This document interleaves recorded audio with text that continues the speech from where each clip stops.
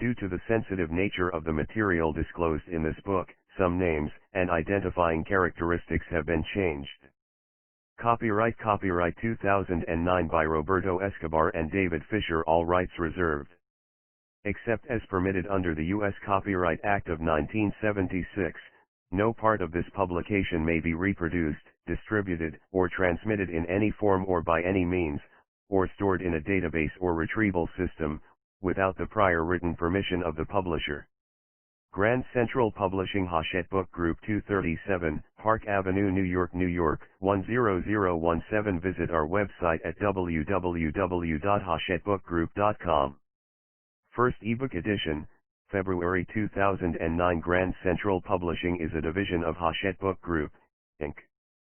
The Grand Central Publishing name and logo is a trademark of Hachette Book Group, Incorporated. ISBN 978-0-446-54369-9. Copyright page. Author's note. Chapter 1, Chapter 2, Chapter 3, Chapter 4, Chapter 5, Chapter 6, Chapter 7, Chapter 8, Chapter 9, Chapter 10. Photographs. Acknowledgements. Contents. I dedicate this book to God Almighty, as gratitude, and to the memory of three extraordinary people: my mother, Hermilda, dedicated to a life of social service as a teacher and a role model. Citizen in the community, my father, Abel, a good man who showed me the rewards earned by hard work and the values of fighting for what you believe, and finally my brother, Pablo, a good soul with a vision for the future that turned the impossible to possible, who planted in his heart a place for the poor and unprotected and whose memory today is part of history. Roberto Escobar, October 2008. Author's note. In our world of instant communications, it has become relatively simple to become a legend. To be anointed, a person has to perform a feat mammoth enough to earn the covers of all the celebrity magazines the same week and dominate 24-hour coverage on cable news for at least several news cycles. One of these nouveau legends can emerge instantly from any field: politics, entertainment, sports, crime, and the bizarre. But in our eat 'em up media, yesterday's legends rapidly become tomorrow's Dancing with the Stars contestants. But Pablo Escobar became a legend the old-fashioned way. He shot his way to the top of the charts. True legends, like that of Pablo Escobar, grow slowly through time and must be nurtured. The stories told about them have to continue to grow in scope and size until reality is simply too small to contain them. They have to burst beyond the borders of time and place and become famous enough to outlive the contemporary journalism of their life. The world has to come to know them on a first-name basis. Pablo Escobar has joined the list of celebrity criminals, finding his place on the dark side of history with Blackbeard, Jesse James, and Al Capone. Movies about his life will be made, more in an effort to exploit him than explain him. Pablo Escobar gained infamy as the most successful, most ruthless, and certainly the best-known drug trafficker in history, a man who was beloved by the poorest people of Colombia while being despised by the leaders of nations.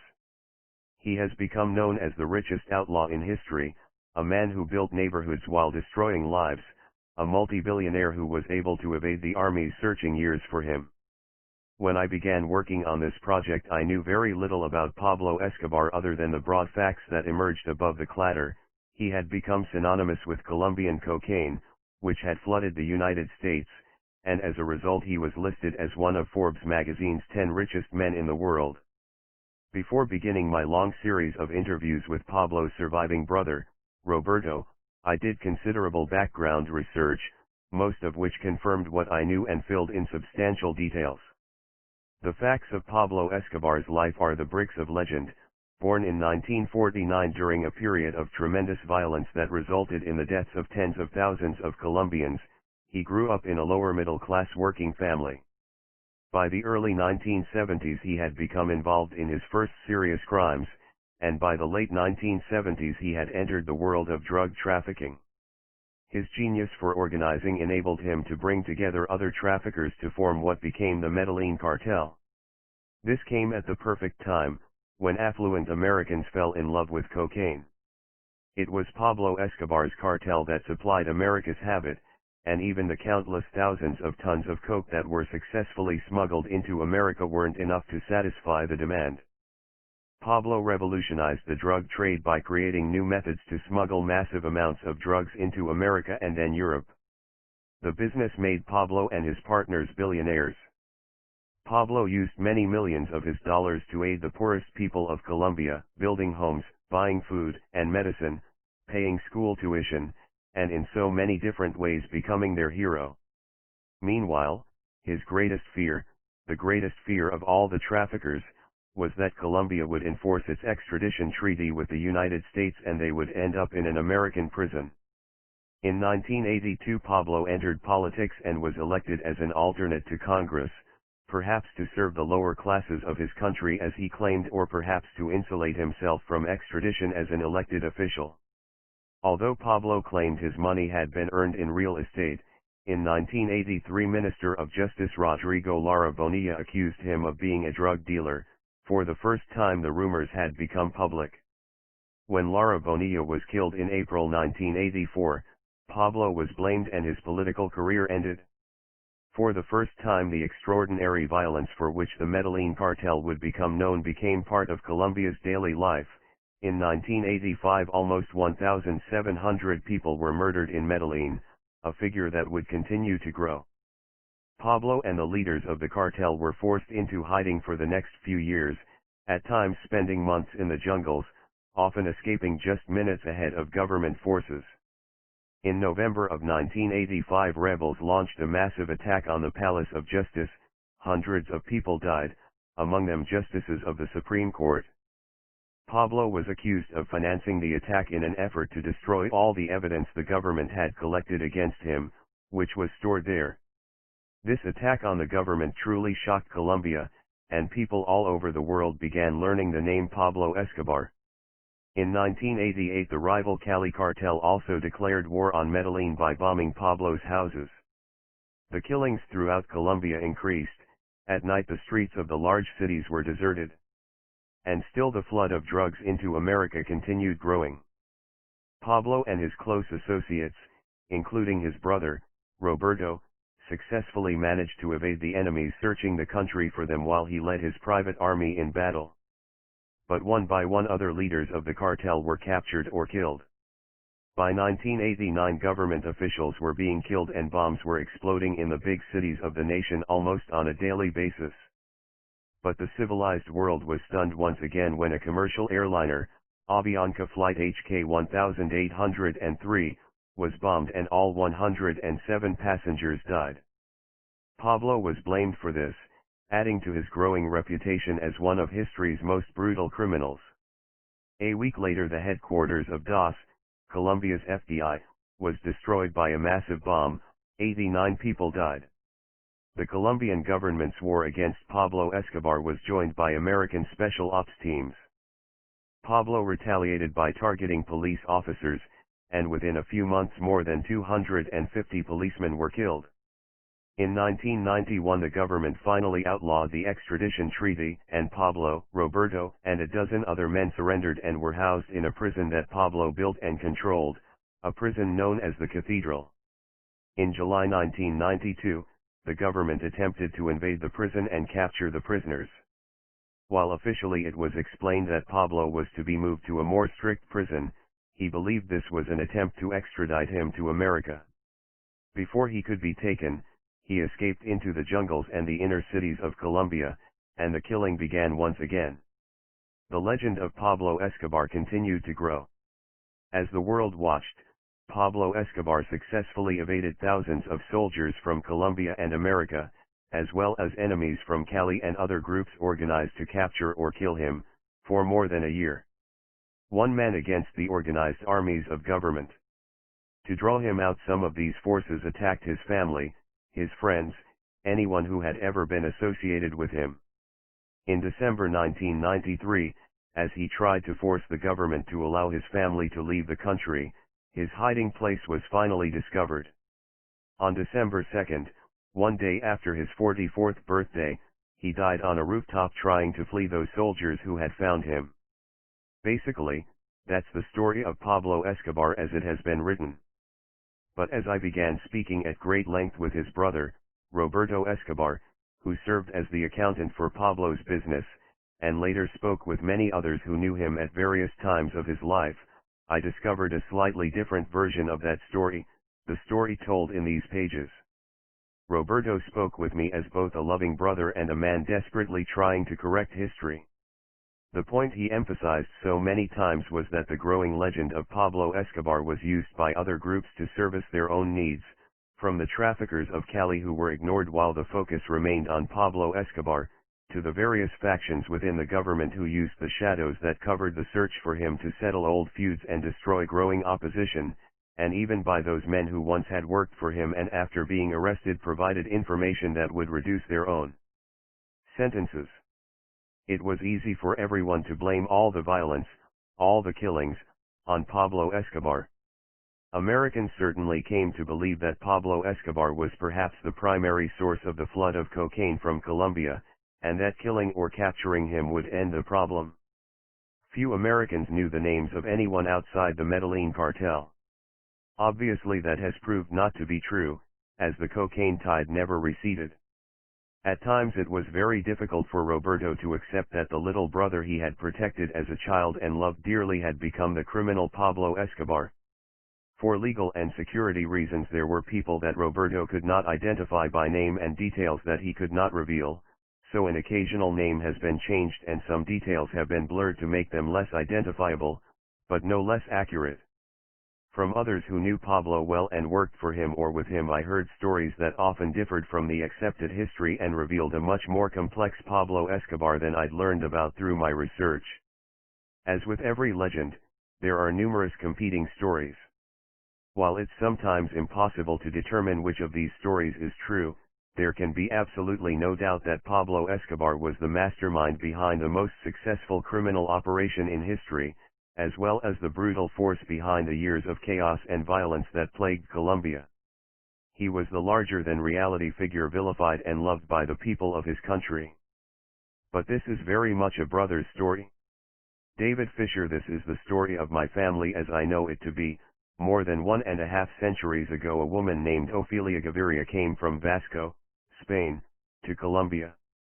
She traveled legions of soldiers through the Gulf of Urabá, men intent on taking control of our beautiful lands and precious metals. Ofelia Gaviria was a wealthy woman, a landowner with many Indian slaves, who were well treated. She lived in the town of Muri but often visited nearby towns. But to do so she had to cross several rivers. It was a time of danger, and a group of Indians from the forests plotted her death. When she reached a certain bridge she was to be captured and pushed into the river, allowing those Indians to regain control of their native lands. But one of her loyal slaves warned her of this attack.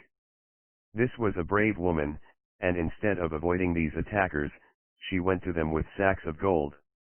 Eventually they came to work for her and adopted the surname Gaviria. Several years later it was these Indians who found an infant in the forest who had been abandoned by his mother.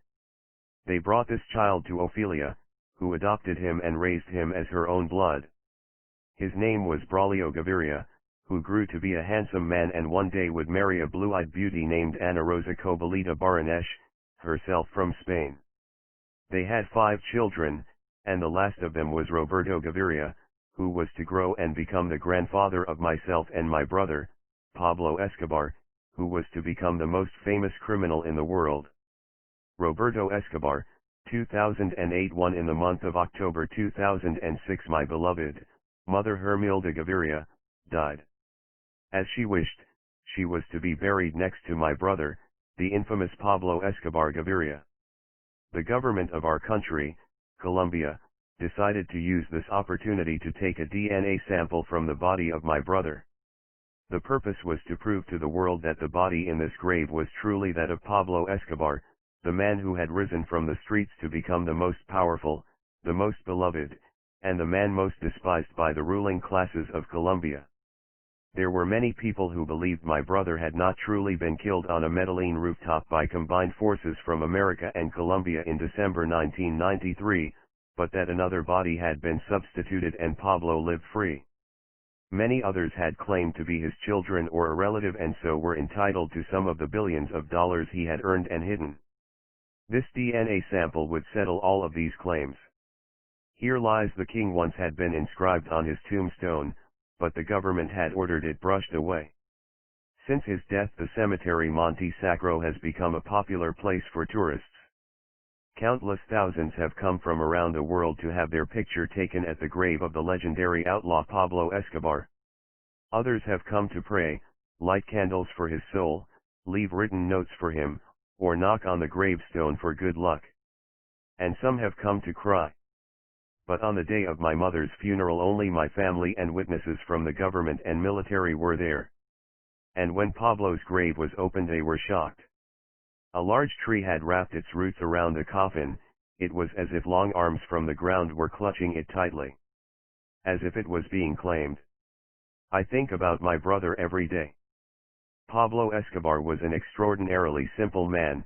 He was brilliant and kind-hearted, passionate and violent. He was a man of both poetry and guns. To many people he was a saint, to others he was a monster. I think about him as a young child, lying next to me as we hid beneath our bed while the guerrillas came during the night to kill us all. I think about the drug organization he built and ruled, a business that stretched throughout much of the world and made him one of the richest men on earth. I think about the good things he did with that money for so many people, the neighborhoods he built, the many thousands of people he fed and educated.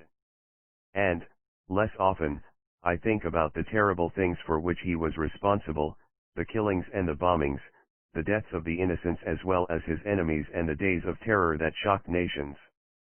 I think about the sweet days and nights we spent with our families and our friends in the spectacular home he built called Napoles with its animals and rare birds collected from around the world, where even today a herd of rhinoceros runs free. And I think about the hard times we spent together living in the prison he built on a mountaintop, and the many escapes into the jungle we made together as the army and the police searched desperately for us. At times our lives were like a dream, and then we lived in a nightmare. I've never been a man of great emotions. I accept life in all its colors, I accept it all. Once I was a champion bicycle racer, and then a coach of our national team. I was a successful businessman who employed 100 workers making bicycles, and I owned 5 stores. It was then my brother asked me to handle the money he was earning from his business. For me, that's how it began. I have a lot of scars from those years, both on my body and my soul. And now I'm almost totally blind, the result of an attempt to kill me while I was in prison by sending me a letter bomb, and I live quietly on a ranch. My brother will live forever in the history books, and in legend and lore. The greatest criminal in history, they call him. Forbes magazine listed him as the 7th richest man in the world, but even they had no concept of his true wealth. Each year we lost 10% of our earnings due to water damage, eaten by rodents, or simply misplaced. Robin Hood, the peasants of Colombia called him for the gifts he gave them. Pablo controlled governments of other countries and set up a social security system for the poor of Colombia. He built submarines to transport cocaine, and he raised an army that waged war against the state and the other cartels. But some of the claims made against him are false. I don't excuse my brother for the terrible violence, but the truth is that he was not responsible for many of the crimes for which he has been blamed. I was by his side much of the time, but not always. Many of the stories of his life I know to be true because I was with him, while others were told to me. The complete truth died on the rooftop with Pablo. But as I know it, this is the story of Pablo Escobar and the Medellin drug cartel. There are many people who believe that it was Pablo who brought the terrible violence and death to Colombia, but that isn't true. My brother and I were born into a civil war between the conservatives and the liberals, a period known in Colombia as La Violencia. In the decade ending in the mid-1950s, peasant guerrilla armies murdered as many as 300,000 innocent people, countless thousands of them hacked to death with machetes. No one in Colombia was safe from these killers. Those murders were particularly hideous. Bodies were sliced apart and decapitated, throats were slit and tongues were ripped out and laid on the victim's chest, and in what became known as the corte florero, the flower vase cut, limbs were cut off and then stuck back into the body like a macabre arrangement of flowers. I will never forget the night the guerrillas came to our house in the town of Titiriview. Our father was a cattle rancher and Pablo and I were born on a cattle ranch that he had inherited from his father near the town of Rio Negro, the Black River. We owned as many as 800 head of cattle. Our father was about work, hard work, and that was what was expected of us. It was our job to help with the cows. One of those cows, I remember, gave milk from its tail, or so we believed. Actually, an employee would wet down the tail with milk when we weren't looking, then when we came close he would shake it vigorously and spray us with milk. So for a time we believed this magic cow truly gave milk through its tail. Our father loved working on his farm, and our family would have stayed there if the herd had not been diseased. The cows caught a fever and more than 500 of them died. Eventually my father had to declare bankruptcy and we lost the farm, we lost everything we owned. My mother was a teacher, a role she loved equal to my father's love of farming, and we moved to Titiriview, where she was hired to teach. She would work in the school all week, and on weekends she would teach the children of poverty to read and write for free. While my father was a man of simple tastes, my mother was beautiful and elegant. She was blue-eyed and blonde and had a very white complexion, and even with almost nothing to spend on herself she would always carry herself with great pride. The small wooden house in which we lived had one bedroom, which my brother, a sister, and I shared with our parents. We had 2 mattresses and one of them would be laid on the floor and the children would sleep on it. We barely had enough for food and Pablo and I would have to walk almost 4 hours each day to get to school. We left our house at 4 o'clock in the morning to be there at the beginning of class. Like so many others of Colombia, we were poor people. Our mother had to sew our school uniforms and often we wore old and torn clothes. Once, to her shame, Pablo was sent home from school because he had no shoes. Her teacher's pay had been spent, so she went to the plaza and took a pair of shoes for him, although when she had her salary she returned and paid for them. In Colombia, poor people have always tried to help each other. But our poverty made an impression on our lives that neither my brother nor I ever forgot. When I was 10 years old, Pablo was 7, I was given my first bicycle. It was a used bicycle that my mother paid for in many payments and I would ride Pablo and myself to school. Our 4-hour trip could be done in an hour. Each day I would challenge myself to get there a little faster. I began to race my friend Roberto Sanchez to school and it was then my love of racing bicycles was born. It was that same year when the chusmeros, the mobs, came during the evening to kill us. The area in which we lived was the home of mostly liberals, and the guerrillas believed we shared those beliefs. That wasn't true. My parents had no politics. They wanted only to be left alone to raise their children. They had been warned to leave town or we would be cut into pieces, but there was nowhere safe for us to go. The most we could do was lock our doors at night. We were defenseless, our only weapon was our prayers. They came to our town in the middle of the night, dragging people out of their houses and killing them. When they reached our house they started banging on the doors with their machetes and screaming that they were going to kill us. My mother was crying and praying to the baby Jesus of Itacha. She took one of the mattresses and put it under the bed, then told us to lie there silently and covered us with blankets. I heard my father saying, "They're going to kill us, but we can save the kids." I held on to Pablo and our sister, Gloria, telling them not to cry, that we would be all right. I remember giving Pablo a baby bottle to calm him down. The door was very strong and the attackers failed to break through it, so they sprayed it with gasoline and set it on fire. Our lives were saved by the army. When the soldiers knocked on our door and told us we were safe, my mother didn't believe them, even though she eventually opened the door for them. They took all the survivors of the town to the schoolhouse. Our road was illuminated by our burning house. In that strange light I saw bodies lying in the gutters and hanging from the lamp posts. The chusmeros had poured gasoline on the bodies and set them on fire, and I will remember forever the smell of burning flesh. I carried Pablo. Pablo held onto me so tightly, as if he would never let go. We had left his baby bottle in the house and he was crying for it. I wanted to go back but my parents would not allow it. So the killing in Colombia had started long before my brother. Colombia has always been a country of violence. It was part of our heritage. A year after the attack, my parents sent Pablo and me to live with our grandmother in the safety of the city of Medellin. Medellin was the most beautiful place I had ever seen. It is known as the city of everlasting spring. And its climate was perfect, between 70 and 80 degrees throughout the year. Our grandmother had a large house, and part of it was used as a factory for her business of bottling sauces and spices, which she sold to the supermarkets. At first the city frightened us. Medellin also is the second most populous city in Colombia. We were children of the country and knew nothing of city life. It was a big shock. We had never seen so many cars before, so many people always in a hurry.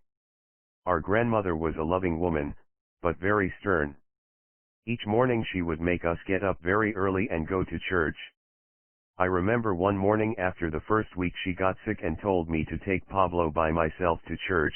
You have to pray to God and come back. Coming out of the church I got confused and we were lost in the city. I didn't know my grandmother's address or her phone number. We walked many blocks looking for anything familiar, and then returned to the church to start again. I kept Pablo calm but inside I was scared. My prayers were not being answered. It was 6 in the evening before we finally found my grandmother's house. That was the way our lives began in Medellin. Back in those early days it was impossible to believe that one day Pablo would rule the city and make it known throughout the world as the home of the Medellin drug cartel. Our mother and father eventually moved to Medellin to be with us, but my father would never be comfortable there. He returned to the country and found work on other people's farms. We would visit him, but we no longer belonged to the country. Medellin had become our city and eventually we would know every street, every alley. And eventually Pablo would die there. It was on the streets of Medellin that we were formed. We were typical kids from the lower economic level. We built wooden carts from scrap wood and raced down hills. We stuck gum in the doorbells of our neighbors so they would ring continuously, then ran away. We would battle with eggs. We would make our own soccer balls by wrapping old clothes into a ball and putting them inside plastic bags. Pablo was always one of the youngest among us, but even then he was a natural leader. Sometimes, for example, when we were playing soccer in the street the police would come and take away our ball, and make us get out of the street. We weren't doing anything bad, we were kids playing. But Pablo had the idea that the next time the police came we should throw stones at their patrol car. And that's what happened. Unfortunately, we cracked a window of the police car. We ran, but several of us including myself and Pablo were caught and taken to the police station. To scare us, the captain told us he was going to lock us in jail the whole day. Among us only Pablo spoke back to him. We didn't do anything bad, he said. We're tired of these guys taking our ball. Please, we'll pay you back. He was just a little kid, the smallest of us all, but he had no fear of talking directly to the commander. Many of the friends we made as children would end up in the business with us, among them Jorge Ochoa, who with his brothers built his own organization, and Luis Carlos Mayan, we called him, who was very small and very thin. El Mugger, which means dirt, which was the right name for him. Vaca, the cow, my closest friend, was tall and blonde and had intense blue eyes and was the one of us the girls liked the most. When I was bicycle racing, Vaca was my strongest supporter. Before a race he would steal chickens from the local market and bring the chicken and some oranges to my house because he wanted me to be healthy for the competition. Our very close cousin Gustavo de Jesus Gaviria was the one who eventually started Pablo in the business and became his closest associate. Gustavo's father was a musician who was well known for his serenades, so Gustavo learned to play the guitar and sing so well that when he was 11 years old he won a talent competition on a popular radio station. For some time I lived with Gustavo and his family. We would ride our bicycles together, and one day as we reached the hill we grabbed onto the back of a bus to be pulled up. The driver had a different idea, and after gaining speed he put on his brakes. Gustavo and I lost control and we went sailing through an open door into a house. We broke 2 vases and the lady called the police.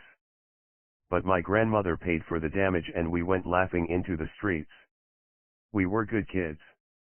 We spent much of our time after school together, playing soccer until late at night, going to bullfights, flirting with beautiful young girls from our neighborhood. We all had our dreams. For me, I never wanted to get off my bicycle. The bicycle represented my freedom and I raced like the wind through the city. I wanted to be a professional bike rider. I wanted to represent Colombia in famous races in South America and Europe. But from our mother we learned the importance of an education. Even when we had nothing she knew we would go to college. For my profession I intended to be an electronics engineer. Mathematics has always been easy for me. I understood the language of numbers and enjoyed doing calculations, often in my head. I have always had the ability to remember numbers without having to write them down, which proved to be extremely important in the business. Pablo too knew what he wanted. Knowing poverty, he wanted to be rich. Even as a very young boy he would tell our mother, "Wait until I grow up, Mommy. I'm going to give you everything. Just wait until I grow up." And as he got older he decided, "When I'm 22 years old I want to have $1 million. If I don't, I'm going to kill myself, I'm going to put a bullet in my head." Pablo had never seen a dollar bill in his life. He didn't know what a dollar bill looked like or how it felt in his hand. But he was determined to have $1 million. And his other great ambition was equally improbable. He intended to become the president of Colombia. As I've said, from our father we had learned the importance of hard work. One of the first true jobs that Pablo and I had was making deliveries on our bicycles from a factory where they made dentures to dentists all over Medellin. We'd race from dentist to dentist. I don't remember how much we were paid, but even after giving half of our salary to our mother, for the first time in our lives we had some money in our pockets to spend as we wished. The question was, what did we want the most? We were teenagers. I was 16 and Pablo 13. So that answer is obvious: girls. Pablo and I knew very little about sex. Our grandmother had a young and beautiful maid that we both admired. As young men sometimes will do, when she was taking a shower we would put a chair by the window and take turns silently watching her. Once, I remember, when it was Pablo's turn he was standing on the chair when I heard our grandmother approaching. Naturally, I ran. Our grandmother caught Pablo and moved the chair, causing him to fall and break his finger. But with our salary we decided we wanted to be with a woman. There was a club nearby called the Fifth Avenue nightclub and we knew that prostitutes worked there. One night Pablo and I put on our best clothes and went to that club. This was it. We chose 2 beautiful women and paid them. They took us to a room then told us, "Wait." They went into the bathroom and returned carrying soap and hot water and towels. We didn't know what they were going to do, but it didn't seem good. So we got up and left. We practically ran away. The next day we told the story to our friends, who laughed at us. "Don't be stupid," they told us. "These prostitutes wash you first because they want to make sure you're clean. Then they give you a massage and then have sex with you." Oh. So Pablo and I saved for another 2 months before we had enough money to return. And this time neither of us ran away. As my mother and I had dreamed, eventually I attended the Science and Electronics Academy in Medellin, where I became an electronics engineer. It was there I learned how to build and repair almost any electronic device. Later I was able to use those skills to design sophisticated security systems and even created the electronics for our submarines that carried cocaine to the Bahamas. For my thesis, I remember, I had to build a television set, a radio, and a stereo system from the pieces. While still at this academy I got a job working for the Mora brothers, a large company that sold and repaired electronic equipment. Although I was one of the youngest workers, I became the head of their technical department. This job came easily to me, and I took great pride in being the top student in my class. There was nothing beyond my skills, I believed, until the day a customer brought a Russian-made television into the store to be repaired. This I saw as a great challenge. I had never seen a TV like this one, but I was sure I could fix it. I worked on it for more than a week, but I couldn't solve the problem. Finally, I brought it home with me to work on it at night. I pulled it apart and asked the housekeeper to clean the parts, which were covered with dust. As she was doing so, she asked suddenly, "Mr. Roberto, what is this needle doing here?" And that was how our housekeeper fixed the Russian television. Someone had stuck a small needle into a tube, and with all my tremendous expertise I had been unable to see what was right in front of me. At the same time I was at the academy, I enrolled in a second college to study accounting, University Remington. I didn't know exactly what I'd be doing in the future, but I was certain a knowledge of numbers would be helpful to me. The course came easily as the emphasis on numbers made it complementary to engineering. I learned all the systems necessary to run the business I intended to own someday. While I enjoyed solving the complexities of electronics and the symmetry of numbers, the bicycle was my passion.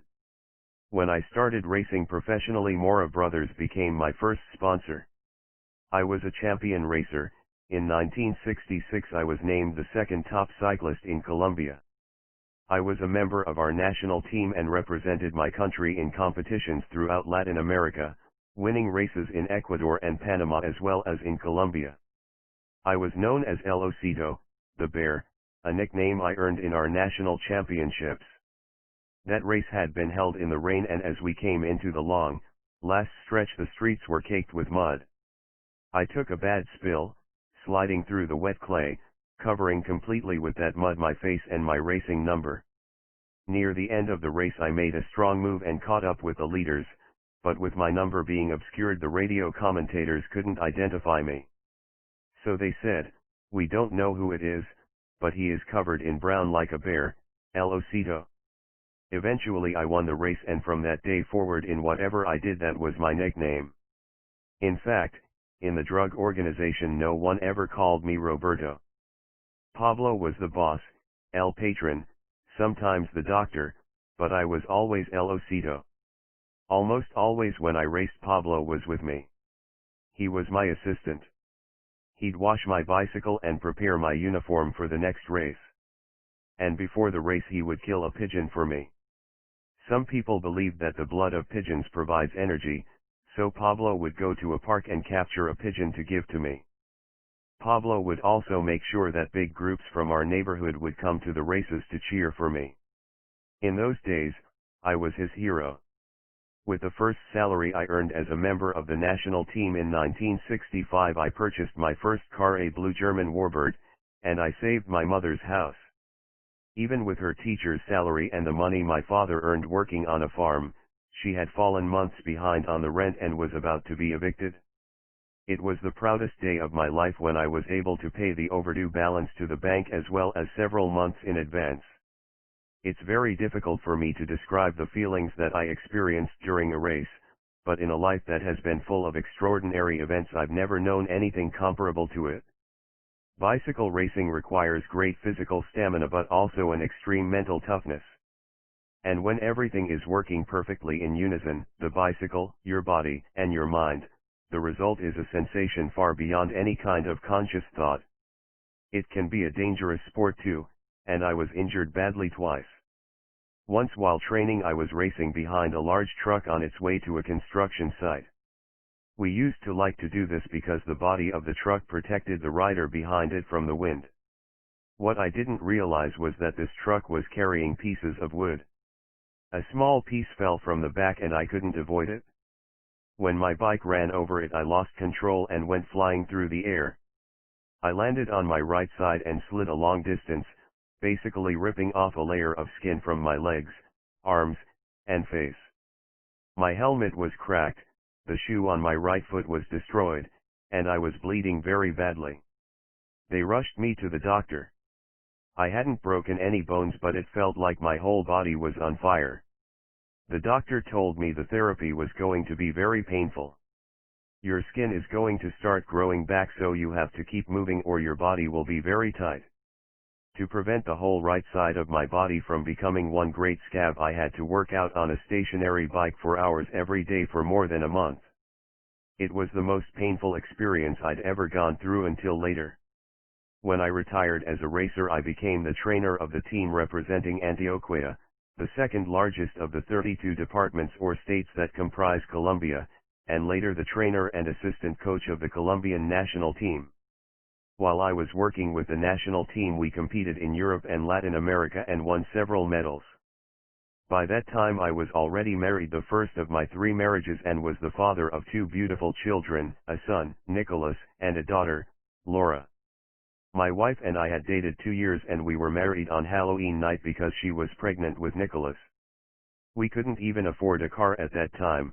We took the bus home from the small church in which we were married. Our dream was that someday we would be able to afford a home of our own.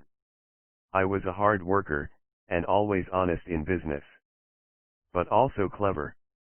To take advantage of the reputation I'd earned as a racer, in 1974 I took the money I'd saved and opened a shop in the beautiful mountaintop city of Manizales to build, sell, and repair bicycles. The El Osito Corporation, I named it using 2 T's in the spelling because a popular Italian manufacturer used 2 T's in its name. The first thing I did was rent the outside of a large truck. I couldn't afford to rent the truck itself, and put a large advertisement on it.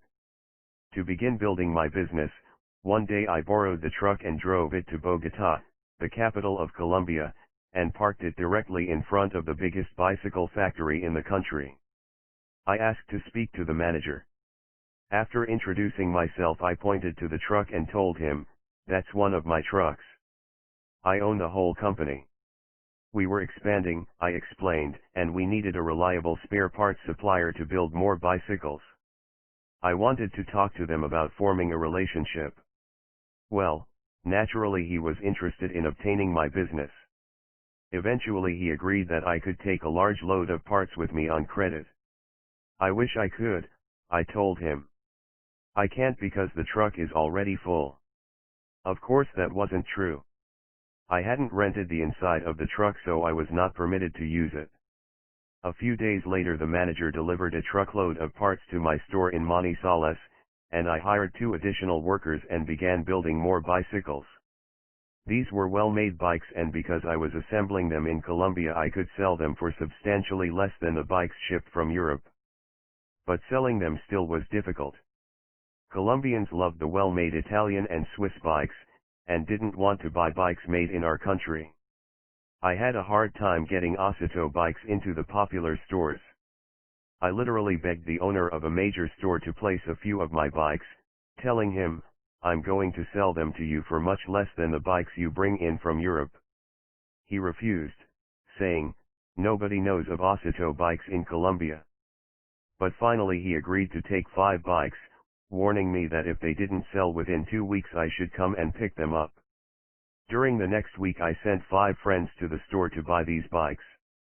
The store owner placed a larger order and soon my bikes began selling to real customers. Eventually I was manufacturing 17 different types of bicycles, including racing bikes, cross-country bikes, touring bikes, and even children's bikes. In addition to the factory I opened 5 stores. I had more than 100 people working for me. In 1975 I even worked with our government sports minister to convert a soccer field that was not being used into a modern bicycle racing complex, where kids could race for free. I was being very successful on my own, working 16 hours a day at my business and coaching the team. I owned 2 apartments and was able to help my mother with her expenses. My future was very promising. And this happened long before Pablo and I got involved in the drug business. In 1974 Pablo was studying political science at the Universidad de Antioquia. There are many who believe Pablo was an uneducated man who succeeded only through drugs. That simply is not true. Pablo was very smart about many different subjects. He had a true understanding of subjects as different as history and poetry. He could talk easily about world politics and loved to recite the most beautiful poems. At times, Pablo would even surprise me. He spoke several languages, and when we were imprisoned in La Catedral, the cathedral, the fortress he built after we agreed to surrender to the government, he even studied Chinese. At the university he had decided that he would become a criminal lawyer, which would be his path into politics. He still intended to become the president of Colombia. He would often go to the public library to read law books and, when he could afford it, bought used books. It was there that he actually began his political career. Like many students, he would stand up at lunch or on the soccer field and make speeches to anyone who would listen. Pablo was never shy about speaking in public and always had great confidence in his ideas. I only heard him speak a few times, but I remember him saying in a loud and passionate voice, "I want to be president of Colombia, and when I am I'll take 10% of the earnings of the richest people to help the poor. With those funds we'll build schools and roads." He also said he wanted to encourage Japanese and Chinese manufacturers to build factories in Colombia, which would provide jobs for people who desperately needed them. Pablo had very large dreams, but he had no money to make them come true. He was forced to drop out of the university because he could not pay the necessary fees. When you've grown up poor, as we did, the need to make money is always uppermost in your mind. Maybe it was ordained that eventually Pablo would work outside the law. It was an important part of our family history. Colombia is a beautiful country and rich in the gifts of nature, but it is a place where corruption has always been an accepted part of our lives. Our country has always been ruled by a class of wealthy families that did very little to help the poor. There were very few social programs that assisted people in making their lives better. We have a system of laws in Colombia, but we lived by a different set of rules. From the time we were growing up, the government was run by corrupt people who made themselves richer while claiming they were starting programs to help the less fortunate live a better life. From the highest offices of the political rulers to the leaders of the military, from the civil servants who controlled the government offices to the policemen on the street, people with even a little power have used it whenever possible for personal gain. The police, for example, were poorly trained, very badly paid, and were not at all respected, so just to survive, many of them accepted bribes to look away from illegal activities. If you wanted to get something done in Colombia and you had the money, it was not difficult to get it done. Pablo and I grew up knowing that all the rules were for sale. It was not considered good nor bad, it's just the way it has always been. In fact, the Colombian journalist Virginia Vallejo, a woman who became a loving part of my brother's life, once said she fell in love with him because he was the only rich man in Colombia who was generous with the people, in this country where the rich have never given a sandwich to the poor. I was named after my maternal grandfather, Roberto Gaviria, but it was Pablo more than me who inherited his history. Every family has its story, and the story of the Escobar Gaviria family began the morning Roberto Gaviria decided to plant bananas in his backyard in the town of Frontino. So the story goes, he discovered a guaca, a treasure buried in the ground consisting of several clay pots filled with jewelry and precious stones. No one ever learned the source of these riches. At least, that's the way the story has been passed down to the family. Rather than revealing his fortune, which would have been dangerous, Roberto slowly and quietly sold the jewelry. Some of the proceeds he used to make loans to other farmers, but he lost that money when they couldn't repay him. Then he bought wild animal furs from the Indians in Choco and resold them in town. And finally he discovered his true calling, smuggling tobacco and liquor. Like Al Capone in the United States, Roberto Gaviria was a bootlegger. He bought Tapetusa, a favorite alcoholic drink of Colombians, directly from the Indians who distilled it and bottled it before it was sold to legal distributors. To bring it directly to his customers without paying the government fees that made it expensive, he would hide the bottles in a sealed coffin, and then hired men to carry it through a town and young women to walk alongside crying. The people of the town would quickly and very happily learn what was actually in those wooden boxes. In his hometown of Frontino he sold the tape tusa from the living room of his mother's home, hiding it from authorities by draining eggshells with a needle, then refilling them with his liquor. It was a very successful business until a neighbor informed on him and he was arrested. And that was when the most important lesson was learned. A few days later my grandfather was released without punishment. Although truthfully we don't know all the facts of that situation, I think it is proper to assume that he shared his profits with those in power. In Colombia, that's the way business has always been done. It was while Pablo was in college that he started earning money. As with all aspects of his life, many stories have been written that are based in truth but are not completely accurate. It has been accepted, for example, that Pablo began his career in crime by stealing tombstones, blasting off the inscription, and reselling them. In fact, our uncle had a small shop close to the largest cemetery in Medellin from which he engraved and sold marble tombstones. Rather than going in the dark of night and stealing tombstones, Pablo would buy the very old stones from cemetery owners who would remove bodies from the ground many years after the last person came to pay respects. And perhaps sometimes he did take stones from old graves, but most of them he bought legally and took to our uncle's shop to be cleaned and used again. With the money he earned from this business Pablo bought a motorcycle, the first vehicle he ever owned. It has also been written in many books that Pablo would steal cars.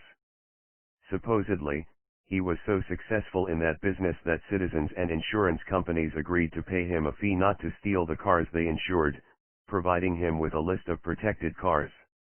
Now, as close as I was to my brother, I don't know every detail of his life. At this time of our lives we were living in different cities and some things might have happened that I did not know about. But if he had been stealing cars I would have known about it. And additionally, a few years later when he began transporting kilos of cocaine he bought my used Renault 4 from me, which would not have been necessary if he stole cars. This story became popular in the early 1980s when Pablo decided to run for political office and his opponents began telling stories about his background. In addition to claiming that he was a drug dealer, they said he also was a car thief, a kidnapper for ransom, a brutal killer, and that he had stolen tombstones. Legends are built in many ways, but part of such legends consists of accusations made by enemies, and often for their own benefit. In America, for example, the stories that are told about the legendary heroes of the West, the famous outlaws like Billy the Kid and Jesse James, are based in truth, but much of them are exaggeration. This is true for Pablo as well. In his death, so many people who never even knew him have made claims that just are not true. But what Pablo did do illegally to make money, just like our grandfather Roberto, was become involved in contraband. The business of contraband means simply bringing goods into the country without paying the required government fees, the duties, and taxes, which allows you to sell the goods to people for much less money than they would have to pay in the stores. It's very profitable. While contraband certainly is illegal, because it benefits people and hurts only the government, it has long been an accepted part of the Colombian economy. In fact, when the police caught someone doing contraband without paying their bribes, they used to take the merchandise but didn't put any people in jail. One of the most successful groups of smugglers in Medellin was run by a multimillionaire named Alvaro Prieto. He earned his fortune bringing cigarettes, electronic equipment, jewelry, watches, and clothing from America, England, and Japan. Shipping containers from these countries arrived in the Panamanian city of Colon, near the end of the canal, and were taken from there to the Colombian city of Turbo on the Gulf of Urabá. There the containers were unloaded and large trailer trucks carried the merchandise to Medellin for distribution. As with many parts of Pablo's life, there are different stories about the way he met Alvaro. One of the stories is that Pablo and some friends of his were captured by the police protecting Prieto's trucks. In the capture supposedly Pablo got shot twice. Instead of letting him die, Prieto bailed him out and saved his life. But the real story is that Pablo went to a soccer game to meet up with some associates. At this game Pablo was formally introduced to Alvaro, who immediately took a liking to Pablo and offered him a job as a bodyguard. The story continues that Prito recognized Pablo's potential and decided to teach him the ways of smuggling.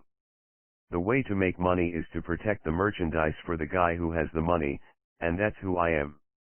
At first Pablo concentrated only on cigarettes, using connections he had to sell them at the small stores and many flea markets around the city. By doing this successfully, Pablo established his credibility with the contraband organization. Eventually Alvaro asked him to help solve an expensive problem. The hard-working peasants who unloaded the containers and packed the merchandise in trucks were paid badly. There were about 50 of them and they didn't live much better than slaves. As a result, they had absolutely no loyalty to the organization and sometimes stole more than half of the goods from the containers. Alvaro offered Pablo 10% of the value of the load if he could reduce the theft. Pablo surprised him by turning him down, instead volunteering to supervise a load for nothing to prove his value. That was the agreement they made. His first day in Turbo, Pablo served a lunch of seafood and wine to the workers and told them, "I'm here to represent the boss. I'm not going to make trouble for you, but I need you to work with me. If the merchandise continues to disappear, your work is going to end and my work is going to end." Then he made them an offer. "I'm going to give you half of my salary forever if you work with me. But this time if we show the boss that you don't take anything, I promise when I come back in 2 weeks to take care of you guys." There are some stories that Pablo threatened these men if they stole from the load. Many people believe that Pablo was successful in his operations only because people were afraid of him. That's not true. Pablo knew that profits generated more loyalty than fear. People who did business with Pablo and were honest made a lot of money. Only those people who cheated him, stole from him, threatened him, or betrayed him suffered at his hands. Anyone who knows how tough the workers of Turbo are, and understands the way they live and their pride, would know that they did not cooperate out of fear. This was long before Pablo had established his reputation for terror and he couldn't fight them on his own. In fact, it was because of his offer to pay these people a fair salary that most of them who had already taken merchandise from the containers even returned what they had stolen. Pablo led the convoy of 5 or 6 trailers in a jeep. As was expected of him, he made the required payments to policemen in the small towns and on the roads along the way. After the contraband was delivered to warehouses in Medellin, Pablo told Alvaro, "The problem was the guys running this for you didn't care about your workers. They didn't even pay them on time. By being fair with these guys I delivered the whole load to you." Prito was delighted probably until Pablo told him his own offer to continue the business. "You said I could do it for 10%, he said. "I want 50%. I wasn't there, but I could imagine how Alvaro responded. I know he wasn't used to having his workers make such large demands from him. Pablo told me, he asked, "Are you crazy?" "I think it's fair," Pablo said back. "Sometimes you've been losing more than half the products. This way you'll be getting it all, and even by giving me 50% you'll be making more money because nobody will be stealing anything." Prito said 50% was too much. They settled for 40%.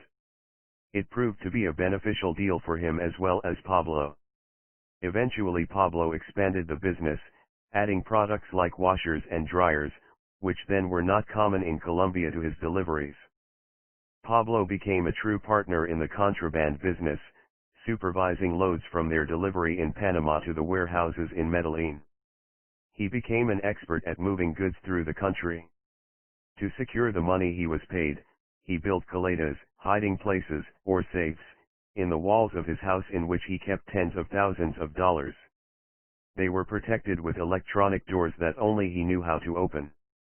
Pablo developed a strong relationship with the workers in Turbo. He kept his word and gave half of his cut to the workers, who became the first people to bestow on him the title by which he became very well known, El Patron, the boss. He also gained the trust of the citizens of the towns his convoys had to pass through, winning their allegiance by paying them in cash and merchandise.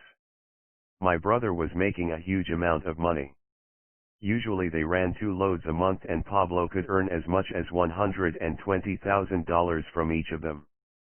and so he was able to achieve his teenage vow that he would become a millionaire by the time he was 22.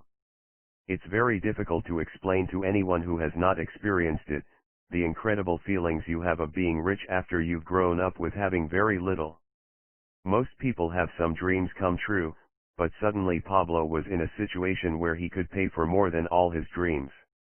The first things he did was make a down payment on a house for our mother, he bought a car for himself, he bought a taxicab for our cousin, and for me he bought a very expensive titanium bicycle from Italy, a bicycle that weighed so little I could pick it up with 2 fingers. One day I went with him and some of our friends to an outdoor food market. We filled up a truck with lettuce and meat and fish and took it to the poorest neighborhood in Medellin. There was a large garbage dump where the rejects from the city were thrown, and these people survived by picking through this mountain of trash for food or clothing that could be repaired and worn or goods that might be cleaned and sold. We went there and Pablo handed out this food. The people loved him for it. That was the type of thing he would often do with his money.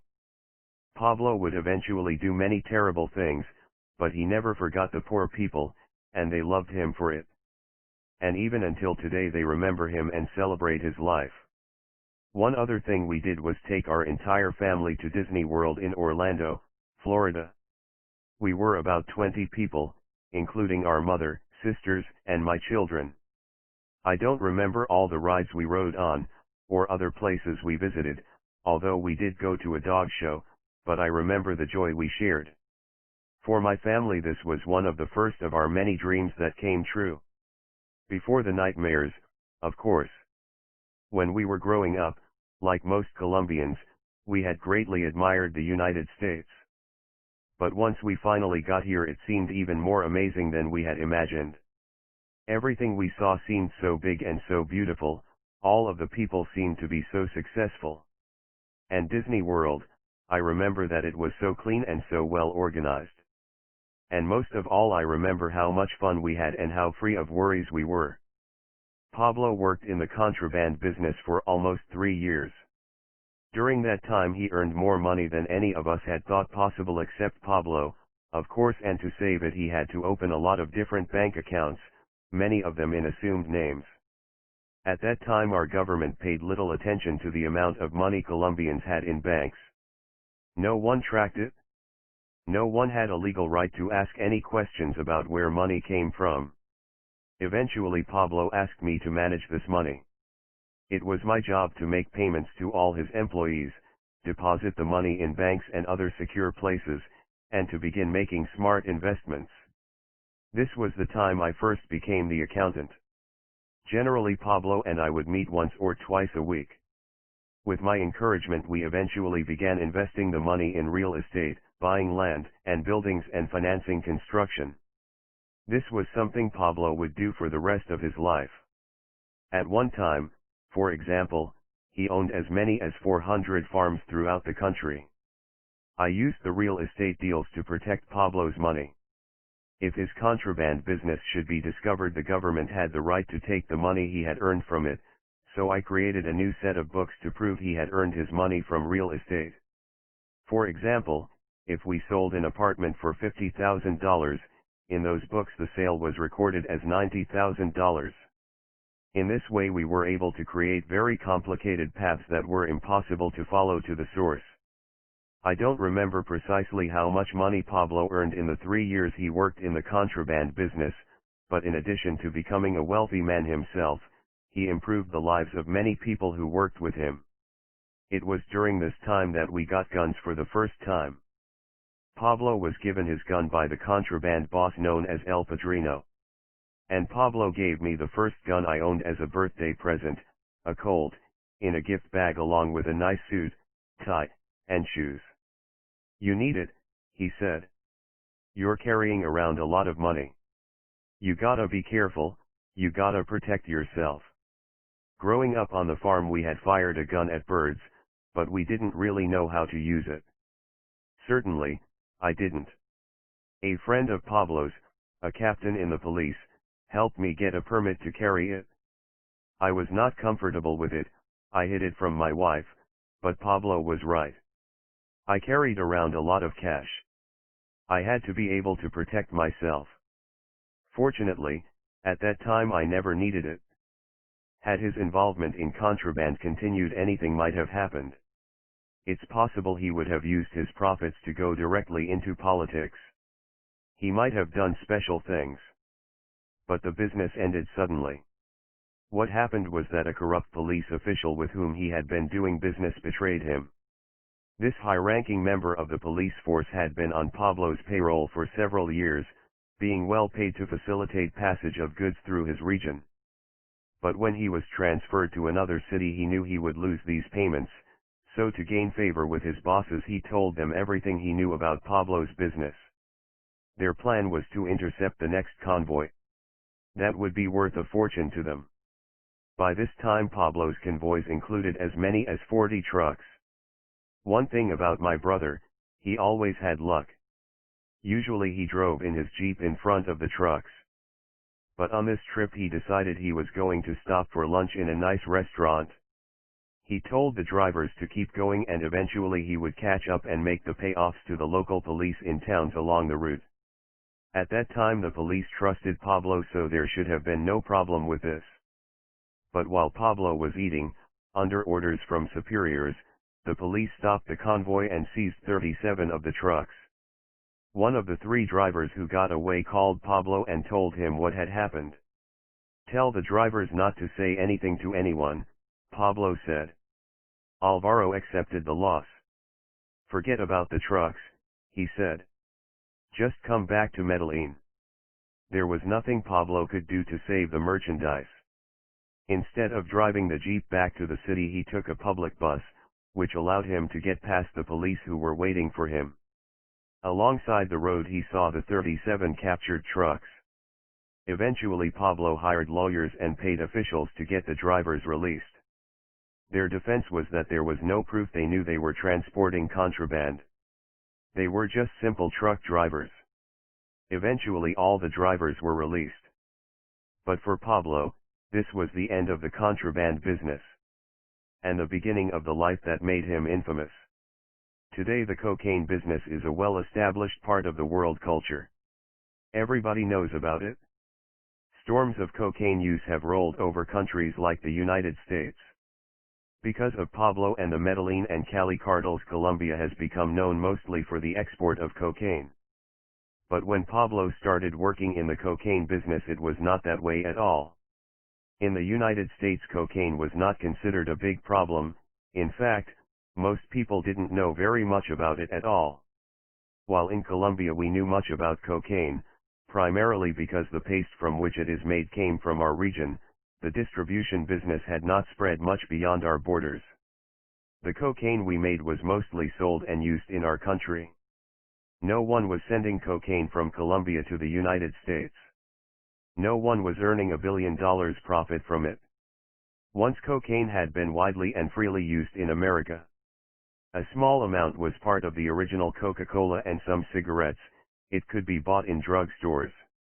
The first laws were passed against it in America in 1914, when people were told it made black people in the South crazy and caused them to attack white women.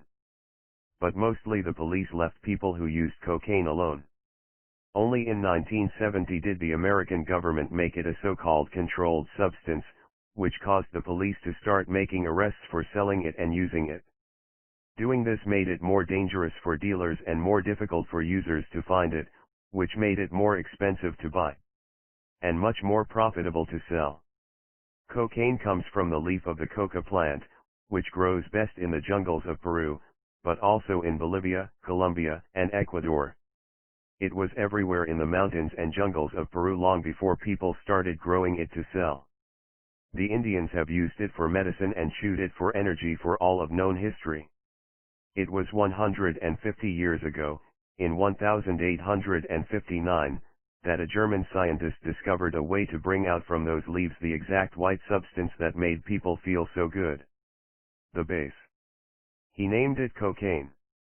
Other people began adding it to many different products. It was only much later that people understood its dangers, that it was like a magnet, that once you were attracted to it you couldn't easily get free of it. Neither Pablo nor I ever used cocaine when we were growing up. As we got older, occasionally Pablo liked to smoke marijuana. He had a saying, "I love marijuana because it relaxes me and it can't be bad because it comes from the earth." Pablo did not tell me he had decided to become involved in the cocaine business. He just told me that contraband was getting too dangerous, that it required too much traveling and there were too many people involved, so he was going to do something different. In fact, I don't think transporting cocaine was something he had carefully been planning for a long time or even gave much consideration. Certainly he didn't think that this was going to become his life and he would become the biggest cocaine dealer in the world. I think the opportunity was there and Pablo recognized it. This was simply an easier way to make money than contraband. It was possible to make more money with a single load that one person could transport in a car than with all the merchandise in 40 trucks. At that time Pablo was one of the few who brought the cocaine from Peru to Colombia, and then to the United States. But the other people doing it almost never transported more than a few kilos. A kilo is 2.2 pounds at a time. There was a good profit to be made and it wasn't too difficult or too dangerous. There was no such thing then as a drug cartel, instead there were just some people who were bigger in the business. One of the most successful and most ruthless was a woman from Medellin that everybody knew about named Griselda Blanco, who was called the Black Widow because 3 of her husbands had died. Eventually she had moved to the United States and ran her business in Miami. So it took almost nothing to get started in the business except some money and some guts, and the chances of rewards were high. The idea to do the business came originally from a man known as Cucaracho, the Roach, who asked Pablo and our cousin Gustavo Gaviria to go with him to Peru to arrange a deal. Gustavo's father was our uncle who owned a shop that produced tombstones. Pablo and Gustavo were especially close and would stay that way until Gustavo was kicked to death by the police in front of his residence in 1990. In the drug organization Pablo built, Gustavo was the closest to him at the top. Gustavo was a partner, the two of them started the business together on this trip. He was a great guy, funny, smart, and very clever. His official job before the business was as an English teacher in a lower school. The two of them spent a great amount of time together, and both of them were passionate about soccer and racing cars. Later, when they could easily afford it, they would often race against each other in anything that moved fast, from cars to jet skis. In Peru, Cucaracho introduced Pablo and Gustavo to people who would sell them the cocaine paste, the base, which would be refined into something pure. Returning with this paste to Medellin required driving through 3 countries, Peru, Ecuador, and Colombia. To complete this trip in each country, Pablo purchased yellow Renault 4S, one of them from me, and put the correct national license plate on each one. I still remember the license plate of my car, LK7272. He drove the first car to the Ecuador border and transferred his package. He drove the second car across Ecuador to the border with Colombia and again changed the package. And then he drove it to its final destination, the neighborhood Belén, situated in Medellin, where he had prepared a kitchen, it was called, to make the drugs. The Renaults were specially prepared to secret the package. The design of this car had very large wheel wells, meaning there was a lot of empty space right inside the fenders above the front wheels. A stash was made above the wheel on the passenger side to hold the package. On this first trip, and the many that followed, Pablo and Gustavo had to pass through police checkpoints. The police always approached the car on the driver's side, away from the drugs. Sometimes they would search the whole inside of the car, but never under the chassis. On his very first trip, Pablo bought 1 kilo of the paste, which cost about $60. To build his market, after the paste had been converted to cocaine, Pablo gave some of it to about 10 people to try. Almost all of them liked it better than marijuana. They found out that when they were drinking they could take cocaine and it would calm them down. It also gave them energy. Most of them wanted to use it again and asked Pablo for more, and eventually they shared it with other people, and this is how Pablo found his customers. I know Pablo never used it because he didn't like it. And this was how Pablo Escobar began in the cocaine business. 2 ISAW. The strange priest in my mind for the first time the night in 1976 I was driving from Manizales to Medellin to try to get Pablo out of jail. He had been arrested for smuggling cocaine. But from that night until today the priest will still visit me with warnings.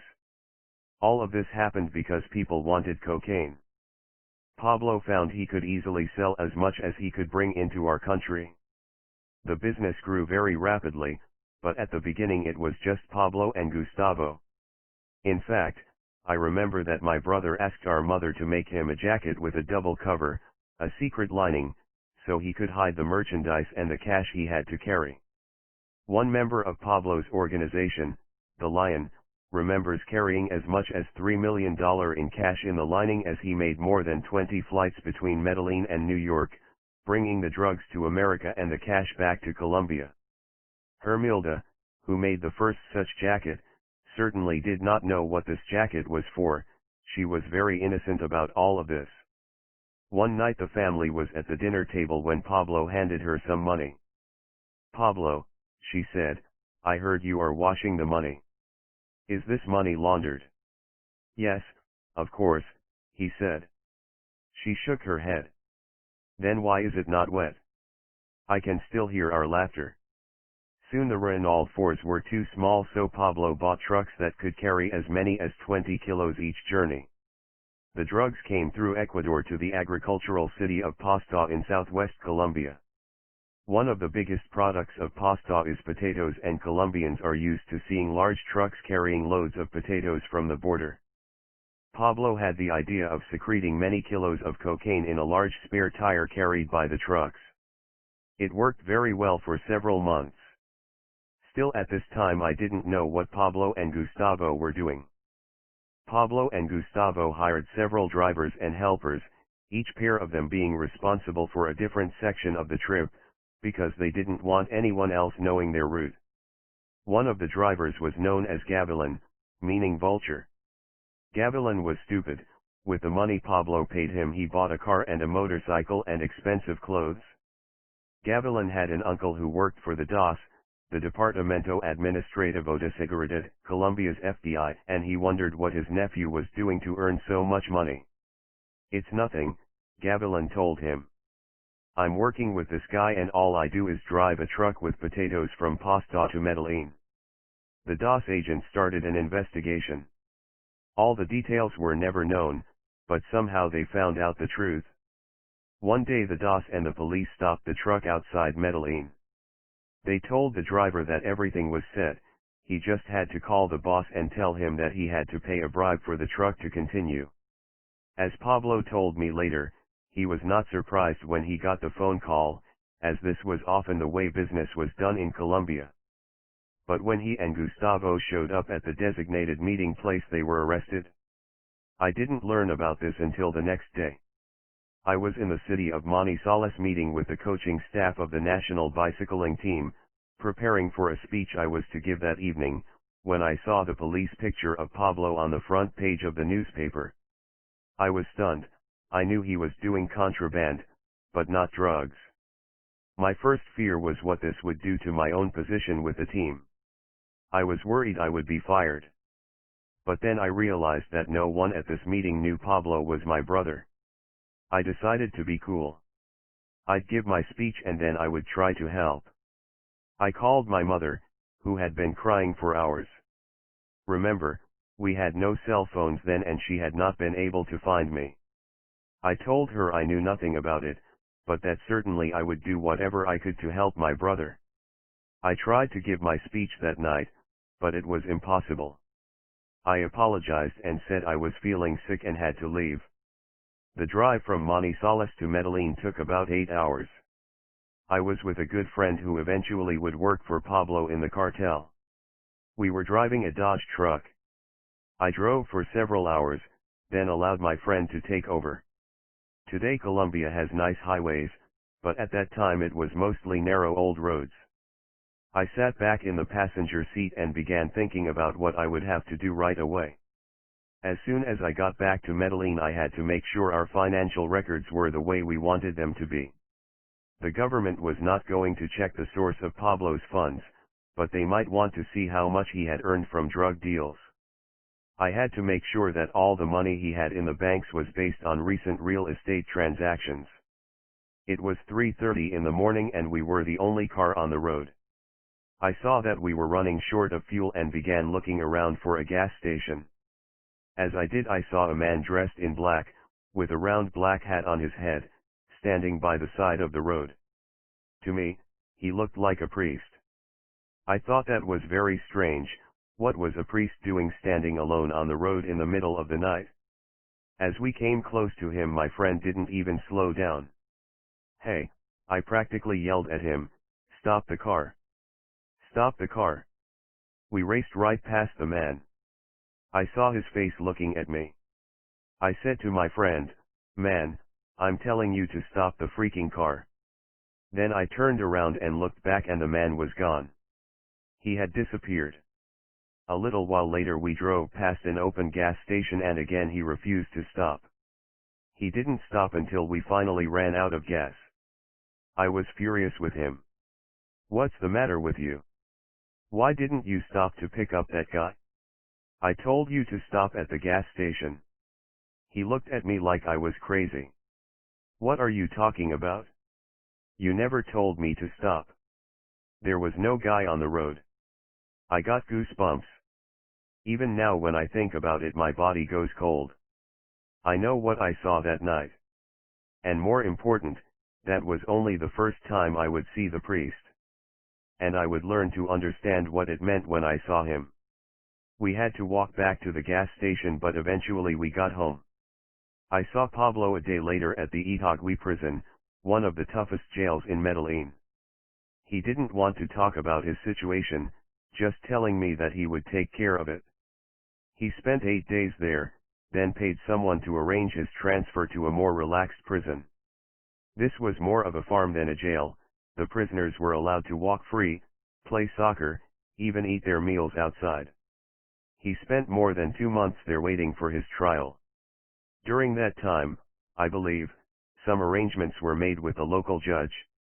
In addition, my mother became friends with the director of the prison, bringing him meals, because she was there so often. Unfortunately, because the crime began in Pasto, it was decided the trial would take place there. But that was much more dangerous for Pablo, as he was going to be tried by a military judge, and those judges were difficult to corrupt. If Pablo and Gustavo were convicted in a military court, it was possible he would receive a long sentence. Pablo's attorney informed him of this the day before the transfer was to take place. Pablo became concerned. He didn't know anybody in Pasto who could help him. It was possible he wasn't going to be able to make a deal for their freedom. So late that night he told one of the guards that he couldn't sleep and needed to take a walk around the soccer field. "I need to relax," he said. "I need to stretch my legs." He stretched them a long distance. He escaped that night. I can imagine that people were paid to help him. He walked out of the jail. Several hours after his escape, the director called my mother to plead for assistance. "I don't know what to do. I'm expecting an airplane from the Air Force to bring the boys to Pasto," he told her. "If he isn't here, they might put me in jail myself. He has to return. I promise, nothing is going to happen to him. I was so good with them," he said. "I let them walk wherever they wanted to go. And now I'm going to be punished for it?" When Pablo finally called our mother to tell her he escaped, she was angry. "I wonder who you think you are? You've got to do things right. You have to go back," she explained. "Things will be okay." Pablo agreed and she went to meet him. Many years later, our mother would risk her life meeting without security with our enemies from Cali and from a group organized to kill Pablo, Los Peeps. Hermilda Gaviria was a brave woman who would do anything to protect her children. She took a taxi to meet Pablo. She was worried how the director would explain his absence to the military, but Pablo came up with a plan. Instead of returning immediately to the prison, they went to visit a doctor. Pablo paid the doctor a lot of money to make up some documents that Pablo had been very, very sick, some problem with his digestive system. The doctor put Pablo's name on X-rays of a patient who really had a problem. And by 11 a.m. Pablo and our mother showed up at the prison. Pablo apologized to the director and confessed he had been feeling very bad. "I thought I was going to die," he said. Thankfully the Air Force plane had not been able to fly because of bad weather. Eventually Pablo and Gustavo and their drivers were taken by truck to Pasto. He was lucky because the government changed the system and he had the opportunity to use his money there. He bought the judge, although I don't know how much money it cost him. As part of the arrangement, the driver, Frank, who had been caught with the merchandise in the truck, agreed to plead guilty to trafficking drugs and say that Pablo and Gustavo were not involved in the deal. Frank, the driver, was sentenced to less than 5 years. Pablo told him, "During the time you're in jail you're going to have everything and your family is going to be taken care of. It's like you're working hard and there is money in the bank." Pablo arranged for him to be held in a nice jail. And for his family he gave them a house and car and a good bank account. It was my job to make certain that Frank and his family regularly received the payments. The first Sunday Pablo was out of jail we had dinner together at our mother's house. It was then I tried to talk him away from cocaine. "This is bad. Don't do this," I told him. "There's no need. You're making so much money in contraband. Why do you want to get messed up with this stuff?" That's when he told me how everything had started. But he promised me, "Don't worry, brother, I'm not going to do this for long. It's just to make some money. Then I'm going to stick to contraband, because if they catch me they just take the merchandise, they don't put you in prison." I told him that he was hurting me too. I was a successful businessman, my stores were selling my bicycles and I was receiving my salary from the government for coaching. I wondered if the government would allow the brother of a drug dealer to coach the national team. He promised me that he was done with the cocaine deals. I don't remember if I believed him. Pablo went right back to the business. By this time he was known to the police. More than a month later the same two DOS agents who had arrested Pablo and Gustavo earlier stopped them once again. This time their plans were different. They took them to El Basuro, the desolate area where a mountain of garbage was being created, tied their hands together, and made them get down on their knees. They were very hard with them. Pablo believed he was about to be murdered, but he stayed cool. He never begged for his life, rather he negotiated. Eventually the DOS kidnappers agreed to accept 1 million pesos to let them live. They set Gustavo free to go get the money. While waiting for Gustavo to return they spoke, and Pablo offered more money to learn who had set him up. The purchased answer was surprising: El Cucaracho. The man who had put Pablo in this business was worried that Pablo was taking control. To protect his business he had bought their death. Unfortunately, that also was the way this business was done. Eventually they were paid their ransom and allowed Pablo and Gustavo to go free. The legend makes it clear that this was an insult Pablo could never forgive. Kidnapping for ransom was an accepted part of our lives, but by making him go down on his knees they paid him no respect. The story is that Pablo promised, "I'm going to kill those motherfuckers myself." Only a few days later these corrupt agents were planning to kidnap another worker of Pablo's. At that time the name Pablo Escobar wasn't known, so no one had reason to be afraid of him. For the agents he was just another drug dealer. But instead of being successful in this attempt, they were caught themselves. Pablo never told me this whole story. I have heard from others that Pablo had them brought to a house, made them get down on their knees, then put a gun to their head and killed them. Maybe. But I do know that the newspapers reported finding the bodies of these two DOS agents who had been shot many times. From this time forward Pablo was in the business of distributing cocaine, at first only in Colombia but eventually to at least 15 countries and through those countries much of the world. Toward the end of his life, the cartel was even beginning to move into Eastern Europe, into the communist nations. At the height of its business, the Medellin cartel was producing and delivering tons of cocaine weekly, tons, but for Pablo it began by producing a few kilos by hand in a small house. I don't remember the day Pablo told me the whole truth about his business. It was soon. As I was the man taking care of the money, of course I had to know. Transforming the alkaloid from the coca leaf requires a process of several steps. It is a chemical process, but it does not require experts to do it, just people who can follow simple steps. It is no more difficult than baking a cake. The process is done in a laboratory, which is called the kitchen. It is a laboratory in word only, as the process can take place anywhere from a nice house to the jungle. Eventually Pablo built many very large labs, employing hundreds of people, deep in the Colombian jungle, far away from any normally traveled roads. But his first lab was inside a two-story house Pablo purchased in the town of Belen. This was a normal house set in a residential neighborhood.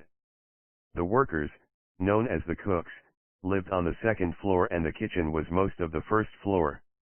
Pablo had turned several old refrigerators into simple ovens that were used to cook the powder. What made this house different was that all the windows were covered all the time, making it impossible for anyone to see inside. In the beginning there was no need to pay anything to the police, who had no knowledge of what was going on. The only problem was the very strong smell of the chemicals. Pablo was afraid the neighbors would complain to the police, so that's when he decided to build his laboratory in the jungle. This was when the business really began to grow. At that time there was no way of imagining what it would become, what incredible riches he would earn. There was nothing to which it could be compared. The president of Colombia, Virgilio Barco, would later call it a great and powerful organization the likes of which has never existed in the world. Within only a few months Pablo and Gustavo had earned considerable money. I was putting Pablo's money in different banks, spreading it around as best I could. But there was no way for me to prepare to handle this amount of money. For anyone. Pablo had started purchasing nice things for himself. He bought a Nissan Patrol, which is a large Jeep-type vehicle, and a beautiful house for himself in the wealthy neighborhood El Poblado, living among the wealthiest citizens of Medellin. I still tried to convince him not to continue in this business. Pablo and I were both very strong soccer fans, although we supported different teams from Medellin. Our whole lives we would go to the stadium whenever possible. Once, I remember, early in Pablo's story, we went together and were sitting side by side in the sun. There was just the two of us, two brothers, no bodyguards, no wives or children. This was one of the last times we were ever able to do this. I made one last plea. You have enough money now, I said. You can buy what you need. Why don't you just focus on the real estate business? He smiled to himself. As we were to learn, there are different ways to be addicted to drugs. Once Pablo was in the middle of the business, once he had tasted the power and the money and the renown, there was no way he could ever get out of it. It was as he established his name that Pablo's life changed in another, very different way. In 1974 he had fallen in love with the most beautiful young girl of the neighborhood, Maria Victoria Henao. The difficulty was that Pablo was already 25 and she was only 14, and because of that age difference Maria Victoria's mother was very much against this relationship. She refused to speak with Pablo and tried to make it difficult for Maria to be with him. But Pablo was very much in love and pursued her very strongly. I remember one night he and a guitar player got very drunk and like a scene in a cheap movie serenaded her. In 1976 Maria Victoria became pregnant. One day, just like that, they decided they would be married. At that time I was outside Colombia, traveling with the national cycling team, so I missed the ceremony. It was a simple event.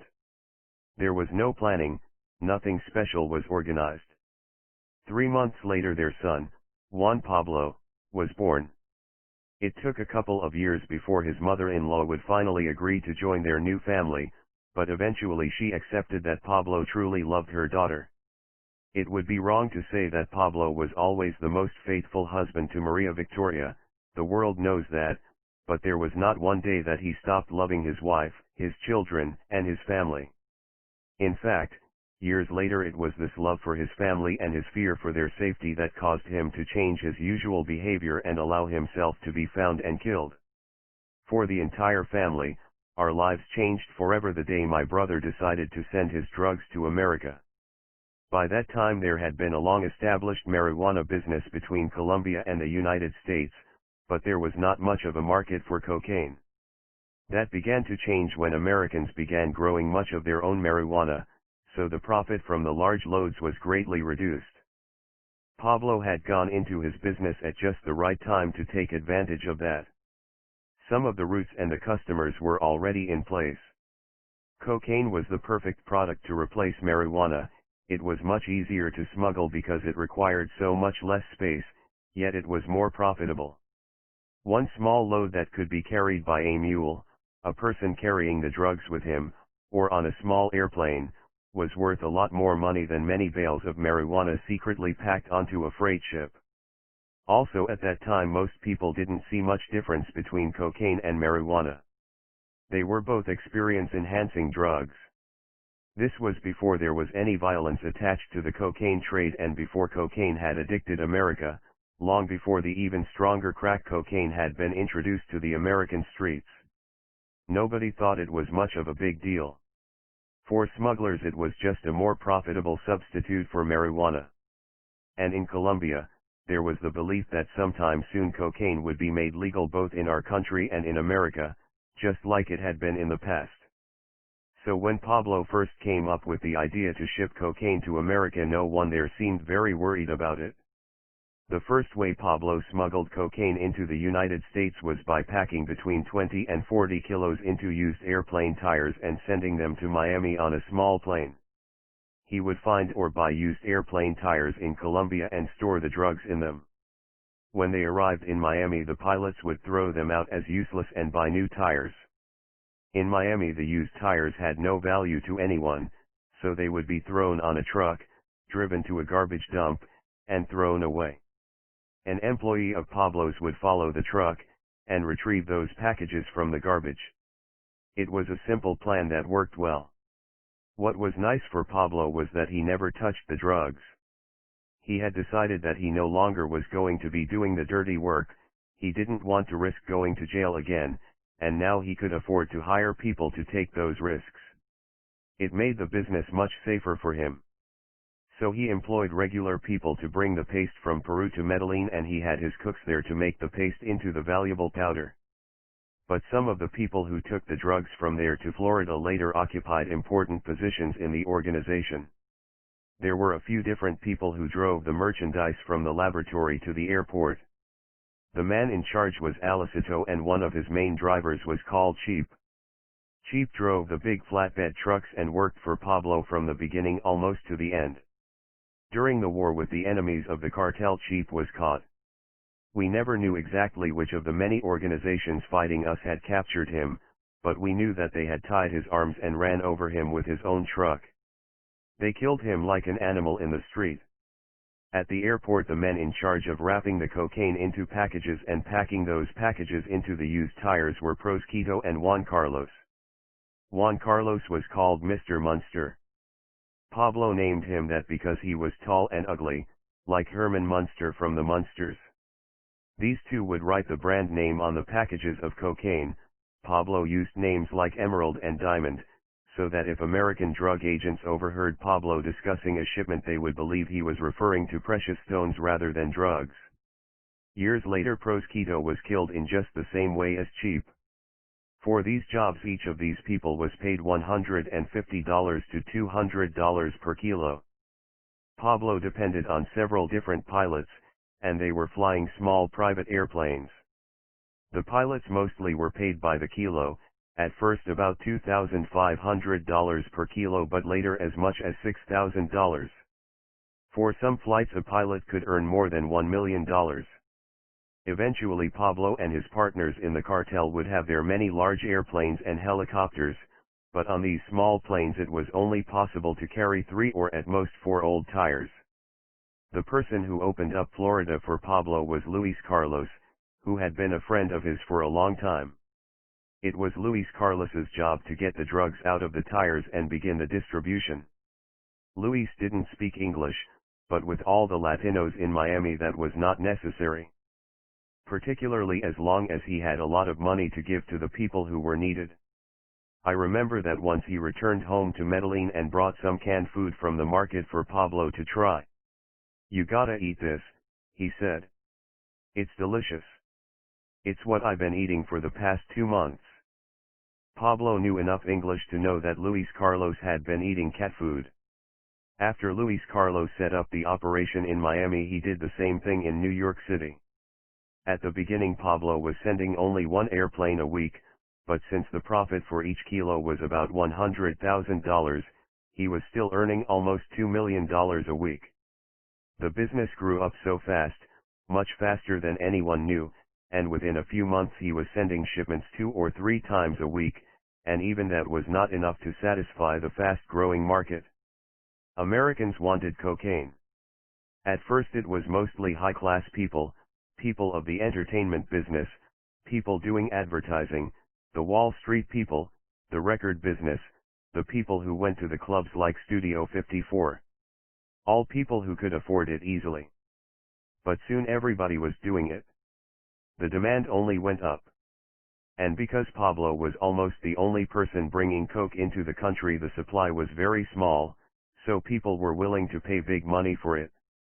The further away it traveled from the route, from Miami, the more expensive it became. In the late 1970s in Colorado, for example, the cost was $72,000 a kilo. In California it was $60,000, in Texas $50,000. Anytime another person put his hands on the merchandise, the price went up $1,000. Pablo was smart enough to understand that he could not depend on one method of delivery for too long.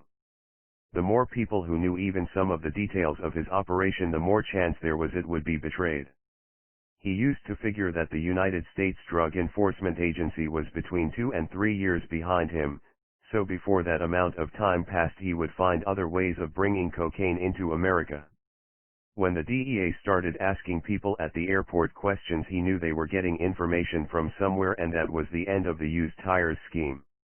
Instead he would send ordinary people with drugs in their suitcases or in their clothes on regular commercial airplanes. It was even more simple than it sounds.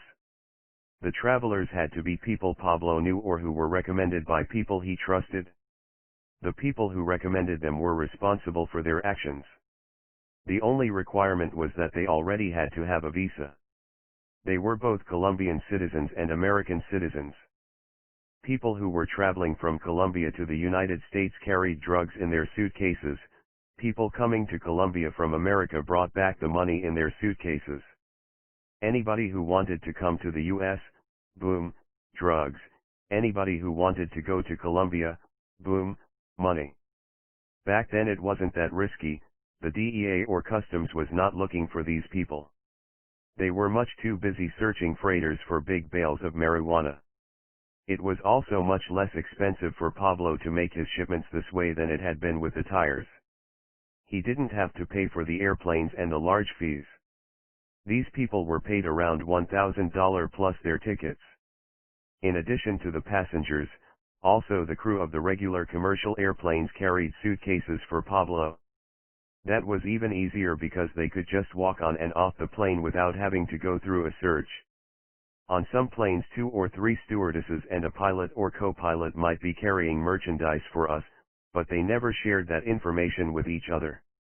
Each of them believed they were the only one on that flight. For these people it was an easy way of making additional money, particularly because they would fly both parts of the route and maybe make the trip twice a week. The suitcases they were given were specially made. They had double walls and it was possible to secret as many as 5 kilos in one suitcase. All they had to do was make sure they handed the suitcase to the correct person at their destination. Some people also were given special shoes made with hollow bottoms in which the drugs were carried. The grandfather of someone in our organization had a shoe manufacturing corporation. When he got sick, his son took over and began working with us. In this factory they would make these shoes with the merchandise sewn inside. There was almost no way they could ever be discovered. We even put people in wheelchairs to carry the drugs, which was safe because no one ever suspected that they were sitting on close to $1 million in cocaine. Sometimes our mules were dressed in costume, like a nun, for example, or even a blind person who would be using a hollow walking stick filled with merchandise. Rarely were there any problems or discoveries with these people. When Pablo started doing it this way, he would send a few passengers every other day. Then it was an everyday thing, and then twice a day. Only once did the DEA discover the cocaine in 2 suitcases, but nobody picked up those suitcases, so they didn't catch anybody. Another method, which eventually became well known, was having the mules eat the cocaine. The cocaine would be put in condoms and the mules would swallow them. The drugs were undetectable inside their bodies. When they arrived at their destination, they would go to the bathroom and then, boom. While there were always enough mules willing to make this trip, this was the most dangerous method for them. If any of the condoms would start leaking, or if one opened up, the mule could die. People did die this way. It was written about in the newspapers in America and got a lot of attention. But eventually Pablo decided it was not even necessary to send people with the suitcases, we could just send the suitcases. This was many years before the attack on September 11, so security was easy. We paid the right people to put our suitcases on the flight. At the destination our people would just pick them up. One thing that Pablo found right away was that it was simple to convince people working in the right jobs to cooperate with us. Almost from the very first day Pablo knew he had to pay big bribes, just like in the contraband business. Pablo was generous with these payments. He wanted to make it so rewarding for people that they would never betray him. So many people earned their fortunes working for us that no one ever learned about.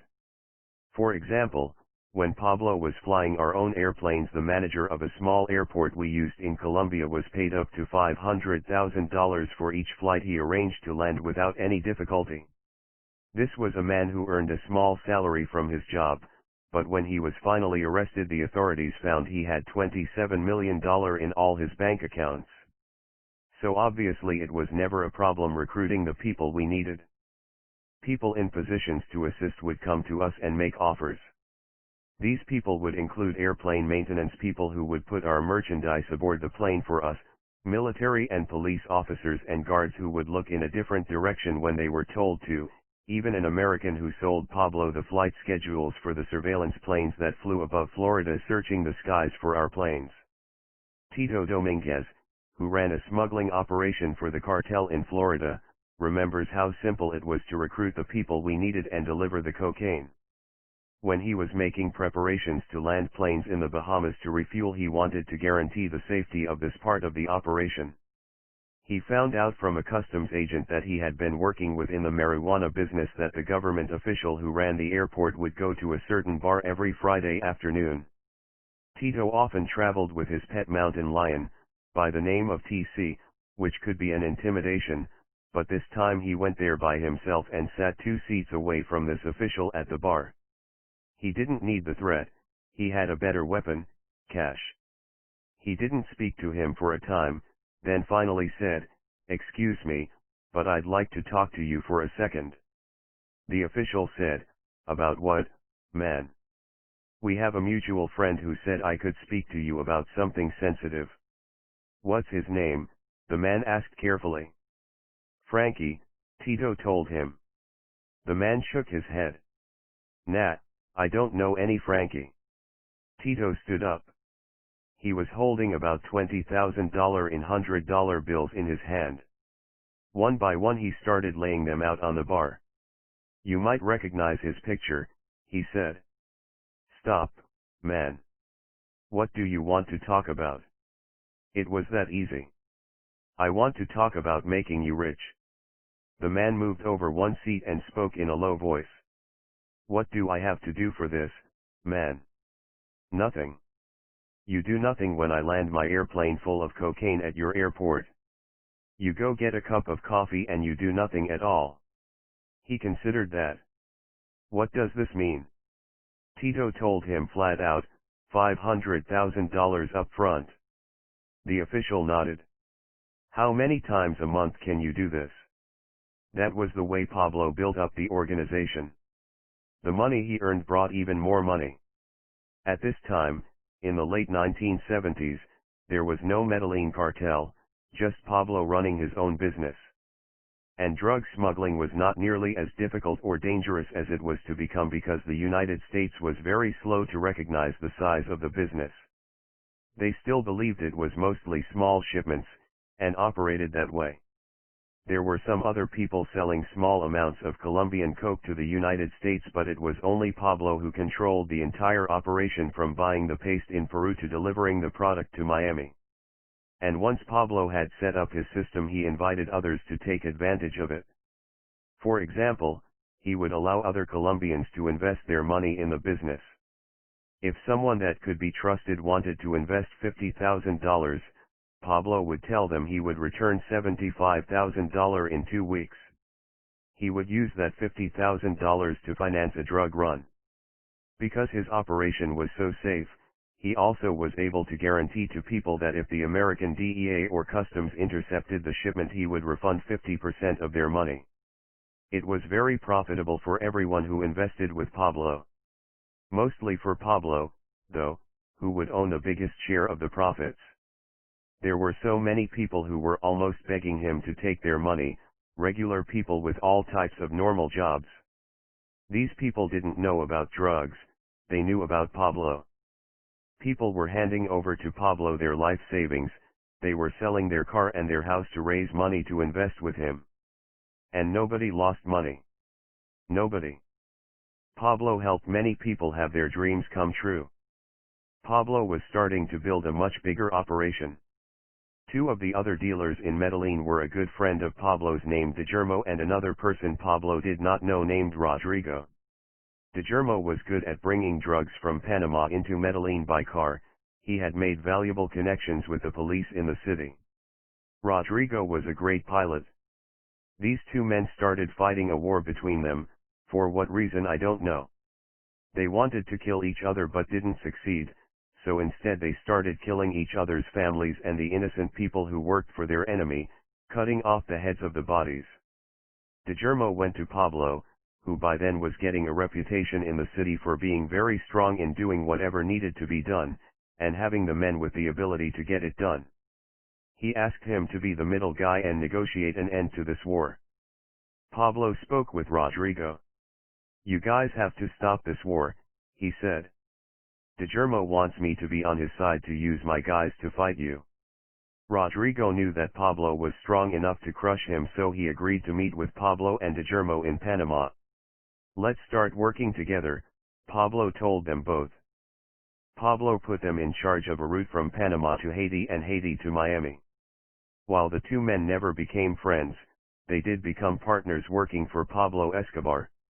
The great desire from America for coke created the market, and others in addition to Pablo went into the business.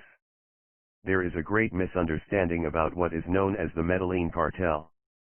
Generally it's believed that the cartel was a typical business, with management at the top giving out the instructions and employees carrying them out. The profit is returned to the company.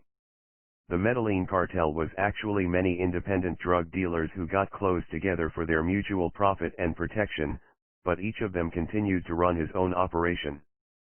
But it was never discussed how much money each of the main people earned or their total wealth. Often they would use each other's manufacturing, supply, and distribution capabilities.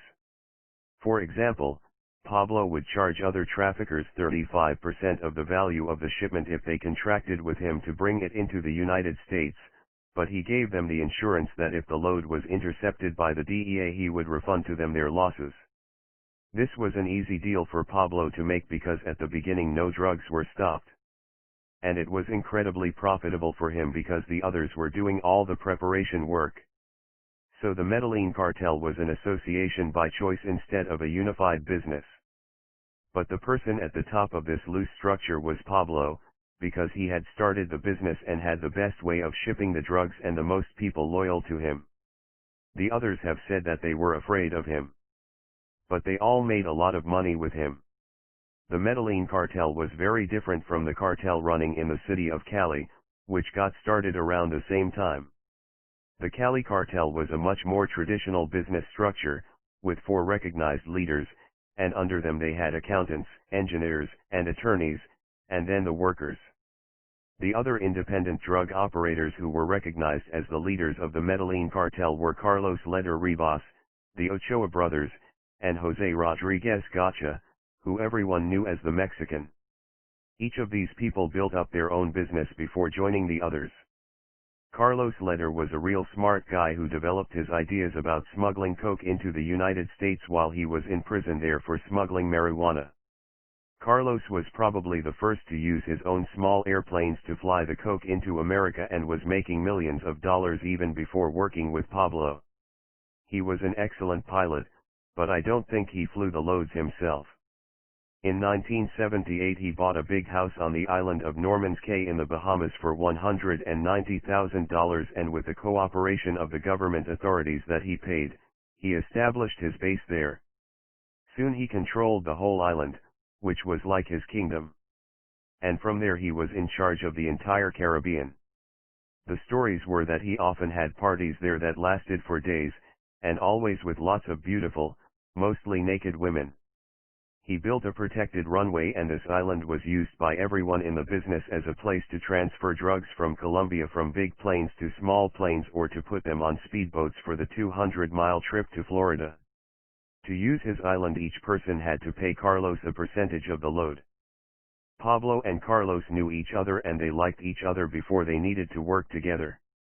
Eventually they would become close friends and Pablo would save his life, but they had very different thoughts. Pablo admired the United States but Carlos wanted to destroy it with drugs. Carlos called cocaine the atomic bomb that he was going to drop on America. This was because of his politics. His father was German, so Adolf Hitler became Carlos's hero.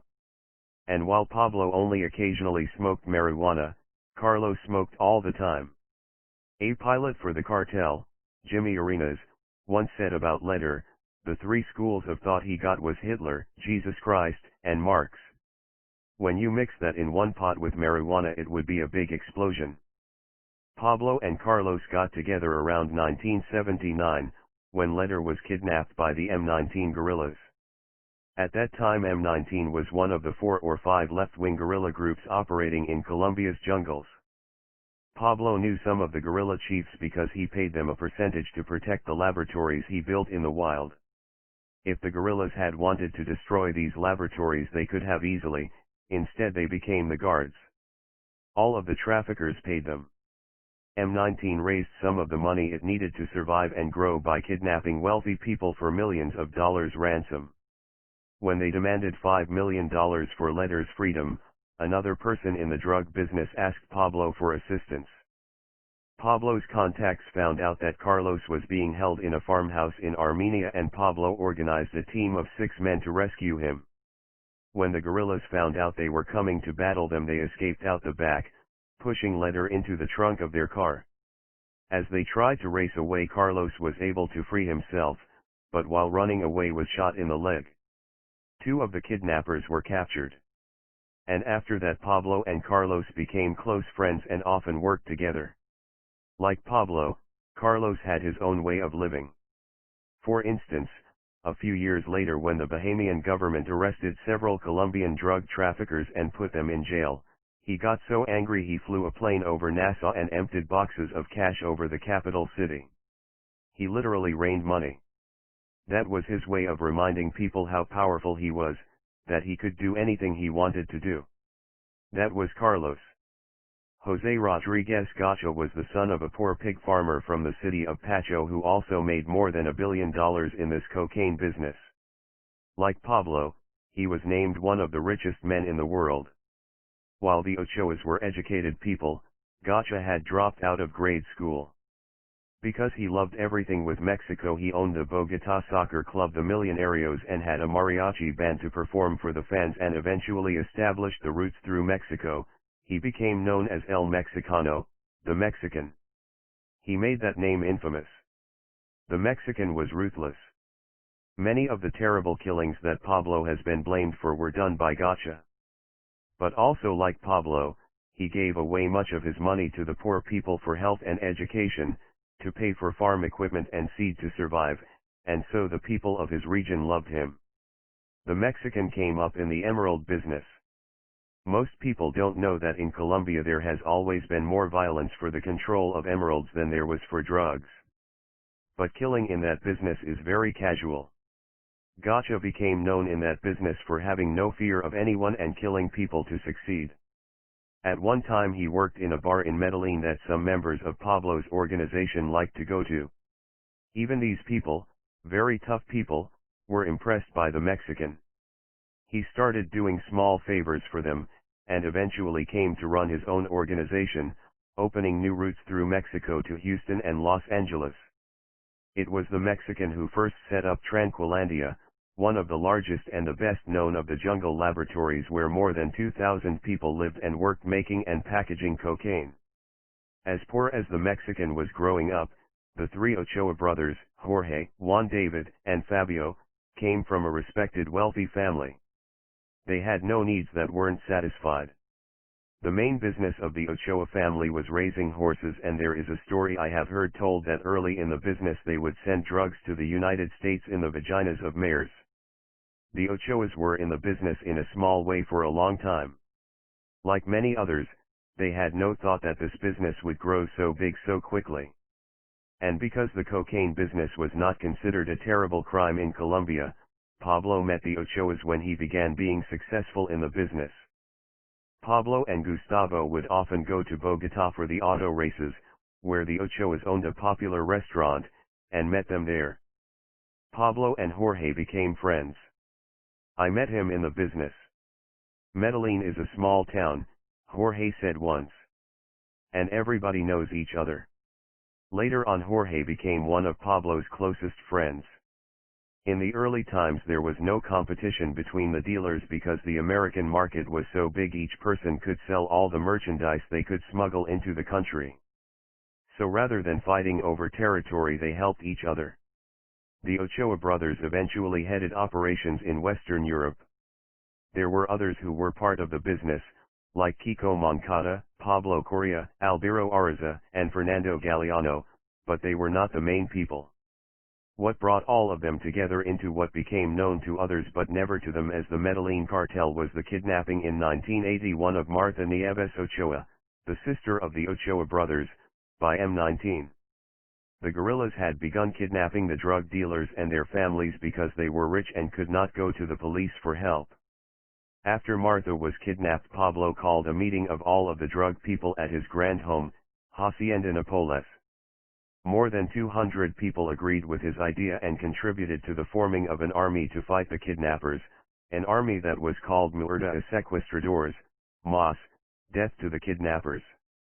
Because Pablo was known to have the toughest men working in his organization, everyone agreed that he should be the head of it. Nothing was going to stop Pablo from dealing with the kidnappers. While Pablo had been working with some of the M19 people, he told them that this was a war and he would destroy them. Pablo told a newspaper reporter, if there was not an immediate and strong response, the M19 were going to continue screwing our own families. We paid law enforcement 80 million pesos for the information they had at this moment, and the next day they began to fall. My soldiers took them to our secret houses, our secret ranches, and people from law enforcement went there and hung them up and began to bust them up.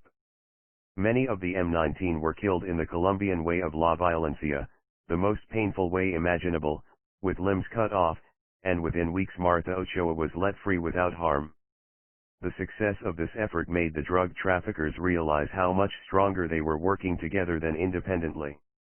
And that was when the Medellin cartel came into existence, with Pablo the leader. From that time forward each of them would continue to run their own operations, but they would share their abilities to manufacture and distribute cocaine around the world. But, as I said, while they would meet for business and pleasure, there was no formal structure like Cali. That also was not the end of the kidnappings. In Colombia, kidnapping remained a profitable crime. Pablo's participation didn't even make our family safe. In 1985, our father was taken by a group of policemen. Some police were known to be kidnappers. They would use their powers to stop people on the roads and then take them away. Our father was on his way to visit one of Pablo's farms in Antioquia when 6 men in a jeep stopped him. They tied up the workingmen with him and then took him away. Our mother was frantic, yelling and praying. The kidnappers demanded $50 million. Pablo spread the word that the kidnappers should be told, "If I find my father with one bruise, the money they are asking for won't be enough to pay for their own burial." Pablo did not often show his emotions openly. In the best or the worst situations he was always in control, he always appeared calm. I remember when someone would show up at an office and tell Pablo they had good news and bad news, and asked which he wanted to hear first, he would tell them, "Anyone, it's the same. We're going to have to deal with all the situations, so just give me the news." Calm. I have a temper and at times I get very angry, very upset. Even during this kidnapping, when our father's life was at stake, Pablo remained steady, giving orders and creating the plan to capture those responsible. Our father had recently had a heart operation and needed special medicine.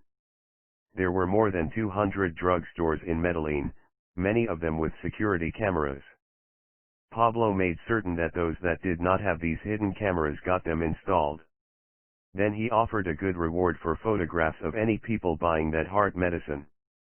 In that way he was able to identify 2 of the kidnappers. We also knew that the kidnappers were calling our mother's home from public phones. So Pablo gave out hundreds of radio transmitters to our friends and workers and instructed them to listen to a well-known radio station. Every time the kidnappers called my mother's home, the announcer on the station said, "This song is dedicated to Luz Marina," a code name that was used. It's called Sonaran Cuatro Balazos and is sung by Antonio Aguilar. Those people were to check nearby payphones to see if they were being used. In fact, Pablo used television and radio codes to communicate several different times, especially when we were trying to negotiate a peace treaty with the government. It was my job to negotiate with the kidnappers. I was to try to keep them on the telephone as long as possible, to allow our people to locate the area the call was coming from. They demanded a $50 million ransom.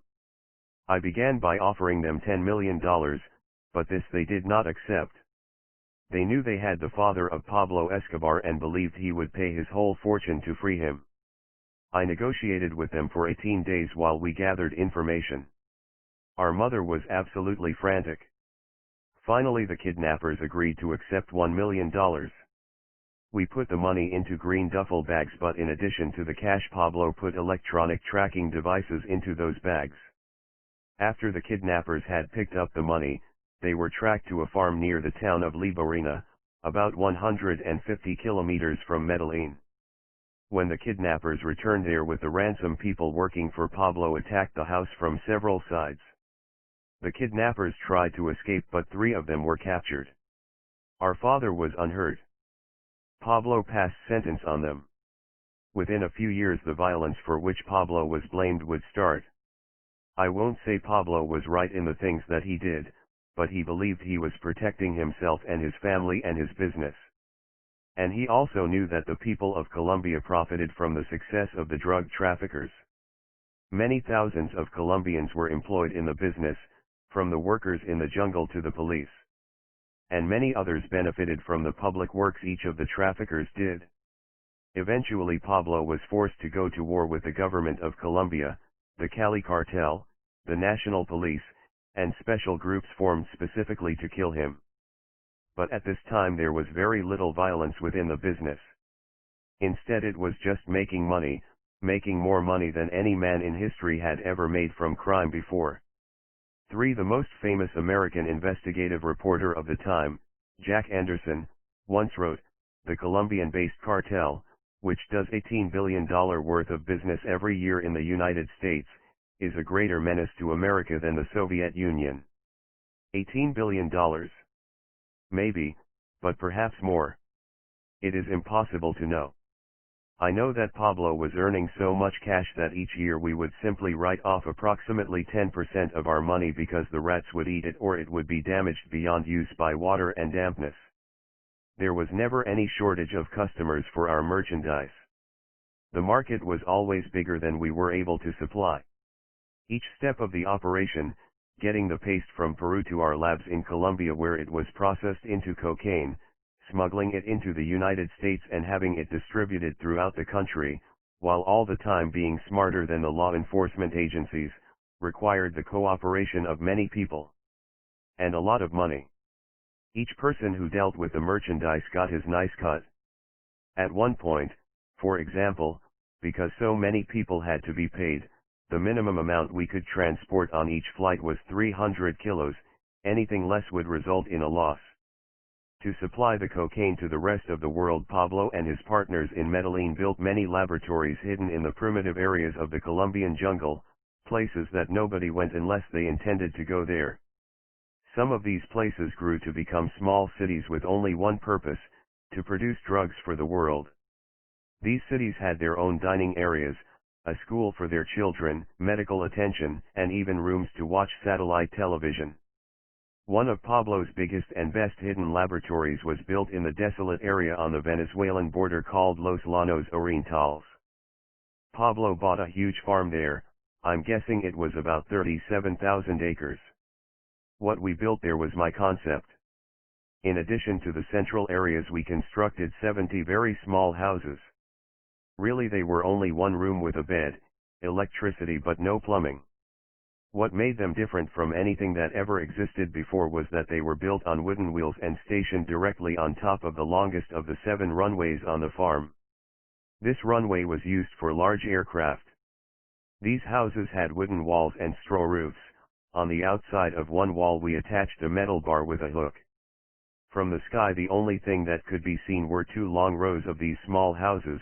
It was not possible to see the runway. The rule was that one person had to remain in the house at all times.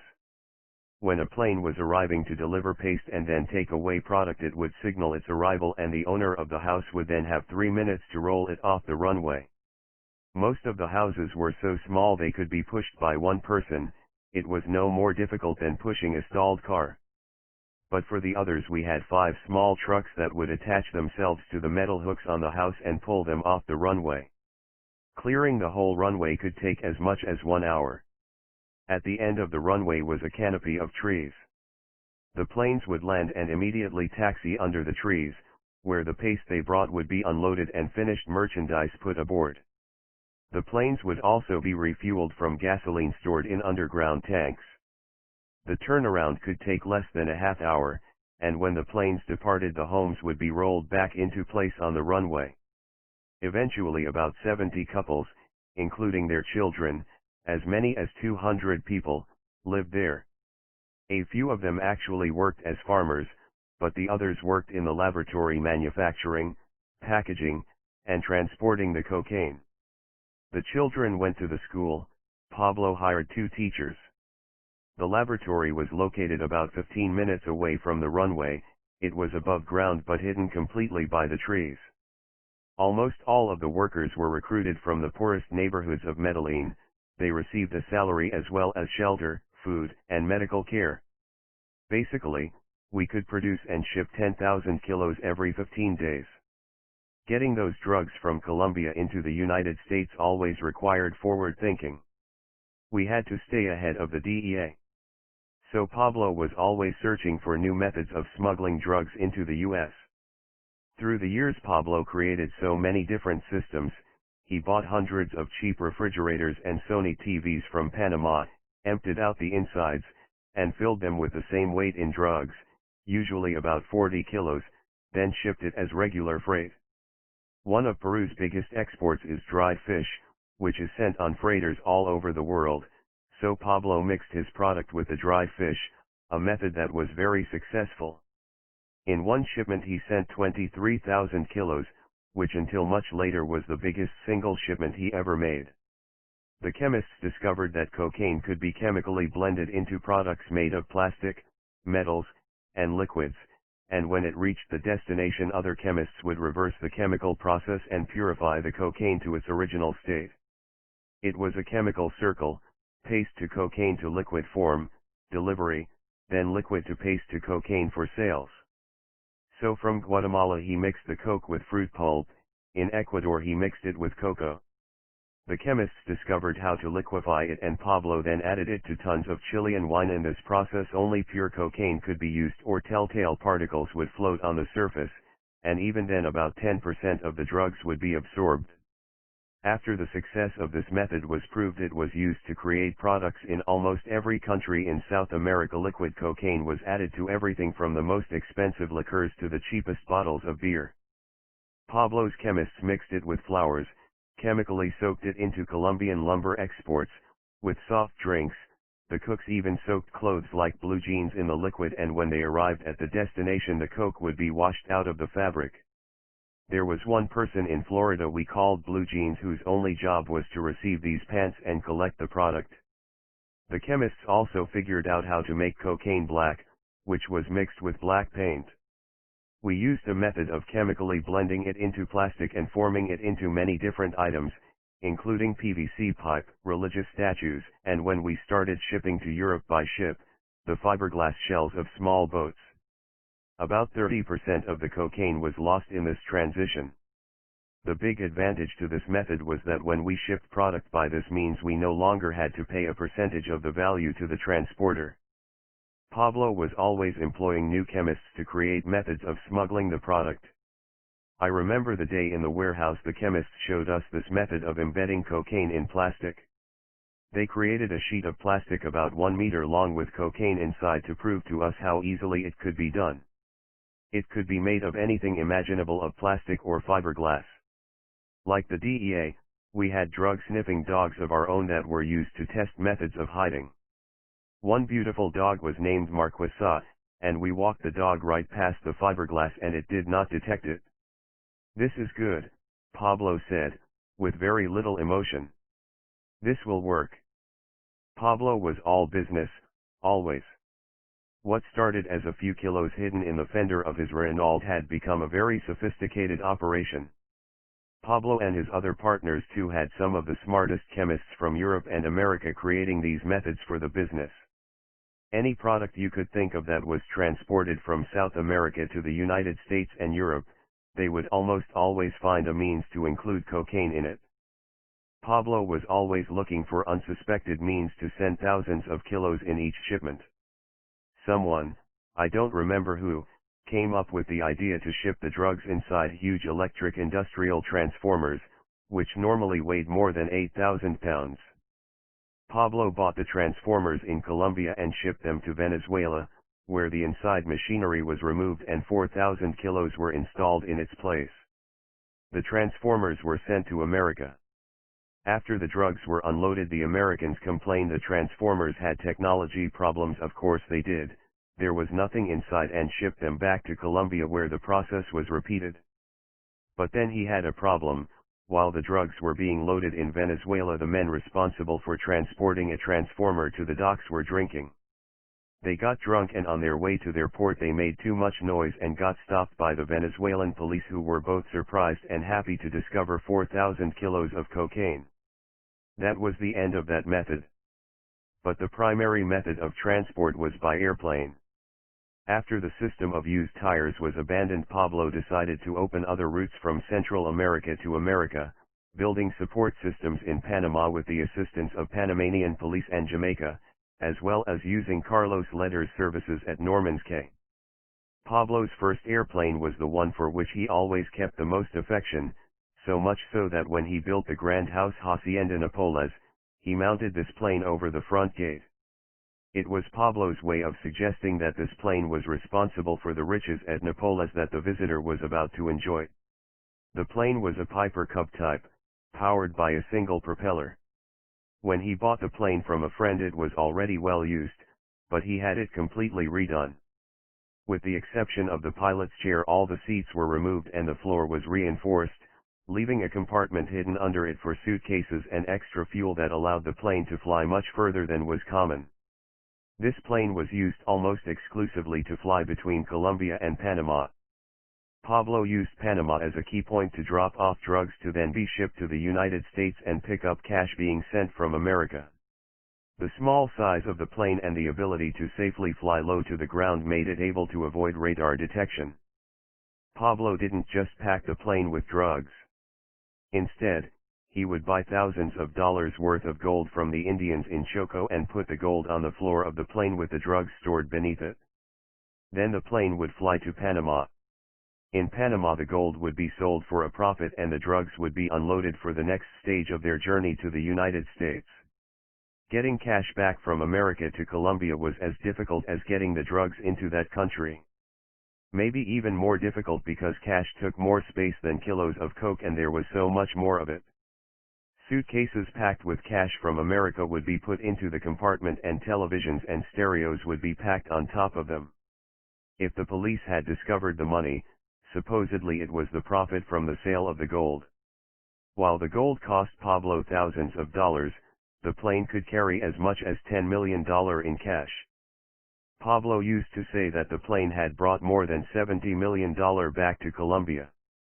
Within 2 years Pablo would replace that one plane with 15 larger planes, including his own Learjet, plus 6 helicopters.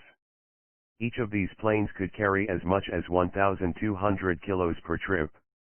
In addition, the other leaders of the Medellin organization had their own airplanes, even the Ochoas had their own fleet of planes. With Gustavo's supervision, Pablo continued to buy new and larger airplanes, eventually purchasing DC-3s. But no matter how big the planes, it was never enough.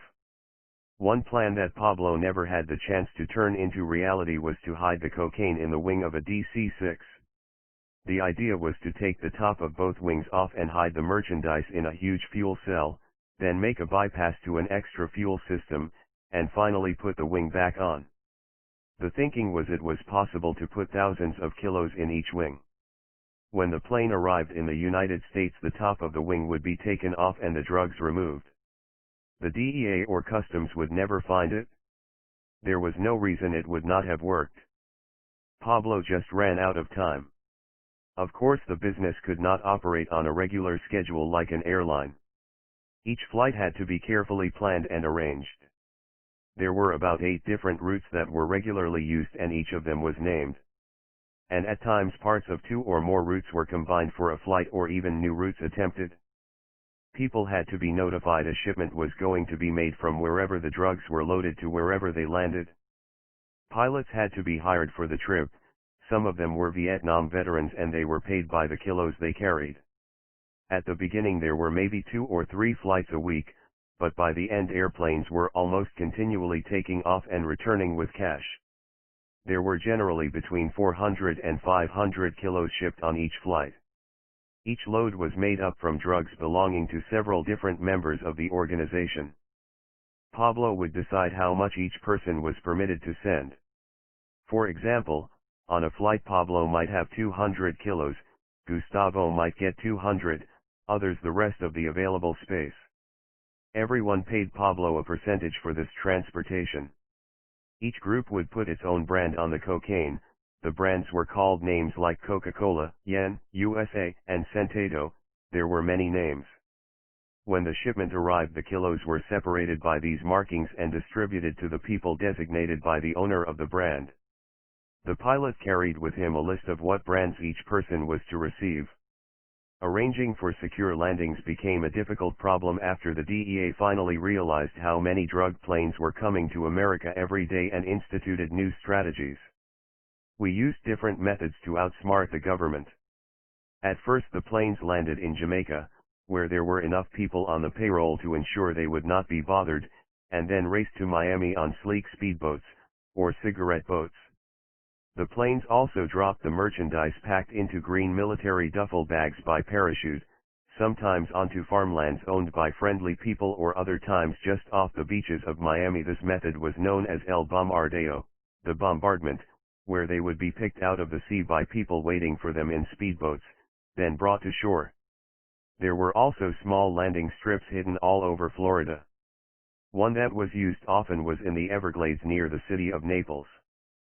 There was an area called Golden Glades that was going to become a large housing development. The streets were paved and sewage systems were installed before environmentalists got the project stopped. There was nobody living nearby, so at night we used the empty streets as runways. It was almost our own airport. It would be impossible to even guess how many people were on the Medellin payroll, including airport managers, ground crews, truck drivers, security patrols, even customs agents. American customs agents began using a wax aircraft, airborne warning and control system, which were surveillance planes used to detect all incoming aircraft. Their radar couldn't be avoided. So instead, Pablo paid a customs agent for providing the schedule the AWACS would be flying, the region they would be patrolling, the range of their radios, and the radio frequencies on which they communicated so our pilots could listen to them. So we knew when and where they would be in the air and could avoid those times and areas. Pablo often purchased this type of information. People could make more money in one day than from years of their salary. The agent was paid approximately $250,000 for information about the flights, but still he was greedy. He wanted even more money. It was refused and the next flight was intercepted. Often two planes flew together, one to carry the merchandise and the other to fly high and watch over that plane as well as conceal its presence from ground control radar. This time the AWACS caught the drug plane on radar.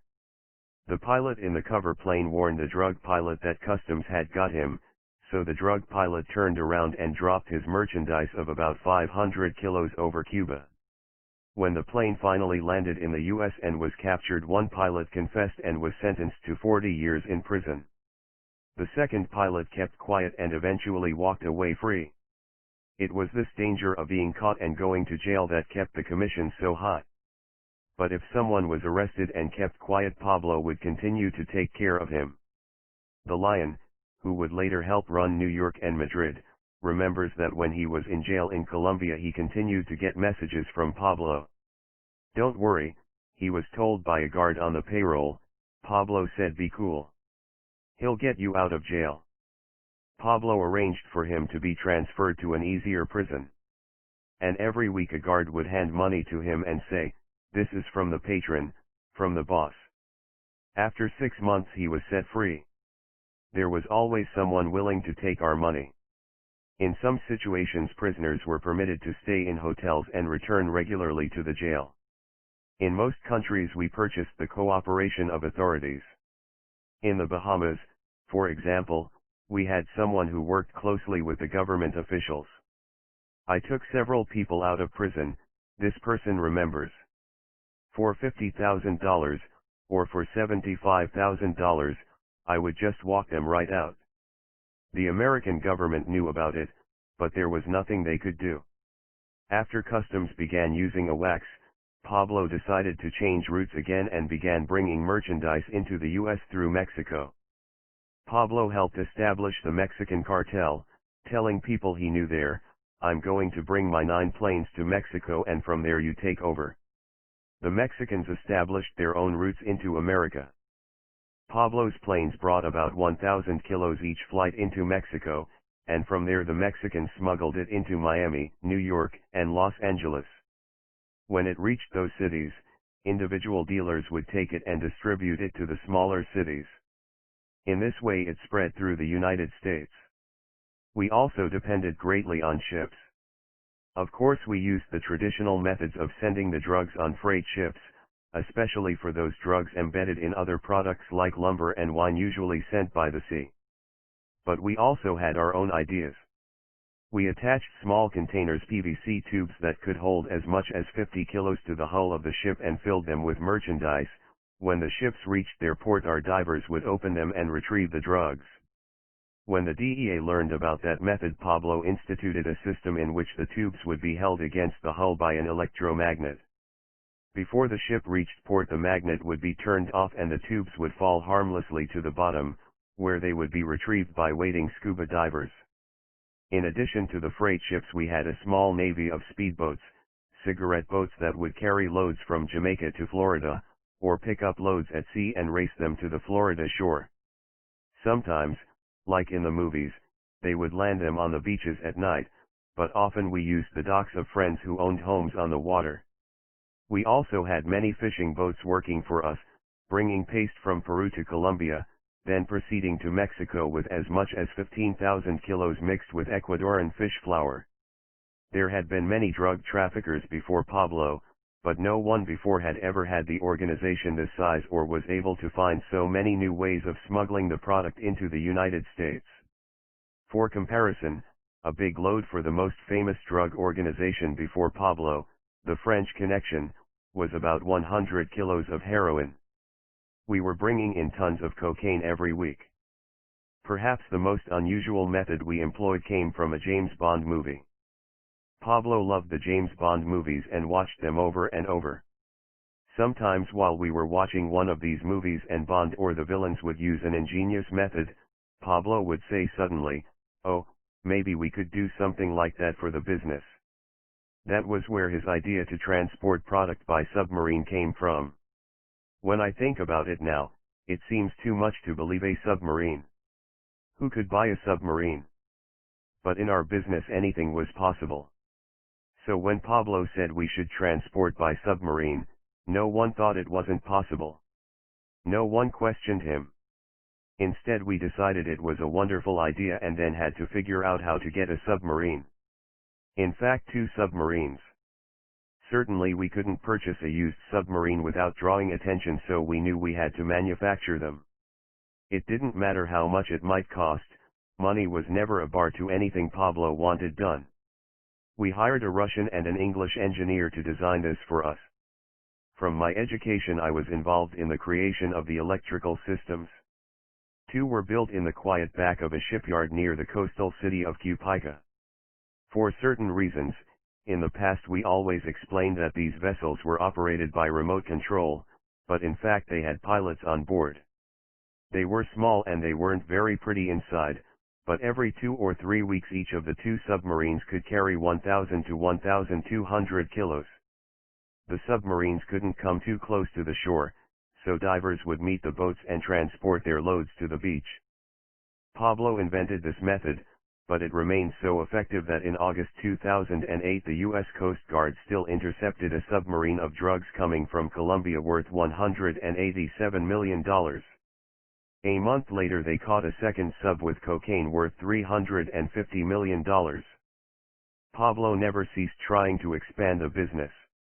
He usually had between 20 and 30 different regular routes through all regions of South and Central America, but besides Gustavo very few people knew about all of them. He changed these routes frequently. To build these routes he made deals with many different countries to cross through their airspace or land planes there. In 1984 he made a deal with the Sandinista government in Nicaragua to build a laboratory on an island off the coast. That was never built, but like Norman's Cay, the island was used as a place to refuel planes and transfer drugs from small planes to bigger planes. For that right each member of the Medellin group paid a great amount of money. The general we worked with in Panama had control over everything we needed. But this general would charge for everything. Every helicopter that arrived or departed, every connection, he charged for every single thing. Plus he received a percentage of every kilo passing through his country. For a while this general was a good partner. When Pablo would tell him, "I need to talk to you in 2 days," he would immediately come to Colombia. But we learned this general was loyal only to himself. Once Pablo paid him $1.5 million for a large shipment to pass through the country, but it was intercepted by the Panamanian army. Drugs were confiscated, a laboratory was raided, and a young employee named John Lata was arrested and placed in jail. Pablo was angry at this betrayal. He told our general, "We don't need these headaches. You have to clean up the issue." The general corrected this mistake, perhaps paying a judge to close his eyes to the situation. The drugs eventually were returned. In Haiti another powerful general worked with Pablo to make certain our flights to his country would not be bothered. He was paid $200,000 for each plane that landed and took off without difficulty. I remember particularly when Vladimiro Montesinos, the chief of Peru's intelligence service, visited Pablo. His first night with us, Pablo entertained him with 5 beautiful young Brazilian dancing girls. The following day they raced jet skis, and finally Pablo got down to business. "We need places in Peru where our planes can land and take off," he told him. "Places that won't be bothered by the Peruvian Air Force." Pablo agreed to pay $300 for each package of cocaine, which would amount to about $100,000 for each plane that landed in the Peruvian jungle. All the transactions had to be done in cash. Montesinos would keep 40% for his share, and the rest would be distributed to the military. The main thing that Pablo demanded from anyone who took his money was total loyalty. Many people made their fortune working for him, but they knew that the penalty for betrayal was harsh. When one of Pablo's main security people, Dendani Muñoz Mosquera, known as La Kika, was put on trial in the United States, prosecutor Beth Wilkinson said about Pablo, "He let everyone in the organization know that if they cooperated with the government, if they stole money or merchandise from him, there would be one simple punishment: death to the employee and his family." To make that organization work, the threat had to be carried out when someone violated the rules, so he hired bodyguards, killers, and hitmen from throughout Medellin, and his hitmen killed and terrorized those who did not follow his orders. Much of that statement is true. During that time no member could snitch or steal from Pablo without their life being in jeopardy. There have been many stories told about Pablo, especially after his death, that I do not believe are true.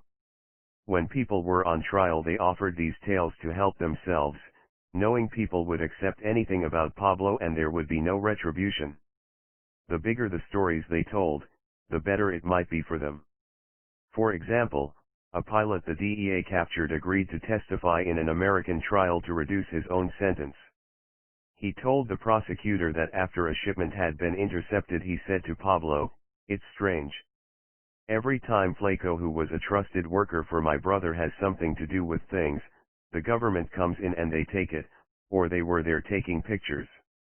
You need to find out what the deal is with Flaco." A few weeks later this pilot asked Pablo what he had learned about Flaco. As he told a courtroom, he said, "It's been taken care of."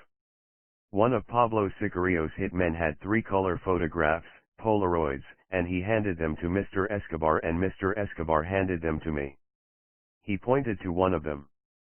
He said that was Flaco. There were 3 men.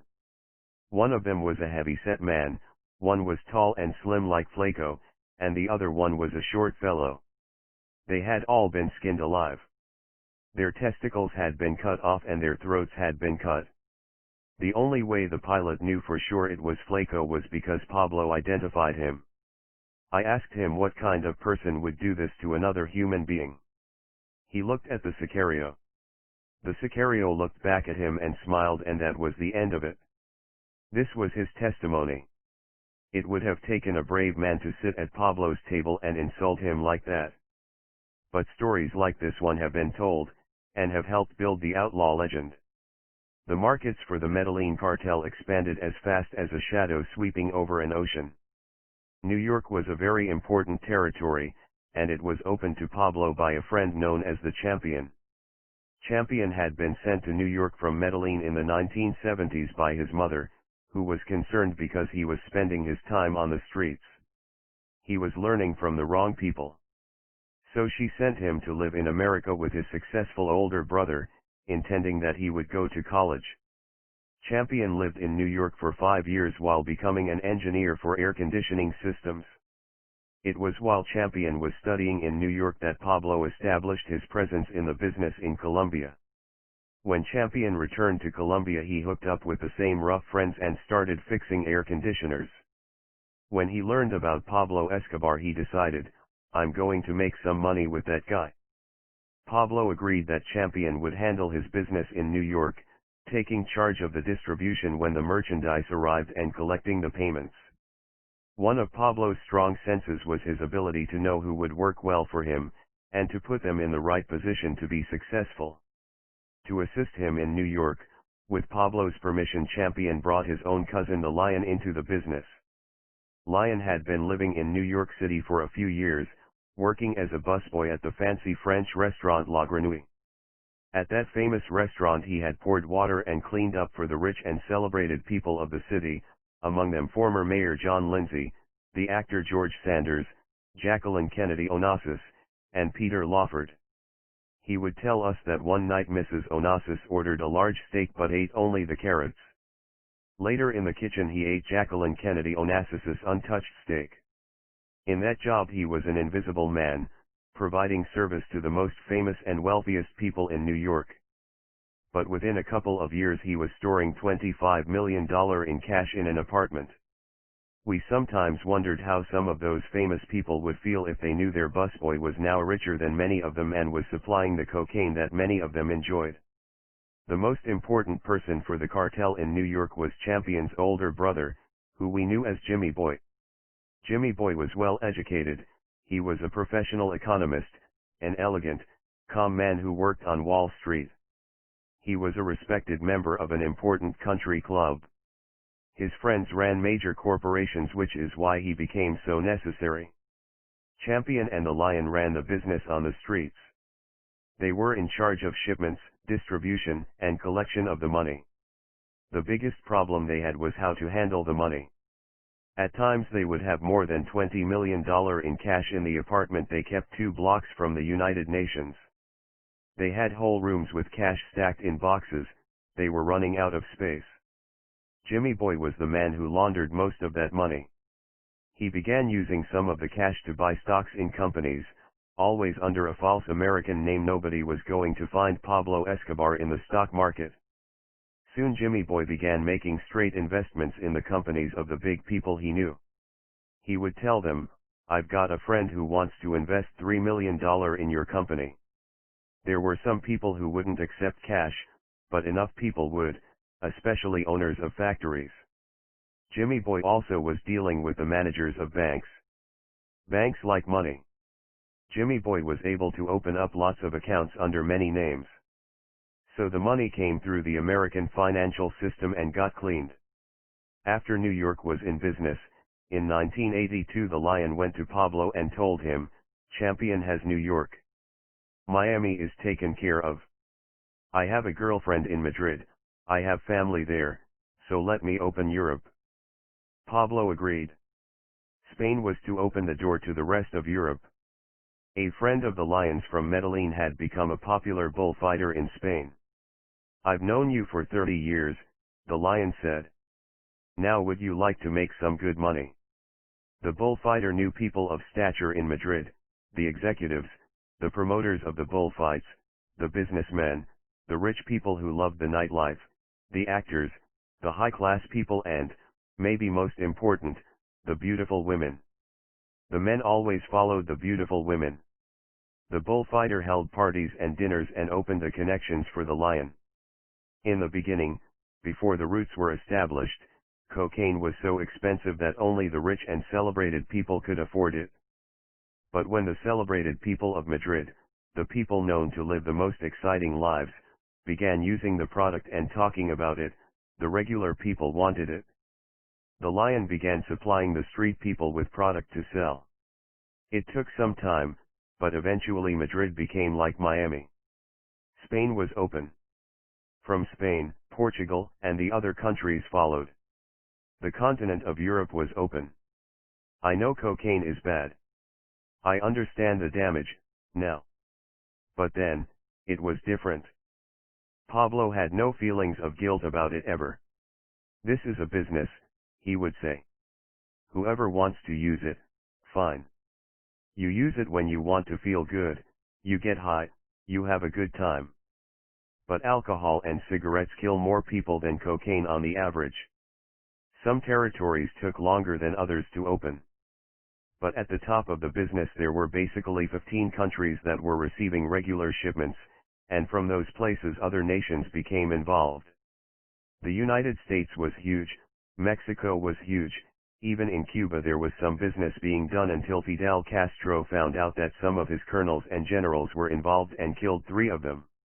Only in Canada did the business not take root. Champion tried to open Canada for us, but it didn't work. Pablo sent Champion and the Lion to Montreal and Toronto to meet some people, but after making these connections they just didn't sense it was right to go forward. There was no more explanation than that something felt weird. Champion and the Lion had problems with the Canadian police. They didn't get arrested, but they believed the police knew they were there. It was playing with trouble, they decided. Finally they told Pablo, "It's too risky. We don't need this." Pablo told them to go back to New York. Canada wasn't necessary. We were earning hundreds of millions of dollars. In the history of crime there had never been a business like this one. The biggest problem we had with the money was that there was too much of it. It was as difficult to launder the money, make it look as if it had been earned from a legitimate source, or simply transport it home to Colombia, as it was to smuggle the drugs into America and Europe. Pablo used so many different methods of cleaning the money. The important thing was there were always people ready to make deals for cash. So in addition to investing in companies, putting it in banks and real estate, and allowing it to flow through the money systems of countries like Panama, Pablo bought magnificent art, which included paintings by Picasso, Dali, Botero, and other famous artists, antique furniture, and other very desirable items that could be sold easily for cleaned money with no questions asked. There were some creative methods that were used with great success. For example, Colombia is the world leader in the mining and exporting of emeralds, supplying as much as 60% of the world market. The emerald trade between Colombia and other countries is hundreds of millions of dollars annually. The way this cleaning system worked was that a legitimate buyer in America, or particularly Spain, would place an order for a few $1 million of Colombian emeralds. It would be a legal contract. But instead of sending real emeralds worth that price, what was shipped were bad emeralds that had been injected with oil to make them shine bright. These emeralds would stay shiny for 3 months, after that forget it. But only experts can detect when an emerald has been injected. So the emeralds would pass inspection and the legal payment would be sent to Colombia. Millions of dollars were cleared this way. Laundering money could be very expensive, costing as much as 50% or 60% of the total value. So there were always people willing to do deals. It wasn't just Pablo who had to launder money, it was everyone working in this business. We all knew the people who would make deals. Among the groups well known for cleaning money were the Jewish people with the black hats, long curled sideburns, and black coats. One of our pilots used their services regularly because they only charged 6%. They wouldn't get involved with drugs, so to work with them you had to have a convincing story of where the money came from. For each transaction, this pilot explained, "My name was Peterson, his name was made up. He always wore a red carnation, I always wore a red carnation. We'd go to a room I'd reserved under a totally different name. I usually had a few $1 million in cash in a suitcase, which was guarded by 2 very well-armed men. He'd ask, 'Where are the funds?' I'd point to the suitcase. I tried to speak as little as possible. He'd pick up the bills and instead of counting them, he'd fan them like a deck of cards. The guy was a human counting machine.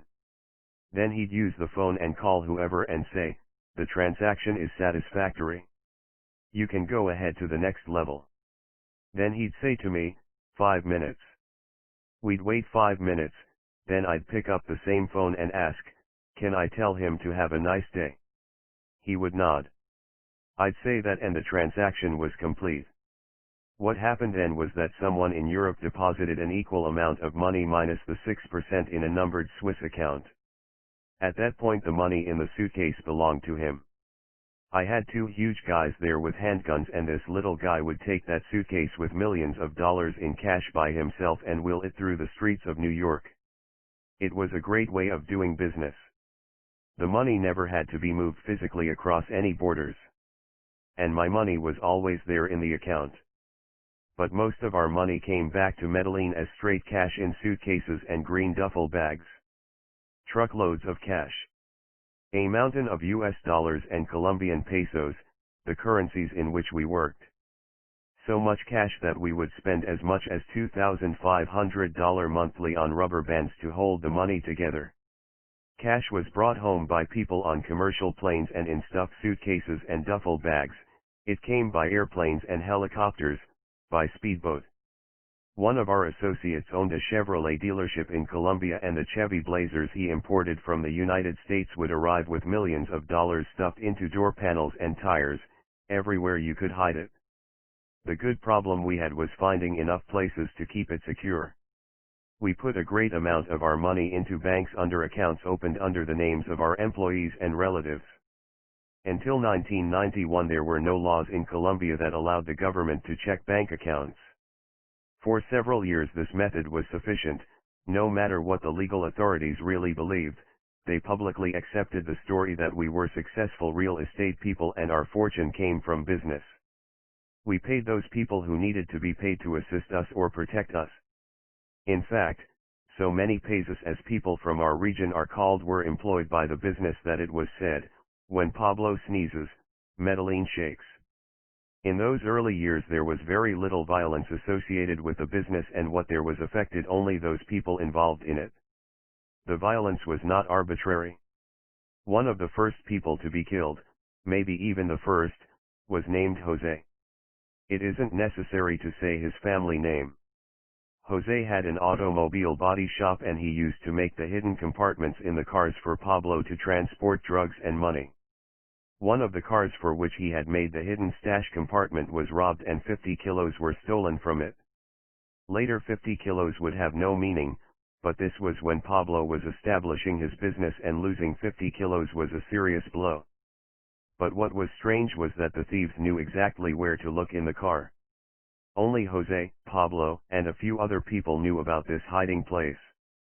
Pablo faced Jose, but he denied being part of the robbery. "No," he said. "I swear it wasn't me. I wouldn't do that to you, Pablo." Pablo began his own investigation. With the people he knew on the streets of Medellin it was not difficult to find the person who had bought the stolen drugs, and that person identified Jose as the person who had sold them to him. There was no question that Pablo had been betrayed. Now, within only a few years violent death would become a common part of the business, but not yet.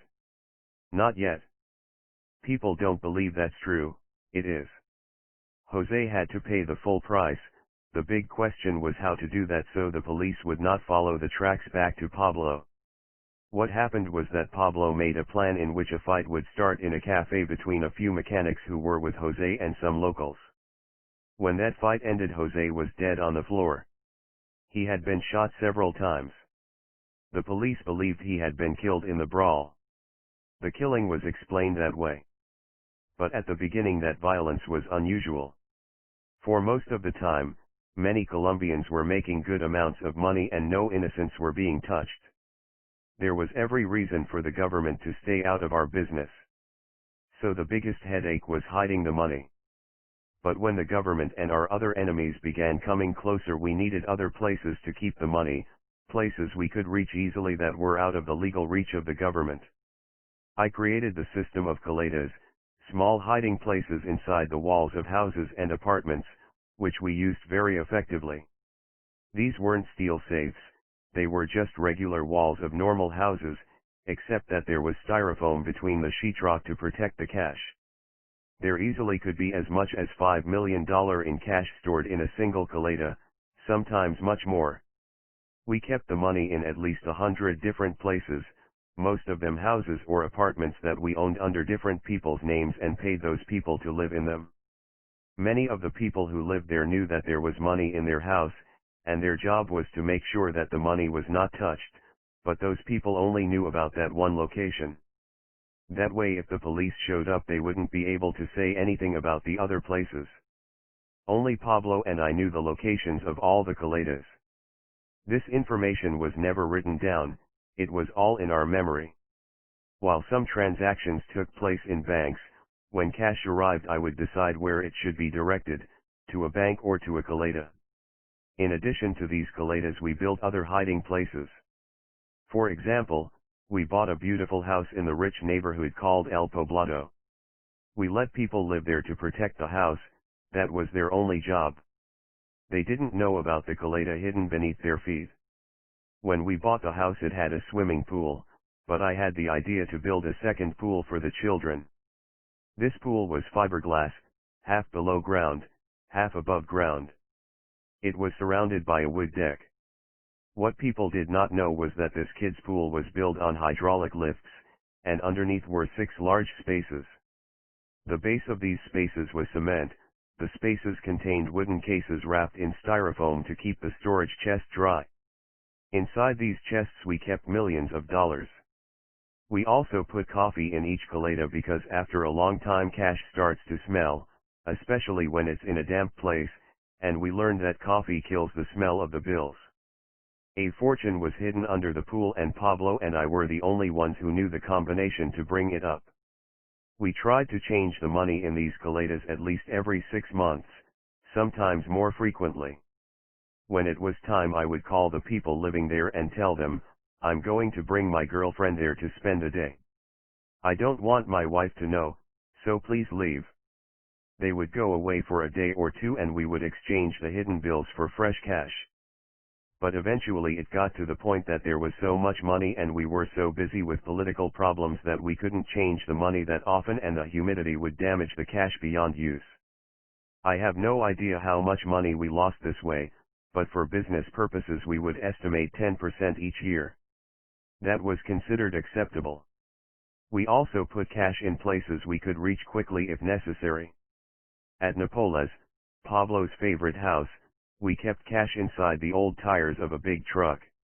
On different farms we buried money in plastic garbage cans that nobody knew about.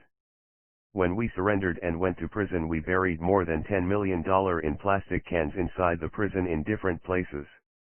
The more pressure that was applied to us the more important it was that the money be available.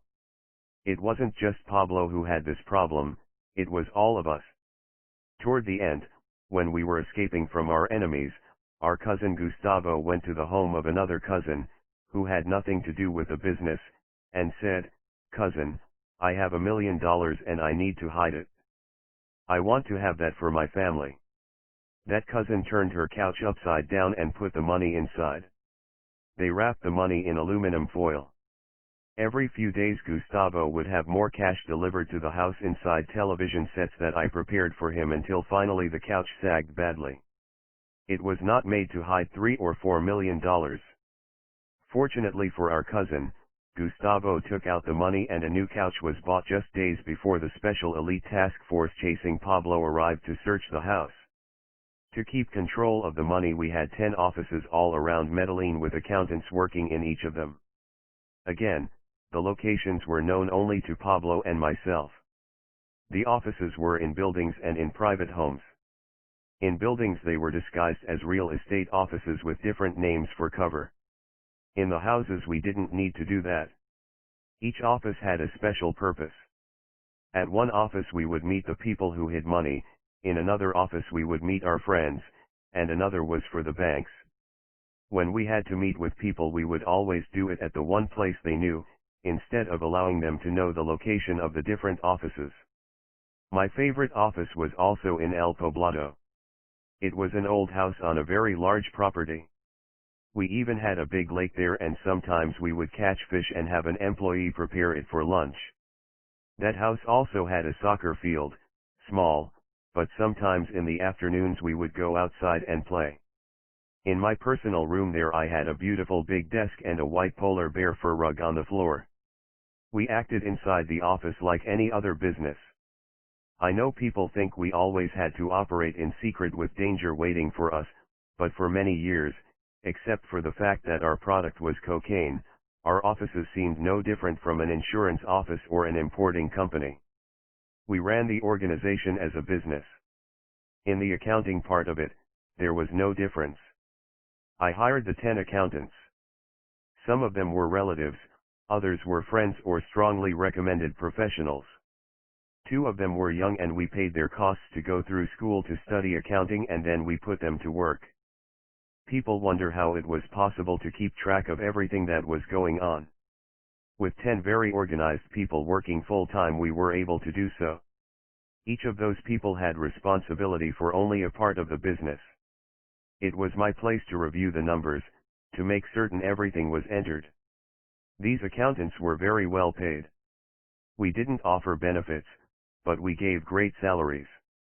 All of our accountants, all of them, were millionaires. They had farms, their kids went to the best private schools. Their lives were very good until the wars against us started. 7 of the 10 of them, including one of the 2 young people that we put through college, were murdered by the groups pledged to kill Pablo. The question I am asked most often is how much money did Pablo have? The answer is billions. The exact number is impossible to know because so much of his money was involved with possessions whose value changed continuously. He owned property all over the world. He owned as many as 400 farms in Colombia and buildings in Medellin. He owned an $8 million apartment complex in Florida. He owned property in Spain. He owned famous paintings and a very valuable collection of antique cars. But certainly many billions. More than any man could ever spend in his lifetime. In 1989, Forbes magazine noted Pablo was the 7th richest man in the world, saying that the Medellin cartel earned as much as $30 billion a year. There was so much money that even those times we lost millions of dollars we slept soundly. And there were times we lost a lot of money. Once, for example, we were shipping home $7 million in cash from America hidden in refrigerators. Someone put them on a ship that was unloaded in Panama. Can you imagine the guy who opened the refrigerator door? The money disappeared. We couldn't get it back. When I told Pablo I expected some angry reaction, but instead he said, "Son, what can we do? Sometimes we win, sometimes we lose." Another time an airplane flying $15 million in cash from Panama to Colombia crashed in the jungle and exploded, $15 million. We sent people to the site but the plane had burned.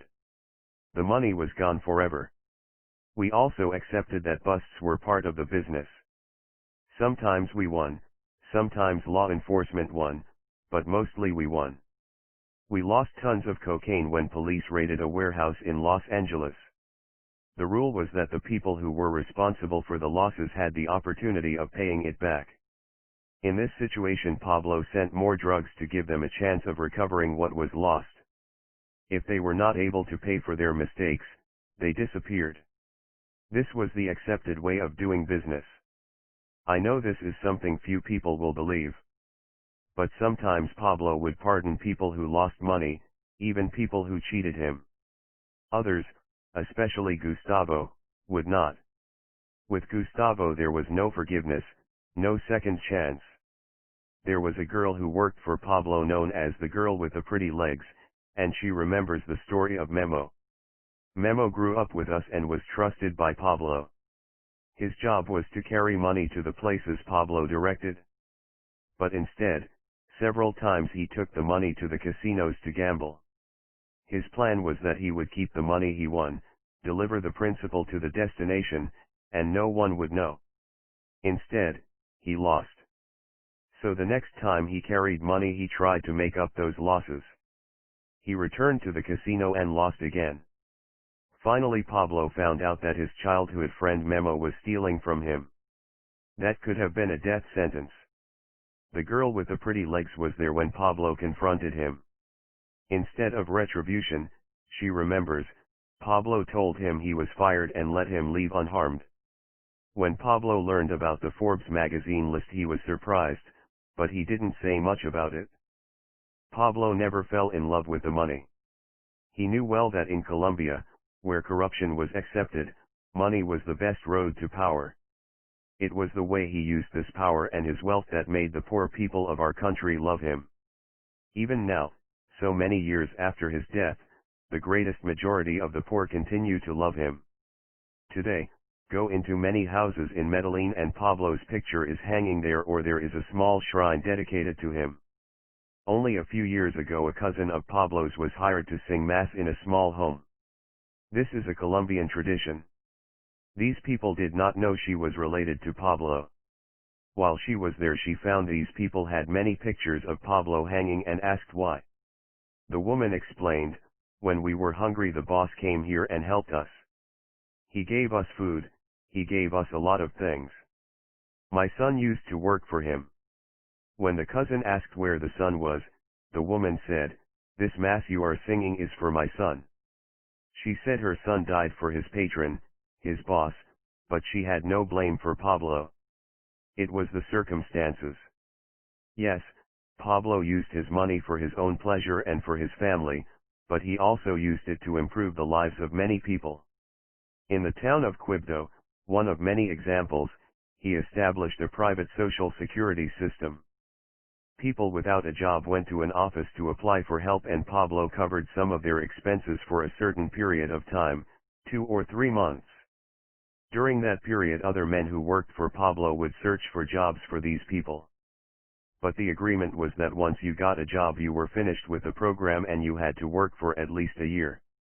Once in 1982 Pablo and his cousin Jamie were with some friends of the organization at a soccer game when they heard the news that there was a fire in the dump called Moravita. It was a mountain of garbage in the northern part of the city, and the poorest people in Medellin lived there in dirty shacks, surviving by picking through that garbage for items to sell. In the fire many of these huts were burned down, leaving families without even a roof for shelter. Pablo and his people went there immediately.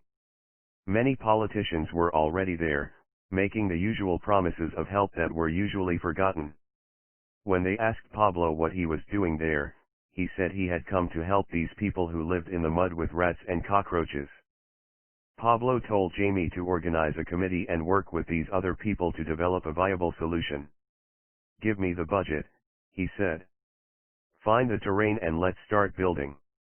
This program was known as Medellin Sin Tugurios, Medellin without slums.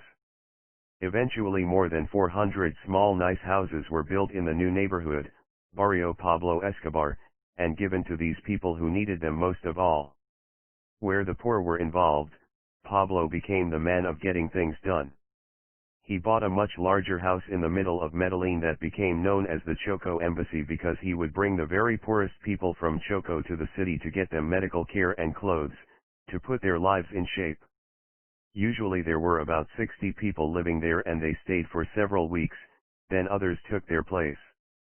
Pablo did so much for people. He paid the expenses for those who couldn't afford the medical treatment they needed. One employee's only job was making sure the 20 or 30 people a month who asked him to pay for cancer and AIDS treatments truly were sick. He paid for the college education of young people.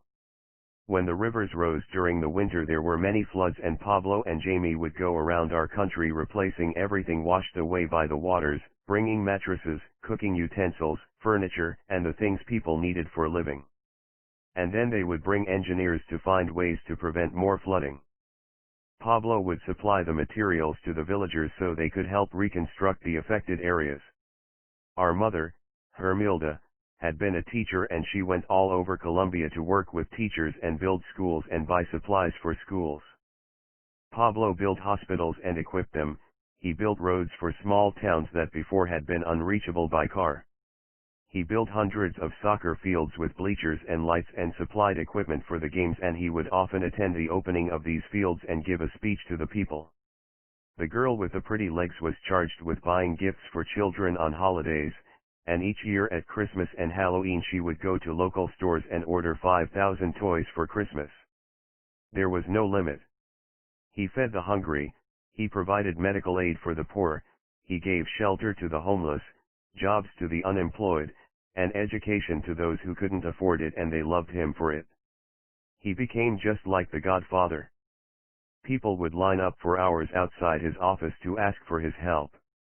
And if they truly needed that help, Pablo would provide it for them.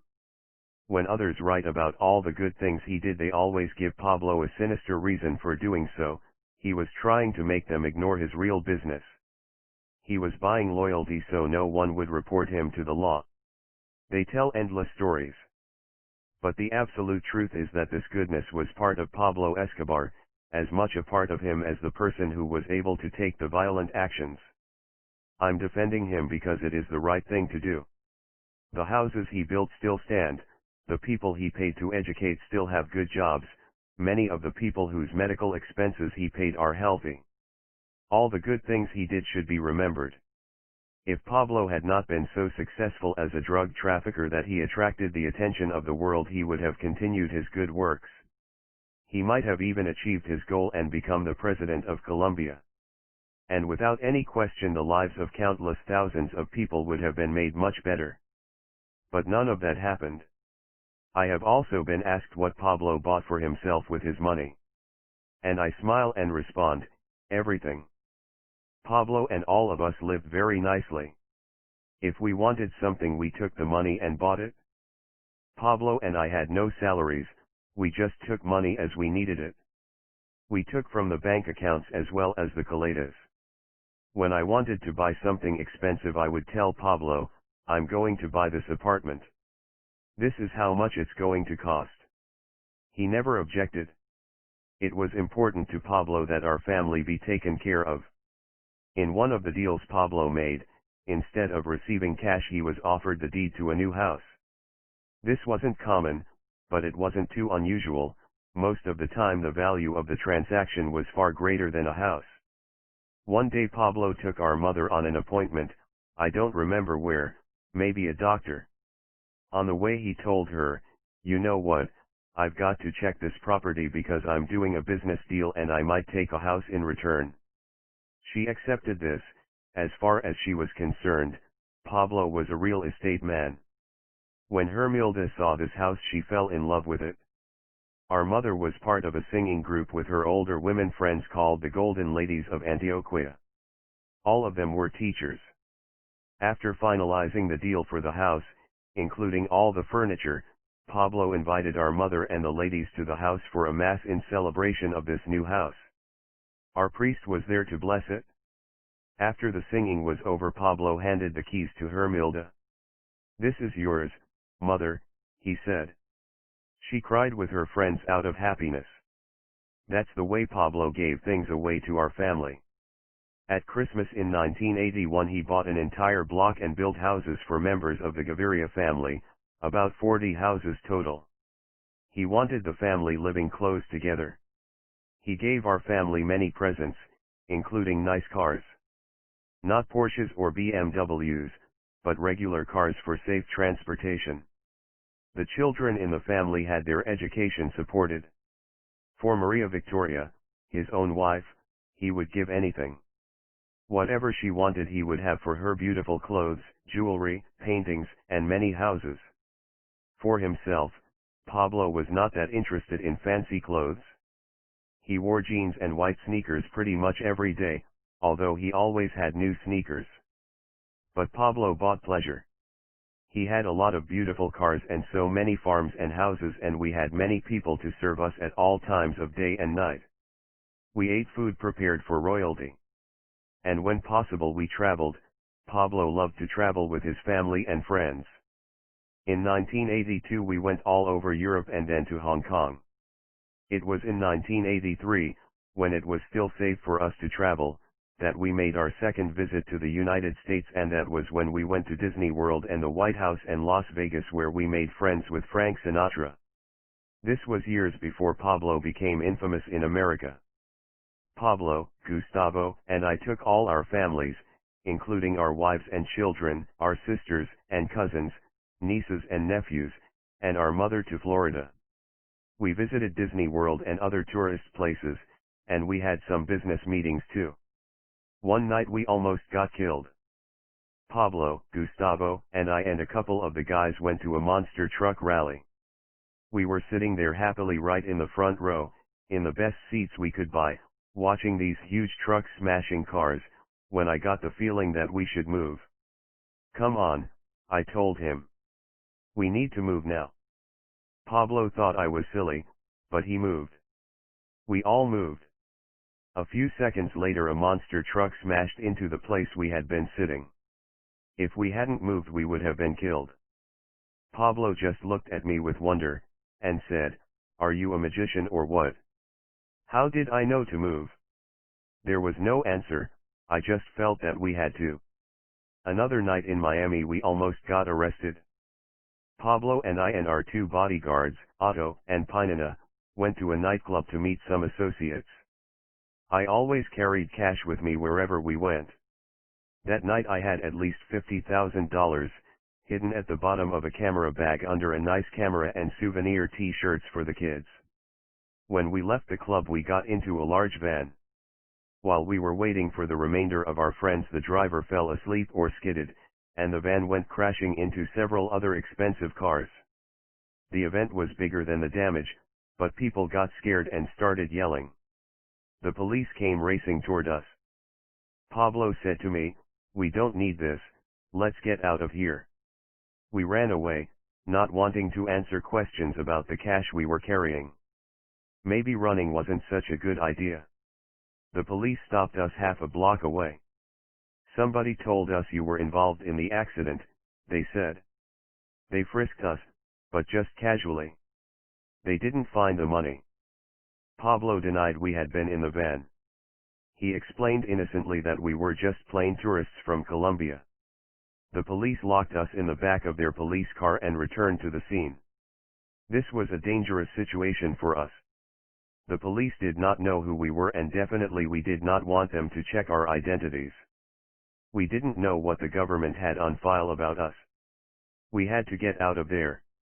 The police made the mistake of leaving a nightstick in their car. We were able to use that to reach into the front and open the locks. We opened the door and got out of the patrol car. We ran. We took a taxi back to the hotel and got out of there with our belongings, spending the night at the home of a friend. Otto and Pinina stayed at the accident and paid the owner about $10,000 cash, much more than the cost of repairs. But to be careful, we left Florida the next morning. We went to Washington, D.C., and did the tour of the FBI building. We visited President Kennedy's grave, and we had our pictures taken in front of the White House. I remember that Pablo was fascinated by the FBI museum, particularly the guns belonging to the famous criminals like Al Capone and Pretty Boy Floyd. From there we went to Memphis to see Elvis Presley's house, Graceland. Pablo Escobar and Elvis Presley, the two kings. Pablo loved Elvis's music. He played his tapes all the time and used to try to dance like him. "Look at me, Colombian Elvis." While we were there he bought the entire collection of Elvis's music, and years later when we submitted ourselves to arrest, that collection was one of the things he took into the prison with him. When we left prison we couldn't take it with us, which Pablo always regretted. Somebody stole it. Our families went home and Gustavo, Pablo, and I went to Las Vegas. We had arranged for more than $1 million in cash to be waiting there for us. We stayed at Caesar's Palace for 5 days, and I actually won $150,000 playing blackjack. We had an American friend who made all the arrangements for us, and he was the one who introduced us to Frank Sinatra, who was singing at the hotel. Supposedly our friend, who did big real estate deals, told him that we were important real estate investors from Colombia. It quickly became obvious that Sinatra thought we were involved in the mafia, but I don't know if he knew of our involvement in the drug business. I have absolutely no knowledge if Pablo and Sinatra did any business. There are stories, but I don't know the facts. I know that we had dinner one night with Sinatra and our translators in a private room in the back of a restaurant. It was an honor for us. When I met him I actually had goosebumps, but I had to be cool to maintain my position. During dinner Pablo told Sinatra that we were going to make a helicopter tour the next day, and Sinatra asked to come with us. The next day Frank Sinatra became our guide as we spent about an hour and a half flying all over the area. This is the Colorado River, this is the Grand Canyon. He showed us all the scenery. We got some of his albums signed by him and lost those too when we escaped from the prison. Supposedly, after Pablo became infamous, our friend who had arranged this got a phone call from Sinatra. "I've been watching TV," he said. "Is that Pablo Escobar, the guy we met in Las Vegas?" I don't know what happened after that, but I guess Sinatra said very firmly that he didn't want to be associated with Pablo. And until now he never has. It was a great life we were leading. We had to be careful with our actions, but nothing like what it would soon become. Although none of us knew it at the time, the wars had actually begun in 1979, when the United States and Colombia signed a treaty that declared drug trafficking a crime against the United States and permitted Colombian traffickers to be extradited to the U.S. It was that law that changed everything. For I know that as the pressure on Pablo increased as people who had profited from him betrayed him, to protect himself and his family and the business, Pablo became vengeful against those who deceived him or his organization. But for as many people who will tell you that Pablo killed someone himself, there are as many who say that he only gave the orders. Pablo wouldn't kill anybody himself, and of that I am sure. The lion remembers being there when Pablo made his decisions. When Pablo talked, it was an order. Everybody knew that what he said was going to happen. So he would say, "You have to kill this guy," like it was nothing. He would say it as if he was asking for more water. But I never saw Pablo doing anything himself. None of the executives ever saw that. There are people who tell stories about things they supposedly saw at the Hacienda Napoles. George Young, the original partner of Carlos Leder, said that he was at Napoles when a man was brought there by two bodyguards. Later Young was told the man had been caught providing information for the police. This man believed that if he had escaped his whole family would have been killed, so instead he gave himself up. Young claims that as he watched, Pablo got up from the table, walked over to the man, and from a few feet away shot him in the chest. This is typical of the stories told about Pablo, but like most of them I don't believe it to be true. I know what the world believes about my brother, and I know his legend has been built on tales of brutality like this one. People have their reasons for telling these stories. And I know that when I protest against them, people think that I am protecting my brother. But I am telling the truth as I know it to be. The violence was always part of it, but it was never the soul of Napoles. Napoles was Pablo's favorite home, it was his finest possession, it was loved by the family and all our friends, and it was a place unlike any that had ever been built in Colombia. Hacienda Napoles was a drive of several hours or a brief flight from Medellin. Far enough away from the problems, and the people, of the city. Pablo and Gustavo bought the land and began building their dream kingdom in the late 1970s. It was ready in 1980, almost 7,500 acres of beautiful land, with a river running through the property. The land was spread over 2 departments, or political regions. Eventually it would contain several houses in addition to the large main house, a complete zoo opened for free to the people, as well as some runways for airplanes to do business. For someone who had been raised as simply as he had, Pablo somehow understood and appreciated great quality in all parts of his life. And Napoles was the fulfillment of all his material passions. There are 2 things that everyone who was ever there remembers. Above the entrance gate he had mounted that first Piper airplane that he used in the business. He believed that airplane had started his fortune. After passing through the strong security at the gate, people would drive on a winding road past fields of lime trees, lemon trees, and all sorts of tropical fruit past the open meadow with several thousand grazing purebred Brahman cattle, for almost 2 miles until they reached the zoo. The zoo was another crazy dream of Pablo's that came true. Who builds a zoo at his house? This was a real zoo with many big animals, including hippopotamuses, rhinoceroses, giraffes, and ostriches and elephants, emus, a pink dolphin, zebras, monkeys, and a kangaroo that liked to kick soccer balls. There were also many types of exotic birds. Pablo loved birds, especially parrots, and wanted to have a male and a female of every species.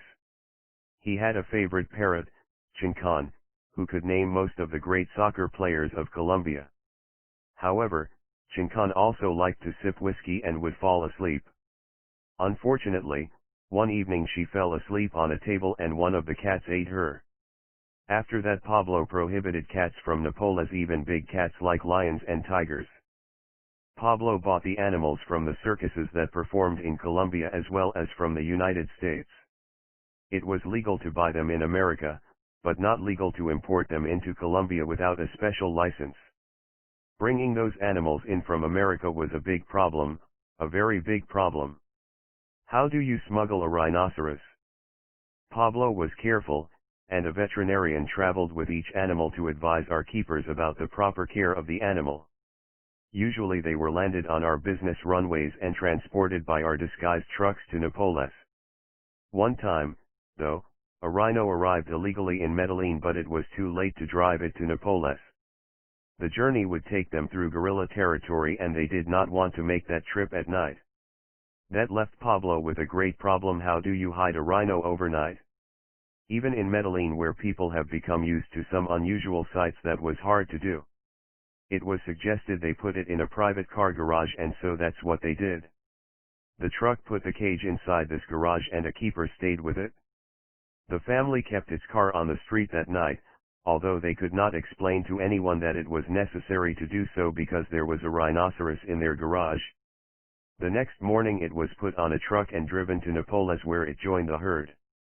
There was a whispered saying that came from that: if he is willing to hide an illegal rhinoceros, there is no question he would hide cocaine anywhere. The only animals that I kept at Napoles were my horses, my beautiful horses. From the time I was a boy I have loved riding, and when it became possible I started buying horses to ride and to breed. Pablo didn't share my passion for them. He never bought one for himself, only for the ranch. But he would often joke with me, "Oh, what a beautiful horse. You spend all your money on these expensive horses. That's a crazy thing to do." I would respond to him, "You know, Pablo, at least I enjoy riding my horses, but you and all those animals. You don't enjoy the animals. Try to ride a hippo and see what happens." Pablo did keep some horses at Napoles. He had 4 horses that pulled a silver carriage slowly around the property, and he also had miniature ponies to entertain the children who visited. The zoo at Napoles was open for the public to enjoy. Pablo explained to a Medellin newspaper, "Napoles Zoo belongs to the Colombian people. We built it so that children and adults, rich and poor, can enjoy it, and owners cannot pay for what is already theirs." One day 3 years after the zoo had been open, an official document from the Institute of Renewable Resources arrived and told Pablo he possessed 85 animals and he did not have the proper license. "This is all illegal. You have these animals without permits. What are you going to do about it?" Pablo was polite. "Please, if you want, take them," he said casually. "But you know the government doesn't have the money to feed them all and take care of them. So you should sign this paper and I'll take care of them." The government fined Pablo about $4,500 but left the animals at Napoles. In addition to his real animals, Pablo had 5 full-size cement prehistoric animals, including a T-Rex and a woolly mammoth, all constructed for the children to play on them. Beyond the zoo were the houses. There was intense security on every part of the property, some of it easily seen, but more of it concealed. No one could get through the gates to the house unless they were cleared personally by Pablo. If you didn't have an invitation, the armed guards turned you away. Even if people did have invitations, the guards faxed them to the house for Pablo to check. Near the house was a lighted runway for the transportation planes to land. By the runway was Pablo's collection of cars, and among them was an old bullet-hole car that he told everyone had belonged to Bonnie and Clyde, and an old Pontiac that supposedly had belonged to Al Capone. The Bonnie and Clyde car had been sold to him by our friend in the United States who introduced us to Frank Sinatra. Frank Sinatra was real. I wasn't so certain about those cars. By the main house were the lighted tennis courts, swimming pool, and basketball courts, the outdoor dining areas, and the game room. Everything for pleasure that could be wanted was there. The river on which we often held races with wave runners, spaces to play soccer, and long open pastures for my horseback riding and hiking. There were stables where the riding horses were kept, even a bull ring where visiting matadors entertained our guests. For transportation and to race we had cars and motorcycles, some of them with sidecars for passengers. We had jet skis, boats, even hovercraft. The houses offered even more pleasures: swimming pools, jacuzzis, large dining rooms, a theater for watching recently released movies, even a discotheque for parties. The professional kitchen was always open, and if we wanted a special meal in the middle of the night it was prepared for us. The meals were so nicely prepared that for each meal there was a menu. During the meals Pablo would move among the tables, sitting with his workers, his guests, his bodyguards, and the family. He would stand up and recite poems, which he loved, or even sing tango music from Argentina to the music that seemed to be always playing, just like he always loved to sing opera in the shower. Every member of the family had their own bedroom and bathroom on the first floor, which were named for the letters of the alphabet. The second floor was the private floor where Pablo and Gustavo lived. There was always noise and life going on in the house. It was always fun. Pablo liked to have people around. He would sit with Gustavo or the Mexican relaxing, and sometimes they would bet a lot of money. They would bet 50 or 100, but that meant thousands of dollars, and they would not bet on the usual winning or losing, but instead it would be $100,000 if at 1:27 of the first half Nacional had the ball. The money meant nothing to any of them. There was more than they could spend. The parties were like those of Hollywood or even better. The performers would be the best singing groups from Colombia as well as all over South America. The most beautiful women were at these parties, the beauty contest winners. People from business, artists, and, always, the people he worked with in the business. There was no better place for the politicians of Colombia to raise money for their campaigns. But remember, at that time Pablo's true business was still hidden, and he was accepted by the public as a successful real estate investor. There was also business done at Nápoles. When those public crowds were gone, Pablo quietly entertained important people for the business. This included Colombian politicians, government leaders from nearby countries, people on the upper levels of the operation. This was one place where everyone could relax in complete privacy and safety. Flights to transit points took off from the runways. One incident I remember well was the afternoon an old friend named Walter came to visit. When Pablo was just starting out in contraband he had earned $10,000. This was right at the very beginning. "Do me a favor," he had told Walter in 1973. "Hold this money for me. I'll ask you for it in a couple of weeks." When Pablo needed the money he reached out for Walter, who had taken the money and moved to the United States. He had disappeared. 10 years later Pablo was informed that Walter had returned to Medellin. Pablo said to a friend who knew them both, "Tell Walter you're going to invite him to a nice farm for the weekend. Tell him it's going to be a great party. But don't tell him it's me." Walter came to Nápoles. When he learned he was on the ranch of Pablo Escobar he was shaking worse than leaves in a hurricane. They brought him to the dining room, which easily sat 50 people.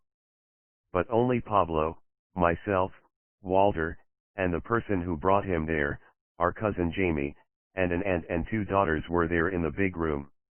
"Long time no see," Pablo said. "How are you?" We were laughing to ourselves to see this guy shaking. He'd stolen money from the wrong person. Walter could barely speak. "I'm sorry for the $10,000. I'll find a way to pay you back. Just give me time, please." No, don't worry about it," Pablo said casually. His whole attitude was not angry. Then Pablo asked one of the bodyguards, "Hey, please bring me my gun." Pablo's favorite gun was a big Sig Sauer. When the bodyguard returned Pablo stuck the gun in the waistband of his jeans. Walter's eyes popped open. "Are you going to kill me?" Pablo's exact words were, "No, listen. I don't kill anybody for money, and especially you because you were my friend when we were kids." They ate lunch, but naturally Walter didn't eat too much. After, Pablo offered to show him around the ranch. "That's okay," Walter said. "I already saw around." "Come," Pablo said. "I don't want to go, Pablo." He was afraid to leave the dining room. Pablo insisted, and when they stood up Pablo touched his gun. We thought Walter was going to jump through the ceiling. Pablo showed him his collection of beautiful cars, but still sometimes touching his gun. When they finished, Pablo said, "Come to my bedroom upstairs. I want to show you something." Walter was convinced that was where he was going to be killed. As they walked up the stairs, Pablo asked him what he was doing. "I have a taxi in Medellin that I drive. I just bought a house. I promise, Pablo, I'll pay you the money little by little." Instead, when they reached the bedroom, Pablo opened up a suitcase filled with cash. He reached and took a pack of bills. "I don't know how much it was, but a lot here," he said, handing it to Walter. "But listen to me. Don't ever steal anything from me again, because I won't take it." Walter was crying, but he wanted to get out of there. He couldn't believe Pablo would let him go. He did a kind of walk that was really running, and went back to Medellin with the money Pablo gave him. We never heard a word about him again. What made our lives change forever was Pablo's decision to run for the Congress of Colombia. This was to be the beginning of his campaign to become the president of our country. At no time did he believe his business would prevent him from having a political career. The tradition of corruption was very strong in Colombian politics. Many of the country's elected officials had accepted his money without complaint, and he also knew from experience that the leaders of other Central and South American countries were doing business. Even in America it was well known that the father of the beloved JFK had made a fortune from the sale of illegal alcohol. What all of these men had in common was that they had power before they were elected, military or financial. Pablo had the financial power. He believed that once he had the political power, his career in the drug business could be put away. The whole idea of getting involved in politics seemed very bad to both me and Gustavo. We were very much against it. In the business we were in, the last thing you want is attention. In politics, attention is first and necessary. I predicted it would cause us great problems. "Don't do this, Pablo," I told him. "That's the biggest mistake you are going to make. We should stay calm and quiet." Gustavo also argued this with him, but Pablo was firm. "I'm going to be the president of Colombia," he still insisted. "We already have money. I don't have to worry about my family having a place to sleep or getting food. We've been established, Roberto. I want to help people the legal way. And I'm going to stay away from this." I believe that was true. He was always talking about one day being president. He felt certain it would happen. And he promised that he would be the president of the poor people, he would work for them. Colombia had been ruled for so long by the same class, the men of always, as they were called at that time. Maybe the faces of the leaders changed, but their policies were always against the poor. Now, other people say that his real reason for joining politics was that he was worried about the laws passed by America and Colombia allowing drug dealers to be extradited to the United States. I agree that was also true. Pablo often said he would rather lie dead in Colombian dirt than be alive in an American prison. By Colombian law, as a member of Congress he would be immune from prosecution. Also, he believed that by being an elected representative he could begin his campaign to make it illegal for Colombia to extradite people in the drug business to the United States. The first race he would make, he decided, would be for representative. The system in Colombia works a little different from that of the United States. Our representatives in Congress are elected with alternates, so if they are sick or absent the alternate will take their place. Pablo ran for office as an alternate for the municipality of Envigado. It's probably true that Pablo supported much of the primary candidates' positions. Pablo could have been the main candidate, but this was better. It attracted less attention.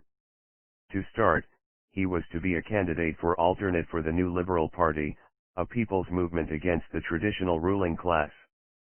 But the leader of that party, Luis Carlos Galán, insisted he knew where Pablo's fortune had been made. Galán had heard the rumors. When Pablo refused to reply, he and his running mate were cut out from the party. Instead they became candidates of the Liberal Party. Pablo didn't lose his temper, but I know inside he was angry at all the politicians who were happy to take his money but then ran away from him. Pablo's strongest supporters were always the poor people. During his campaign, Pablo held most of his rallies in the poorest towns in the election district. His campaign slogan was Pablo Escobar, a man of the people.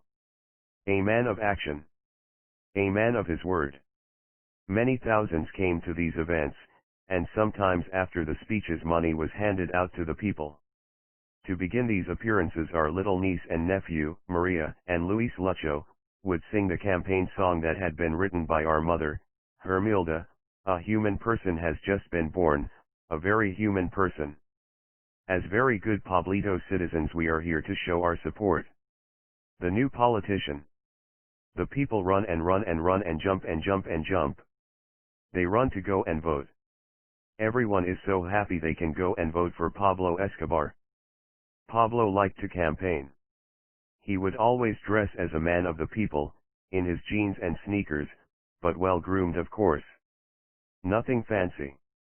During those times when he was speaking to the people, I believe in his mind he was able to move himself into another world, a world away from the business. He could see his future. I'm tired of the powerful people running this country, he would tell them. This is a fight between those powerful people and the poor and the weak people, we have to start with that.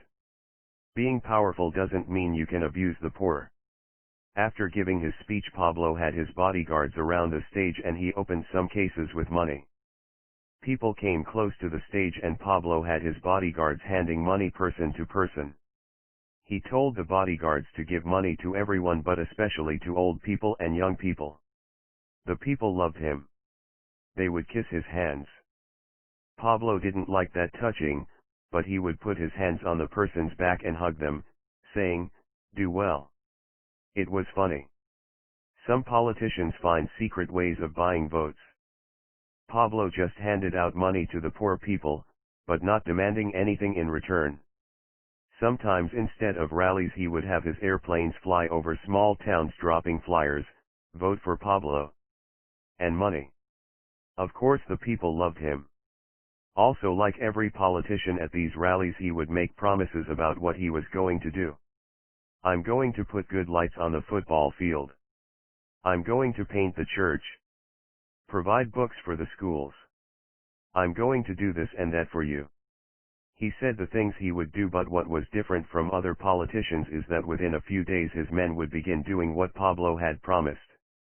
At these rallies Pablo often spoke out strongly against extradition. "This is our country," he would say. "Why do we let the Americans make policy for us? We don't need American judges to be in charge of Colombian law.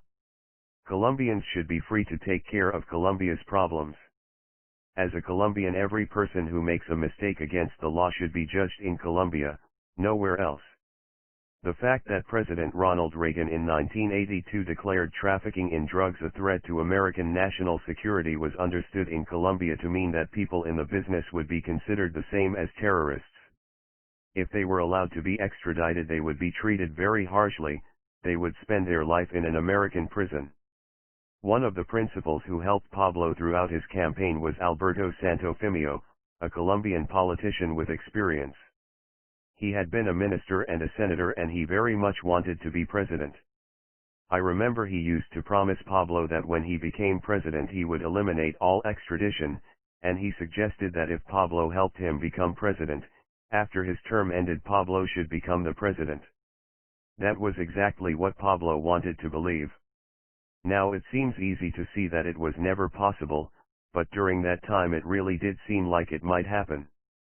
Politics in Colombia was always dirty, and many times before the voters had forgiven the past. In 2007, in Colombia, Santofimio was convicted of being the mastermind behind the killing of new Liberal Party presidential candidate Luis Galán during the campaign of 1988. During the trial it was testified that Santofimio was always telling Pablo that he had to kill people to move ahead. But that would come much later, and was nothing that Pablo ever spoke of to me. One big issue of the campaign of 1982 was called hot money. That meant money given to politicians by drug organizations. All of the different drug groups supported candidates who were sympathetic to them. The New Liberal Party, the group that had broken away from the traditional Liberal Party, particularly accused Pablo and his running mate, Jairo Ortega, of being supported by the drug mafia, as these organizations were called in Colombia. The word cartel wasn't heard for a few more years. This was the first time that Pablo was accused publicly of being connected to the cocaine organizations. The media was pretty fair to Pablo, sometimes calling him a real Robin Hood. They wrote about him as a philanthropist, a man who easily gave away his money to people who needed it. They also wondered where his fortune had been made, but most of the media didn't write about the drug business. The people didn't care how Pablo got rich. He came from them and had become the equal of the wealthy class, and didn't forget them, so they loved him for it. On election day I rented buses for my 300 employees to drive them to the voting station so they could vote for Pablo. But truthfully, I didn't vote for my brother. He knew that I thought this was a big mistake and I couldn't personally support it. So I didn't vote at all. No matter of importance. Pablo easily was elected as a deputy/alternate representative to the Chamber of Representatives of the Colombian Congress. The Congress is in Bogotá. On the first day he was to take office I was there with him, but I was to leave the country to go do business for my bicycle company, my right business. I don't remember Pablo being excited, as with his anger he kept his joy inside. I know he was proud and believed this was his new beginning. I dropped Pablo at the Congress and went to the airport, so I didn't know what was erupting there. One thing, Pablo never wore a tie. He was wearing an expensive respectable suit, but no tie. The rule said that all members of Colombia's Congress must wear a tie. So the guard refused to allow him to enter the chamber. Pablo was upset by that. He said, "Here in Colombia the people know that members of the Congress wear nice suits and expensive ties and then they go and steal money. What does appearance have anything to do with the work?" The radio reporters told their listeners that a congressman was stopped at the door because he didn't want to wear a tie. It became a big story. Meantime, because of traffic I missed my plane. That was okay, I decided, if I miss this trip it is because it is no good for me. So I returned to the hotel to see this mess going on with Pablo. His very first day and he was attracting attention. Finally a guard said to him, "Mr. Pablo, Mr. Escobar, here is my tie. Just use it." Pablo put on the tie and entered the Congress. Then when he sat down he took off the tie. Basically he was telling everyone that the tie wasn't essential. "I'm here and I don't want to wear this tie and it has nothing to do with the job that we are supposed to do." That was Pablo's introduction to government. One of his first official duties was to travel to Madrid with others from the Congress for the inauguration of Spain's Prime Minister, Felipe González. He met the new Prime Minister at an official meeting. At that time the operation was opening up Europe, so Pablo also met some important businessmen and politicians knowing that they might become sympathetic. It's accurate to say that some of the most successful people in the legal business world in Spain today made their first fortune with Pablo. From Madrid, Pablo visited other countries in Europe, including the small Principality of Monaco. Monaco impressed Pablo, with its freedom and fun. So eventually when he decided to build a lovely modern building for himself in Medellin, he named it Monaco. Under the law of my country, our president must give several cabinet posts to members of the opposition parties. President Belisario Betancur awarded the Ministry of Justice to the New Liberals, who named Senator Rodrigo Lara Bonilla to the position in 1983. Lara was one of the strongest speakers in the government against the influence of the drug mafias, against the hot money.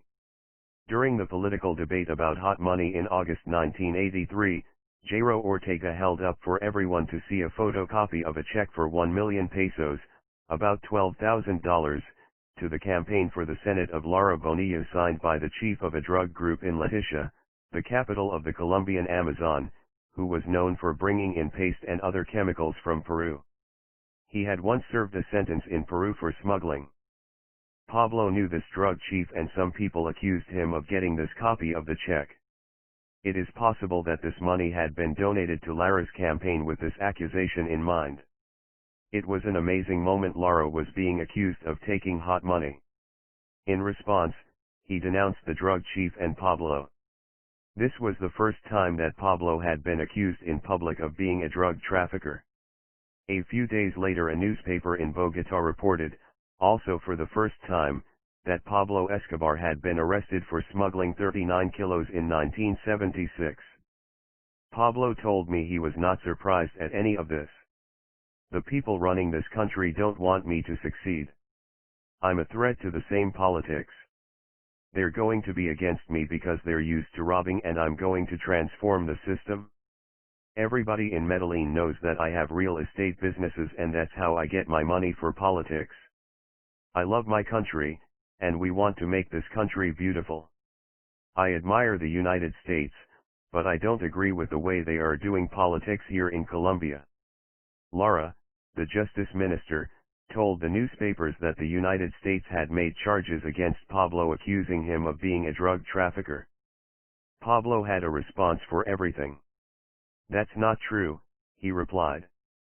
"As a matter of fact, here is the visa I got 3 days ago from the American Embassy." Within a few days, however, the U.S. canceled that visa. 2 months later, Lara requested that the Congress take back Pablo's immunity from extradition. Pablo never returned to the Congress. His political career was over. At first, President Betancur was against extradition. This was a very controversial issue. Many agreed with Pablo and the other leaders of the cartel that our country should not allow the Americans to enforce their law on our territory. Pablo remained calm throughout and denied all of Lara's charges, continuing to proclaim that he was a real estate man. But this was what Gustavo and myself had most feared. The attention being paid to Pablo Escobar had shone a bright light on the business. Now people were asking hard questions and the police were looking around. For many of the Colombian people, the facts were simple: Pablo and the other business leaders provided more to them than did the government. Even if they believed the stories, the drugs were not hurting them as much as ending the drug trade would hurt them. Later, when we were trying to make peace with the government, an important drug trafficker of Medellin explained this to a representative: "This is a business like any other business. The cocaine that leaves from Colombia is not being used in Colombia. The cocaine that leaves is giving many peasants a source of work. People who have no other means to survive. Right now there are more than 200,000 people in the plantation."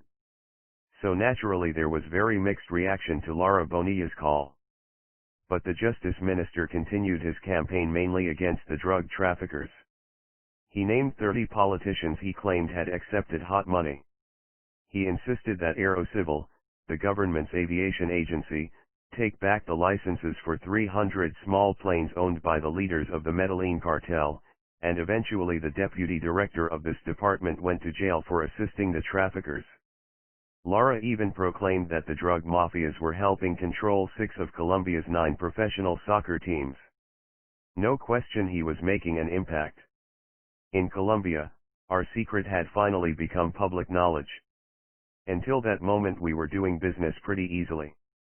The operation was smooth. We were well established in the U.S. Just like in Colombia, in Florida, and New York we owned many stash houses and apartments.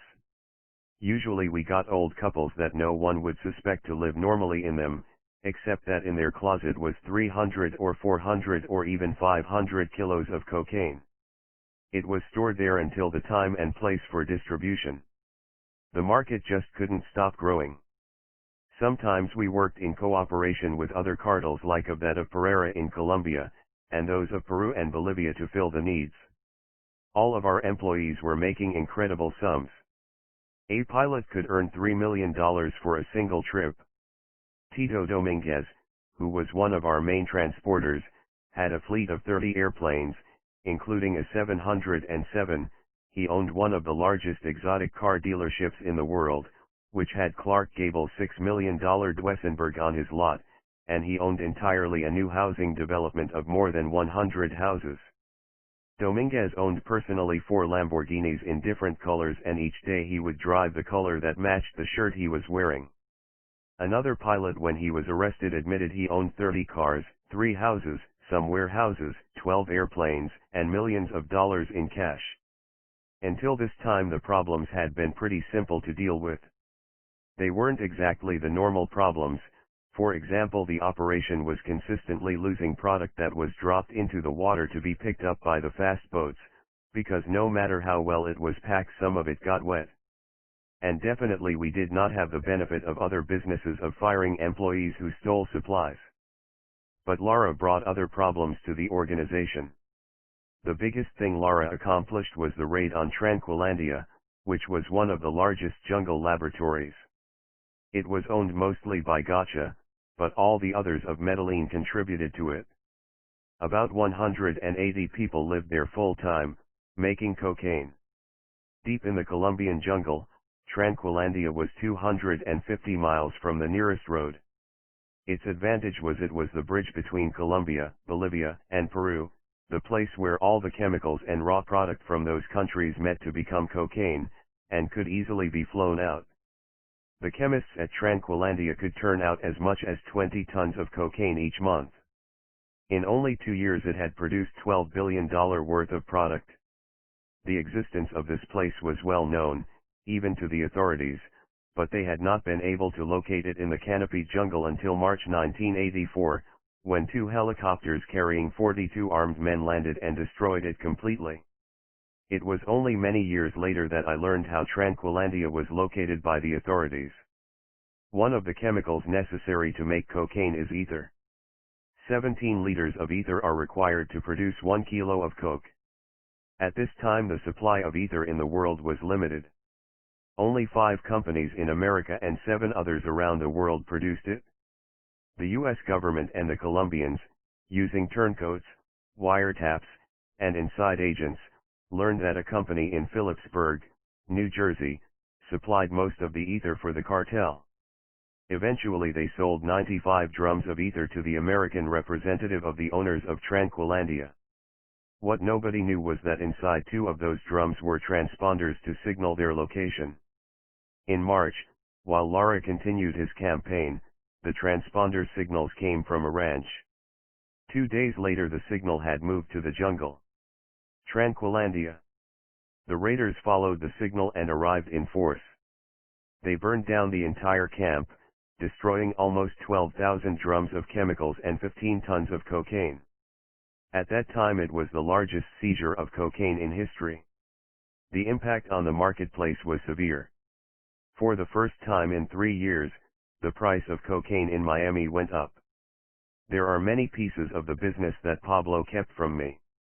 I was the front man to the world for Pablo, and so as much as possible he kept me away from certain parts of the business.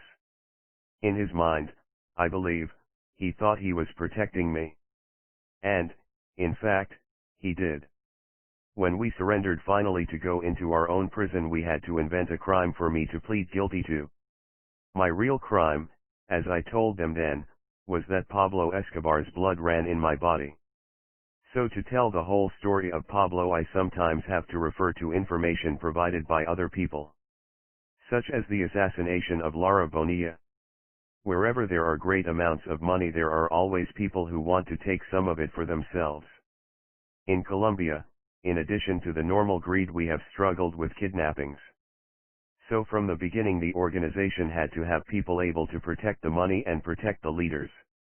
These were the security people, the bodyguards, the people able to do whatever jobs were necessary to protect the organization.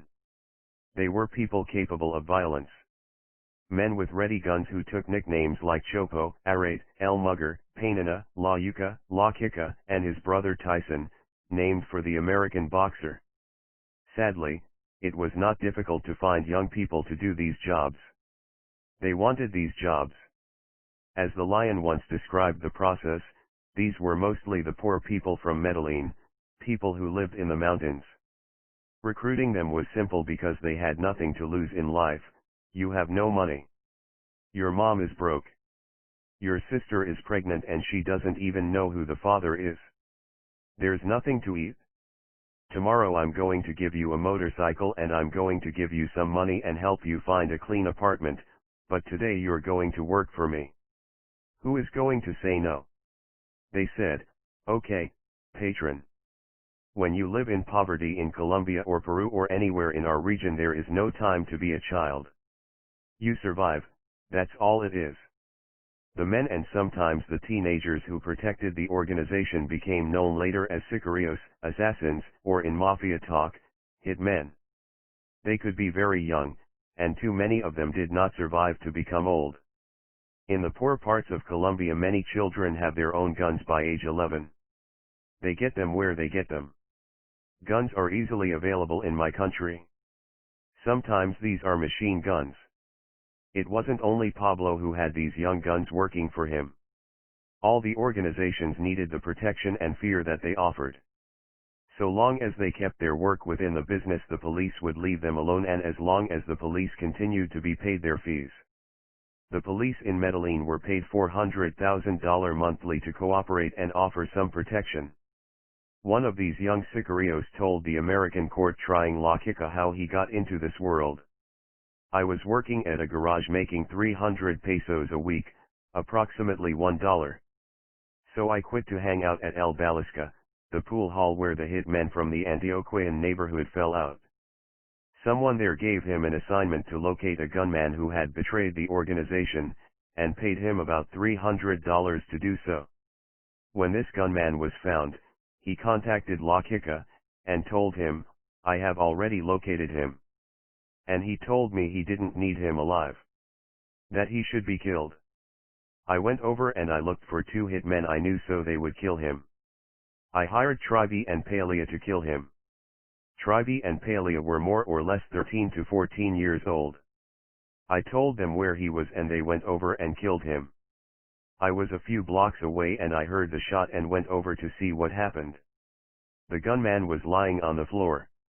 I was paid 1,500,000 pesos, I kept 500,000, which was between $3,000 and $4,000 then, and paid the rest to them. There were always people near Pablo ready to do whatever he told them to do. When he said something needed to be done, no one questioned, they did it. Pablo never told me a word about the assassination of Lara Bonilla. It was not something I wanted to know too much about. And I was still living with my family in the city of Manizales and was not with him every day. But Lara's murder changed the lives of all Colombians. There are many stories how it went down. During the trial of Alberto Santofimio in 2007, one of the people testifying claimed that Santofimio had taken part in the planning. It was on the night of April 30, 1984. In the weeks before, there had been many threats made on Lara for him to back off. He had many enemies. So for his safety, earlier that day he had been told that he was to be Colombia's ambassador to Czechoslovakia and would be moving there with his family. There was a new method of assassination that was becoming common in Colombia. It was to become known as paralero. A man with a machine gun riding on the back of a motorcycle sprayed his victim, usually in a cart with bullets. The safety helmets gave the assassins a good disguise and the bike provided the best way of escape after the shooting. Eventually this method became so common in Colombia that the government passed a law against people on motorcycles wearing helmets, so they could be identified. The new law never made any difference, as no witness would testify against cartel assassins. This is the way Lara was killed that night. He carried a bulletproof vest in his car with him, but he wasn't wearing it. The justice minister had been assassinated, and because of that many thousands of others would die. As a tribute to Lara Bonilla, President Betancur agreed to sign the extradition papers, allowing for the first time Colombians to be arrested and sent to the United States for prosecution. The name on the top of the list was Carlos Leder, who was in hiding. I know I should remember all the details of those days, but there were so many moments when each decision determined our fate that they slipped through my mind. I remember pieces of days, more than the events. After knowing that Lara had been killed, I remember the feeling that I had, that the structure of our lives had been undone. I had a feeling of emptiness. I had the sense that something was coming toward us, but not knowing what it was. About 6 on the morning of May 4, 1984, I left my house in Manizales to go to a hotel I owned, the Hotel Arizona. My wife, Dora, and my young son, Jose Roberto, remained at home with Hernan Garcia, who would drive my son to school. The Hotel Arizona had been built completely with clean money from my bicycle stores and factory. It was top of the line. The rooms were as big as apartments. They had full kitchens, cable television from the United States, large beds, some rooms with water beds, many mirrors. The amateur bullfighters stayed there during the Feria de Manizales, the annual carnival held the first days of January. Wealthy people stayed there, and sometimes the expensive prostitutes with their dates stayed there. The hotel was a successful business and I worked hard to make it profitable. We had heard rumors that the government believed Pablo was involved in the assassination, but there had been no action taken. But at 7 that morning the police showed up at my house. They wanted to do a search but they had no legal authorization. When my wife asked for their papers, they arrested her. They came into the house and basically destroyed it. When my 4-year-old son started crying, one of the police hit him, almost breaking his nose. He was bleeding. Hernan Garcia told them to leave the boy alone, and the police said, "Stay quiet, we do what we want," and then they started hitting him hard. They hurt him. They were searching for guns or drugs, anything to attach me to the business. During those days everyone believed my work was in real estate. There was nothing to be found there, so they put some guns they had brought with them down on a table and they threw an army uniform on the floor, then they took pictures. Those pictures were published in the newspapers.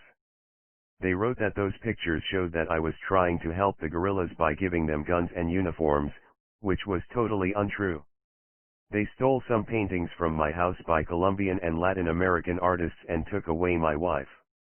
At the same time the police were searching my home, other police squads were coming to the Hotel Arizona as well as Gustavo's house in Medellin. It was all coordinated. When I saw them approaching the hotel I called my wife. When no one answered I knew something was wrong and escaped from the back. The police burst into the hotel. They knocked down doors of people sleeping and having sex, and everybody was screaming and had to go into the street without their clothes. It was terrible. Again, they searched for guns, uniforms, drugs, anything that might associate me with the organization. They found nothing, for there was nothing there for them to find. They put yellow police tape around the hotel and it was closed for a year. I hadn't committed any crime, yet they were looking all over for me, including going to my bicycle factory. They went to Gustavo's house, pushing people around, making threats, setting up phony pictures and arresting his wife. Gustavo also managed to leave. The 2 wives were put in jail. From my hotel I went to a farm that I owned just outside Manizales. I thought I would be safe there and have time to decide what to do. But soon after I got there the police showed up. This time to escape I tossed 2 car tires into the nearby river and floated safely downstream to the house of a friend. We made some phone calls so I could find out what was happening. My wife was taken to prison, my son had been hurt. I would never again have even a little trust in the police. I borrowed this friend's car and drove to Medellin to speak directly to Pablo. What was happening? Gustavo was already there. My mind was in a terrible condition. When I found Pablo I was very upset. I don't understand what's going on. We've got to get my wife out of jail. What's going to happen? Pablo was calm. Pablo was always calm. Okay, he said. I want you 2 guys to go to this farm and hide there for now. Let me see what I can do. This farm was not known to many people. It was just outside the city. Pablo had kept it as a good place to hide when he might need one. Gustavo and I got to the farm. We had to be careful, but we were desperate for information. Both of us were worried terribly about our families. Gustavo wanted to call an attorney he trusted 100% to try to get his wife out of jail. "Don't do anything," I said. "Nobody knows about this place. Let's give Pablo some time." But Gustavo insisted. He gave the attorney directions to our location. We spoke with him at length and he decided, "Let me study the case. I'll come back tomorrow." That night the little priest visited my dreams again. He told me we were in danger. The next morning I told Gustavo, "You know what, man, you made the biggest mistake. I don't trust this guy. I think they're going to come for us." A few hours later one of the bodyguards came into my bedroom. "Mr. Escobar, somebody called me from the town to say they saw a lot of police and army guys coming toward us." "See?" I told Gustavo. "See? I told you, man. Let's go." We ran. The sewer and water pipes from under the city ran near the farm to the river. These are huge round pipes that you can stand inside. We had no choice but to escape through the system. It was nasty, dirty, and disgusting. I had on shorts, Gustavo was wearing jeans but no shoes. We knew there were rats but we didn't see them. We walked for a long time. Any connection with my old life, that life as a bicycle champion, El Osito, ended as we hurried through the filth. We walked for a long time until we finally came into the streets. The police were looking for us, but as we were at that moment no one could recognize us. Our faces and our clothes were mud-covered, I had lost my shoes, we smelled bad and we needed help. We decided to go to the home of one of my employees, who I trusted to help us. "Listen," I told Gustavo. "We have to pretend that we're crazy while we're going there. Crazy people could be as filthy as us. People would move away instead of looking to see who we were. So we acted crazy, hiding our faces with leaves from trees. People shouted at us from their cars, 'Move, you crazy jerks, get out of the street.' It was a very painful experience. One that lives with me now. When we reached the home of my employee he first tried to get us to go away. Then he realized who I was and brought us inside. We took showers there, one of the nicest showers of my life, and put on loose clothes that we borrowed. For the first time in my life I was running from the police.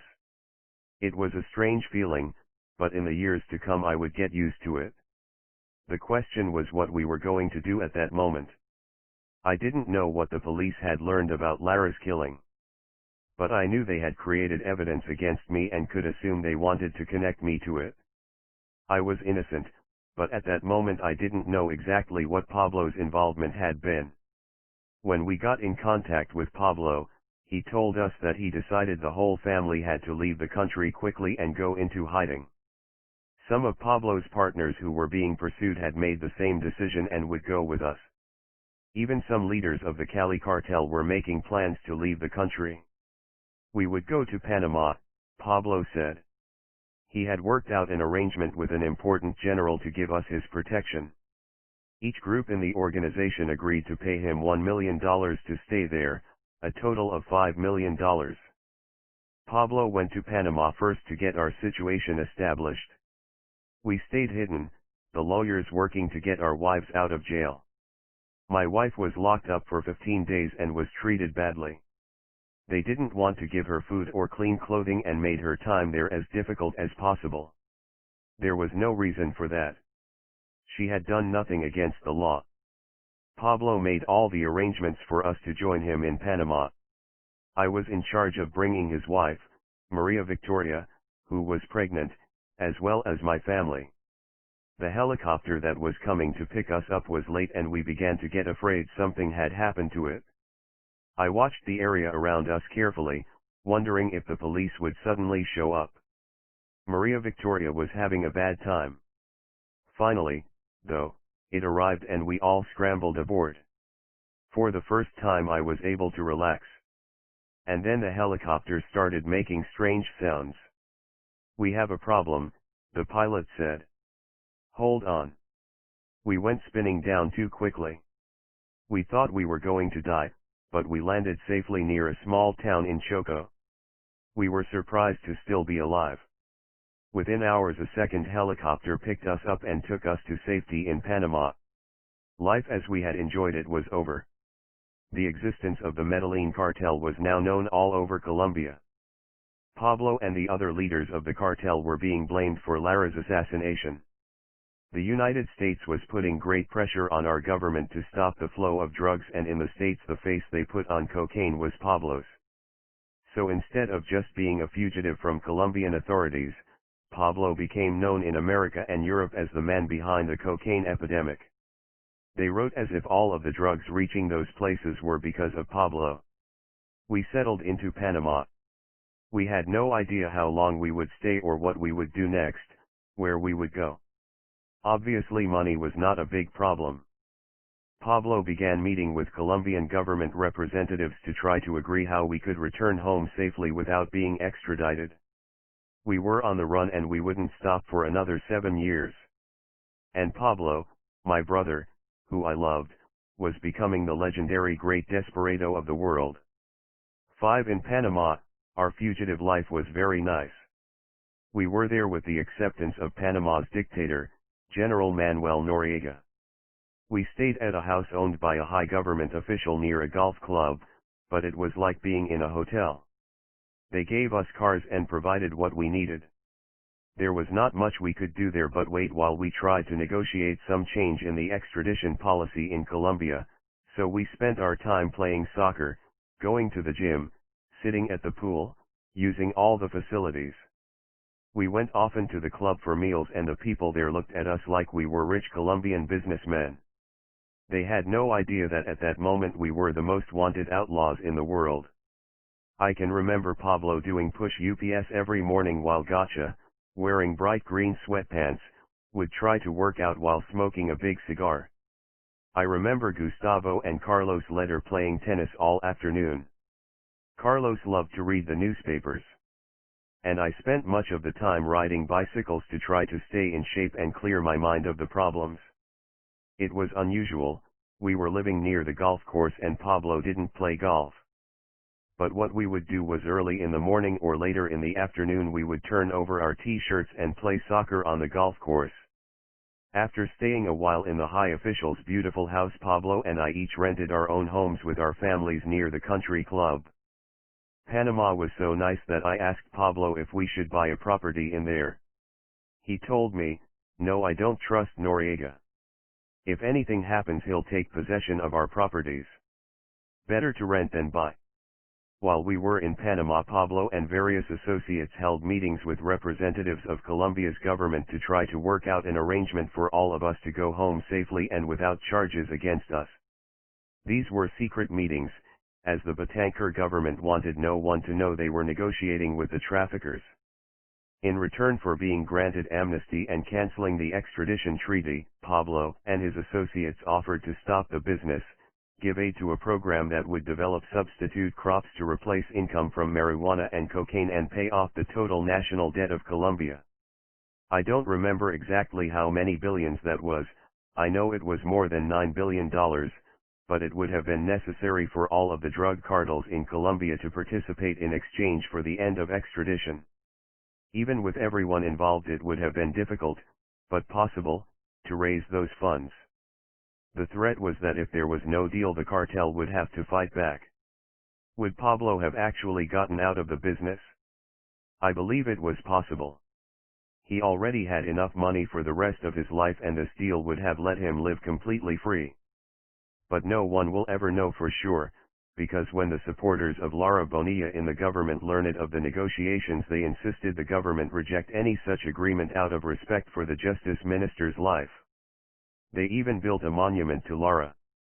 For a short time we had hoped that we could go home and live our lives, but the rejection made it clear that was never going to happen. To make certain that we had no surprises from the Panamanian government, Pablo was paying a couple of colonels on our general staff to provide us with inside information. So we knew every move that Noriega was going to make.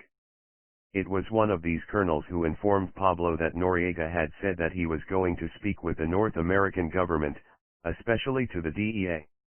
He said, "They are looking at him and he is trying to negotiate his freedom. His deal was that if he gave them you, he would be clean." Probably to show his serious intentions to the Americans, Noriega ordered his military to capture 16,000 barrels of ether that were supposed to go to the new laboratory being built in Panama with his approval, organized by some of Pablo's associates. Pablo knew that there was nothing he could do as long as we were guests in Noriega's country. In secret he gave the order that everybody had to leave Panama right away. He had a couple of airplanes and helicopters sent to him. Several members of the family went back to Medellin, others to Europe, and we were to go to Nicaragua. There were only a few places we could safely go. Finally we requested asylum from the Sandinista government in Nicaragua, and there we settled for some time. Pablo brought with him 1,100 kilos, which could be turned into cash. Some of Pablo's friends went to Brazil and others to Spain. Most of the leaders were going their own way. It's hard to describe the strange thoughts I had in my mind. Only months earlier I could go anywhere in Colombia and be greeted with respect as an athlete and a successful businessman. Now I could no longer walk down any street in my own country without the fear of arrest. I had been forced to flee. To become a hunted man and be powerless to do anything about it shakes your soul. To watch your family suffering and not be able to stop that is the most terrible feeling. And I was a fugitive without committing any crimes. I was pursued by Belisario Betancourt's government just for being Pablo's brother. But that's where we were, at the mercy of my brother and his ability to solve his problems. In Bogotá the Betancourt government began the new policy of extradition to the United States. One of the first 4 Colombians to be delivered to the Americans was Hernán Botero Moreno, the owner of the Nacional soccer team, the most popular team in Medellin. Botero came from a wealthy family who owned a great hotel in the city and he was accused of laundering $57 million for the drug traffickers. The fact that he was arrested was unfair because at that moment there wasn't a law against transporting money.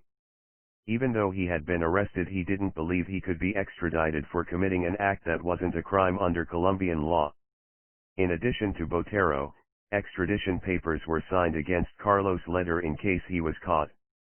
And the word we got was that they were looking hard for evidence against Pablo in order to sign the papers on him. While we were in Nicaragua, Pablo spent time trying to establish a new foundation for the business. He split the 1,100 kilos he had brought with him into 2 shipments. Pablo hired a pilot named Barry Seal, who normally worked for other leaders, to deliver 600 kilos to the United States. Barry Seal previously had delivered more than 100 loads worth, valued at between $3 and $5 billion. But this load got seized when he landed in Florida. Then it was discovered that Seal was a former CIA man who was collaborating with the American DEA. He presented dark, hazy photographs to the DEA that he said showed Pablo and others loading the drugs onto his plane. President Reagan showed one of those pictures on television to prove Pablo was sending drugs from Central America. Pablo said loudly that it could not be him in the picture, because one thing he never did was load drugs himself. The public naming of Pablo Escobar as a drug kingpin was very painful to our mother. She told me that the first time she heard Pablo called most wanted on television she wanted to die. Pablo calmed her, "Your son is on TV, but don't believe everything that's said. I'm not going to tell you, Mommy, that I'm a saint, but I'm not the devil either. I have to protect myself, I have to fight back. Mommy, you need to understand that they made me like this. I was in the business helping people, but they made me like this." Supposedly this Nicaragua story was revealed to the newspapers by Colonel Oliver North, who was working in the basement of the White House to help the Nicaraguan rebel Contras overturn the Sandinista government. This story served his purpose well.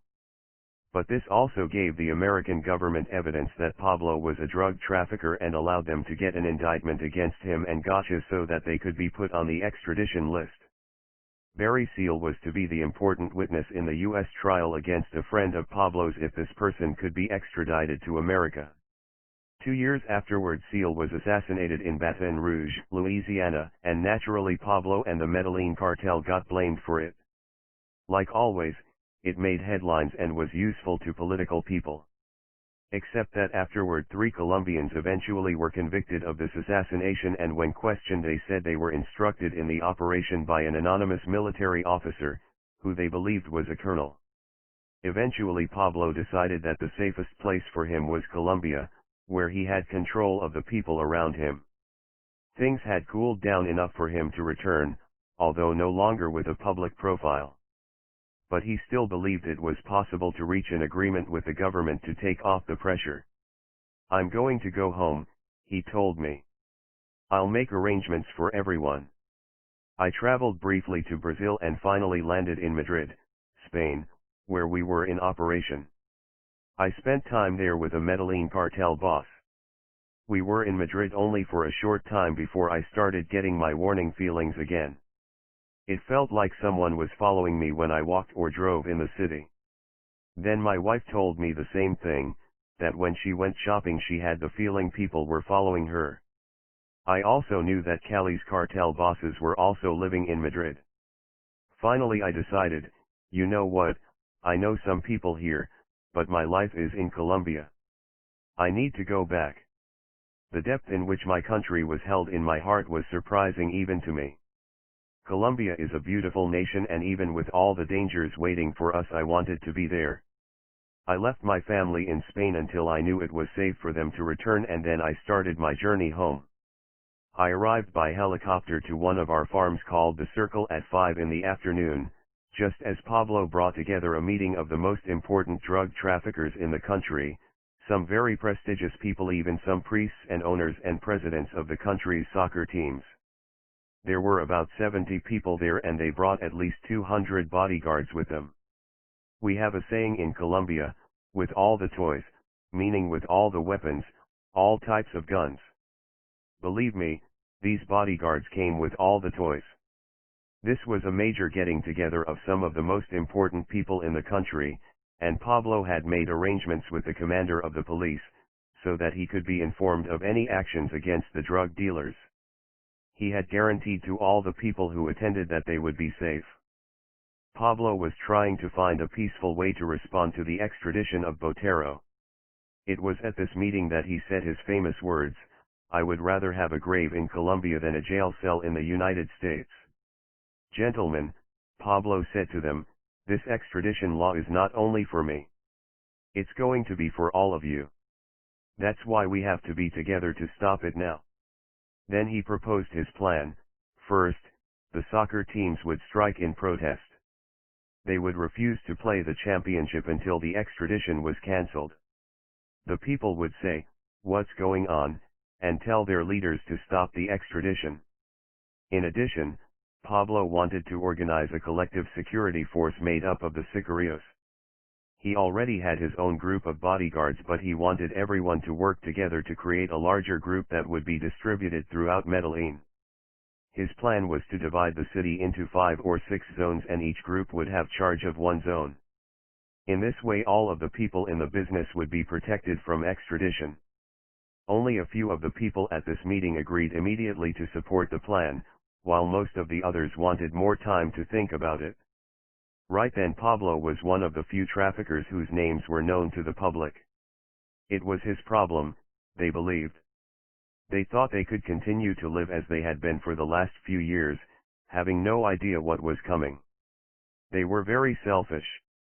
After they had all left a few hours later, I was able to breathe the air of my country for the first time in months. Not for too long though. After midnight a Mercedes came to the farmhouse and a nicely dressed lady knocked on our door.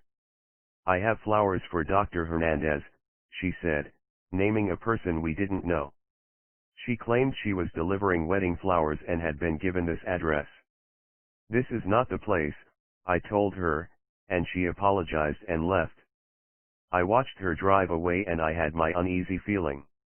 "That's strange," I said to Pablo. "Something's wrong." I've never seen someone deliver flowers in a Mercedes. Pablo thought I was nervous because I'd just come home. Maybe it's the owner's car, he said. It doesn't make sense, I told him. We're far away from the city. Something is wrong.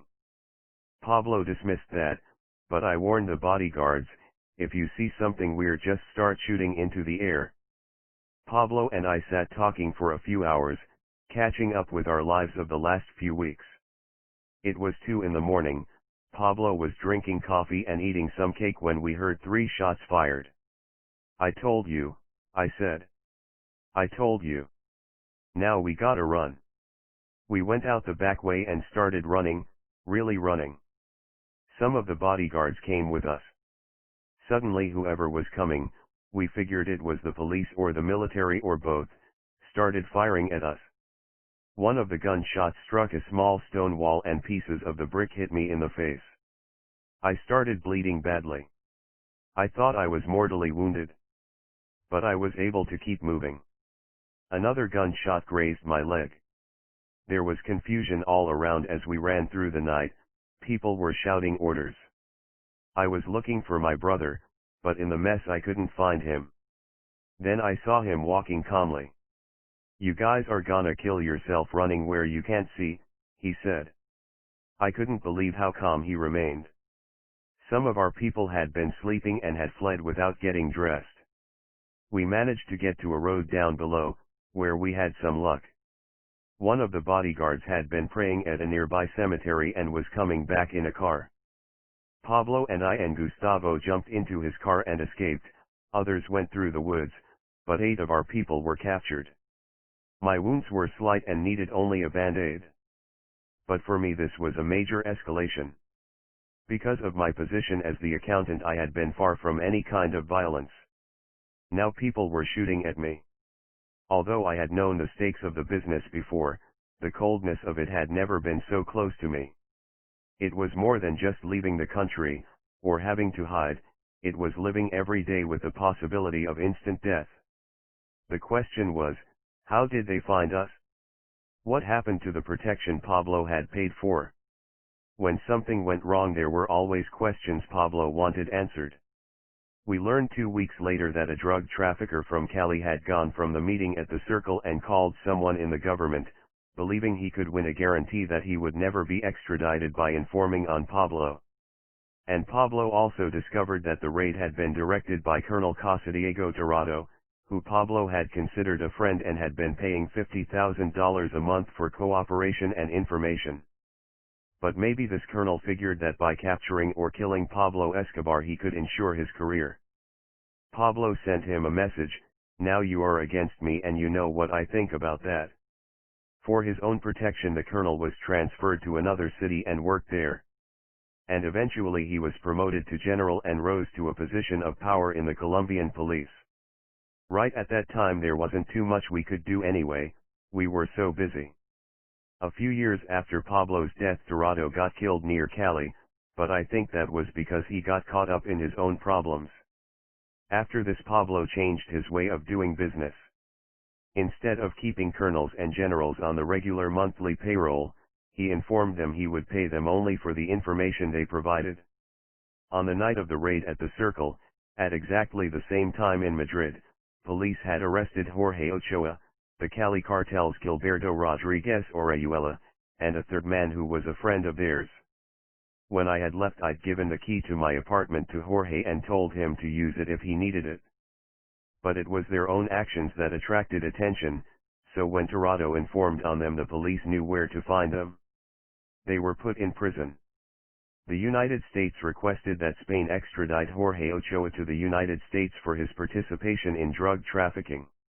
Colombia also officially requested his extradition for the crime of smuggling fighting bulls into our country from Spain. This created a serious problem for the Spanish government about where to send him. If Ochoa was sent to the U.S. where he had been indicted 3 times he would spend the remainder of his life in jail there, if he went to Colombia the penalty would be much less.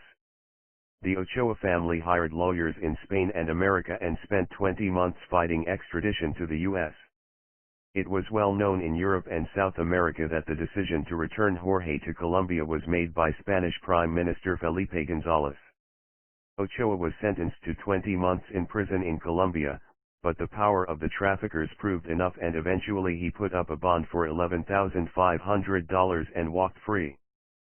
Pablo and I, the Ochoa brothers, Carlos Leder, Gotcha, the Mexican, we had all become wanted men.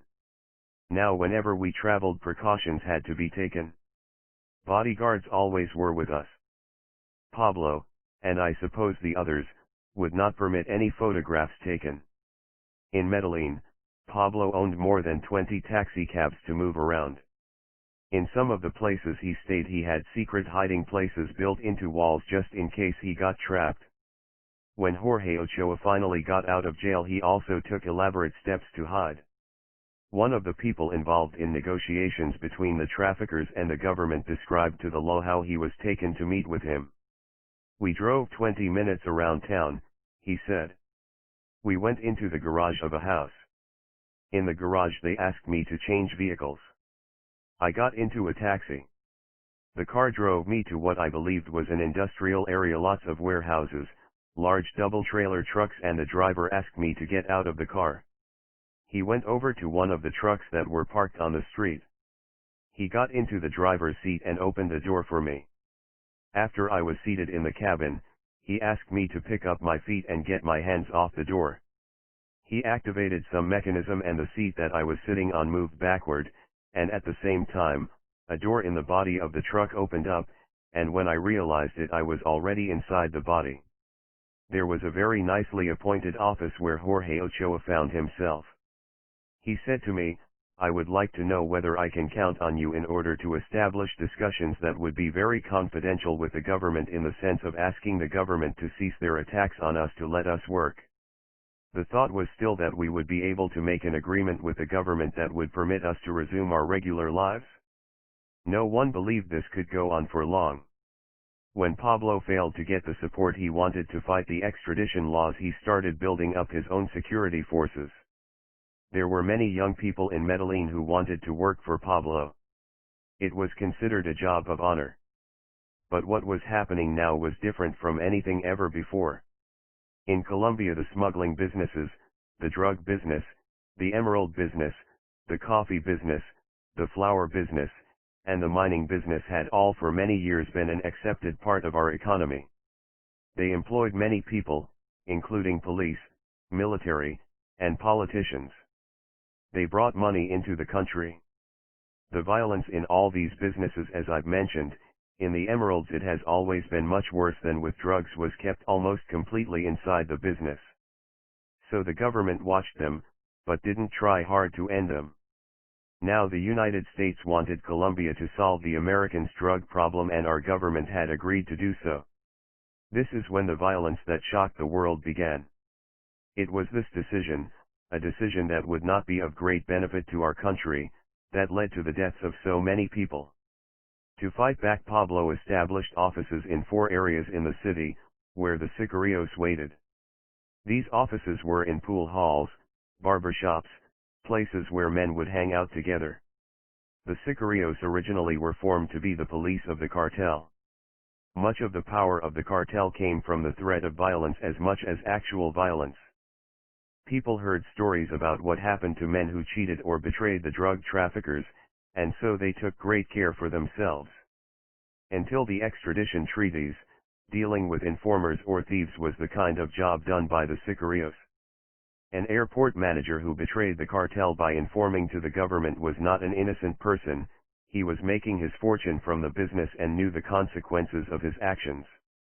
But the government's decision to change the understanding between the legal system and the traffickers by extraditing to the U.S. was considered a declaration of war on the drug traffickers.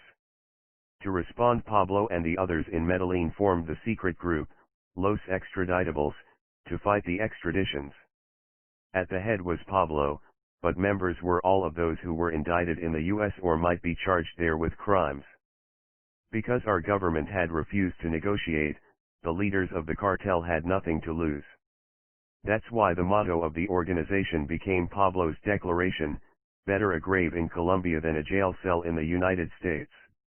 In 1986, for example, 28 Colombians were extradited to the U.S. to stand trial under American law. The first blow struck against the government came in November 1985, when Los Extraditables financed the M19 guerrillas to stage a raid on the Palace of Justice, where the Supreme Court held its sessions. The friendship between Pablo and the M19 went back to the peaceful resolution of the Marta Ochoa kidnapping. To solve that situation, Pablo had met with Iván Moreno Ospina, the main leader of the rebels, at one of the farms he owned outside Medellin. The arrangement was made that the cartel's force, the MAS, would not attack the guerrillas and the M19 would leave all of the traffickers alone. During these negotiations, Pablo and the leaders of the guerrillas made a firm bond. To strengthen that bond, Ospina told Pablo the recent history of the sword of the liberator Simón Bolívar, a great treasure of our country. It was known to all Colombians that the sword had been captured by the founder and commander of M19, Jaime Bateman, from a museum in 1974, who announced it would not be returned until a peace agreement was reached between the guerrillas and the government. For the M19, the sword was a symbol of their struggle. It had been passed among rebel leaders, eventually ending in the hands of Iván Moreno. It was given to Pablo to seal the treaty between the two groups. The sword of Simón Bolívar hung on the wall of one of Pablo's homes until he gave it to our nephew Mario Henao, and told him to hide it in Medellin. Meanwhile, the whole country was searching for the symbol of freedom. The sword remained in Pablo's possession until 1991, when the government agreed to peace with the rebels. As part of the agreement, the government wanted the sword returned. So much had happened since he had received it that Pablo didn't automatically remember it was in his possession. Worse, Pablo wasn't sure where it was. We had thousands of hiding places in hundreds of apartments and houses all around the city. The search lasted for a long time. At that time we had voluntarily surrendered and were jailed in our own prison, the place called La Catedral. The sword of the liberator Simón Bolívar was smuggled into the prison, a deed we all believed was symbolic. We all held it, passing it around. I remember holding it in my hands and looking at it. It was both beautiful and dangerous, just like Colombia. Pablo returned it to two M19 leaders in Medellin, and in 1991 it was given back to the government. The evidence against the drug traffickers was kept inside the Palace of Justice. The best way to prevent extradition was to destroy all the files that they had collected. What happened in some ways was like what happened in America when the government attacked in Waco, Texas. As far as I know now, it was never intended that so many people would die. The plan was just to destroy the records against the drug cartels.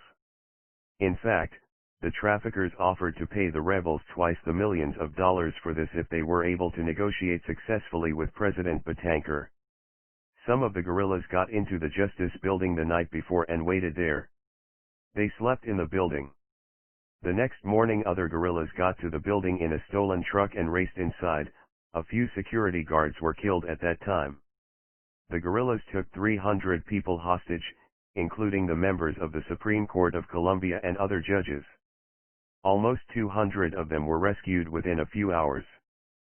But then the siege began. Colombians were shocked by this attack on the government. The television covered it completely. I know Pablo watched it on television like everybody else, as I did. I don't know if he was in contact with the rebels during this time. Because Pablo rarely showed expressions of emotion, it was difficult to know what he was thinking. I know it was difficult for me to accept that we had reached this point. The first thought of most Colombians was that this was only a rebel attack. The M19 did have a recording delivered to a radio station, demanding that President Betancur come to the building to negotiate. Obviously that was impossible. Hours after the siege began, the fourth floor, where the files against the traffickers were kept, was on fire. Supposedly inside the government the generals took over, telling the president to stay out of the way. The army circled the building with tanks. On the second day they attacked the rebels. More than 100 people died in the battle, including justices of the Supreme Court, workers in the building, and guerrillas. No one knows all the details. Some of the hostages died in the attack, but others were killed by the rebels. Even today no one knows the complete facts of what happened in those hours. No question that the rebels killed innocent members of the Justice Ministry, but it also is known that many people who left the building alive, the shopkeepers, shoeshine people, people who were safely away from the rebels, disappeared and were never seen again. Their bodies were never found. The military and the police remain suspect in those killings. Even inside the organization some people were shocked at this attack and decided to leave the business. If they did so respectfully, there was not a problem with that. For example, in Spain the lion felt the business was getting too dangerous and he made his own decision that it was time to leave. That was when he quit. Some others made the same decision. The attacks on the government continued. The girl with the beautiful legs was friendly with one of the prosecutors known to be trying to make a case against Pablo by the name of Miriam Bells. One morning soon after the violence started, the prosecutor was walking out of her house to the protected cars when the sicarios went by on a motorcycle and killed her. Without evidence, the girl believed Pablo had ordered this killing. I had an emptiness in my soul and a pain in my heart, she remembers. It was an action without any sense. Pablo didn't need to kill a woman who had 2 children. While still sometimes she would do a task for Pablo, she explains, the feelings she had for him were gone. The Pablo Escobar she had cared for did not exist. Whatever threads were holding together the Medellin cartel were finally ripped apart. Each organization was left to protect itself. By that time Carlos Leder's organization had fallen apart completely. Like Pablo, Leder had once dreamed of becoming president of Colombia. He even had started his own political party, the National Latin Movement. But his politics were much too hardline. He remained an admirer of Hitler, so he never was very popular. Also, the stories of his grand life on Norman's Cay had become public. He had ruled that place completely. All the while the cocaine planes landed and unloaded and took off again, making Leder a billionaire. But his most powerful weapon was money, not fear. Eventually a report on television in the United States made public the corruption of Bahamian government leaders, including their beloved Prime Minister, Lyndon Pindling, although nothing ever was proved against him. I don't know the truth of that specific accusation, although it was so easy to bribe officials that I wouldn't be surprised. But the result of that report was that Norman's Cay was closed as a transit point and Leder could not return there. We began using other places in the Bahamas for landings, like the Berry Islands and Great Harbor, without much interruption. Leder spent most of his time in Colombia with Pablo. They were together at farms and offices. They traveled through the country together. The bold Carlos that we had met a few years earlier was now gone. The government froze almost all his accounts and took over his properties and possessions. Once his fortune had been estimated at $2 billion, but now he was nearly bankrupt. While he was on the run he had to go into the jungle and there he got sick with fever. It was feared there was nothing that could be done to help him. He was dying there.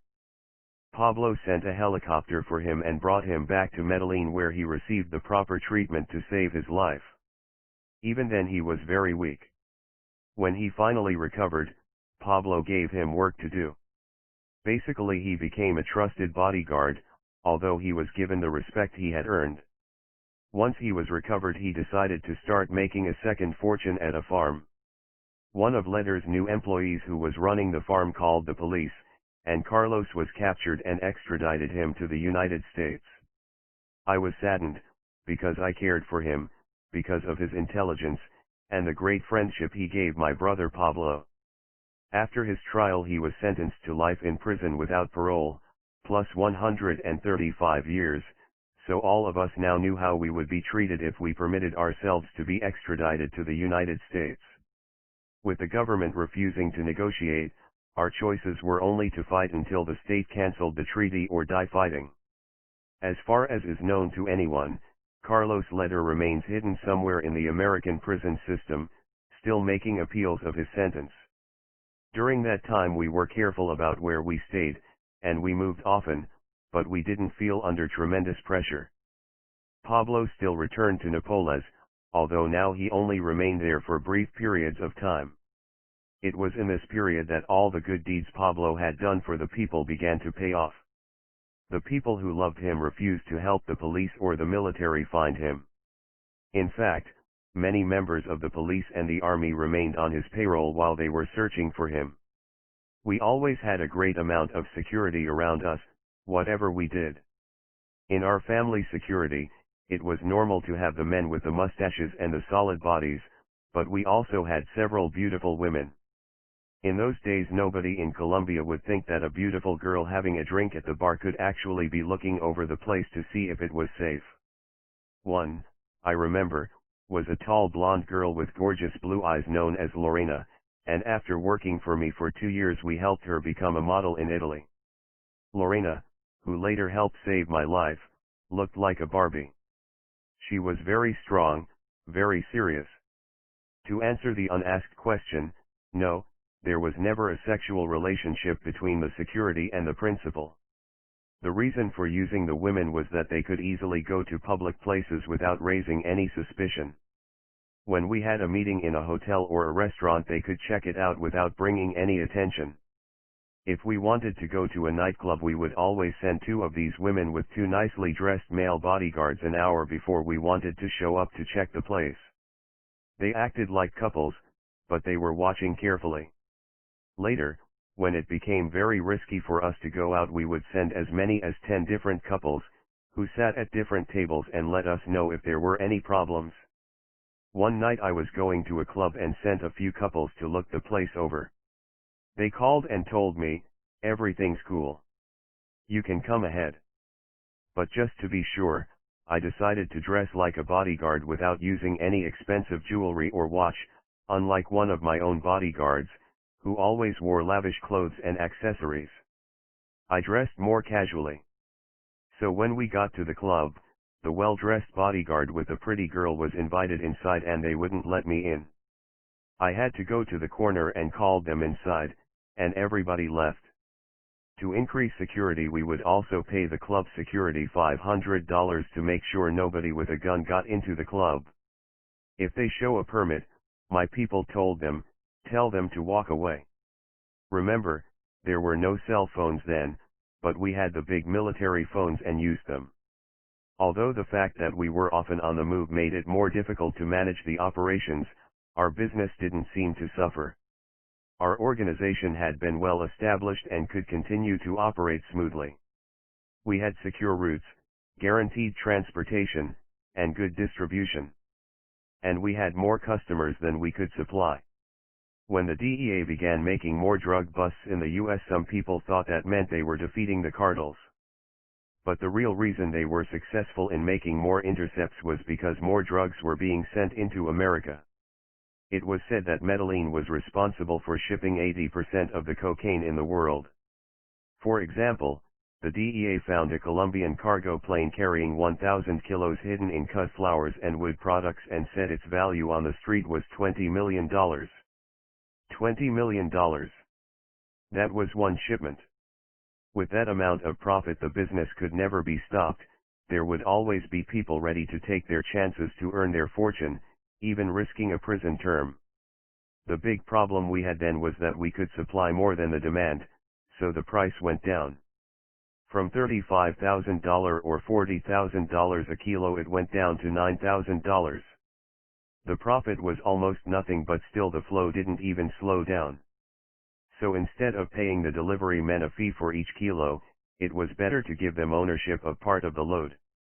Transporter Tito Dominguez stockpiled his share when the cost was low. And when there was a big bust, like the cargo plane, the price went up quickly, and people like him would sell their product. Pablo's people were always able to make moves ahead of the US government. Sometimes there were as many as 8 different agencies trying to stop the drugs. Besides DEA there was Customs, the Coast Guard, the local city police department, the state police, and the military. When Dominguez was caught he was charged with crimes by 7 different agencies. One thing that helped us was that these agencies got to keep the equipment they seized, so instead of working together they were all in competition with each other for the publicity and the materials they could seize and own. They had airplanes and speedboats and fishing boats and cars that sometimes they sold and used their profits. But Pablo's people continued to outsmart all of them. Dominguez explained, the government worked 3 men minimum on a speedboat pretending to be fishing. When we had a shipment arriving we had 8 or 9 boats in the area. We would check out every boat in the area, and if a boat didn't have any fishing equipment or looked suspicious they would radio, Tito, mother-in-law's in the driveway. How far out are you? I would shut down and wait until I got the word that mother-in-law had left the area. We had real good intelligence.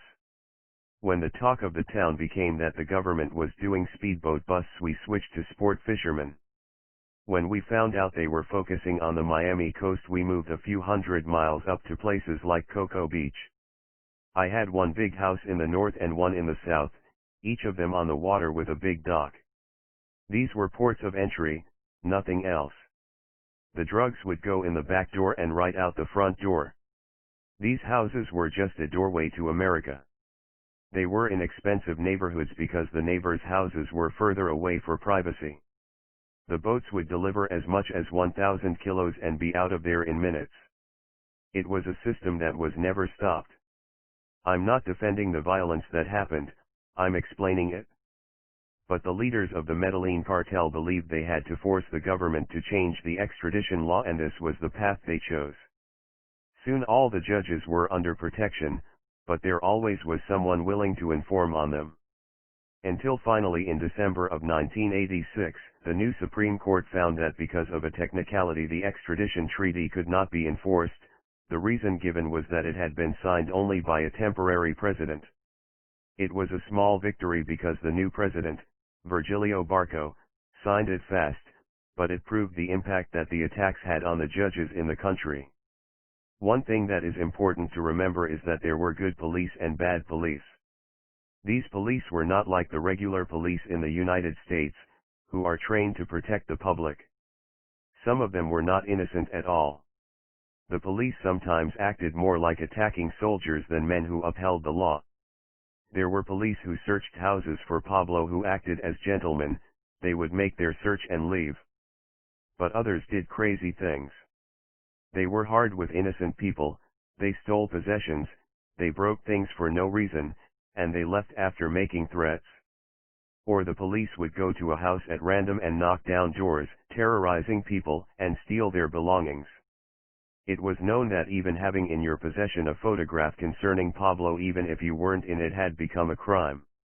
If the soldiers or the police found such a picture in your house or your car, you could be arrested for cooperating with the criminals and your property would be taken. The girl with the beautiful legs remembers that her family burned every picture of Pablo.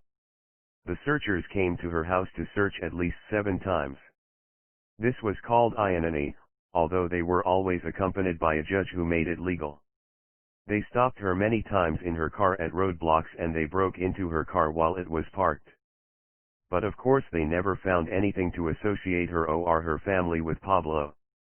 Their searches were so tough that when people wanted to get even with their neighbor for any reason they would call the police from public phones and tell them, Pablo Escobar is living at this address. And sometimes the police killed. Our cousin Hernando Gaviria was at his farm with his family for a vacation when the corrupt police arrived looking for Pablo. Hernando did not know where Pablo was, nor was he in contact with him. But still the police started thrashing him. They hung him upside down, and covered his eyes to torture him with electricity, and they also inserted needles in his testicles, all in front of his children and wife, while threatening the children and wife if they didn't tell them where Pablo was. He died in front of his family. Even while this was going on, many of the police continued on our payroll. On Fridays the police would line up, some in uniform, and be given a salary. For that money they performed surveillance services.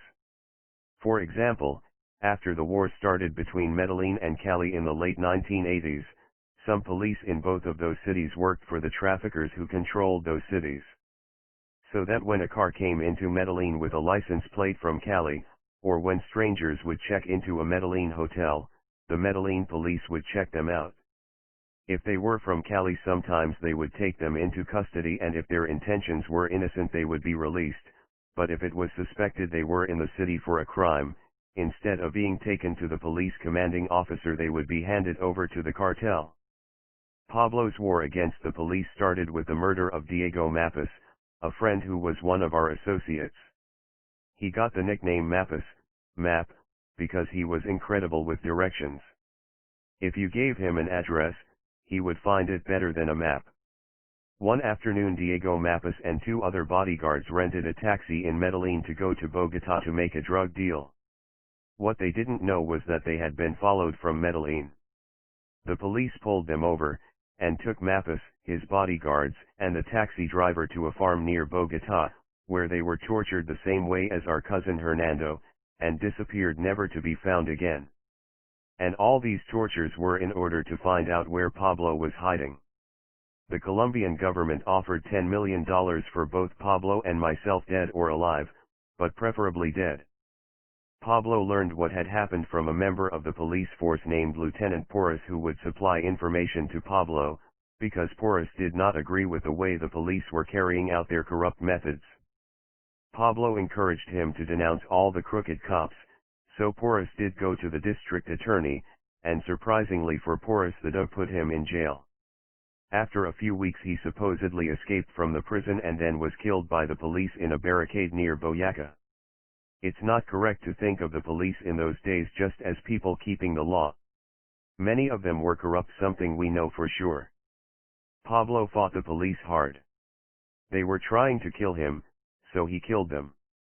They put a price on his head, he put a price on their heads. The total war started about 1988. In Medellin the police had hundreds of small stations for about 3 or 4 men called CAIs, for Centro de Atención Inmediata, and they were put in intersections all over the city. They were like guard posts or checkpoints, and they would stop traffic. The sicarios would attack these posts with machine guns or sometimes bombs. There would be money paid for the death of each policeman. The amount of payment was figured by the rank of the policeman. A regular policeman was between $1,000 and $2,500. There were many poor people in Medellin trying to collect that money. It was a big business, and sometimes different people made claims about the same shootings. So a system was set up that before the event the assassin would need to inform the head sicario where he would attack, and afterward he would have to present a newspaper story about the attack to receive his pay.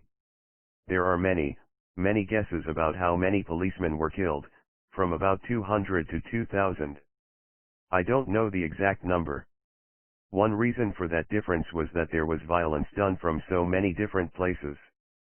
Pablo was the easiest to blame for all the deaths, but many of these assassinations were done by other police trying to get paid, as well as other people wanting to get even. The police fought back with their own assassins.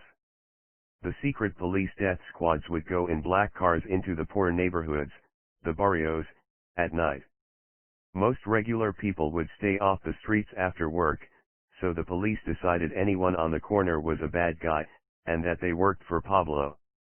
Their secret squads with machine guns would drive around shooting young people for just standing on the corner, or they would take them away and later people would find their bodies.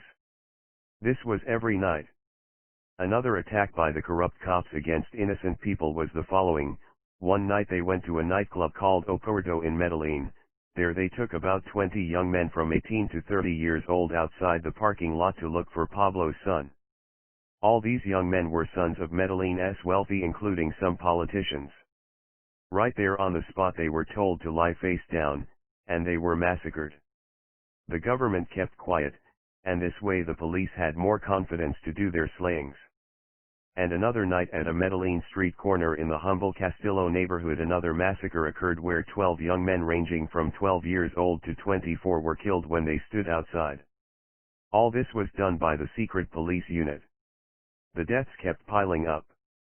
In a neighborhood called Aranjuez in Medellin the killing secret police unit went to a house where there were 8 young men. The police took these young men in unmarked SUVs with tinted windows to the police's Carlos Holguin school. There these police tortured these teenagers to find out where Pablo was hiding without success, of course, because how would they know? The next day most of these kids were found murdered, but a couple did manage to escape to tell the story. Pablo actually wrote letters to President Cesar Gaviria and the Attorney General to make public the truth that the police were killing innocent people. But the government didn't do anything with the names of the corrupt police. I don't know how much really they could have done to stop it, but Pablo wanted the people to know the truth. The bodies kept piling up in the streets of Medellin's poor neighborhoods, especially over the weekends. What was amazing was that Pablo's mood never changed. He accepted what was happening and never panicked. He understood his fate.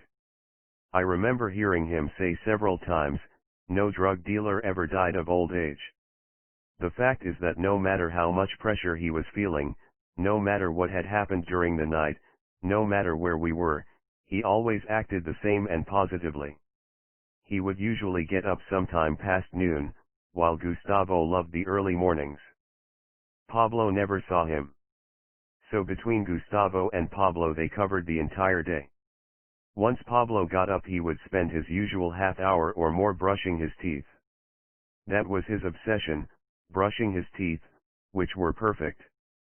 Then he would put on a new shirt. He wore a new shirt every day 365 days a year. After he wore a shirt he would donate it to someone. There was always a person who wanted a shirt of Pablo Escobar's. When possible he would enjoy his favorite breakfast, arepas. It's like a corn patty with scrambled eggs, chopped onions and tomatoes, and nice Colombian coffee. Pablo loved to sing and sometime in the day he would be singing songs he loved. If he wasn't able to speak to Maria Victoria or his two children, his son Juan Pablo, and his daughter, Manuela, because it was too difficult or too dangerous for them, he would write poems for his little daughter and send them to her or record tapes for her to hear. I think of all the things that he lost while we were running, the only thing that truly affected him was not being with his family. He missed his family every single day. It was while this was happening that the legend of Pablo Escobar was being built. All of the other drug traffickers had used violence in the business, all of them, but all of the publicity was focused on Pablo. In the United States and the rest of the world his name was put on the entire drug business coming from Colombia.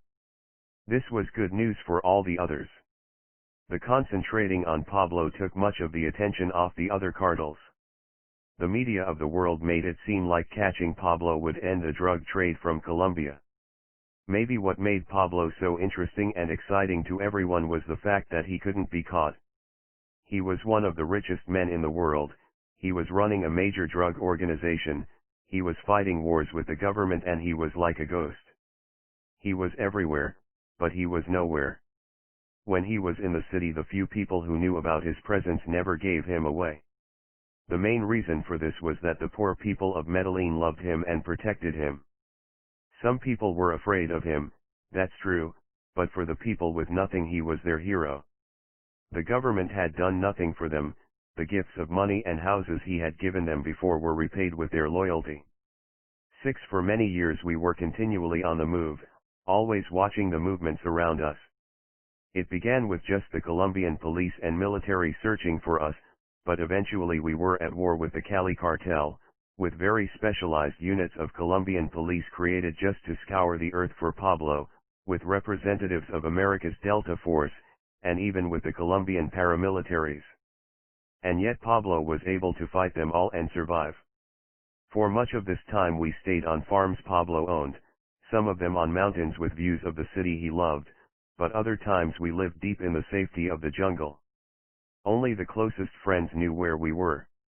When Pablo needed to see someone, a lawyer or a politician or a friend, that person was brought to him blindfolded, often by an unusual route. Even our mother did not know where we were. When Pablo wanted to see her she would be brought to a named point. I would meet her there and make her wear a pair of blackened glasses and then take her in another car to the meeting point. Once, I remember, I handed her these glasses and told her to put them on. When she did, she began making faces. "What's wrong with these glasses?" she asked. "They're very expensive, but I can't see anything." I explained, "Mommy, these aren't for fashion. They're for security." Security was always first. Pablo always bought farms on the roads miles away from our location and put his people living there. If necessary, he would build houses for them. When an enemy force went by that place day or night, we would be notified immediately to get ready to leave. Only once, I can remember, did the police come upon us completely unannounced, and these people never knew who they had found. Pablo and I were staying at a farm on a road near Emiga, which is about 40 miles outside Medellin. This was toward the end of our time on the run, after Pablo had decided we should be without bodyguards. The price on us was $10 million each. As Pablo said, we paid the bodyguards very well, but not $10 million. For that kind of money, we knew the only people we could trust were each other. Our agreement was that we would watch out for each other. We slept at different times, so one of was always alert. It was a beautiful house surrounded by orange and apple trees and flowers. It had a swimming pool, a place of great calm. We often had barbecues outside, where we would sit and play dominoes. I became a master of that game while we stayed there for about 8 months. When Pablo was buying this farm, a dog bit him, so Pablo insisted the dog stay with the farm. He named it Hussein, and eventually the animal calmed down. We were living in the house with an older married couple we had known for many years, Albertino and Ilda. The farm had been bought in their name. They were both artists, painters.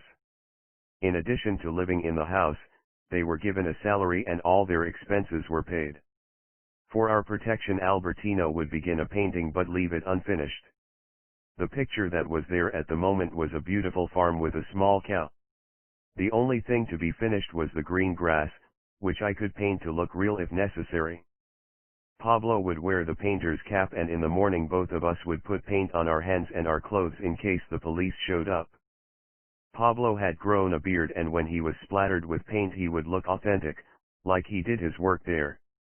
The importance of this farm was that it was near enough to Medellin for Pablo to be in contact with the attorneys negotiating a compromise with the government to do away with the extradition laws. These meetings usually took place late at night, sometimes at 1 a.m. When Pablo had to go to places, he would wear his artist disguise and Albertino would drive. The negotiations took a long time because Pablo knew exactly what we wanted, which was for the government to change the constitution. Meanwhile, we hid. Very early one morning the police suddenly came to the farm. It was not a raid, there was only one patrol car with 2 men, so I figured they were not looking for Pablo Escobar. I opened the door for them. Albertino and Ilda were having breakfast, and when Ilda saw the police she slipped away to wake Pablo. In this house we had built secret stashes to hide money as well as hideouts for ourselves. Pablo moved into one of them. When the police came to the door I welcomed them. I was pretending to be a painter with the cap and the artist's glasses.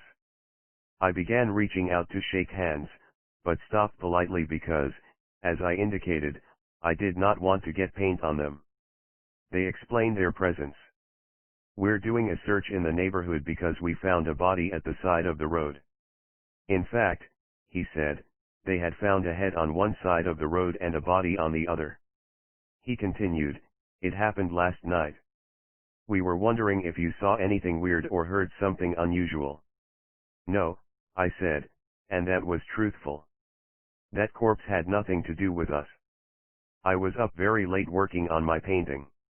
I invited the police inside and served them a cup of coffee. They admired the house and left.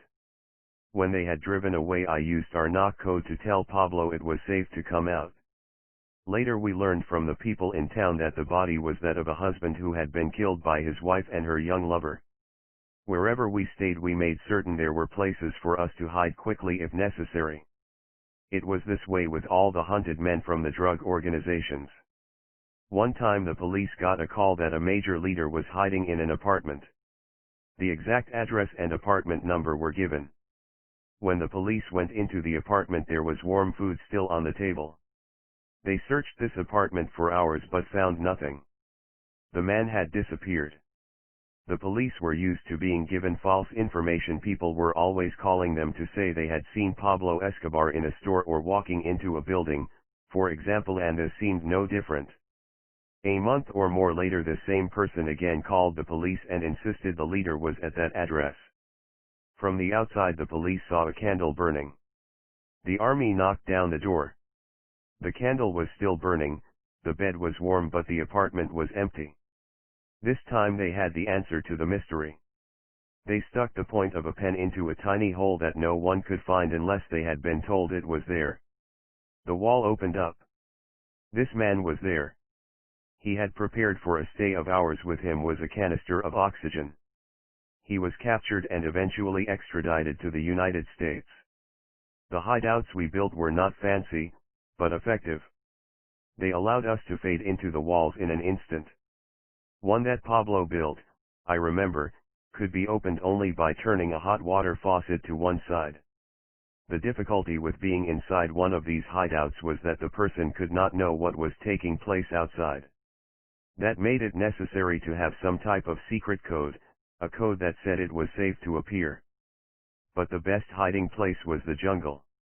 And eventually even we got comfortable there. With the protection of our bodyguards, we could disappear into the jungle and the police and military would not risk tracking us in dangerous territory. In the jungle they were the invaders. There also was the time that we were staying at the farm called the Parrot. We had been there for several months along with Gotcha, Pablo's brother-in-law Mario Henao, Jorge Ochoa, and his wife, and some of our people. There had been no worries. Usually I would go to bed early in the evening and rise in the morning by 3:30. But one afternoon about 6, as everyone was watching the news on television, I felt very tired and took a nap. As I slept, the small priest visited me again, warning me, "You guys gotta go. The police are going to show up." It was a powerful dream, but I was too embarrassed to tell it to anyone. I thought they would laugh at me. So instead I shared with them, "I feel very strange. I've just got a feeling the police are going to show up tomorrow." "How come?" Pablo asked. "Did you get any phone calls?" "No, I just got the feeling." They didn't pay any attention, and of course I didn't blame them. But I went to our employees and told them to get some food ready, pack some clothes, and put the seats on the mules, just in case we have to leave this place quickly. The farm was right next to the beautiful Cocorna River, which is so clean you can see the fish below, so I also had them make certain there was fuel and supplies on our boat. I went to sleep that night at the usual time, but this bad feeling I had didn't go away. One of the radios Pablo had given to all our neighbors made a noise about 6 a.m. It was from one of the people who lived on a nearby farm by the name of Jose Posada. He was one of the people who would call frequently to say everything is good, everything is quiet. But this time he said, "Leave. The police are here. We've seen trucks and heard helicopters. Go now." Within a few seconds we heard the helicopters coming at us. The damn mosquitoes, Pablo used to call them. And then he would make a movement to slap them away like they were nothing at all to him. Not this time, though. They came too fast. There was no time to go for the mules or the boats. As they approached, they started shooting from the air. We ran, firing back as much as possible. Some of us ran to the river, others into the jungle with just the clothes we had on our backs. Pablo was in his sleeping clothes without even a shirt or shoes. He left all his papers behind. Fortunately, Pablo had planted some pointed trees and bushes, which made it impossible for the helicopters to land. But they continued shooting at us from the air. Bullets hit the ground and the trees and whizzed by my ear. I ran, faster than I had ever run in training. This time there was no stopping until we got free of there. Long ago we had made a blood pact that we would shoot ourselves behind the ear rather than be extradited. Jorge Ochoa thought it looked like this might be that time. They were all around us. Jorge took his .38 revolver and was ready to commit suicide, but Pablo stopped him. "It's not the time," he said. If it were, he vowed, he would do the same. Somehow we managed to get loose of the raiders. But it was close. It was later I found out that those damn mosquitoes had killed Pablo's brother-in-law Mario Henao, our brother in our souls, as he tried to get to the river. Pablo saw him get shot. I didn't. Pablo was shooting back as he ran. Maybe he hit one of the choppers with a machine gun, it was said he did, but I didn't see that either. But the loss of Mario was a terrible pain to all of us. When we were safe in the woods we received the confirmation that he died, and that was the only time I ever saw Pablo cry. In addition to several dead, they had captured 14 of our people, but none of the leaders were among them. We had many close escapes while we were negotiating. Once we were staying on a farm we call the Cake, near the top of a hill in the wealthy area of El Poblado. While there was a very old, very large house, with 14 bedrooms, on the land, Pablo built for himself and his close friends Otto and Pinina, a Swiss chalet type. The house was typically well defended. We lived there with 120 bodyguards. The perimeter was established by 2 rows of barbed wire fences, and the gaps between those rows was patrolled by vicious dogs. There were also 20 raised watchtowers that were manned 24 hours each day, and a motion detector lighting system that warned of any intruder. There was also a battery-operated bell system that would alert us if the police had shut down the power, as well as radio scanners to hear the approach of an enemy, and surveillance cameras all around to cover the perimeter. I had supervised the installation and kept checking it to be sure each piece operated successfully. One day Pablo called me urgently on a secure line to tell me our radio communications frequency was blocked. "It's got to be the police," I said. "Get prepared." A minute later I was told that truckloads of soldiers were coming up the hill. 20 minutes later bells were off from 4 places, meaning the soldiers had practically surrounded the perimeter. Pablo remained calm, as always. He noted that the bells had not run from the southwestern portion of the property, so we went in that direction. Pablo picked up a submachine gun, Pinina and Otto took their weapons, and we started walking among the pine and eucalyptus trees. When we reached the towers 13 through 16, where the bells had not rung, Pablo took armbands with the insignia of the DOS from his pocket and we all put them on our arms and kept walking. Pablo was wearing a military cap and dark glasses, and he was dressed in the civilian way, as the DOS agents always wore. The helicopters were now flying over the house. One of the guards from the watchtowers had a rope, and as planned Pablo tied the watchman's hands with it. Then they began walking down the hill, as if these men were Pablo's prisoners. Soon we spotted several soldiers. "Hey!" Pablo yelled to them. "Come help us with these guys we caught from Pablo's command post." Pablo handed the 4 men to these soldiers and told them not to mistreat them, and that he and his men were going to go after 2 others from the house they had seen running. Pablo took with him one of the soldiers who carried a water canteen. As they walked, Pablo asked him where the other soldiers were posted, and this young soldiers provided that information. Once Pablo learned where the other soldiers were, Pablo told him to wait right where they were standing, that his people were going to look around and would return. He was left standing there. Eventually we arrived at a modest farm. The farmer and his wife understood who we were and took us inside. They fed us and let us stay there safely. Eventually they loaned Pablo their car. Their son even rode ahead on his motorcycle to make certain the road was open. The escape was complete. 10 days later Pablo returned to this small farm.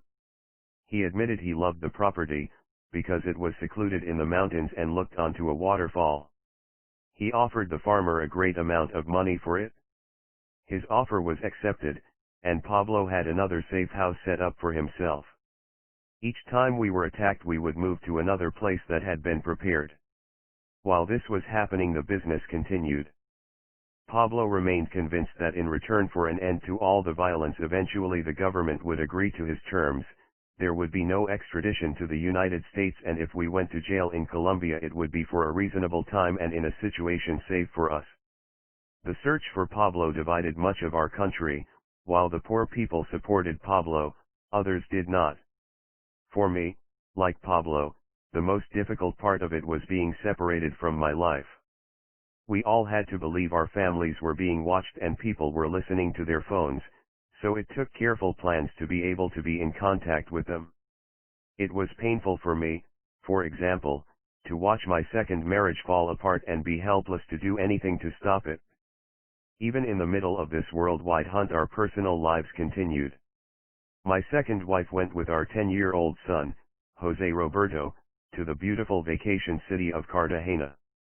We owned a home there and a boat. Many members of our family were there, so my wife gave the house to some of them and stayed at a nearby hotel.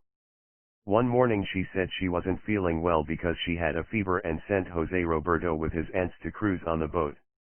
Jose Roberto was a fine boy and didn't want to leave his mother alone, so when they reached the boat he started crying and complaining he wanted to go home. His aunts were insistent, but finally he ran back to the hotel. He knocked hard on the door to her room but nobody opened it. He called down to the reception and made everybody worry. "I'm the son of Roberto Escobar and my mother is in this room and she isn't answering. This morning she had a fever and I'm worried she is dying." Deep inside, though, he wanted to find out the truth of a feeling he had. When the security received no response to knocking, they opened the door with the master key. Nobody was there. Jose Roberto told them that his aunt was staying in another room and thought, maybe my mother is there.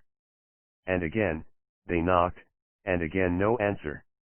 They opened the door and my wife was in the jacuzzi with another man. Jose Roberto was stunned. She said to him, "Please don't say anything to your father. You don't understand."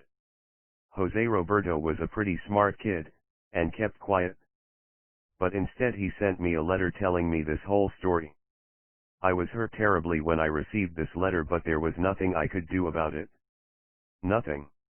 I thought women were just like money, neither can truly belong to you.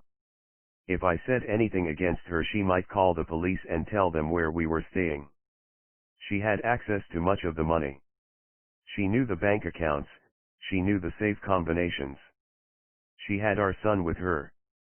So I had to lie there at night wondering what was going on and being able to do nothing about it. She was a beautiful woman, but the love and compassion I had for her quickly disappeared. Still, though, to this day, it remains unclear to me why she did that. I was a formidable husband to her. She had love, money, and everything necessary for happiness. This was part of our lives as fugitives. There were so many feelings about being out of touch with the rest of the world and helpless to change our situation. We got our news from the television or during phone calls with our families. Our relatives would read the newspapers to us, which sometimes told us where the government thought we were staying, or where they were searching for us. Every day, every minute, our lives were up for grabs. Every time we heard an airplane approach we stopped and waited. We lived our lives ready to leave instantly. About 3 months after this escape we were staying in an old house at the top of a mountain. And it happened once again. I lay down to sleep and the small priest visited me. This time I told Pablo, "I got that strange feeling again. I think they are going to be here tomorrow." After our last experience Pablo believed my warning. He ordered our people to pack the mules with food and water, the guns were made ready, and we all slept lightly. In the morning we got a call from a contact in the police. "The police know where you are," he said. "They are going to come up there." We got up on the mules and climbed into the mountains. Several of our employees stayed behind and were there when the police arrived shooting. The police killed the groundskeepers and the farmers. I am not usually a person who believes in the mystical world, but I have experienced the warnings of this priest. I don't know why he comes to me. He doesn't come each time my life is in danger. There have been very bad situations that have happened with no warning. But when he does come, danger follows him. So I've learned to listen to his warnings. Our most difficult escape took place in 1990.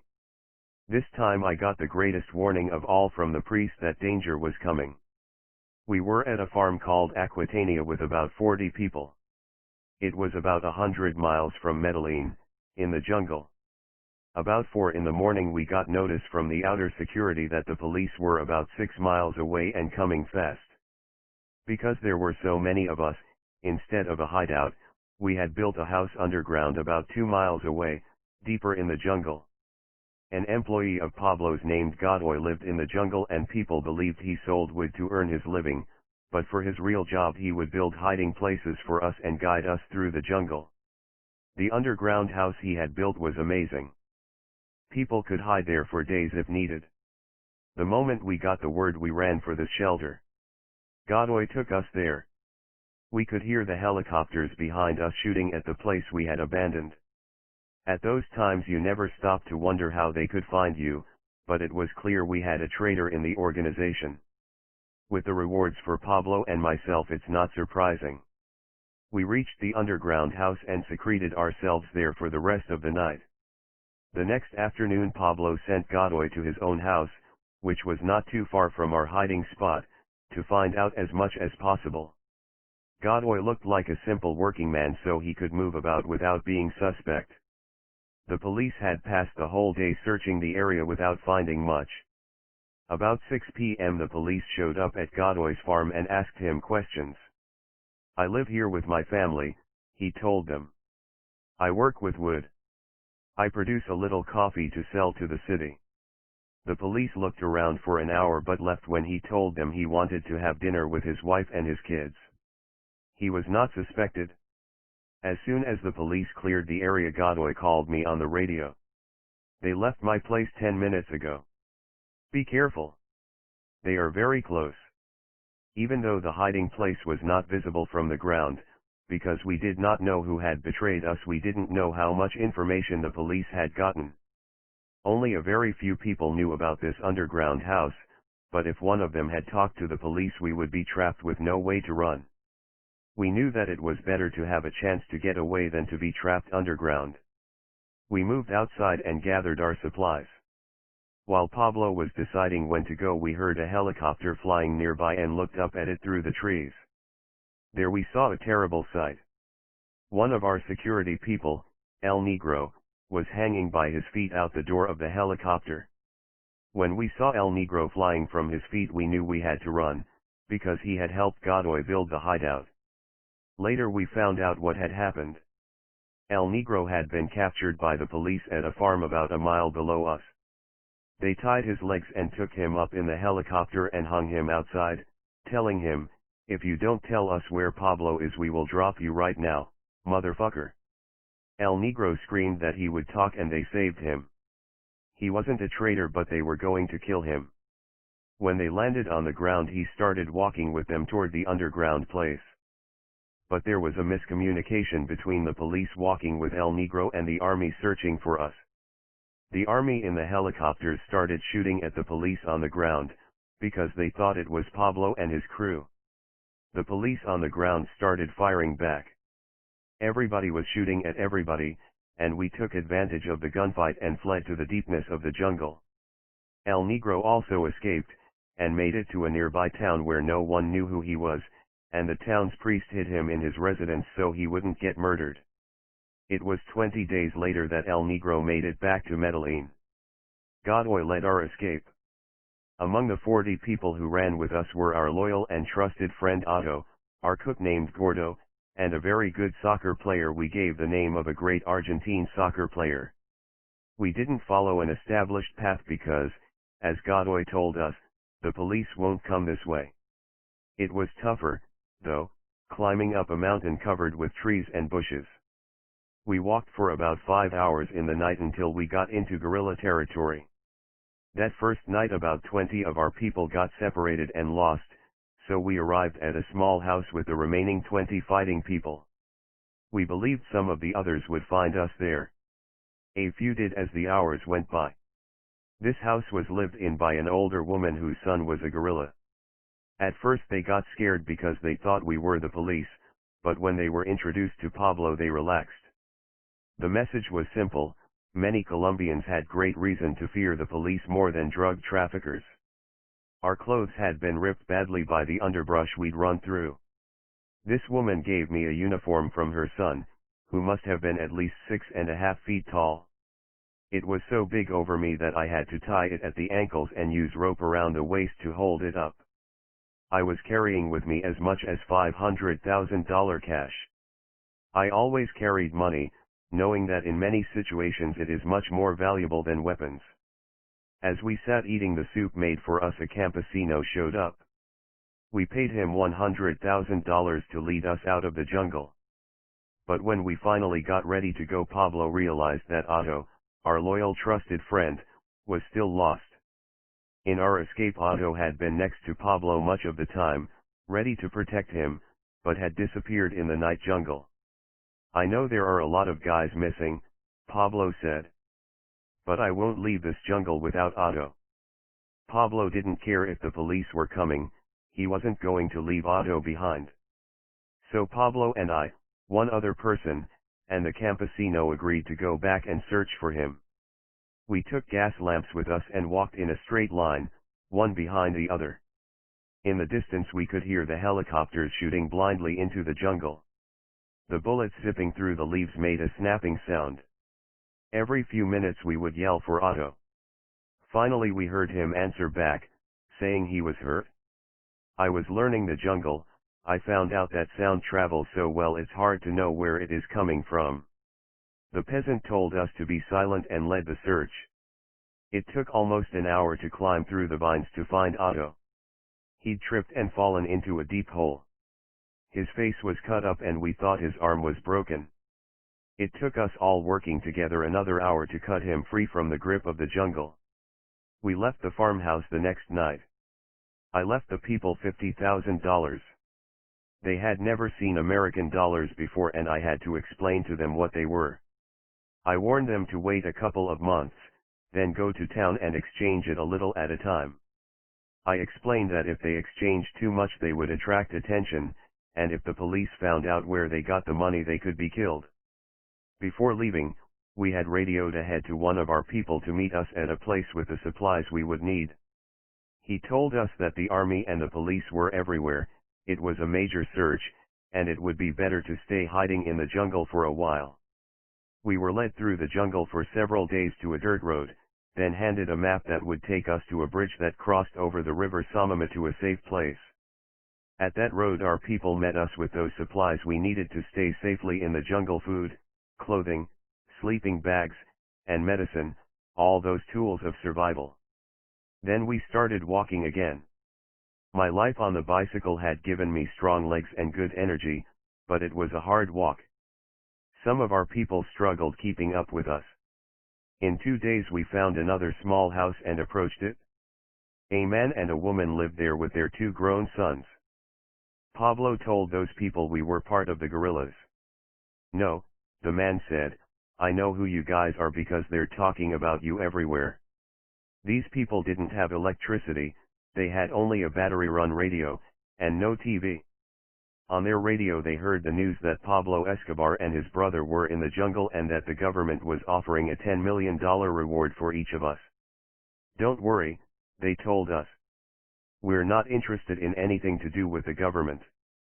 They invited us to stay at their house and the woman cooked a meal for all of us on wood. We agreed to spend the night there. I woke about 4 in the morning and watched silently as one of the sons left and walked into the jungle. I woke Pablo and told him. "Don't worry," he said. "Wait until a more normal hour and we'll ask where he went." Before everybody woke up I felt restless. I couldn't wait. An hour later I got up and started making noise, waking everyone. I said casually to the couple, "Oh, where's your other son?" The father said that he'd gone to the nearest neighbor to get an axe to chop the wood needed for cooking. "We want to make you a nice lunch, so we need more wood to cook for all of you." In the position we were in we couldn't trust people we didn't know. There was a lake close by and we went there to wash up. As we went back toward the house I saw a big pile of cut wood stacked up high. So I knew then that this man was lying. Pablo said to me, Don't show worry. To everyone else he said nonchalantly, let's have something to eat. Then we can move. That was typical Pablo calm. But while we were eating, a plane flew high up above us, way off the usual route. I believed it was from the army, but Pablo questioned that. It's so high, how can you think that? But I did. You know me, man. Sometimes I feel things. This was different. But still I had that bad feeling. A little bit later there was a helicopter flying nearby. We heard it, but didn't see it. When I asked the father about the son, he said he would return that night. That was curious, I thought. Before he said that the son would be back with an axe to make lunch, and now he's saying he'll come back at night. I told Pablo, we gotta go. I don't want to make a big deal, but I think the son left and went to the next town to talk to the people who are looking for us. I was ready to go, but still Pablo preferred to wait. I decided to start walking with a few people who wanted to walk with me. Pablo stayed and we agreed to keep close contact on the radios. We had been walking about an hour when we saw another helicopter coming near us. We hid. This was an army helicopter and it was flying so low I could see the people inside, and one of them was the son. I called Pablo and told him to get out right away. I saw the son riding in the helicopter. They're coming. Pablo and our men ran into the jungle. The helicopter approached but didn't see them. The police helicopters would randomly shoot all the time at anything, but the army only fired at targets they could see. We met up with Pablo and the rest of the group at the River Samama Bridge. There were 12 of us. As we were about to go over it, we saw army guys coming from the other side. They didn't see us, so we moved away quietly. We couldn't use the bridge, so we had to swim across the river about a mile away. It was very difficult to get across carrying all our supplies. The river was wild. It carried us along for about 3 miles. One of our men with the nickname Ears, because he had big ears, almost drowned. Pablo was a very good swimmer and went to save him. Ears grabbed Pablo around his neck and almost dragged him under, but Pablo was able to save himself and Ears, but just. We were soaked and very exhausted, but we knew we had to keep moving. This was on the run like never before. Helicopters were in the sky looking for us. We kept going into the safety of the night. Finally we put up the tents and covered them with brush to make them invisible in the light. Just so things could be worse, it started to rain hard. It was so cold, so cold. We had to sleep next to each other to keep our bodies warm. I was still carrying the suitcase full of money, and that night I used it as a hard pillow. The smell of the damp money under my head was terrible. It was then I thought that money made such little difference in life. I had hundreds of thousands of dollars in my hands, but there was nowhere I could get the small things we needed most, dry blankets and warm food. I was ready to burn the money to keep us warm. The days of Napoles and the great parties seemed very far behind us. Now it was just surviving. Late in the night suddenly we heard a huge explosion. We all got up and were ready to move quickly. I said to Pablo, "Oh man, I think they're bombing us." Pablo and one of our people went to look for the damage. It wasn't a bomb. A giant rock had been loosened in the rain and tumbled down the mountain. It bounded on a ledge and flew right over us, crashing into the trees and knocking them down all the way to the river. I said we should move our base, but Pablo decided that one rock had gone over us, chances of another rock following that path were small. But if we moved, we might move right into the path of another rock. No one slept soundly that night. In the morning we began walking. We were moving through thick jungle. A couple of times we saw poisonous snakes, frogs, and other wild animals that added to the danger. But they kept their distance. We walked for 2 days, taking water from the lakes, but all we had to eat was some chocolate and peanuts, because we were running out of supplies, and some of the others guys were way behind. Our blankets and tents had been made useless. We were very uncomfortable. Eventually we walked right into territory controlled by the guerrilla group FARC 47. We didn't encounter any of the guerrillas, but we did discover a small supply area with hammocks, food and water, and some guns. I believe that discovery saved our lives. We ate like crazy and took turns sleeping in the hammocks. While Otto was sleeping, a tarantula walked on him and settled on his chest. Otto still slept. Pablo saw it and put a piece of wood in front of Otto's face, and when the giant spider walked on it, Pablo tossed it away. We were new again, and we walked some more, reaching the very small town of Santa Isabel. It was full of guerrillas and they welcomed us. We slept there, shaved, and ate bread, eggs, and pasta, especially lots of pasta.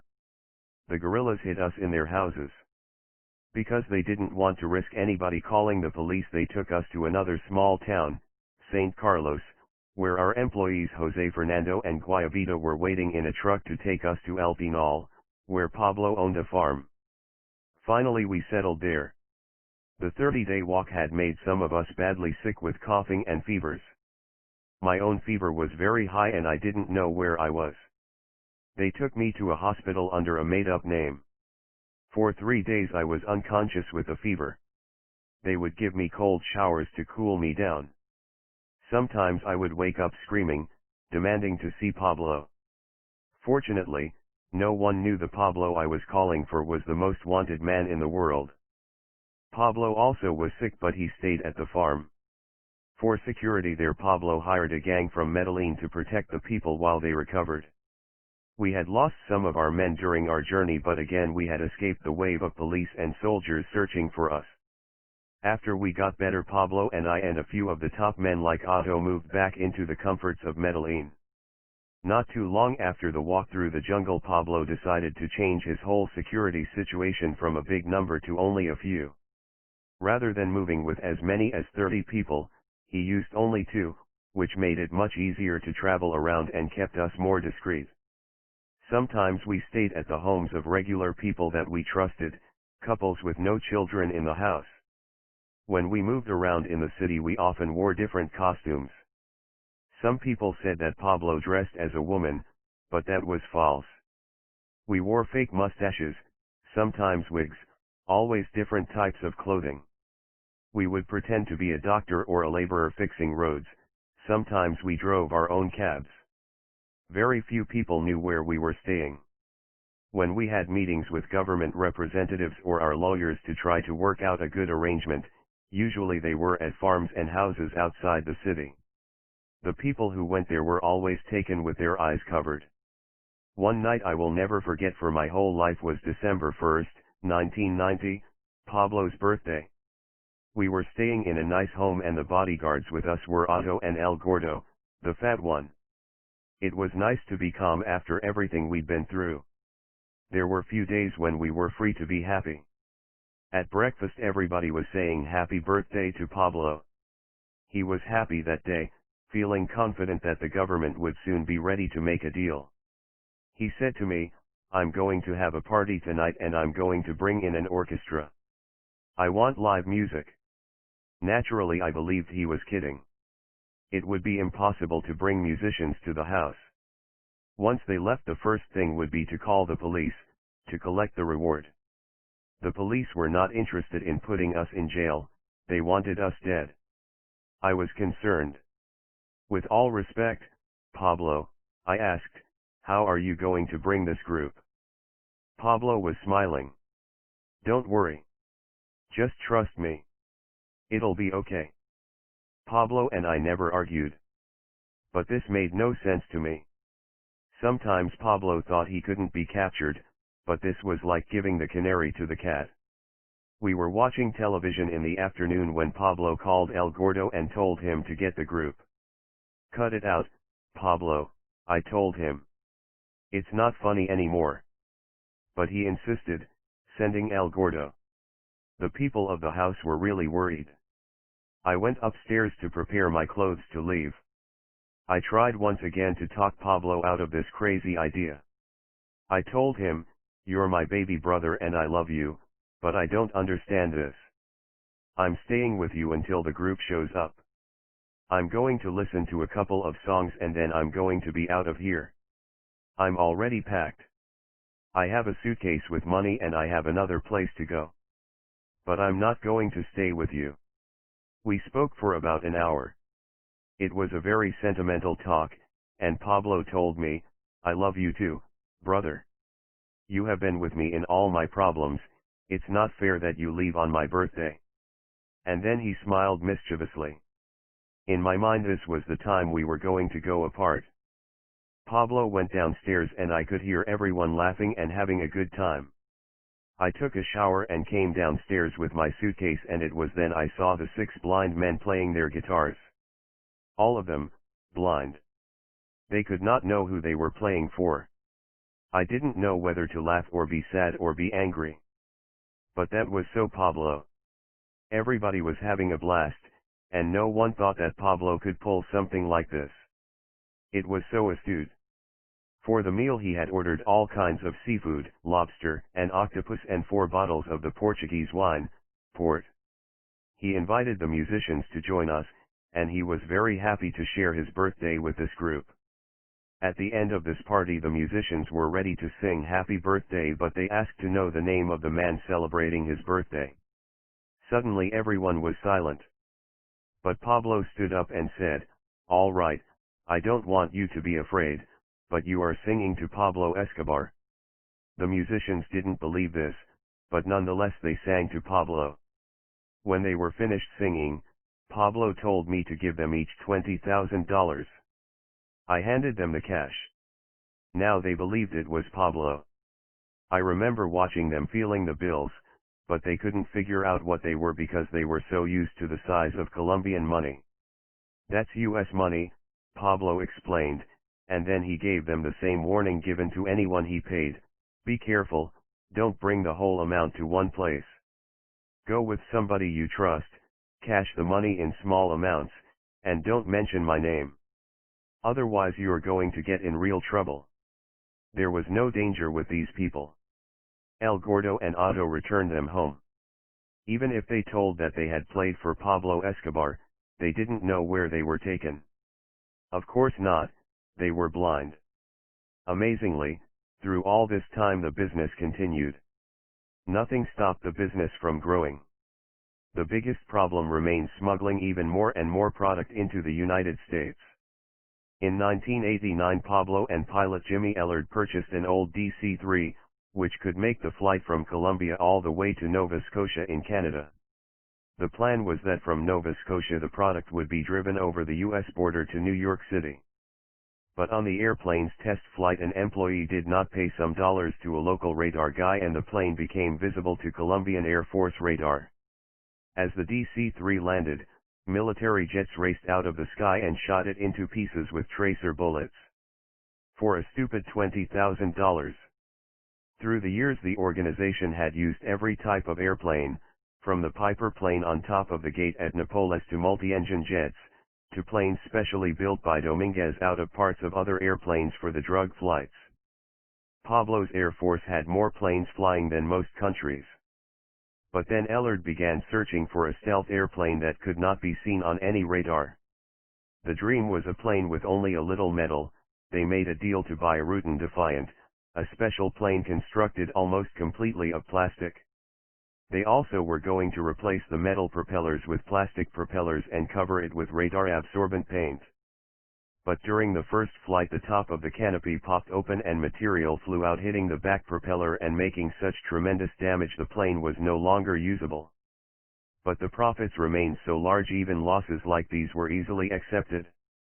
No matter what we did or where we went during these years, we lived constantly with the possibility of death coming around the next corner. That was true for all the leaders from Medellin. Pablo was forced to feel that in December of 1989. Pablo and the Mexican, Gotcha, had remained in good contact with each other, maybe because there was nobody else with the equal of their power. The government had made the two men, Escobar and Gotcha, the biggest targets of its war on the drug traffickers.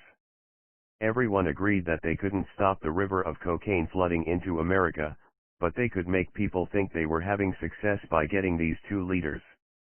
The United States had given the Colombian government more than $60 million and helped build up the army to catch them, mostly leaving the Cali cartel and other groups from Bogotá and the northern regions of the country alone. Our president, Virgilio Barco, was also criticized a lot by the US for not doing more to stop the drug smuggling. Colombia was taking houses and bank accounts and cars, but the leaders were not being caught. So the US applied more pressure on Colombia to give them big names to put in their headlines. The Mexican and Pablo had each built their security armies for protection and fighting back against their enemies. So everyone who came near them was watched closely, everywhere they moved was searched. But the one weak spot that Pablo had, that Gotcha had also, was for their families. They would do anything for their families. This was the place that the government knew they could be touched. In the end, this was the lesson that Pablo never learned. The story told by the police was that Gotcha's 17-year-old son, Freddy, had been captured in a raid in September. The biggest charge against him was being the son of a man they wanted desperately. But the legal charge they made against him was for possessing illegal weapons. After 2 months they secretly released him, but from then on they followed him until he went to his father at a small ranch in Tulu, about an hour south of Cartagena. And then they sent an army against Gotcha. The way the Mexican died is still a question. Was he killed by gunfire from the army or by his own hand?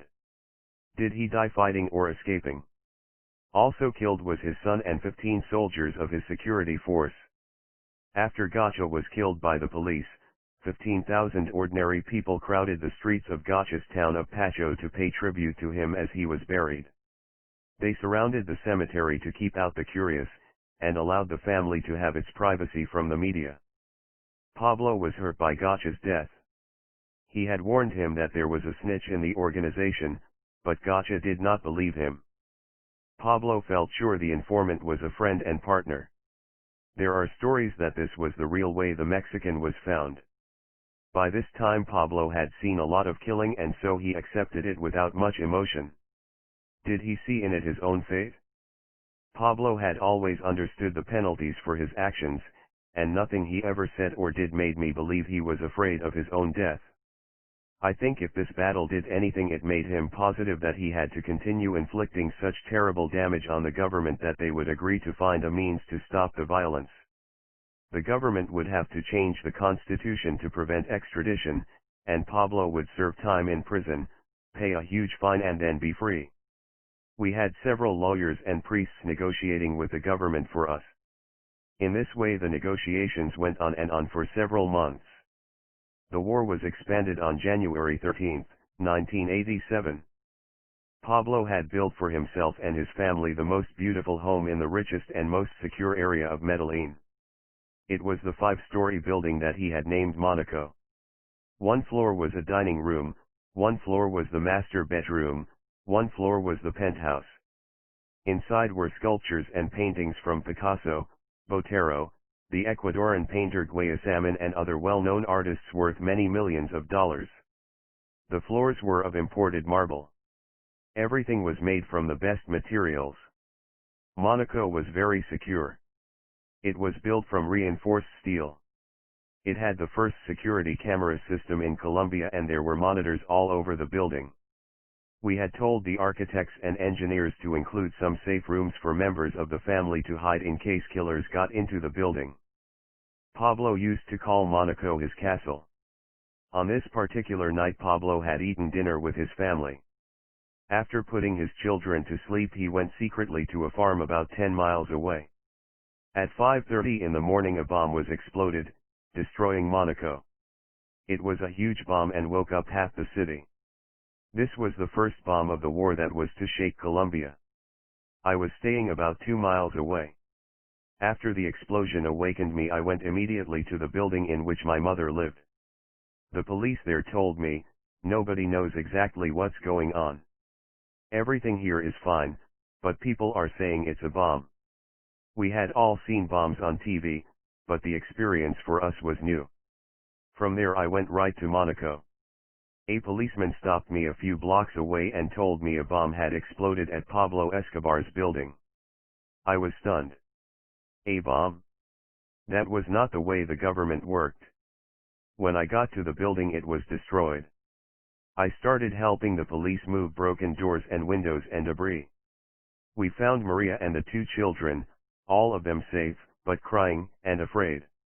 The ceiling had collapsed around a baby crib in which Manuela was sleeping, and it took rescuers some time to reach her. I called the bodyguards and they took the family to safety. I went to see Pablo. "I'm going to tell you something," I said. "But don't worry, everything is fine." "I already know everything," he said. "How so quickly?" I wondered. And then he told me, and I already know who did it. He explained. Gilberto Rodriguez Orihuela of the Cali cartel had called on a special phone number about a half hour after the explosion. "Pablo," he said, "I just heard somebody put a bomb in your building." This was the first news about the bombing that Pablo had received, but he didn't give that away. "I know," he said. Rodriguez said, "I already sent somebody to see if you're okay and your family's okay. Are you at the building?" On the streets people were already saying this bomb was the work of the DOS, but Pablo knew the truth. Cali had planted this bomb. This bombing attack on his family was something that shook him. But all he said was that he was going to confirm what he believed. It didn't make sense to me. At times we would be doing business with Cali. We had even kept money in a bank they owned. Some people had worked without problems for the organizations in both Medellin and Cali. But Pablo felt certain about this. Later he was able to confirm this claim. Knowing the country as well as he did, Pablo felt very definitely that it was impossible for the bomb to have been built in Colombia without him knowing about it. It had to have come from elsewhere. He remembered that a good friend of his that I will call Ruben had been in jail in Spain at the same time as Gilberto Rodriguez Orihuela, one of the Cali leaders. So Pablo made contact with Ruben, who told him that a member of the Basque guerrillas, the ETA, this person I will call the Maker, was also in jail at the same time. "I remember Orihuela talking to him all the time," Ruben said. The Maker was well known for being part of the ETA and he was a specialist in bombs and weapons. Ruben said that after I got out of jail I was in Cali to pray at the town of Buga. I was in Cali and I saw this guy in the dining room of the hotel and he didn't even say hello. For Pablo, Ruben agreed to try to get in contact with him. It was discovered that the Maker was in Colombia trying to make contacts to buy cocaine to bring to Spain. Anybody who wanted to be in the cocaine business knew about Pablo Escobar. So when the Maker got invited to Nápoles he was happy to come. Pablo started talking to him. Definitely the Maker was having a nice time in that wonderful place. Finally Pablo said to him, "I heard you were in jail with a friend of mine. I need you to do me a favor. I need you to train some of my crew." In return, Pablo offered to give him good prices on cocaine, telling him, "I will put more merchandise in Spain very cheap, cheaper than anybody else, but please help me out training my people with the bombs." And then Pablo asked easily, "Do you have any experience working in Colombia? You ever work for anyone here?" The Maker replied, "Yes, as a matter of fact I met somebody in jail a couple of years ago and he brought me to Colombia to train some guys. I told them all the materials that were needed, how to put it in cars, how to activate them." Pablo asked the name of the man he had worked for. "I trained the Indian, some guy called the Indian, ordered from a guy in Cali. They said they were going to do it against somebody in the government." "All right, I'm going to tell you what," Pablo answered. "I'm going to help you with the drugs. You're going to train my people. Here is $200,000 in cash to pay your expenses in Colombia. I'll give you more money, but that bomb was against me." The Maker was shocked. His face went white seeing he was surrounded by so many armed men, and he thought it was his last day on earth. "Yeah, it was against me, but don't worry. I'm not going to do anything to you because you didn't know. What I need you to do is work for me." The Maker agreed to do this, because he saw that Pablo was a serious person, and he started training the bomb makers that Pablo was to use in this war. Later he went back to Spain with a different identity and did many deals with Pablo to put merchandise in Spain. The Orihuela brothers, Gilberto and Miguel, found out that Pablo knew it was the Cali cartel that had moved against him. Gilberto called Pablo saying something like, "Please, patron, I didn't do anything." "Don't lie to me," Pablo told him. "Come on, it's too obvious. You called me right away when you put down the bomb. Do you remember your friend Dash? He said the name when you were in jail. We spoke with each other in an honest way. You did it. You started the fight, so now be ready to get hit." Cali continued the fight. A couple of months after Monaco they did another bombing, this one coming against our mother's home. At 4 a.m. they detonated a car bomb. My mother was in bed on the third floor, and from the impact a huge picture of the baby Jesus came down from the wall behind her, protecting her face and stomach, but her feet were uncovered. Some glass came down and cut her. She was brought to the emergency room by her friend Guillermina, who was always with her. My sister Marina lived on the fourth floor with her husband and kids. She was 6 months pregnant and was rushed to the hospital, where she gave birth to a premature baby. The baby had to live in an incubator for many weeks, but survived. One of the people who worked for her was killed. On the fifth floor my older sister, Gloria, was wounded with shrapnel and was taken to the hospital. It was fortunate that no one in our family was killed. They destroyed the building and everything our mother owned. All the windows from the surrounding buildings were blown out. Pablo denounced the attack to the media, but the government looked away. The government prohibited the newspapers from printing stories about anything done to Pablo or his family, so the people of Colombia did not know what was really happening. When the war with Cali was starting, Gilberto Orihuela hired a gang of very ruthless people of Medellin called Los Briscos. These guys were more into killing for the drug traffickers than dealing with the drugs.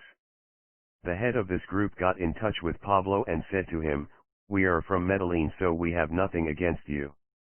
But Mr. Orihuela told me he wants to pay me $5 million for your head." Pablo said, "Okay, but you're going to work for me from now on." He said he had to get together an army and wanted them to be part of it. Then he said, "Here is your $5 million. I'm going to prove to you how weak Orihuela is.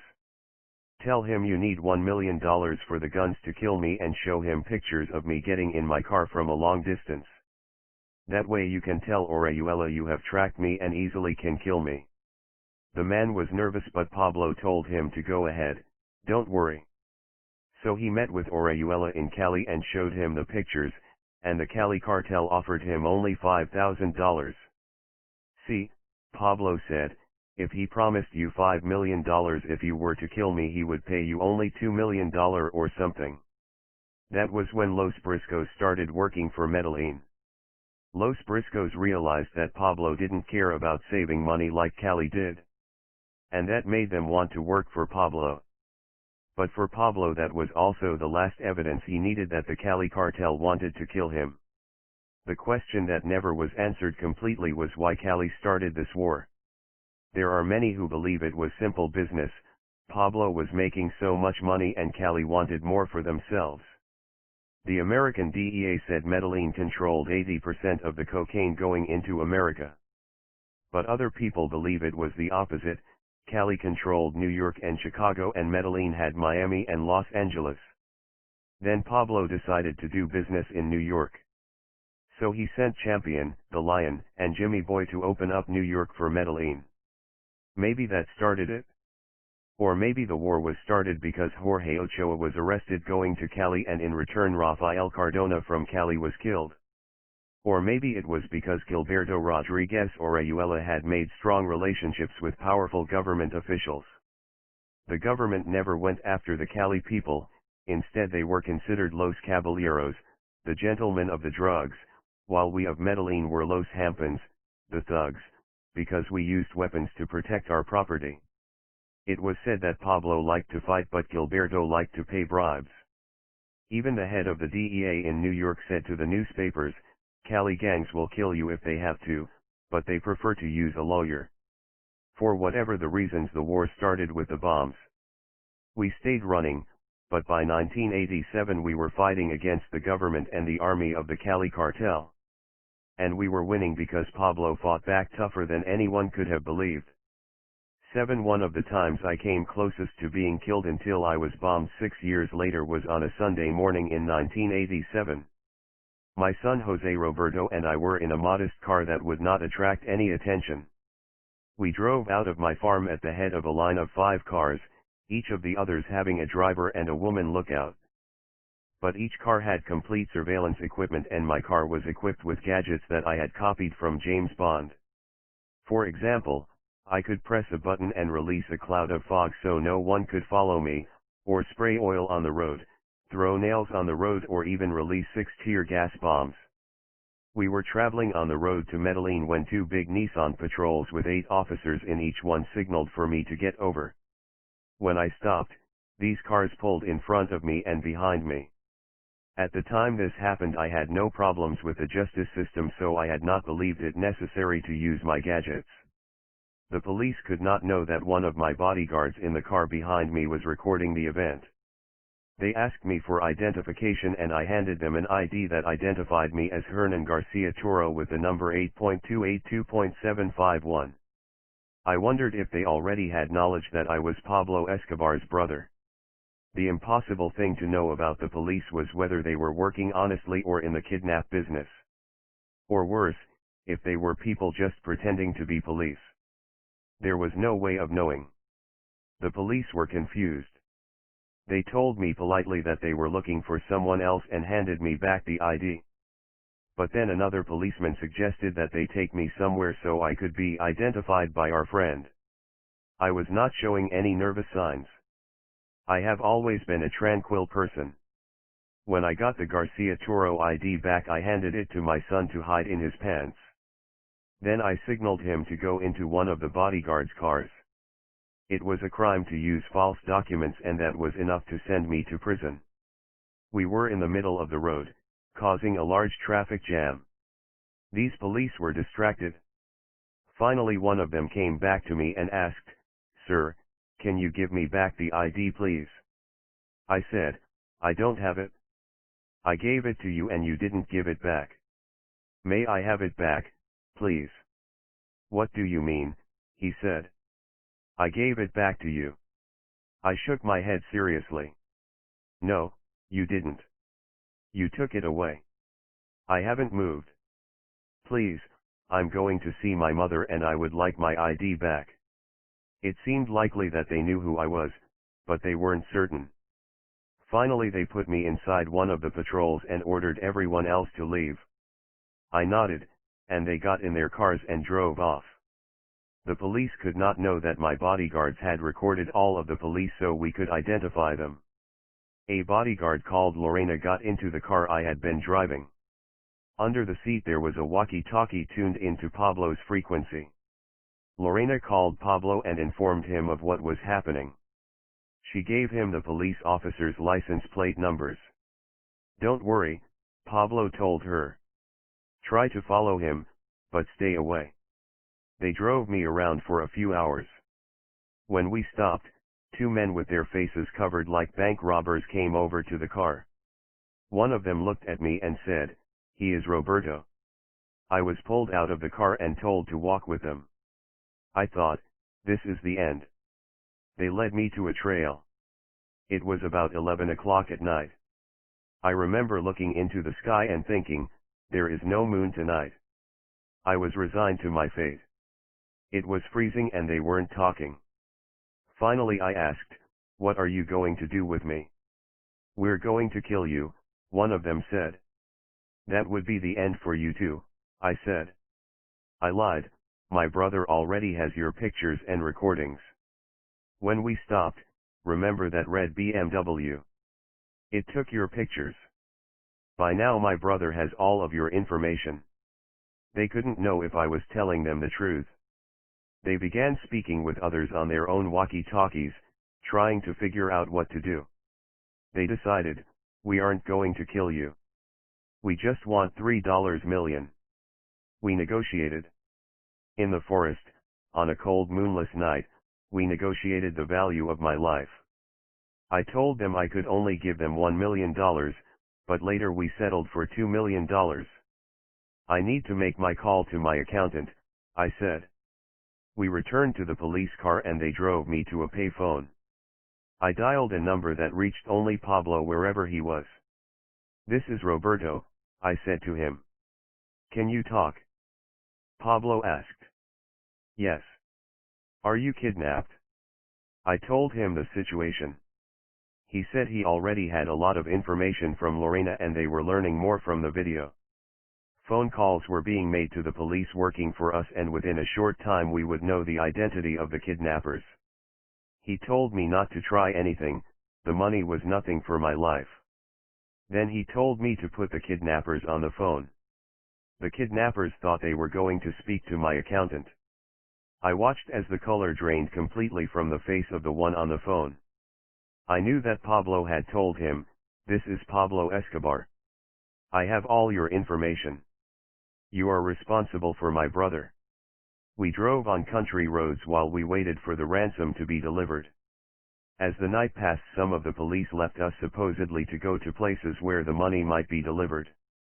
I wondered if some of them had decided that kidnapping Pablo Escobar's brother wasn't such a great idea.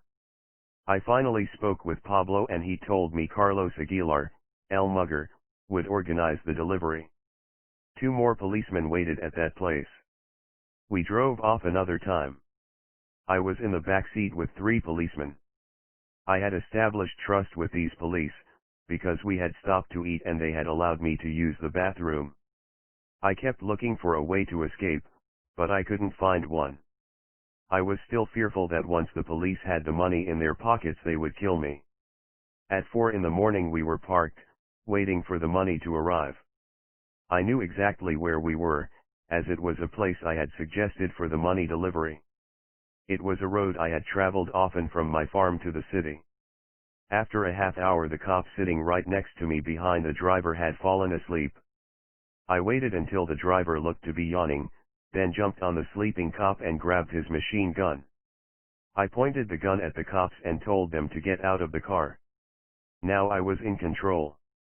I made them all crawl under the car, then I shot 2 bursts into the air and took off running toward a nearby river I knew very well. I threw the cartridge into the river and tossed the gun away, then crossed the river and escaped into the safety of the jungle. I had saved my own life. By noon I had arrived at the farm of a friend and called Pablo. "Where do we need to send the money?" he asked. I told him the story. He scolded me for risking my life for a few million, but he was grateful that I was alive. I never learned the fate of those policemen. Most of the time, though, I personally wasn't involved in the violence. Although to be safe for a few years after that I traveled with as many as 30 bodyguards. My brother had become a general leading his private army against the government of Colombia and the Cali cartel. He did what needed to be done for victory and sometimes it was very brutal. Too many innocent people were killed in this war. Drivers, bodyguards, cooks and maids, people walking on the street, lawyers, women shopping, thousands died in the bombings. But it's important to remember this, Pablo didn't start the bombing. Cali and the police continued placing bombs against us. Pablo, for example, owned the most beautiful farm I have ever seen. It was called Manuela and it was located in the Pinal. It had every luxury imaginable: soccer fields, tennis courts, horse stables and cow barns, even a wave pool with water slides. The police arrived there and looted everything, from beds to family pictures, putting it all in trucks. The caretakers were tied down and then they blew everything up. Pablo denounced the police to the government, but nothing was done. Our mother had bought a small farm known as Cristalina with her own pension money from being a teacher, and they came there and tied up the caretaker with his wife and small children and blew up the house in 1,000 pieces in front of them. Pablo had a mansion in El Poblado near a country club. Our enemies killed the 2 caretakers and they blew it up, including huge sums of cash hidden there. As always, Pablo protested to the government, but he was ignored. In addition to some cars kept at Nápoles, Pablo had a famous collection of classic cars and motorcycles that he kept in a warehouse in Medellin. He had about 60 cars there, Fords and Chevrolets from the 1920s, and the car that supposedly had belonged to Al Capone. Our enemies killed the guard and set fire to the building, destroying this irreplaceable collection. Pablo began his war to defend himself from our enemies by transforming his sicarios plus dozens of other men into a trained force. The pilot Jimmy Ellard testified in court that he told Pablo that the security was not good, and the best thing you can do is employ American Green Berets. He had contacts in America to accomplish that, he said. Pablo said thank you very much, but informed him that he had hired his own military people to do the training. Later it was learned that these were Israeli and British mercenary soldiers hired to train people in the methods of warfare that would be necessary. The first targets were a chain of drugstores called La Ribeja that were owned by the Cali cartel. There were thousands of these drugstores around the country, and in the months after we were attacked 85 drugstores were bombed. Because of Cali's bombing attack, the war had spread onto the streets. People could not travel safely from Medellin to Cali as every visitor became suspect. Sometimes people found in the wrong place would just disappear. The police and army focused their war on drug traffickers only against the Medellin organization. Secret police squads terrorized the city. They were responsible for many deaths, including innocents. These were the people who would drive through the barrios machine gunning the young men standing there. Some of the survivors would be taken into custody to the police school Carlos Holguin, where they would be tortured to find out if they knew where Pablo Escobar was hiding. Most of these young men didn't even know Pablo, and a few days later their bodies would be found thrown in the streets. Their crime was being poor. Outside Colombia, I'm certain people wondered why there was such support for the drug lords who were killing the police. This was a reason why. Just being in the streets was often the reason people died. The brother of the girl with the pretty legs borrowed the car of a friend of his, for example. He didn't know that person was wanted by the police, so when they saw this car they shot it up and killed this innocent person. It was at this time that the bombings of the CAIs and the shootings really got going. I also believe that the state also took advantage of the public fight between Medellin and Cali by blaming Pablo for crimes he didn't commit. There were many bombs during that period that the police said Pablo had placed that he had absolutely nothing to do with. We know Medellin was blamed for deaths that we had nothing to do with. So Pablo used to say, if the government is putting the blame on me and I know we didn't do anything, it could work both ways. Meaning they could be blaming Cali for crimes they did not commit. It was in the interest of the government to encourage conflict between the two organizations. The more we attacked each other, the better for them. In 1989 at the airport in Bogotá, for example, presidential candidate Ernesto Samper was attacked and was shot 7 times, although he survived and years later became president. Samper supposedly was friendly with the leaders from Cali. Because of that, he was the kind of politician who might have been attacked by Pablo, but the real fact is that Pablo was not involved in this assassination attempt. Regardless of who did the shooting, the government blamed Pablo for it. The first big attack on the government to cause major change in their policy took place in August 1989, during the political campaign for president. 6 men were running for that office, but the most popular was Luis Carlos Galán, one of the founders of the New Liberals. It was believed he would win. This was the same man who had denounced Pablo as a drug trafficker years before when he served in Congress. At a campaign rally in the town of Socha, about 20 miles from Bogotá, Galán was starting his speech to about 10,000 people when several shooters hiding machine guns behind posters began firing at him. He was hit in the chest and died right there. Many other people were hurt. In Colombia, this killing was compared to the terrible assassinations of the Kennedys. Many people had reasons for wanting Galán dead. He campaigned hard against all the drug traffickers and promised that if he became president he would follow serious extradition policies. In Congress he had blocked a bill that would have banned extradition. So everyone in the drug business could not afford for him to win the election. The DA said the mastermind of the assassination had been Gacha, who was killed 4 months later. Pablo was not named. Gallon also promised to fight the left-wing paramilitaries if he became president, so those organizations had reason to want him dead. The wealthy families who controlled the life of the country by supporting friendly politicians were not happy that Gallon had promised to open the government to the working people. He also had promised to reform the politics of the country so the politicians and police could not take money from the drug traffickers and emerald companies to look away while they did their business. So all of those people would have suffered if Gallon had been elected president. It took 18 years after this assassination until Alberto Santofimio Botero, who was also running for president, was convicted of ordering the killing of Gallon. The jury in Bogotá found him guilty after listening to the testimony of one of Pablo's main sicarios, who said that Santofimio thought that by eliminating Gallon he would become president. The election of Santofimio would have been good for the drug traffickers because there would have been no extradition.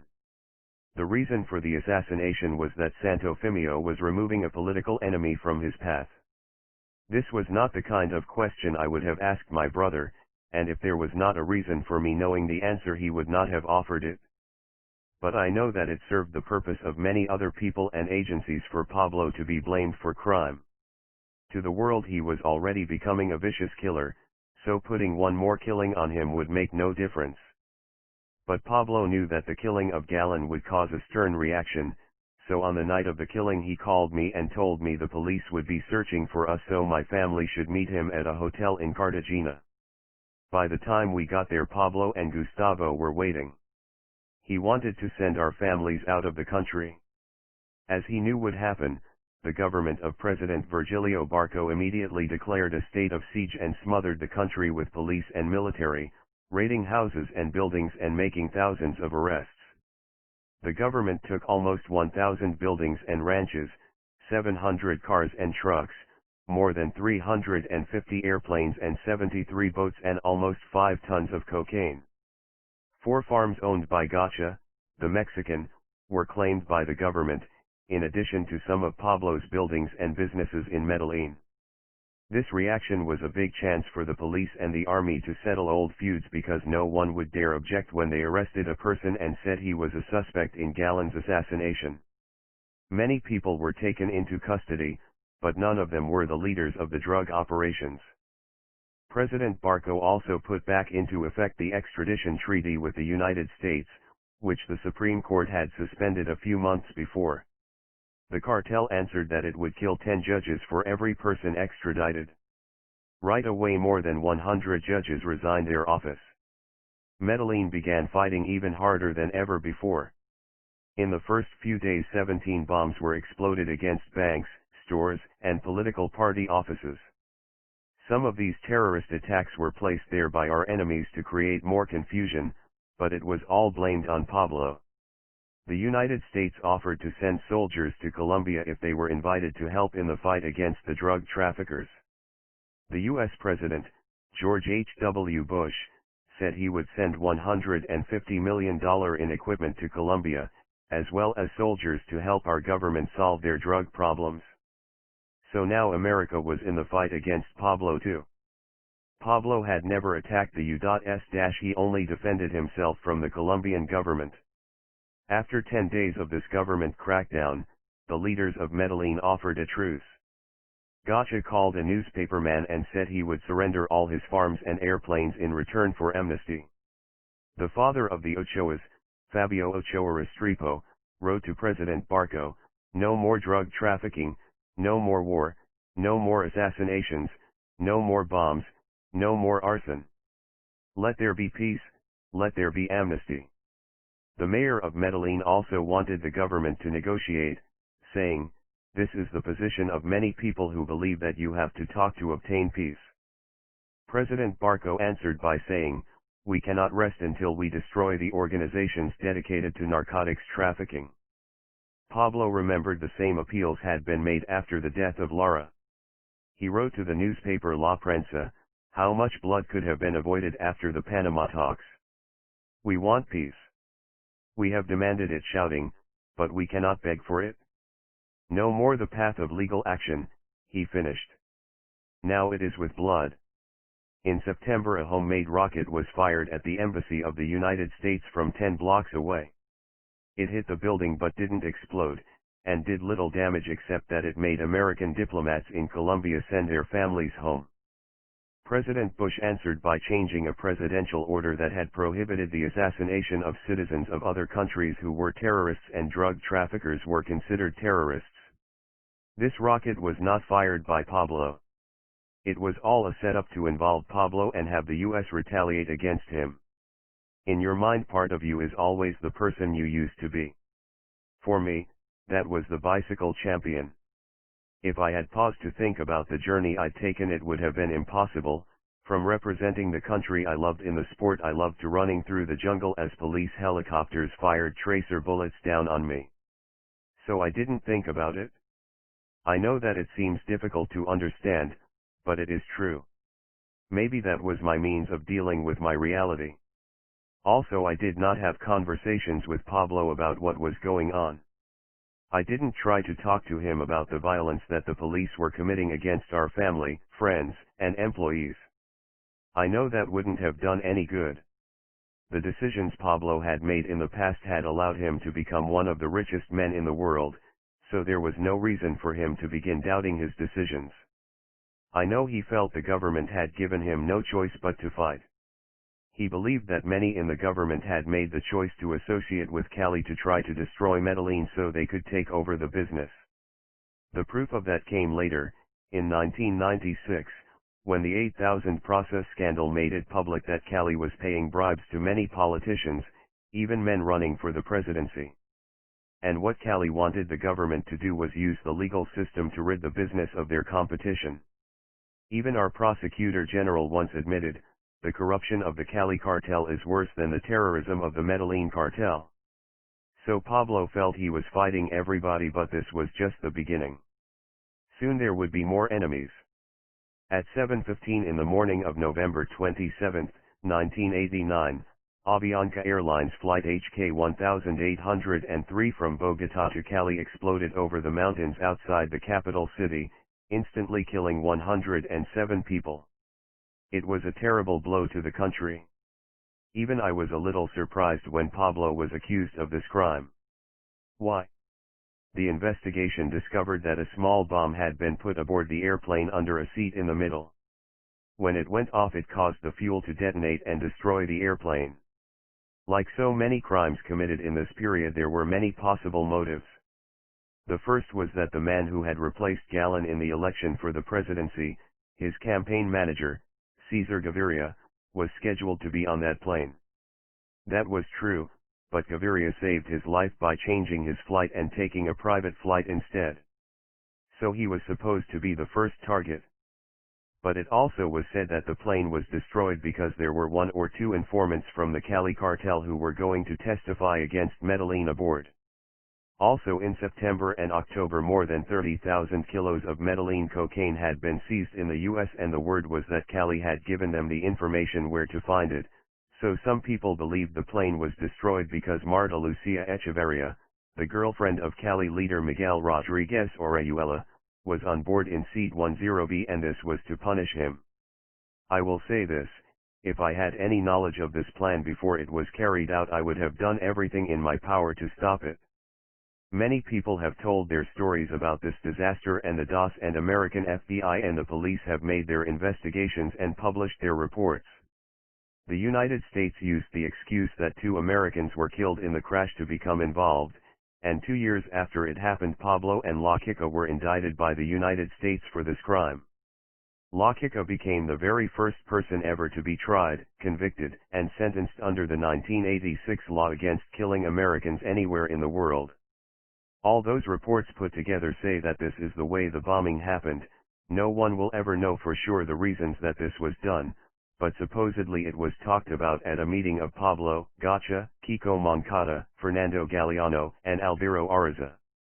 They had a copy of Gaviria's schedule, so they knew he was going to be on that flight. The bomb was carried to the airport in parts in 3 different cars.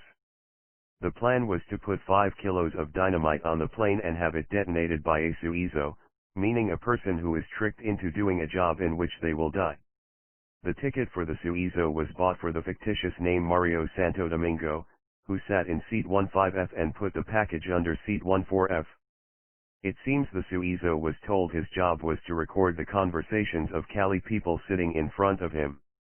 As the plane rose into the air as instructed, the suizo turned the knob on the recorder. The bomb exploded a hole in the floor and side of the plane, and then blew up the fumes in the empty fuel hold. Everyone on the plane died and 3 people on the ground also were killed. Right after the airplane was blown up, a man claiming to be of Los Extraditables called a Bogotá radio station and reported that they had planted the bomb. 4 years later, the man who claimed that he made the bomb told the DOS that Medellin leader Kiko Moncada gave him $1,000,000 to recover the cost of the operation. So certainly others were involved, but the only name the world heard was Pablo Escobar. The U.S. sent to Colombia its most secret intelligence unit, Centra Spike. Centra Spike flew small airplanes above the cities and applied the most advanced technology to listen to communications of interest. Their method was to spy on the 10 people who Pablo spoke with most often and then the 10 people that each of those 10 people usually contacted. That's the way they built a map of the Medellin organization. They flew in total secrecy. When our contacts told us about this, I had warned Pablo that the U.S. was eavesdropping. As an electrical engineer who specialized in communication, I knew what was possible. But Pablo wasn't too concerned about that. He thought that if he had been listened to, they couldn't have located him anyway. He used to say that he could have been anywhere in the world. To use the information provided by Centra Spike, in 1990 Colombia organized an elite military unit named the Search Block. This consisted of 700 of the most trusted policemen, trained by the United States Army Delta Force, who had only one objective: catching Pablo and the other leaders of Medellin. To fight back, a bombing campaign was begun against the Search Block. The whole situation was completely out of control. The government thought about stopping the Search Block, but instead they added more soldiers. There were more than 100 bombings. This was all-out war. Judges were bombed. Newspapers who wrote in favor of extradition were bombed. Every policeman had become a target. The police of Medellin had stopped living in their own homes to protect their families and stayed together in secure places. Everyone in the city, probably in the country, were touched somehow by the bombing campaign. For example, our cousin, the girl with the pretty hair, was a student at college. She was registered there under a new name and only her best friend knew of her family. During the war against the police, a bomb was placed in a police car near a stadium, and when it exploded, hundreds of people were killed and wounded. It was horrible. Even now I can't really understand or accept how it came to this. But there was nothing anyone could do to stop it. In that bombing, the grandparents of another student were killed. When it was reported a few days later that Pablo's men had planted the bomb, the student approached our cousin in the cafeteria filled with people. "Your cousin killed my grandparents," she screamed and started hitting her. She grabbed her by the hair and pulled her down. The girl with the pretty hair started crying too, not for herself, but for the grandparents, for everything that was happening in our country. She grabbed the girl by the arm and put her into a corner. "Stop screaming," she said. "I want you to understand this has nothing to do with me. I have the same last name, but I had nothing to do with this incident. I'm not like that. I can't go to Pablo and tell him stop doing this. I can't." But later she did go to Pablo and ask him why he did such terrible things. And he told her, "You don't even know how many people that I care about are gone because of this war. This is what I have to do." She said to him that he had 2 personalities. Sometimes he could be so nice and kind, but on the other hand, you can be so ruthless. "They made me like this," he said. "I have to be strong. I have to fight back because people turn their backs on me. I know I'm not going to die like a regular drug dealer. If there was one personal enemy Pablo had, it was General Miguel Maza Marquez, the head of the DOS, a man who had made a vow to defeat the cartels. In an American trial, a drug pilot testified that Maza had been involved in the cocaine business, that he had been told by a major connection that Maza was shipping between 20 and 25 kilos of light. I have no personal knowledge of this. It could be another situation of someone trying to make a good deal for himself at the sake of an innocent man. But is it possible? In Colombia in those days anything was possible. Until the government focused on Medellin, the money was so easy to make and the big people were not touched at all. The only people taking the risks were those on the lower levels who were actually doing the moving. It was well known that many famous people in politics in Colombia had been involved in small ways in the business. If Pablo or his high associates agreed to include your drugs in their shipments, you were almost guaranteed to make a profit. There was also the possibility that some agents were on the payroll of the drug organizations. A lot of poor people feared the DOS in that period, just like the police, for all the atrocities done in the city, much more than they respected it. To them, DOS wasn't the Colombian FBI, it was the police who came in the night. Maza has said that Pablo offered him money through a lawyer to work with the cartel and that he turned him down. That I had not heard. But it makes good sense. So many politicians and policemen were happy to take money from the traffickers that there would be no reason not to make such an offer. Pablo despised Maza, due to the crimes committed by him and his agency. Numerous times Pablo had denounced these illegal acts to the Colombian government, but everything was overlooked. Maza has claimed that Pablo made 7 attempts to kill him. Maybe. There were many bombings at this time. In one car bombing Maza lived, but 7 of his bodyguards were killed. Maza proved to be a very lucky man. In December of 1989 the plan was to blow up the entire DOS building to kill him. This would be just like bombing the FBI building in Washington, D.C. At least 1,000 and perhaps as much as 8,000 pounds of explosives were loaded onto a bus. One man was waiting in the lobby of the building. After Maza and his bodyguards arrived, this inside man was supposed to contact the outside men with the bus and give them the okay. Then they were to direct the bus into the lobby of the building and explode it. But the plan went wrong in many respects.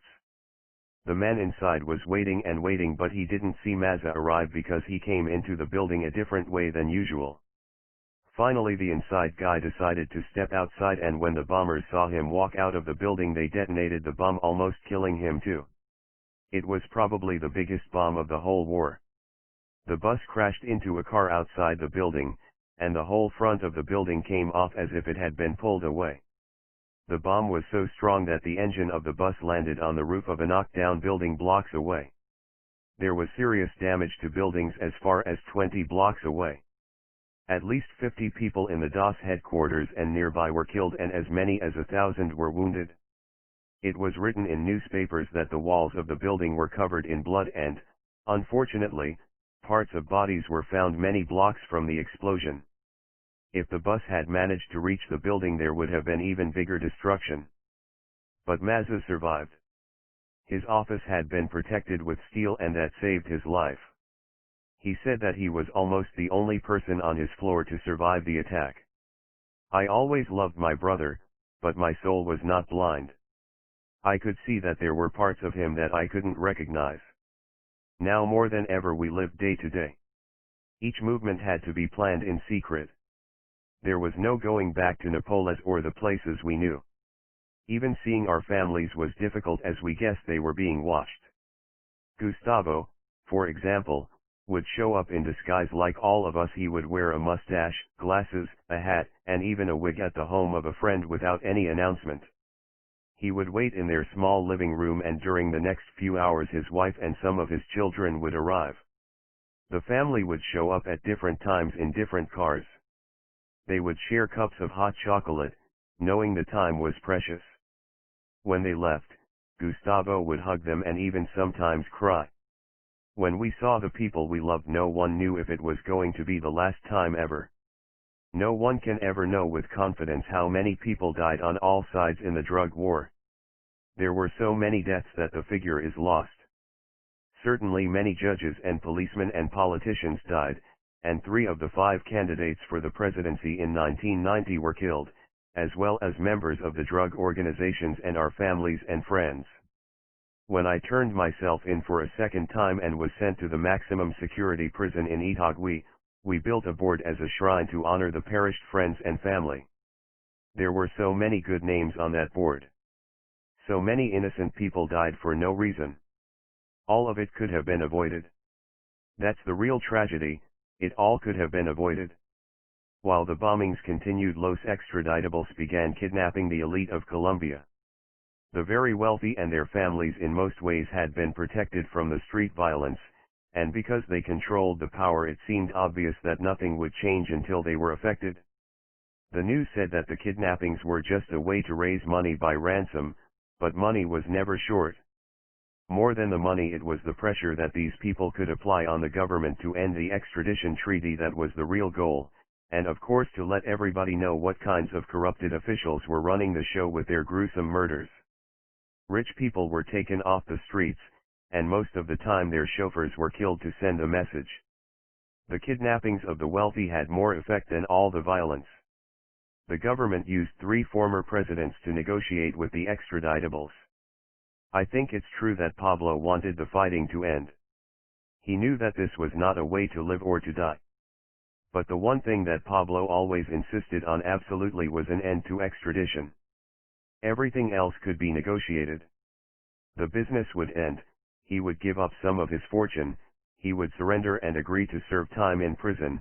There could be some compromise on all points, but there could be no compromise about extradition. There were times we spoke about this and I saw his frustration. The country was in chaos and confusion. Before, in Colombia, the shadow world had been allowed to exist along with the public world, and there was calm and stability in the country. The government had accepted and even worked with the emerald trade, the marijuana smugglers, and all the illegal businesses. It was safe for everyone to walk in the streets. Everyone was making money. The people outside the business almost never got hurt. But that was not true anymore. By attacking the Medellin cartel, and especially Pablo, who had become a political figure when he announced his presidential aspirations, the government had forced them to fight back. This was the terrible result. A few of the leaders that lived in the poor neighborhoods of Medellin were murdered for supporting Pablo's political career. I believe the real reason this war against my brother began was because of his politics, instead of the drug business. When Pablo used to get up on stage to give his speech to thousands of followers throughout the country, his ideals were compared to that of presidential candidate Jorge Elier Gayton, who had been assassinated in 1948. Gayton had been Pablo's idol. Pablo's ideals in his speeches were to work to eradicate poverty in our country, provide a chance for an education, healthcare, and decent employment for everybody in the country. He was proud that he had always shared his winnings with the country's poorest people. The government attacks did have many successes. A lot of our people were killed by the National Police, Cali, or by the elite troops of the Search Bloc. Hernando, who was the manager of Napoles, was with his family on a farm for a weekend. Our enemies showed up at the place and Hernando told his son to run and hide. These people took a tool and broke every bone in Hernando's hands and fingers and burned him all over his body with cigars until he was dead. Many of our employees were killed, including Ricardo Prisco and his brother Armando, who was shot by the National Police as he sat in his wheelchair. 2 of Maria Victoria's brothers, Pablo's brothers-in-law, were killed. Our cousin Luis Alfonso was killed, and his parents, Lucy and Arnand, were beaten black and blue and burned and killed. Another cousin, Rodrigo Gaviria, had his skull blown off by a machine gun, and another cousin, John Jairo Urquio Gaviria, was shot as he tried to flee, as was their 87-year-old father, Luis Enrique Urquio, an innocent man who had gone to church every day. My cousin Jose Gaviria was tied up in front of his wife and children and stabbed in the neck and allowed to die there. Our cousin Lucila Restrepo Gaviria was gunned down with her husband in front of her children. Now they all rest in the family cemetery with Pablo. On August 7, 1990, Cesar Gaviria, Galen's campaign manager, became the president of our country.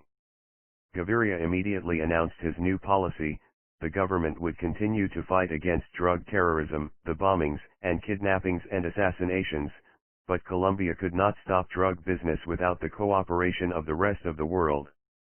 He said, drug trafficking is an international phenomenon that can only be resolved through the joint action of all affected countries. And no success will be possible in this area if there is not a substantial reduction of demand in consumer countries. There were many people who did not understand the important difference. This was interpreted to mean that there could be some agreement if the violence was stopped. But the new president's message was clear: he wanted to change the situation. But any thought that real change might come quickly ended 4 days later when the search block found Gustavo in a guarded house in Medellin and killed him in a gunfight. Gustavo, who had been with Pablo since the first day. The shame of that for Pablo was that Gustavo almost lived to see the war against the government won.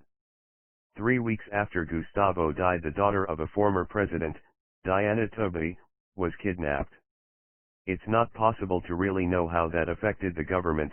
Maybe it didn't at all, but Pablo had proved to them again that their own families could not be protected. A week later, the new president agreed that those drug traffickers who surrendered would receive reduced sentences. They would have to serve some time in prison for drug trafficking, but they would eventually walk out free to live the rest of their lives. During the next few months, the 3 Ochoa brothers surrendered and eventually got reasonable prison sentences, but Pablo refused until the government agreed to change the constitution and put in new justice laws. He never for 1 second forgot the sentence the Americans put on Carlos Leder: life plus 135 years in a maximum security penitentiary. Better a grave in Colombia than a jail cell in the United States. Today the situation in Colombia is the opposite. Drug dealers work differently. The sentences in Colombia are more rigid than in the US because there, by giving up the names of other people and some money, it is possible to have a long sentence reduced. Many present-day drug dealers earn fortunes and after serving some time recover it. These sorts of benefits are reserved for the wealthy drug lords, not for the petty drug dealers. The negotiations with the government went on for almost a year. Most of the meetings took place in the middle of the night at farms owned by Pablo outside Medellin. In 1990, the M19 guerrillas that Pablo had long ago fought for the kidnapping of Martha Nieves, Pablo's friend's sister, had made a deal with the government that allowed them to end the violence, surrender their weapons, and become a political party, and in return they would receive pardons for their crimes. Pablo believed he should be granted the same offer. Why not? M19 had been guilty of violence, it was their guns behind the raid on the Justice Ministry. And yet the government had allowed them an entrance back into society. So why not Pablo and his associates? Even before the negotiations began, Pablo had decided exactly what he wanted and what he would give in return. The attorneys and government representatives who came to these meetings were picked up at night by vans without windows and had to wear black glasses so they couldn't see anything. They were driven around for a time so they wouldn't know how far from the city they had traveled. Even our own representatives did not know where we were hiding or how to get directly in touch with Pablo. Meanwhile, unknown to us, American airplanes were still flying over Medellin, listening to telephone conversations, trying desperately to find Pablo. Cali was also trying hard to find Pablo. There was no question they knew we were talking to the government and they wanted to find Pablo before an agreement could be made. At this time there were no criminal charges against me. There was no reason for them to arrest me. But people on the payroll had told us that Cali had put out an order to kill me. So, unbelievable as it seems, the safest place for me was in prison with Pablo. The church played an important role in these negotiations. Even with his sins, Pablo remained a religious man. Like our mother, who was saved from death when a picture of the baby Jesus of Atocha fell on her and protected her, he almost always slept beneath a drawing or painting of Jesus. During his telephone conversations with our mother, they often prayed together. Father Rafael Garcia Herreros appeared on television every night just before 7 o'clock on the show Minute of God. The audience heard him say, "I would like to speak to Pablo Escobar, on the edge of the sea, right here, on this beach," but what they did not know was that Father Garcia provided information for us about the progress of the negotiations, like when the government wanted to meet with our representatives, with his secret signals. For example, on his TV show he would say that they got a donation of 1,370,000 pesos, but what he was telling Pablo was that they were going to have a meeting on the 13th at 7 o'clock. When Pablo and I spoke on the telephone we also used a code. In the most dangerous time Pablo would call himself Dercida, the name of the nanny we had as little children, to avoid danger in case the phones were tapped. Dercida was a woman who did not wear shoes. She used to change our diapers, feed us with a baby bottle, and was with us until she died of cancer. When Dercida died I was saddened and thought why the scientists hadn't discovered a cure for this disease. This began the great search of my later life. I started to buy every book I could find about cancer. In 1987, when one of my favorite horses got sick with equine anemia, I started to research this disease, which is similar in many ways to the human AIDS virus. When all of our troubles began I had to put aside my desire to contribute to finding a cure for this terrible disease. One of the most important people involved in these negotiations was Archbishop Dario Castrillan of Pereira, who had a special relationship with the president, having been the official at his marriage. Pablo also had a strong friendship with this priest. He had worked with the churches of Colombia for many years, giving money to provide food, clothing, and shelter for the parishes of Medellin and Antioquia. The archbishop was important throughout all the negotiations until the end, and at this moment he is serving in the Vatican. It was normal for Pablo to use a helicopter to visit small villages in Choco or Urubá. Even during the worst times Pablo continued to help the underprivileged citizens in these government-forsaken towns. Pablo and I met with the Archbishop in a house at the highest point in El Poblado to ask him to go directly to the new president with his offer. Pablo told him, "I've decided to surrender myself but I have to get some guarantees before that. I would like you personally to take this message to the president so there will be no mistake." Pablo then listed the conditions that needed to apply if the war was to end. First, no extradition.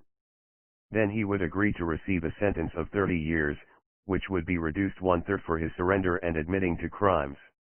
This sentence was similar to the punishment given to others who had taken a similar path. He thought the 30-year sentence would actually require serving about 7 years in prison with the benefits granted by the government. As I sat there listening to him, for the first time I began to believe that maybe there was a way to end this horror and eventually return to our regular lives. The search for Pablo went on during the negotiations. There were more killings, more kidnappings. During one of the police raids on a house, hostage Diana Tobey was killed, probably by police bullets, which Pablo had denounced during a communication to the government. A few days later President Gaviria made the policy that Pablo would be eligible for a smaller sentence if he confessed to his crimes. Pablo understood that to mean that the president was open to making a reasonable deal. There was a lot of negotiating, a lot of compromises, but eventually a deal for surrender was reached. The time was good for this. America had been paying Colombia millions of dollars and providing military assistance to go after the drug traffickers, but mainly to catch Pablo. U.S. President George Bush had been strong with Colombia about this issue. Including Carlos Leder, our government had extradited 41 men to the United States. But fortunately for all of us, right at this time Colombia was seated on the United Nations Security Council. The U.S. president was attempting to gather support from the world to attack Iraq's Saddam Hussein to expel him from Kuwait. Colombia had voted against a U.S. military attack, and Bush wanted Gaviria to change that vote. Gaviria announced that no more Colombians would be sent to the United States for trial. Perhaps in return for our vote in the Security Council, the U.S. didn't make much of a protest. It has been said by our politicians that the Gulf War brought peace to our country. Pablo and the government had made a deal. I remember the day we found out for certain that the government had agreed to the compromise. As always, Pablo showed little emotion.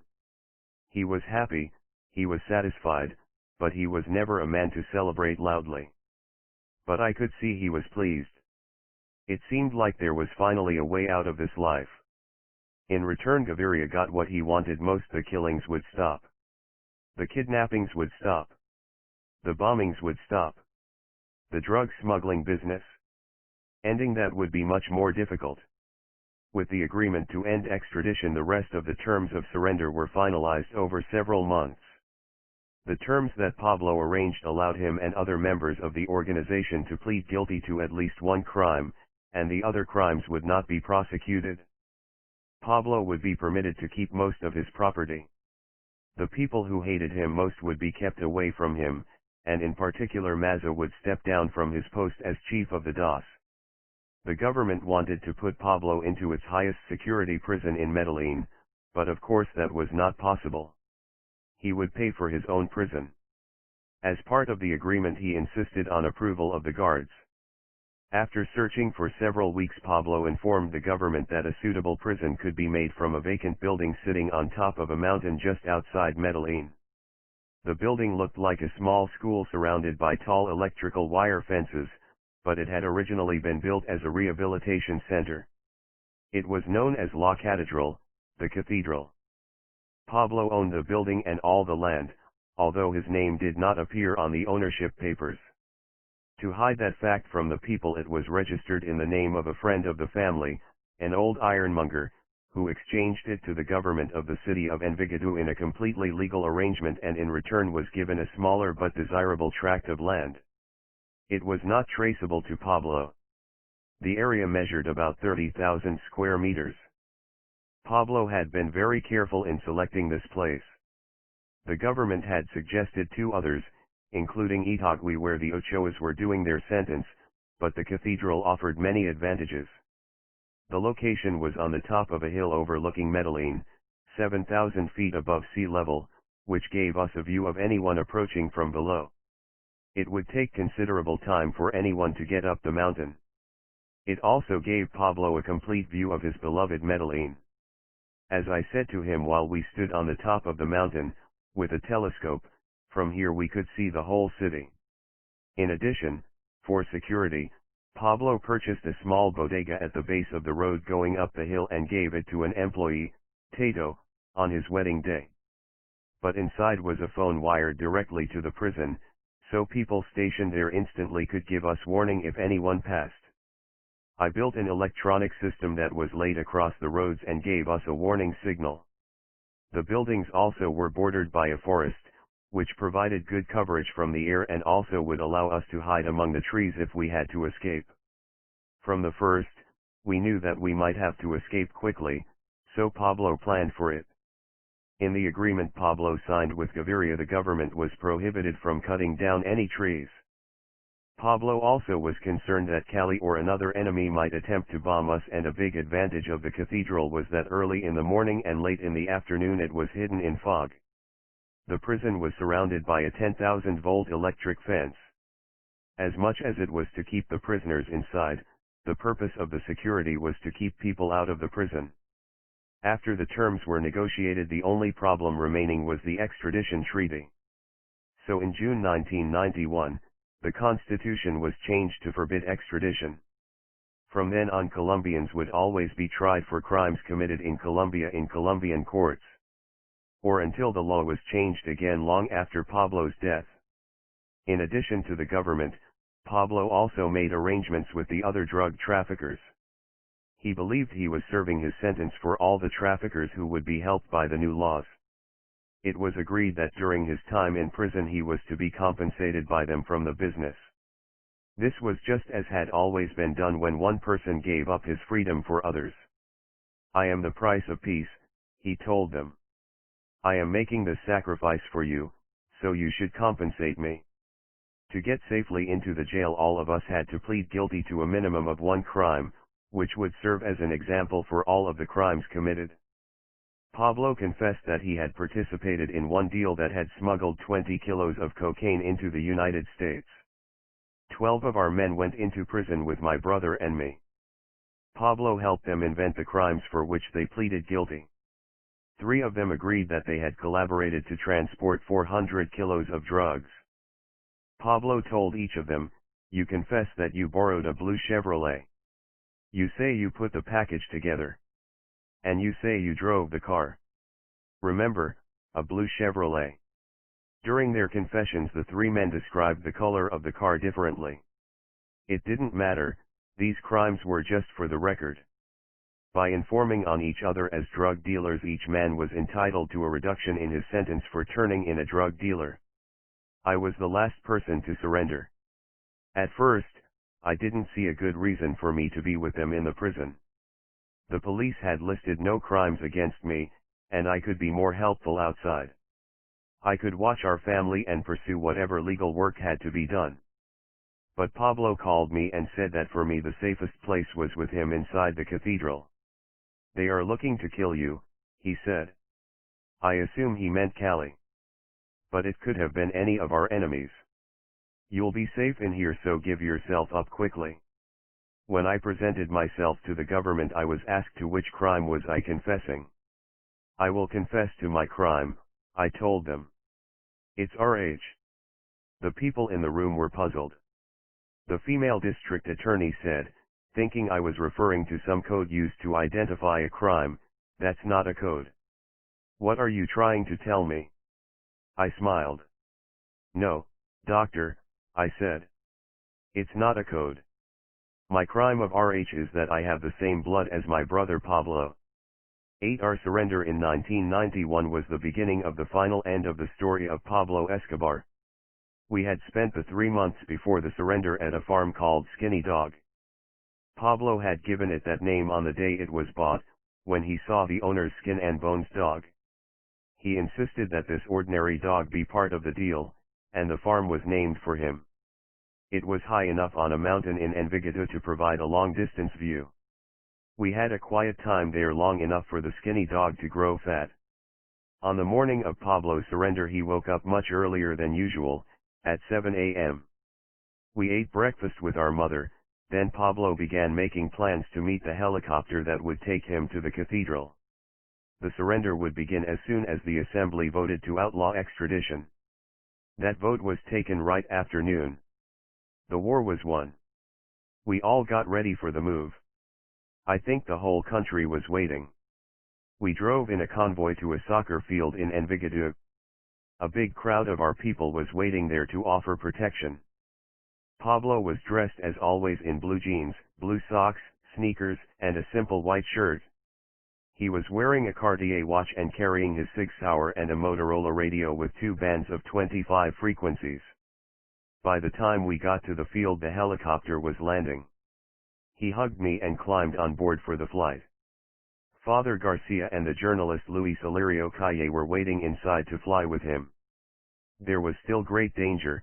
There were many groups that did not want Pablo free to talk to the government. So the defense minister closed all the airspace in the region, writing in his own diary, "Not even birds will fly over Medellin today." When the helicopter reached the top of the mountain, Pablo got off and walked directly to the entrance. He handed a soldier his pearl-handled gun as a symbol of the end of the fighting, but people who were there told me that as soon as he got inside he took another gun. It took a few more days before all of us had surrendered and were safely inside. Officially there were 14 of us. The first few days there were very busy. Among our first visitors was our mother, who arrived with a rosary and a pot of cooked meat. Father Garcia, who took our confession. We asked God to allow us to get out of this situation and protect our family and friends, like Colombia's famous soccer star René Higuita. Pablo had helped discover him as a young player and brought him to the notice of the professional teams. They had stayed loyal friends. The media tried to make a scandal from Higuita's friendship with us, but no one paid attention. He didn't even lose his TV endorsements of products. There were many other things that had to be done quickly. While Pablo's people living outside would continue the business and pay whatever bribes had to be paid, we needed to have our own access to money. As much as $10 million in cash was packed tightly into 10 milk canisters, which were covered with salt, sugar, rice, and beans, even fresh fish. We told the guards that these canisters contained our weekly food ration, so they let them inside. Eventually they were buried near our soccer field. Other money was stored in tunnels hidden under our bedrooms that could be reached only by trapdoors under the beds. Weapons that we might need to protect ourselves were also brought in that way. To communicate with our associates outside, we also installed 11 telephone lines, a cell telephone system which was now available, a radio telephone system, and 9 beepers.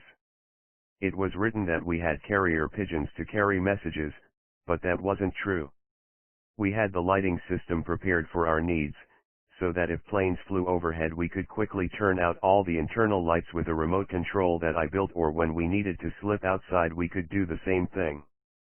Security was always the primary concern.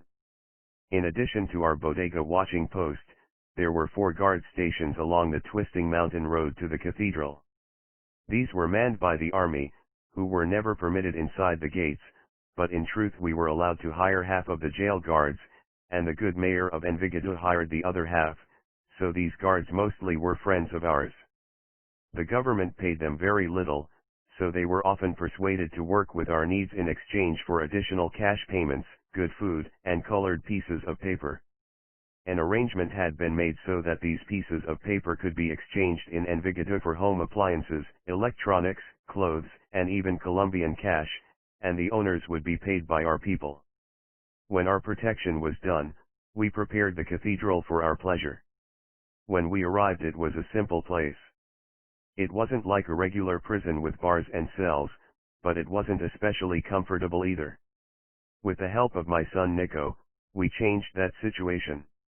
Nico had acquired a soda truck and received permission to bring cases of soda to the prison. But the crates of soda formed walls, and inside those walls was whatever we wanted. He brought in jacuzzis and hot tubs, television sets, the materials needed to build comfortable bedrooms, whatever we wanted, including the first of the many women to stay there. It was a hectic period and much was done to transform the prison into a much more tolerable place. I also brought 2 bicycles inside with me, a stationary bike and one of my own Osito riding bikes, so I could keep in shape. Among the things that Pablo brought with him was a large record collection, including classical music, Elvis's records he'd bought when we had visited Graceland, and his signed Frank Sinatra records that we'd received when visiting Las Vegas. For reading he brought in a collection of books, from 5 Bibles to the work of Nobel Prize winners. The books I brought included a text on having a super memory, and books on horses, cancer, AIDS, and bicycles. We also had a large collection of videotapes, naturally including the complete set of the Godfather movies and Steve McQueen movies, including Bullet. Eventually we turned the prison into a comfortable home. We had all the necessary electronic devices, including computers, big screen televisions with video systems, beautiful music systems, even a comfortable bar with the best champagne and whiskey. Outside we had a good soccer field with lights to play at night, paths to walk where we could be hidden from the air by thick trees, and good places to exercise. Within a couple of months we had made it a reasonable place. Immediately there were stories written that we were living in luxury, that the faucets in the bathroom were gold.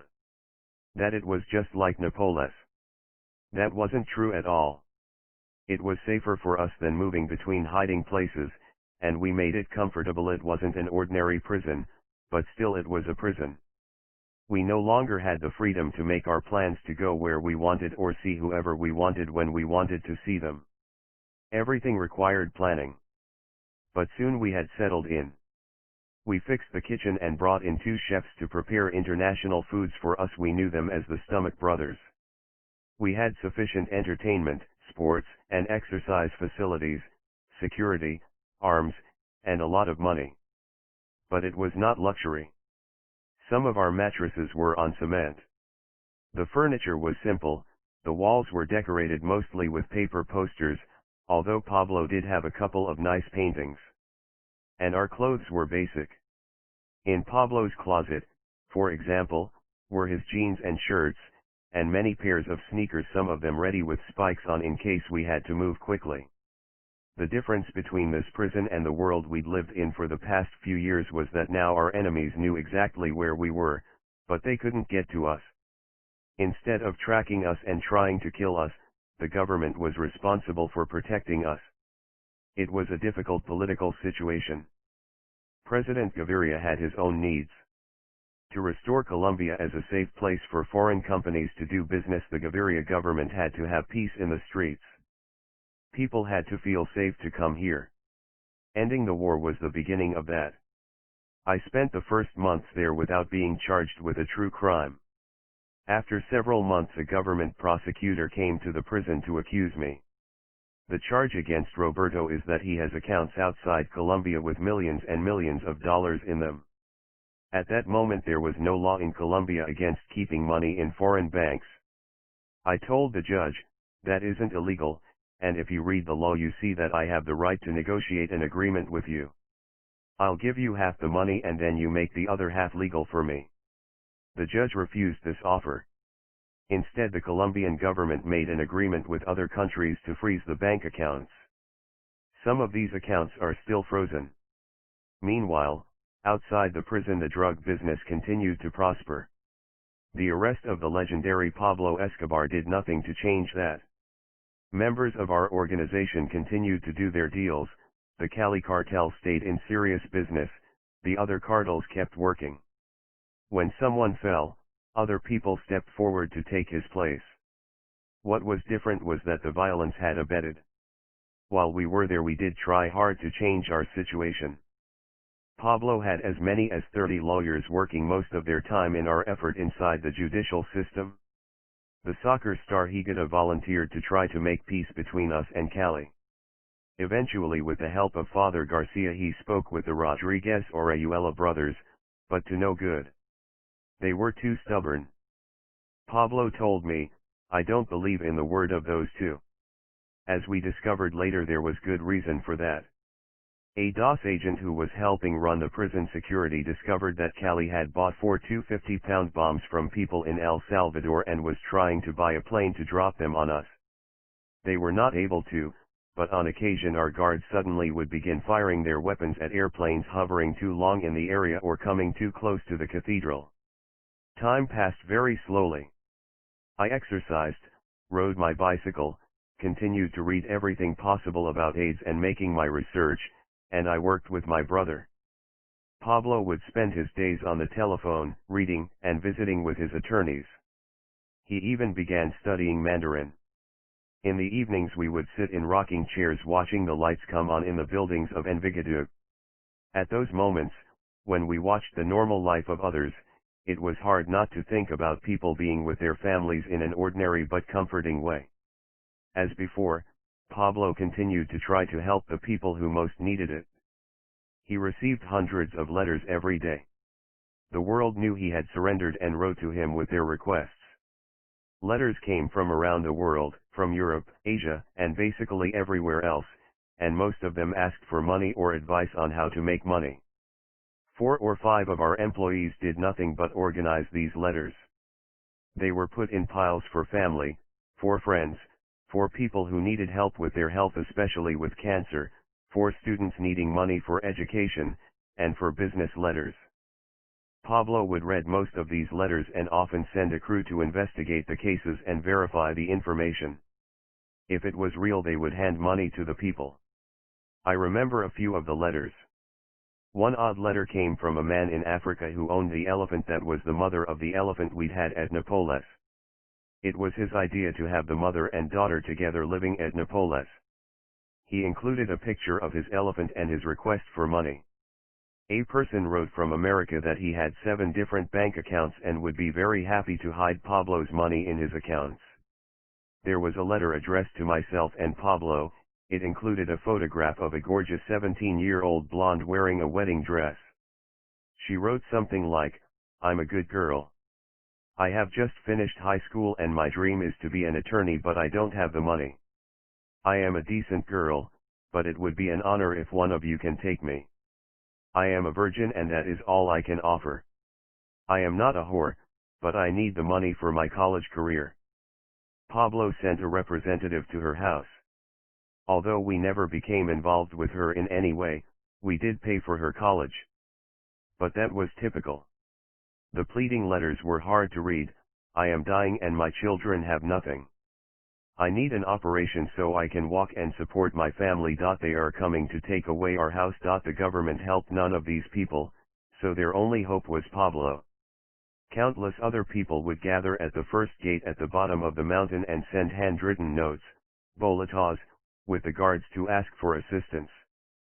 Sometimes they wanted money, but other times they just wanted Pablo's advice about the problems of their life.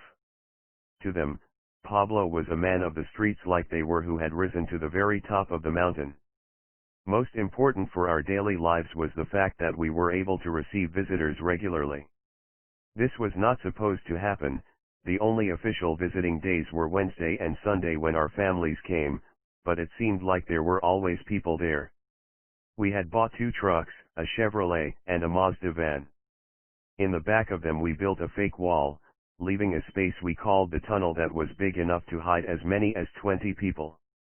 The people who used this method to come see us were those who did not want their visit known publicly, others who had committed crimes and were not legally allowed to be there, or people we did not want our enemies to know were there. Usually they would be picked up in the night and driven to our bodega. From there those people who could show ID to guards were placed in the seats and those who could not were put in the hidden tunnel. At the checkpoint the guards would ask, "What are you taking there?" The password was materials. Each time a truck left the bodega we were called and told who was coming up. In addition to our family and friends, politicians visited us, businessmen, priests, the greatest soccer players, and some of the most beautiful women in the world. There were many parties and in attendance were the beauty queens of Colombia and other countries, including famous actresses, models, and the prettiest girls at the universities. We would see a beautiful woman on television or in the newspapers and she would be invited. There was never any danger to them, and for their visit they would receive a very nice gift. Often by their own choice they would stay the night, and leave after breakfast the next morning in the tunnel. In fact, between many of our bedrooms we had built small hideouts, so the girls could stay there without anyone being suspicious. No one was ever pushed to come if she felt uncomfortable. One of the girls at the university remembers being approached by a friend who asked her if she wanted to go to a lovely party, for which she would be well paid. "What do I have to do?" she asked. "Nothing. Just be beautiful." There is a magazine in Colombia called Cromos that publishes pictures of beautiful women. We would pick out women from the pages and invite them to the parties. One of the very first women to stay at the cathedral was a 20-year-old beauty who had just been fourth in the Miss Universe pageant who I had invited. She arrived there and stayed for 5 days. From these visits several people fell in love and there were some marriages at the cathedral. And one of these women I fell in love with. She was a beauty queen and we had 3 beautiful children together before our marriage had a bad end. As I learned eventually, she had not fallen in love with me, but instead with my bank account. It should not be surprising that there was a lot of sex at the cathedral. We were young men, many of us rich, and confined inside the walls of a prison. Who could protect a woman better than the men of Pablo Escobar? Even our parties were moderate, with nice music and dancing. Later, photographs found at the cathedral after we'd escaped, of blow-up sex dolls and some of our men dressed as women, were printed in magazines to try to embarrass us. The impressions of those photographs were not true at all. These toys were jokes, the dress-up part of a costume day we had as our entertainment. The beautiful women were never invited there during the weekly family visits. During the years we'd been running we had only been able to spend brief periods with our families. Being in prison allowed us to finally spend time safely with our wives, children, and families. In fact, Pablo had 3 beds put into his bedroom so his whole family could sleep in that room with him when they visited. He even had a small playhouse built for his daughter and a go-kart for his son. There were always many people there when our families visited. Pablo would stay in his bedroom, which was right off the main living room, and invite those people he wanted to see into his room. Often through one of the trusted people there with us, he would hand out cash to the family. One of those people who came to visit was his 17-year-old cousin, who he called Pelo Lindo, the girl with the pretty hair. She came there dressed in her high school uniform with her mother and sisters. Like other members of the family, they had not seen Pablo in all the years we'd been on the run. And during that time she had become very beautiful. When we were invited into his room, she remembers, he looked at everybody but he focused on me.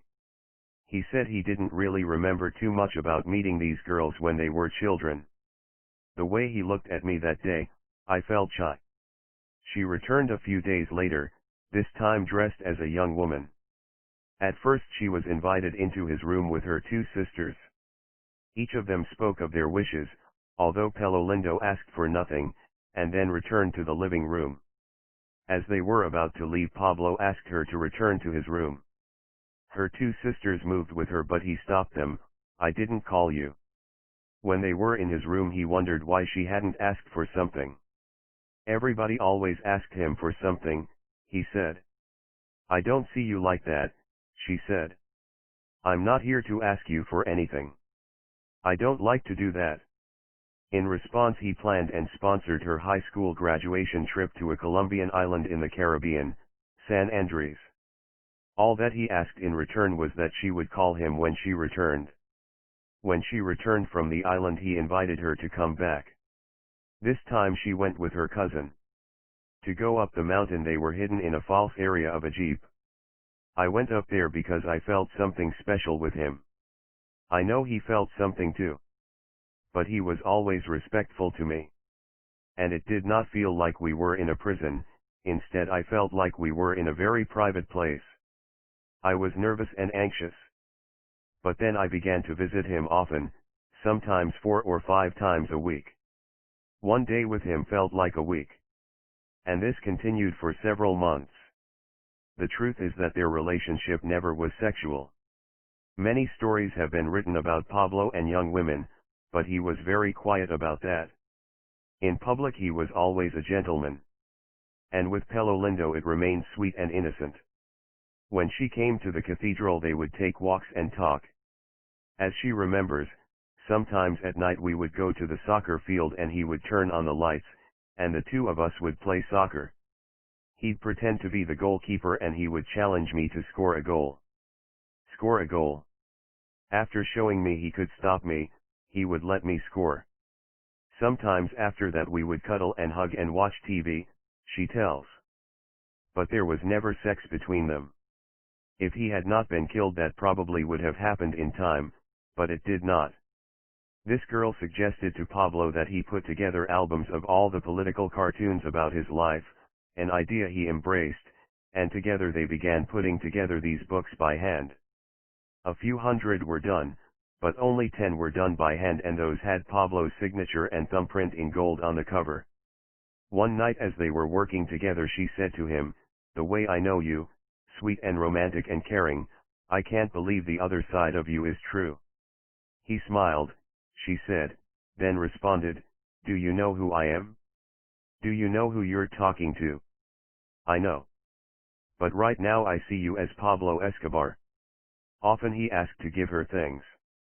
Once 2 of his men showed up at her school with a new car for her.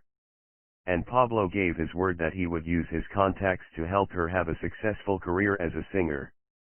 Pablo's wife knew about these visits and was not happy about them. But there was nothing she could do and it remained a flirtation. A happy innocence. He never told Pelo Lindo he loved her or he'd missed her when she wasn't there. But each night when she left he wanted to know exactly when she was coming back. Pablo eventually came to trust her so much that he allowed her to have the combination to the safe in which he kept many thousands of dollars and pesos.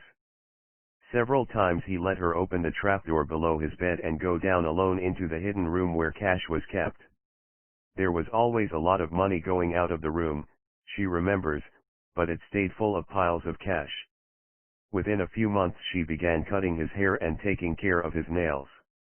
In fact, there was a night Pablo decided he should be a blonde, so she returned the next time with blonde dye but also black in case he didn't like it. She dyed his hair blonde to hide his white hairs. He looked in the mirror and hated it. He would be even more of a target as a blonde and black-haired. "Put it back, Black," he said instantly, deciding the blonde made him look too much like a woman. As they became close, they talked about the hardest topics. One night he asked her, "What are you going to do if they kill me?" She was surprised at that question. Pablo thought about life, not death. One time he had showed her the photograph of himself and Juan Pablo taken in front of the White House and told her that in the future he was going to go there and do business with the American president. He said, "After I get back on track, I'm going to be president of Colombia." So she hadn't expected a question about death. She tried to laugh it away. "Oh Pablo, I don't think you're going to get killed. If they take you to another prison, I know with the power you have you're going to escape from there." "I'll try," she remembers him saying. "But if something happens to me, what are you going to remember most?" "I will remember the way you look at me. The intenseness of your eyes, because I know you don't look at me as your cousin." To that, Pablo did not respond. Their relationship changed because of a second cousin.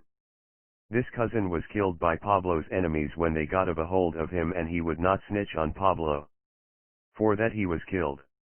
That event scared Pelo Lindo and she suddenly stopped going up there. Instead she had excuses.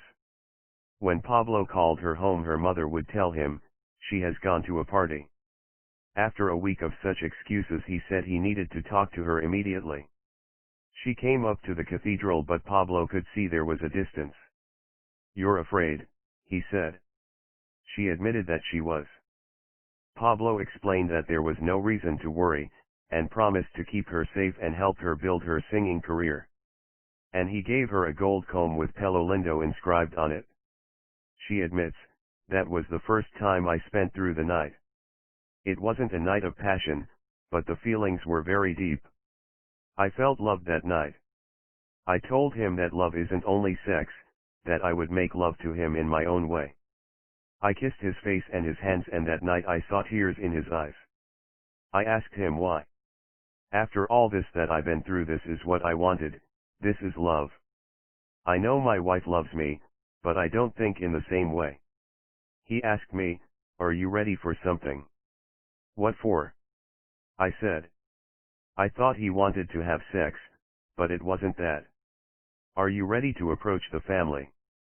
'No,' I told him. 'No, I'm not going to do that.' 'Are you crazy?' Eventually though, in a different time and a different place, I know we would have had physical love together. After leaving the cathedral in the morning, she went to collect a $2,000 payment for a singing job she had done. She was with a male friend of hers, and on the road called Los Olmos they were kidnapped by 4 police in uniform, driving in 2 taxis. These men took everything from them as well as all the equipment in their car. That evening, when Pablo's man went to her house to pick her up, her mother explained that she had not come home since the morning. Pablo put out the word. The kidnappers received a phone call telling them, "This is Pablo Escobar's cousin that you're fucking with." They returned the money and gave them back the car. Then they left quickly. The second she got to her home, the phone was ringing and Pablo told her, "You have to come here now." When she arrived, she told him the whole story, and learned about his own phone calls to find her. I told him, "You are my Superman." He didn't say anything, but it was one of the few times I saw him smile. And that was the last night I ever saw him, because at that moment we didn't know that the government was planning to take him away from there. This was June 20, 1992. We spent 396 days inside the cathedral. We celebrated many events there, including holidays, marriages, and birthdays. Pablo turned 42 there and we enjoyed a feast including caviar and pink salmon. Musicians played for the guests and our mother gave him a special Russian hat she had bought during a recent trip there.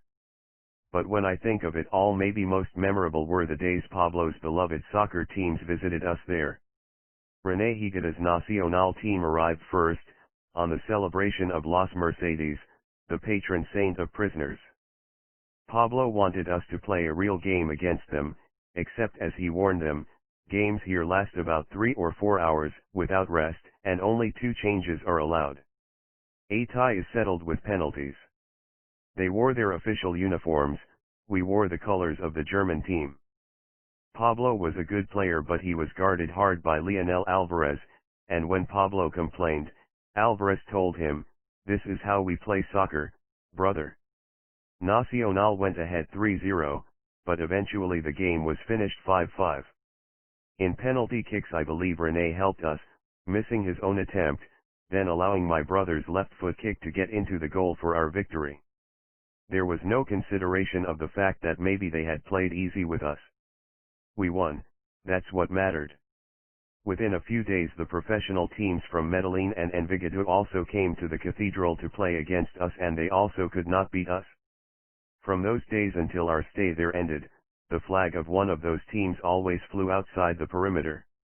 And if that flag was not that of Pablo's favorite Medellin team, after everyone went to bed he would quietly make certain that it was. Pablo believed he was serving his time for all the people in the organization. He had given himself up to end extradition. With Pablo Escobar in prison, the government could say the war against drug trafficking was being won. This really wasn't true. Because we were in the cathedral did not mean our business stopped totally. Pablo continued to know what was going on in Medellin and throughout Colombia. People would call him and tell him what was happening. Not one single load left that he did not know about. But it was expensive being there. There were still people on Pablo's payroll who expected to be paid. Sometimes helicopters from the outskirts of Medellin would land in our prison and fly away carrying money to keep the business operating. But all of that stayed possible because the people doing business paid Pablo his fees in cash. 2 of the biggest organizations paying their percentage belonged to Pablo's friends Fernando Galeano and Kiko Moncada. They were making a lot of money using the route through Mexico, called Fani, opened by Pablo, and thanks to him without fear of extradition. But then Pablo found out that they had done 5 loads without paying him a cent. They had cheated him out of millions of dollars. As business that made no sense. They were earning millions of dollars, the money they needed to pay Pablo was nothing for them. So Pablo knew that this was much more than the dollars and the lack of respect, this was an attempt to take control of the whole business. But Galeano and Moncada were friends, men he had trusted. In Pablo's mind, men he had gone to jail for. Pablo found out from a friend where Galeano had hidden the money and he sent people to collect it. It was more than $20 million in the coleta. Galeano and Moncada wanted it back, denying what Pablo knew to be true. He told them to come to the cathedral to discuss the business. They died as expected. Probably they thought they were safe coming to the prison. They were killed after they left the cathedral. The Sicario Popeye confessed that he killed Moncada and claimed that Otto killed Galeano. It doesn't matter who killed them, they were still dead. Their families pleaded to have their bodies and they were told where to dig them up. Pablo then called all the accountants for those people and told them from now on they were responsible to him. All the properties of those families, the boats, the planes, the cash, were put in the names of Pablo's loyal people. Then Pablo specially called the principal people from both of those operations to come to the prison. Most of them were brought up the mountain secretly in the tunnel. "I am declaring an emergency," Pablo told them, reminding them all that even in prison he was still the leader, the patron, of the Medellin cartel. While the cartel of the old days was gone, Pablo meant all of the drug traffickers of Medellin. He told them that if they stayed calm nothing would happen to them as long as they continued to pay their monthly quota, their tax. Pablo believed he had to take these steps to protect his own interests, which were being stolen from him. This was business, the people he was dealing with were equally guilty to him, so I don't believe he thought the government would be protective of them. But it turned out they made a good excuse for the government to take the action suggested by the United States. Pablo did not want to escape from the cathedral. Inside we were all safe, outside there were many enemies waiting for all of us. It is clear to us why President Gaviria decided suddenly to take actions against us, and that was because the Cali cartel was pressuring the government through their political ties. We know letters were written from the Cali cartel to the Minister of Defense telling about the way all of us were living inside the prison, guests of all sorts coming at all times, good sports facilities, the fact that we had money and weapons and that Pablo had continued in the business. But it's hard to believe the government did not already know about the way we lived inside the cathedral. When stories about the deaths of Moncada and Galeano became known to the public, there were complaints that the government was too weak to act, so perhaps Gaviria was embarrassed and felt he needed to show how tough he was. There were also comments made later that the government was forced to act when it learned Pablo was planning an escape. Pablo was not planning any escape. And then there was the pressure from the United States. The drug trafficking from our country to America had not decreased even slightly when Pablo surrendered, and when the news that he was living easy was made public, the American government objected and offered even more assistance. Whatever the reasons, in July 1992, President Gaviria decided that Pablo had to be moved to a more difficult prison. Pablo had always been nervous about this possibility. He believed that the American DEA wanted to kidnap him and bring him to the United States. He even thought some of the planes that flew over the prison had been sent by the DEA to take pictures. I remember he read a book by the Charles Manson prosecutor that said the U.S. should send commandos to Colombia to kill the drug traffickers. I felt that this was coming 2 days before when the small priest came to warn me. For the first time I told Pablo the whole story, when the priest had visited me before and what had happened. Pablo believed me. I asked him, "Is it true that they are going to come for us?"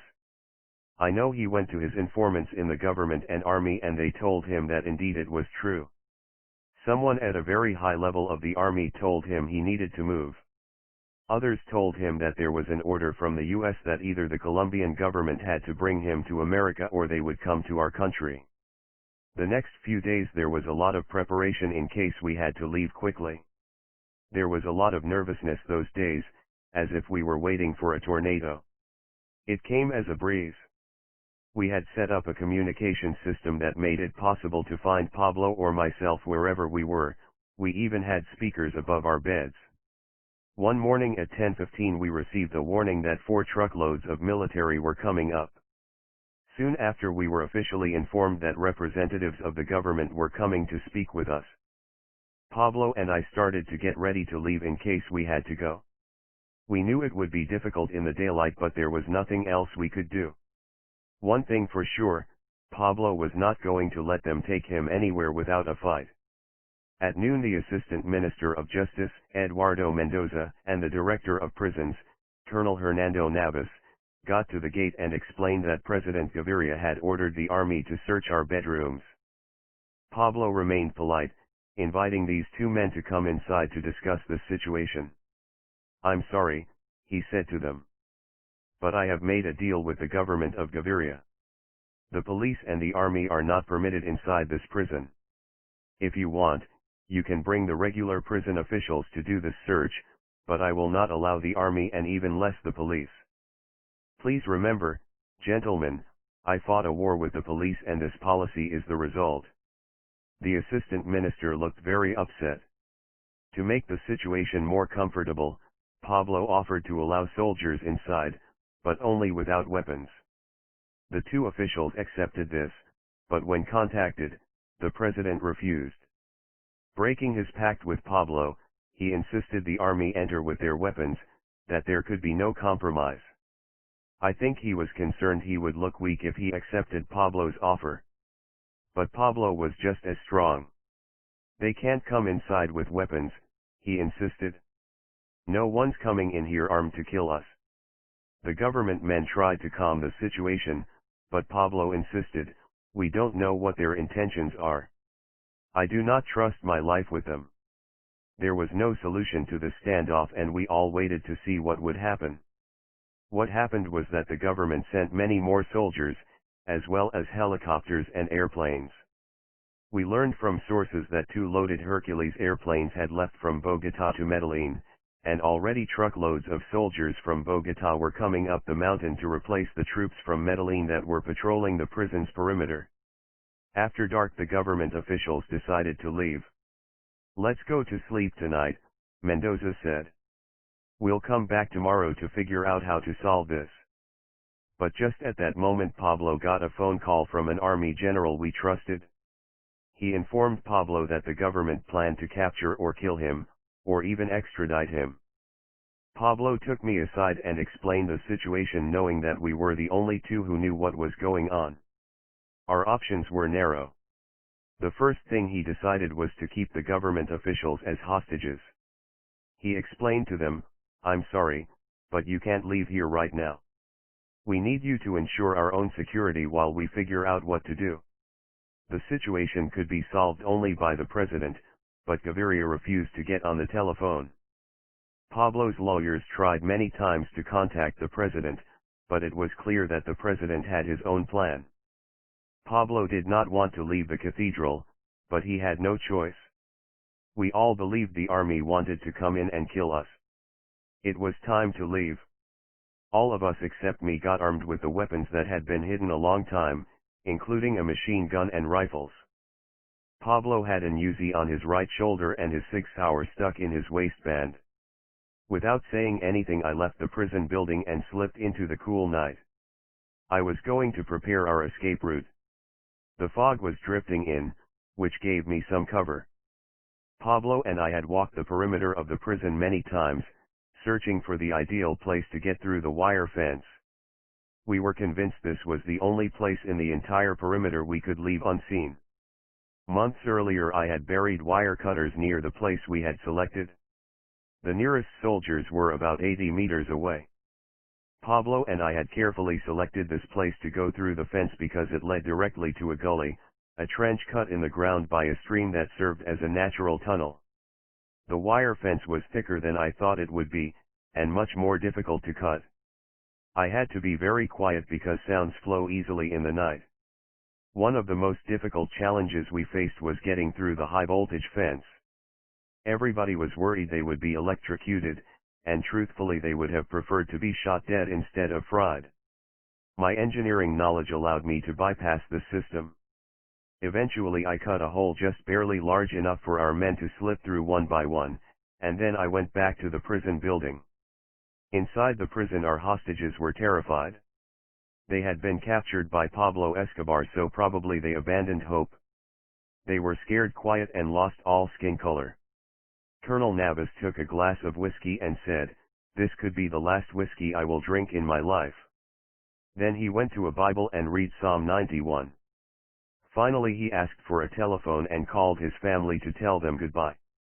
He told us he didn't even know what his mission was when he was ordered to fly to Medellin. Later in the night Pablo ordered the prisoners taken to his bedroom.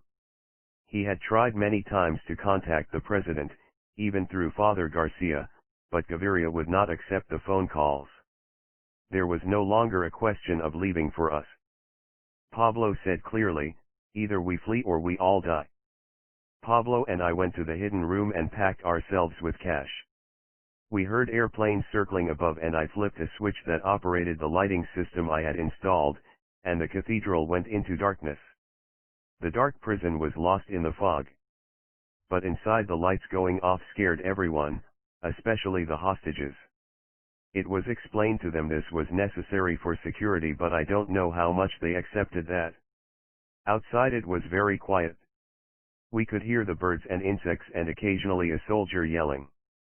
Inside radio stations were broadcasting the story. They all got it wrong.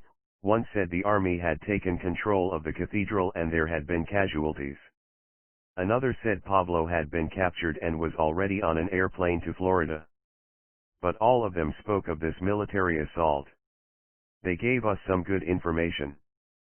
Pablo used the mobile phone to speak with his family. The reports terrified them. "Don't worry," he told them. "Don't listen to the news. The situation is being resolved directly with the president." I called my children to tell them the same thing. And then Pablo and I both called our mother. We had thought about this night many times. Pablo always walked around with the laces of his sneakers open, and we all used to say, "The day Pablo ties his sneakers is the day we're in real difficulty." There were already as many as 2,000 soldiers surrounding the cathedral. An air controller we paid informed us helicopters from Bogota had landed in Medellin. Things were now happening fast. Pablo gathered all of us and told us who would be leaving and who would be staying. He picked the most fit, knowing we would have to move fast.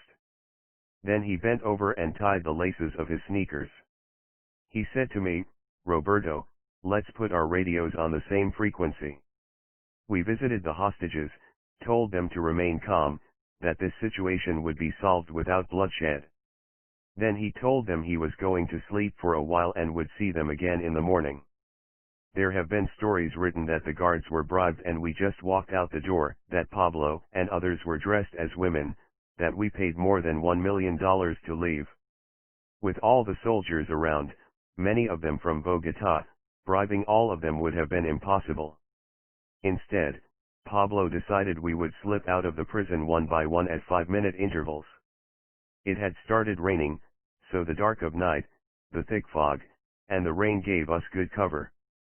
Pablo went first and took a good position to see everything that was going on around him. I waited with the hostages a few minutes and told them that I was going to lie down. Then I went back to my room to make my final preparations.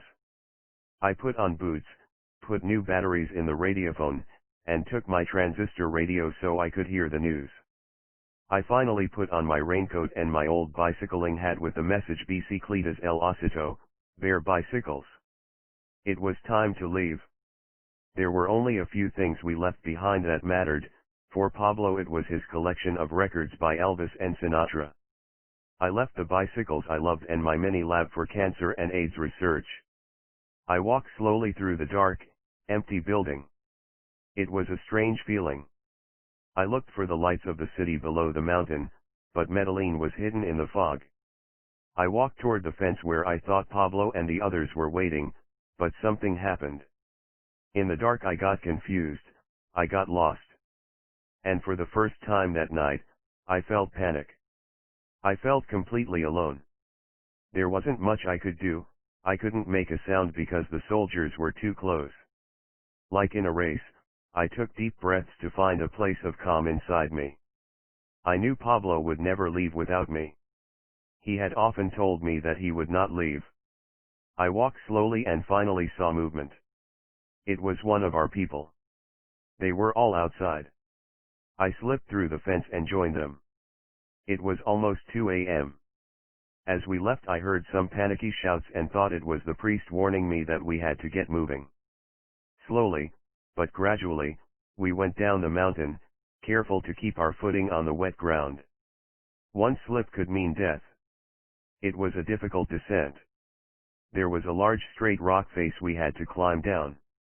The biggest and strongest went first, and allowed other men to stand on their shoulders to make a human ladder. That part completed, we found a steep slope covered with thick, thorny brush. We pushed on as silently as possible through the bushes, holding hands to make a chain. We kept moving forward toward the morning, not knowing where we were going. Finally, after more than 2 hours we came into a clearing near a stable. The fog had thinned. We paused and looked around, and were stunned and dismayed to discover that we were only a few hundred meters from the prison. We had almost been going around in a circle. If anyone had been looking in this direction from the prison they easily could have seen us. If they were shooting, we were an easy target. The one advantage we had was that 7 of us were wearing army camouflage uniforms, and if people in the distance saw them they probably would have mistaken them for the army. Pablo figured we had less than 2 hours to find safe cover, so we began moving faster. Looking back over our shoulders, the cathedral looked so big, so strong, like from some movie. We managed to snake down the hill into the neighborhood of El Salado by daylight. The city was coming alive, people were leaving their homes to go to work, and children were on their way to school. For them it was a normal day, for us it was the end of our old lives as we walked into the unknown. Once again we were fugitives of justice. We were filthy, covered with mud and sweating, our clothes torn. The people who saw us thought we were ordinary street people. No photographs of Pablo had been seen by the public in more than a year, and he had gotten heavier, so no one recognized him. The rest of us were not known. Pablo decided to go to the farm of Memo Perez, an old friend who had worked for him in many different important positions. Memo's groundskeeper answered the door. After a second of shock, he recognized us and quickly had us come in. It was the first time we could relax since the government came to the cathedral. We were wet and exhausted. But within the hour there was a heavy banging on the door. We grabbed our weapons and got ready for the fight as the butler, Raul, opened the door. It was some neighbors who had seen us move in, coming with hot food for our breakfast. It was an amazing gesture. Several of these people formed a neighborhood watch for us, standing on the nearby streets to warn us if the army arrived. Someone else took our filthy clothes and washed them as we cleaned ourselves and shaved. By the time we put on our fresh clothes, we felt refreshed and ready for whatever happened next. We learned from the radio what had happened on the top of the mountain. At about 7 a.m. Gaviria had ordered General Gustavo Pardo Ariza, commander of the 4th Brigade, to attack. The radio said that as they burst through the main door they screamed that everyone should get on the ground, but when the commander of the prison guards tried to fight back, he was shot and killed. Months later we would learn the truth that he had turned to open the door and was shot. The army then stormed through the prison, shooting and setting off explosives looking for us. They discovered the hostages safe in Pablo's bedroom, but still they continued shooting and tearing up the place. They captured the 5 of us who had stayed behind, and arrested 27 guards on suspicion of cooperating with us. The radio reported that the purpose of the raid was to move Pablo out of the cathedral to a more secure prison. While this was going on, we were enjoying fresh coffee.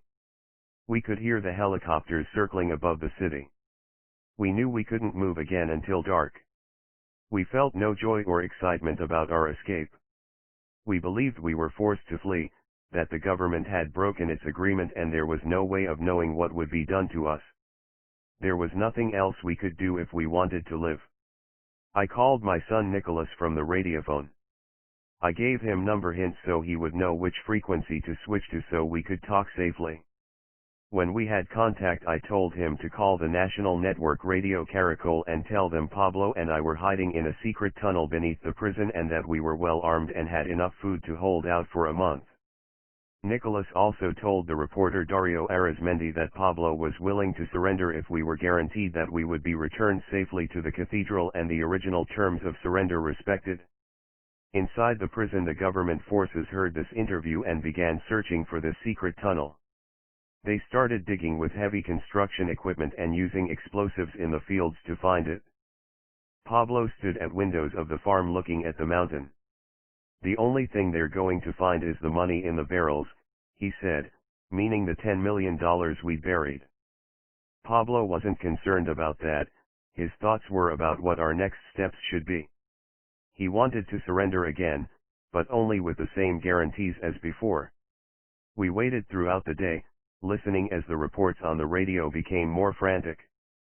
Someone told the radio station that Pablo had ordered the killing of the Attorney General, Defense Minister, and other officials if the government continued to pursue us. Other people phoned in bomb threats supposedly from us. It was ridiculous. In the afternoon I called the station and told them that Pablo had made no threats to anyone, that all we wanted was to return to the former situation with protection. It didn't matter, the whole city was in a panic. Schools in Bogotá held bomb evacuation drills, people went to the stores to buy groceries afraid that stores would be forced to close. At night the president went on TV and told people to be calm, promising if we surrendered he would protect our lives and defending his policy of giving leniency to drug traffickers who gave up. But he did not promise to restore the situation. In the United States, newspapers wrote that we had shot our way out of prison and that we had escaped in a rain of gunfire. Some senators threatened to send troops to Colombia to kidnap Pablo and bring him to the United States for trial. During the day we made plans to move again.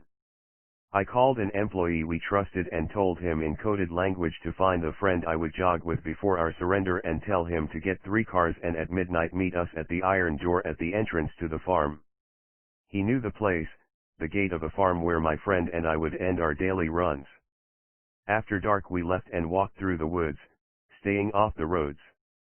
We stopped briefly at another farm owned by one of our friends, and from there called our families to confirm that the cars were going to meet us, and then told them not to worry and not to believe the radio reports. After eating, we kept going. As we walked we could hear the explosives going off at the cathedral as the search for the tunnels continued. Each step had danger. When we passed one farm 5 German shepherds came bursting out after us. El Mugger was bitten on the leg and started bleeding. We fought them off but we couldn't shoot at them because the noise would bring attention. Fortunately Pablo had candy in his pocket and tossed it to the dogs, who went for it and calmed down. Pablo stayed with the dogs until the rest of us had moved away, and then joined us. We got to the meeting point about 1:30 and the cars were waiting for us. At 3:30 in the morning we arrived at a farm owned by a friend. First thing, Pablo cut the phone lines. Instead we used a clean cell phone to call our families, although now we didn't call our mother because clearly the government would be listening for that. Instead Pablo and I agreed that I should go see her. My face was still not easily recognized by the government. One of our drivers took me there before dawn. "It's me, Mom," I said to her. "I came to tell you that we are all right." She came out of her room and we embraced. I held her tightly and for that one moment I could almost forget our situation. The important thing was to tell her that the tunnel story was not true, that we had just made it up to occupy the army while we escaped. I could only stay a short time. She insisted that I wait while she prepared food for us, just like the way she would make lunch for her boys Roberto and Pablo when we rode our bicycles to school. It was my mother, I had to wait. I kept nervously watching through the window, afraid the police would show up at any second. In the life of the city another day was starting. She packed a meal of chicken and rice in pots and gave them to me. She also gave me a note for Pablo and urged me to continue praying. Then she kissed me twice, one for you and one for Pablo. By the time I got back to the farm some of the others had left us. Pablo had decided we should move separately to be harder to find. We rested there a few days, believing we were safe. We kept track of the TV and radio coverage and listened to the many untrue rumors. Supposedly we were being seen everywhere. After a few days Pablo made a tape for the radio, again offering to surrender if our safety was guaranteed and we were allowed to return to the cathedral, giving his word he would not start a new campaign of violence. Then he closed with, "From the jungles of Colombia." Of course we were not there, but the government believed that and sent troops and helicopters. The search for us was intense. The army rushed troops into the region. The president was on the TV almost every day trying to explain what had happened. Everyone seemed afraid that the violent days were going to start again. But while all this was happening we were watching it on TV. Mostly those first few days we stayed quiet, just waiting for the situation to calm down so we could move again. Our lawyers continued to try to make a new arrangement. But this time the government did not want Pablo to be in prison. This time government officials wanted to kill him. Nini have owned horses for many years. For a time the man who took care of my horses was called Dal. He was called that because he had a very attractive face and long hair. Dal was a very nice person, but like so many others he wanted to make more money, he wanted to be in our business. I told him, "Don't get involved. You know what you're doing with the horses. Do that." "No," he insisted, "I need to make more money." "No."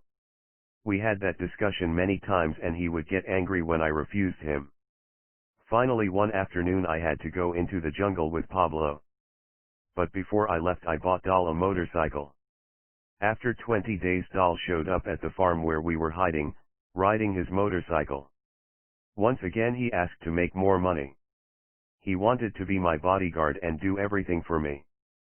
Finally I said okay. If you want to stay, stay here. The next day about 5,000 soldiers surrounded our farm. Helicopters were flying overhead, it was chaos. We had to run to get away. We spent 12 days in the jungle sleeping on hammocks while every day the army flew by dropping bombs everywhere. When we were safe in the jungle I asked him again, "You still want to be in the business?" "No," he said. Dal returned to the horses, and I took care of him like my own son. We had learned how hard it was to be on the run. It's not life. Pablo knew that and wanted it to end. He wanted to negotiate a second surrender. The U.S. had offered several $1 million as a reward for the capture of Pablo and myself. As time passed he accepted that we could not return to the cathedral and told the government he was prepared for the most humble and modest jail in Antioquia, as long as he was given firm guarantees he would not be extradited or moved again. He telephoned a reporter and told him he would even accept going to a military base, anywhere but a police station. This was a discussion he and I never had, but I think he knew it was his only chance to enjoy a real life with his family again. For us, the safest place was in jail. But Gaviria did not want Pablo in chains again. This time the world was chasing us. Probably never had so many different organizations been trying to kill one criminal. Some people call it the biggest manhunt in history. And while they were after that one man, many others died. We found out later that Gaviria had told the U.S. government that there no longer were any restrictions. He invited them to be an army in Colombia. The U.S. Army sent people from the elite group Delta Force to work with our Army and police, the American Covert Operations Group Centris Spike and the Search Block, while agents from the FBI and the Drug Enforcement Agency inspected the cathedral to find clues. On the other side of the law was Cali. Some of the Galeano and Moncada people went to them to offer some help. They knew all the places that Pablo favored and all the people who worked with him. And they were pleased to give that information to Cali. Also there was a new group supported by Cali, the people that became our worst enemy, Los Peeps. Los Peeps, meaning the people persecuted by Pablo Escobar, was headed by the Castano brothers, Carlos, Fidel, and Vicente, in addition to Diego Murillo Bejarano, known as Don Berna, a trafficker himself. Many of these people were former associates of Pablo's, people that he had defended from extradition. What happened was that when their father got kidnapped by the guerrillas they got so tired of all the kidnappings for ransom that they formed an army to fight back, just as Pablo had done so many years earlier. They made their own force, 5,000 people, 10,000 people, all over Colombia. Carlos Castano believed that Pablo had a plan to kill him because he thought this army was trying to take over the jungle laboratories. Carlos responded by joining the army searching for Pablo. Most of these organized groups started sharing their information. Also coming to Colombia to hunt Pablo were individual bounty hunters from all parts of the world, from the United States and Israel and England and supposedly Russia, hoping to become rich by collecting the reward money, which was many millions of dollars. All of these people against Pablo, with all this technology and information, with all the money they could need, but they couldn't catch him. Or me. While they thought we went into the jungle, Pablo decided we should go to the place safest for us, the center of Medellin. Our city. I was staying in an apartment on the 14th floor I had bought quietly a few years before. The apartment was comfortable with a good location. With me was one bodyguard, and living in the apartment was a woman and her 5-year-old son. I traveled under the name Alberto Ramirez. After 4 days there I needed to go outside. I put on my disguise, a wig, and beard and glasses, and dressed in a black suit, so mostly I looked like a rabbi. On my feet I had special shoes I had made, a black coating over sneakers, so they matched my suit, but if I needed to run I could. My bodyguard was also in full disguise. I was with the woman of the apartment and her boy, who provided even more cover for us. The elevator doors opened on the 14th floor, and looking back at me was a man I had known well. He also was a person the government wanted badly. In my disguise he seemed not to know me. We greeted each other politely as strangers. I got off, he got on. The doors closed. That afternoon I walked through the city feeling total joy. The people, the noise, the free life, it had been more than a year since I'd felt any of it. Even in disguise, even as a fugitive, for a time I could feel free. I knew that no one would suspect that one of the men most wanted in the world was walking easily through the city, eating an ice cream cone.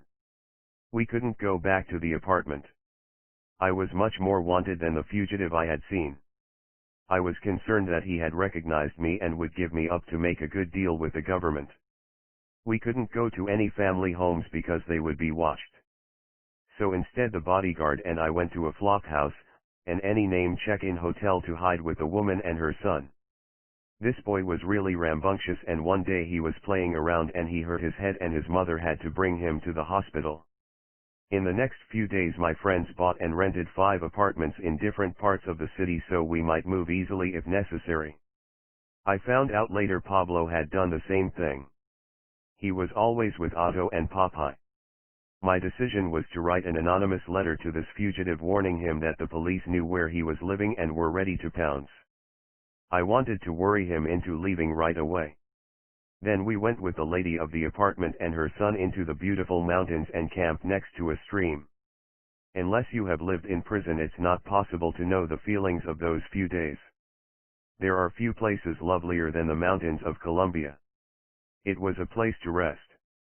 The fugitive had left the building fast when he got the letter, so it was safe to return. But truthfully, I felt more comfortable moving around every few days.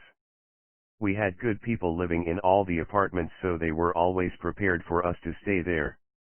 Eventually I met with Pablo. He had allowed his beard to grow, shaved off the mustache he'd had in prison, and wore glasses and a wig. Together all of us went to a private home where the owners were expecting us. While all around the country men waited for Pablo's orders, only the 5 of us knew what was really going on. Our plan was to stay away until a new compromise could be found, and then surrender again. Pablo gave us the rules we would live by. Each trip outside from the house had to have an exact time. If that person did not return in that time, in difficult situations we would wait an additional 10 minutes, then we would leave. Pablo worried that one of us would be captured and tortured to give up our hideout. At the end of each trip it was necessary to circle the house 3 times before coming inside, while the people inside watched for the police. Pablo knew that it was no longer safe to contact our families by phone. Instead he would write long letters to his family, demanding that they burn these letters after they had read them. He created a special system of delivery. He would hire 3 or 4 young boys on bicycles to make a chain, but insisting they always ride against traffic. That way no car could follow them. The letter would be delivered to his employee, either Alvaro or Lemon. He also made many recordings for his children, giving them advice, telling stories, singing and reminding them of his deep love for them. One story I remember he told for Manuela was about a special horse he rode to escape from one of the farms. It was dangerous for us to go outside, but sometimes it was too tempting to resist. One night as we walked by the governor's office Pablo wanted to show us a demonstration. Borrowing a cigarette from Otto he approached the uniformed guard and requested a light. The guard politely lit the cigarette. Pablo thanked him and asked him for the time. Again the guard responded nicely as we walked on. "See what I'm telling you," Pablo said to us. "They will only find us if we are betrayed or careless." He told us stories of smart guys who had died only because someone had given them up. "If we walk with confidence," he continued with confidence, "no one will ever suspect our true identities. No one." When we were outside we moved about the city in a fleet of taxis owned by Pablo. Each of these taxis was equipped with a big antenna that made it possible to make mobile phone calls. Most of the calls Pablo made were from these moving cars, which would make it impossible for anyone to find the place from where the call was made. After spending 3 weeks together Pablo believed it had become too dangerous, so we went our separate ways. We would get together late at night about every 3 days, spending the time playing cards, talking, and barbecuing in the backyard. It was during this period that Pablo had the closest escape of his many close encounters. He told me that his bodyguard Godoy would take a plane car every few days to meet the boys carrying the mail. This meeting was always at 7 o'clock when the streets were most crowded. That day Godoy returned to the house in the car as usual. When Pablo heard the horn signal, he ran downstairs and swung open the twin doors of the garage. Godoy drove in quick and two men on a motorcycle came racing in behind him before Pablo could close the doors. One of these young men, almost kids, pulled a gun and pointed it directly at Godoy's head and screamed, "Get out of the car, motherfucker!" Pablo was frozen. He couldn't know if these men recognized him or if this was just an ordinary Medellin crime. "Give them the car," he told Godoy. "Don't worry about the package. Just get out." The young man turned the gun on him. "Don't move, motherfucker," he said. "I got a bullet for you too." These two street robbers had done what the police and soldiers of Colombia and the United States could not do, what the Cali cartel and the paramilitaries and the bounty hunters and Los Peeps could not do. They had put a gun 2 feet away from Pablo Escobar. But they didn't know it. They stole the car and the letters and drove away. Pablo left that house right away and never returned or paid attention to it. He went into the forest with his family for a few days of complete safety. He knew he could last forever in those woods, but for him that wasn't living. More dangerous than any of the enemies we had fought before was Los Peeps. Their members had been part of us, so they knew much more information than anyone else. It has never been proved, but it has been strongly suggested that Los Peeps was really working with the government. According to the Colombian Caracol News, published December 22, 2007, ex-paramilitary Salvatore Mancuso, before he was extradited to the U.S., had officially accused former Colombian President Cesar Gaviria of joining forces with them to assassinate Pablo Escobar, and kill all our organization's members. One reason to believe that is true is that the government never tried to stop anything they did. Even more, because the vigilante killers of Los Peeps moved in secret, it is pretty much known that after the sun went down, members of the other government organizations put on their masks and became part of Los Peeps. In fact, information between all the forces, the government as well as the death squads, flowed easily. When only the government knew the secret place where members of our family were staying, for example, that place was attacked by Los Peeps. A clear example was that only the former Attorney General, Dr. Gustavo de Grave, had known where Pablo's wife and 2 children were secretly secluded and protected. Nonetheless, somehow the killers from Los Peeps found out that location and his family was attacked with a grenade launcher fired from the ground to the 4th floor. Fortunately, nobody was injured. Pablo was devastated by that news, which ended any possibility that he might safely turn himself in. Pablo fought back. The fear of the people had been realized. The violence that rocked the country had started again. And also the kidnappings of important people. It had all gotten completely out of control again. The country had become one battlefield. Colombia was under siege. People were afraid to go out of their homes, even to the shops or the movies. All in search of one man. There was nothing that the government would do to stop it. Los Peeps couldn't catch Pablo, nor could they find me, so instead they began killing anyone who was part of our organization. They didn't go just after the sicarios, instead they went after people working for Pablo who couldn't defend themselves. They killed many of my accountants. Pablo's main lawyer, who was negotiating with the government, Guido Parra, who had also worked with the government, and his 15-year-old son were assassinated by Los Peeps, and a note was left around their necks for Pablo: "What do you think of this exchange for your bombs now, Pablo?" Los Peeps killed lawyers who had worked for Pablo, preventing them from trying to work a compromise with the government. They killed the sicarios. They killed people who did business, people who had worked at Napoles, anyone who had an association with Pablo or with me. My closest friends were Guayabita, El Negro, Chocolo, my trainer from my bicycle life Ricardo, and my friend since I was 15 years old, Helea Vitrago. None of these had connections to the drug business. They were friends who would visit me at the cathedral to play cards, kick a ball, and help me fill the days. Los Peeps kept track of them. After our escape, Helea went to live safely in Europe. This was not the same El Negro who worked for Pablo, and he and his wife, Marble, moved to Argentina with members of their family and my own for safety. But Ricardo and Guayabita were kidnapped and tortured to try to get information about finding Pablo, and their bodies were found dropped on the street next to the Medellin River. Chocolo was a psychologist and he was on vacation with his wife and 6-year-old daughter in Cartagena. He stopped at a traffic light, and in the usual way 2 motorcycles came alongside and started shooting with machine guns. Chocolo died right there, but miraculously his family was saved. Los Peeps would come out of the night, unexpected. 5 sicarios very close to Otto were staying in a house, along with a 6th person who worked for them at his house. Supposedly nobody knew they were there. These were tough men who had been involved in a lot of violence. One night they were having a party with 5 lovely girls. The houseman was upstairs, and he just happened to look out the window when as many as 10 cars suddenly appeared. The doors flew open and maybe 40 men, all of them carrying guns, all of them with their faces covered, came running out. The houseman climbed out the window and went onto the roof to hide. There was a lot of shooting. Probably 2 of the sicarios were killed right there. The others were alive, maybe shot, and dragged into the cars. The houseman lay still on the roof for at least 5 hours.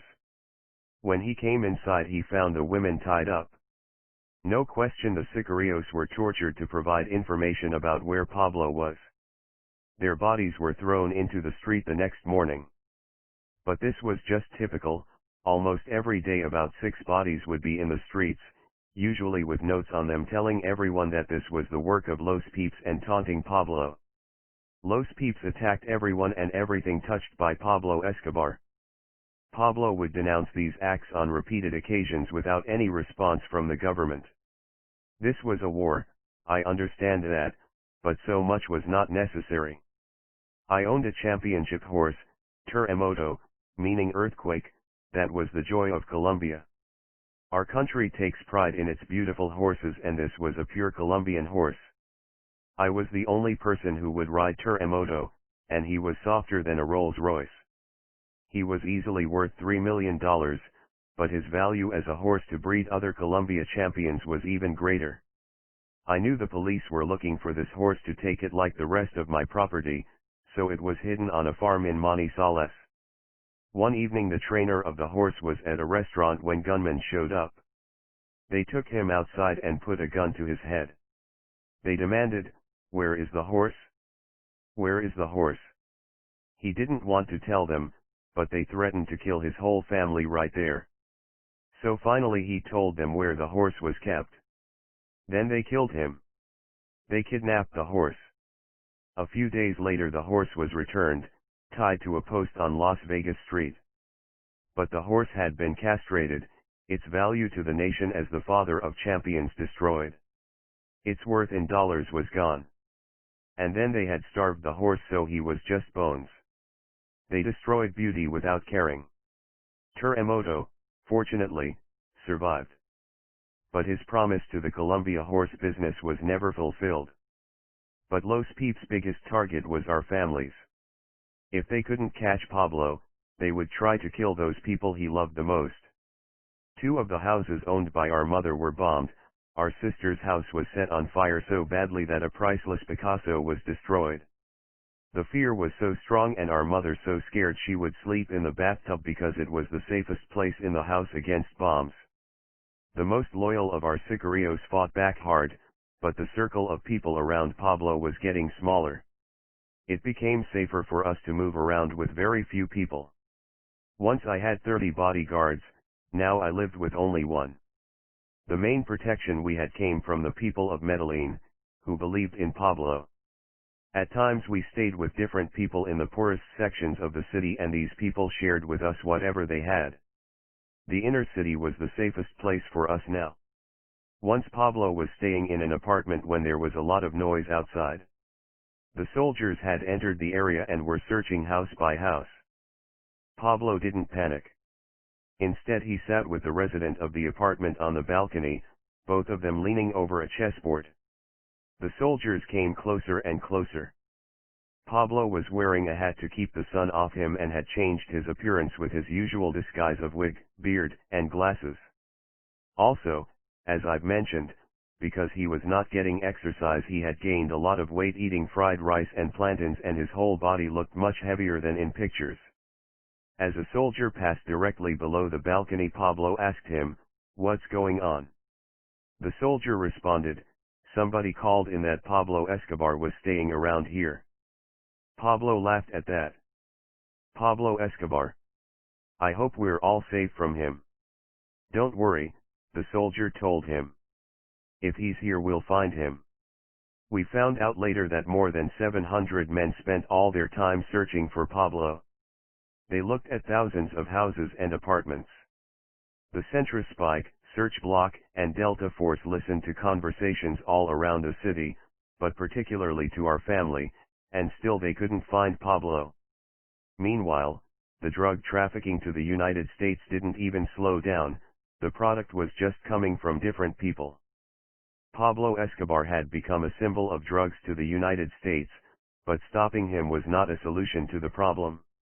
Was I afraid? For myself, no. I was resigned to the situation. I had lived under the possibility of immediate death for so many years now that it just didn't make me worry. But for our family, yes, I was afraid. Los Peeps was making targets of completely innocent people without any interference from the government. We took every possible step to protect them. In November of 1992, plans were made for the family to go to Bahia Solano on the Colombian Pacific Ocean, where they would be safe. Pablo made arrangements for a helicopter to take them there. When it arrived, they loaded everything they needed and climbed on board. Finally, they were going to be safe. When the helicopter took off, I think they all breathed deeply. And that was when this helicopter tangled in the telephone wires, and everything suddenly went crazy and it started dropping fast. There was a lot of screaming. It hit the ground hard. Everybody was hurt, there was blood all over the place. When it hit the ground, the helicopter burst into flames and the people on board were afraid the fuel was going to catch fire and explode. But they got out as fast as they could. Nobody knew why this helicopter had gone down, and their fear was that the police or Los Peeps had shot at it and were waiting for them to come to the ground. A dump truck was coming down the road and my son Nico stopped it and pushed the family in the back, so if shooting started they would be protected by the truck's metal sides. The driver was so frightened he peed in his pants. But he drove them away from the site, and later Nico gave him $3,000. With that he was so happy he told Nico, "If you come around again and I can help you, please call me." Later I was able to send my wife and some of my family to Argentina, some others to Chile, and some of the others went to Germany. In those countries they were safe. Pablo knew the situation had to be changed. The president had continued to say that if we surrendered and stopped all the violence he would guarantee our safety. Finally Pablo and I realized that the best thing would be for me to surrender again, and in custody I could negotiate for him the terms by which he would give himself up. We were having discussions with high people in the government and they told me, fine, Roberto, we will protect you. We'll provide what you need and take it from there. The only promise they gave me was that I would be treated with respect. The plan was that I would surrender first and then 2 days later Pablo would follow me. The night before my surrender, Pablo and I met with our mother and other family at a farm outside Medellin named La Piñata. They were brought there in a van disguised as a bakery truck. We wanted to tell them about this decision, rather than letting them hear it on the news. This is the safest for all of us, I explained. And you can visit me without having to make all these secret arrangements. When they had left, Pablo and I reviewed all of the houses and caletas I had in place so that he might use them if necessary. We spent our last few hours together the next morning. I was to surrender with Otto. Pablo and I walked to the garage door. At that time we believed this was only a temporary parting, we would be together again soon in confinement. I gave Pablo 2 mobile phones that we would use. We hugged each other as brothers and I drove away at about 4 a.m. I left very sad. Pablo and I were inseparable. I did not want to leave him alone, just like he too had the same feelings, but that was the road that was inevitable. That was the last time I would see him. It was always a possibility to me that the government would kill me rather than accept my surrender. In the arrangements I told them that Otto and I would surrender at a place more than 100 kilometers outside the city, but that was never the plan. Instead, the day before I had called a news reporter, Marcela Duran, and informed her that she should be waiting at a furniture store called Deco. The people from the Attorney General's office will pick you up and bring you to where we are. We want you to be a witness. The government men went to the supposed meeting place way out of the city while we went to the furniture store. Marcela Duran was in shock when she saw us, and pleasantly complimented me, saying I looked snappy. I always have been a good dresser. I cared about my appearance and wore brand names, but nothing too fancy. Together on October 7, 1992, she went with us to the jail, which was only about 1 mile away, and watched as we surrendered safely. I wanted to help make the arrangements for Pablo's surrender, but no one would speak to me about that. Without a deal he would not come in, knowing what was waiting for him. I was put into a small prison cell by myself for the first 10 days. Most of the time I was treated like a dog. I slept on the floor, but at least the food was decent. The agreements we made were forgotten. If it would not have been for the mobile phone I had smuggled inside the jail in a radio, I would not have been able to communicate with Pablo. I called him and told him how everything had gone out. The Colombian justice system did not allow me to have a lawyer, and I had to sue them to acquire one. It took the government a long time to determine what charges I should face, although everyone knew my real crime was being Pablo's brother. I was never charged with any drug crimes or crimes of violence. Instead, they claimed that I was involved in stealing a horse to use in terrorist actions, which did not make sense as I had more than 100 horses, and carrying guns without legal permission. Also, they had passed a law that made it necessary for the first time in our history to provide proof where your money had been earned, and they charged me with that, and finally they charged me with escaping illegally from the cathedral. They were making up all of these cases except the escape, which I did, but only because we believed they were coming to kill us that day. The proof of that was that we immediately tried to make arrangements to surrender again. Originally they wanted me to be in prison for 25 years, and then they decided I should be in prison for 40 years, and then it was 58 years. So from the first day in prison I had to start fighting for my life.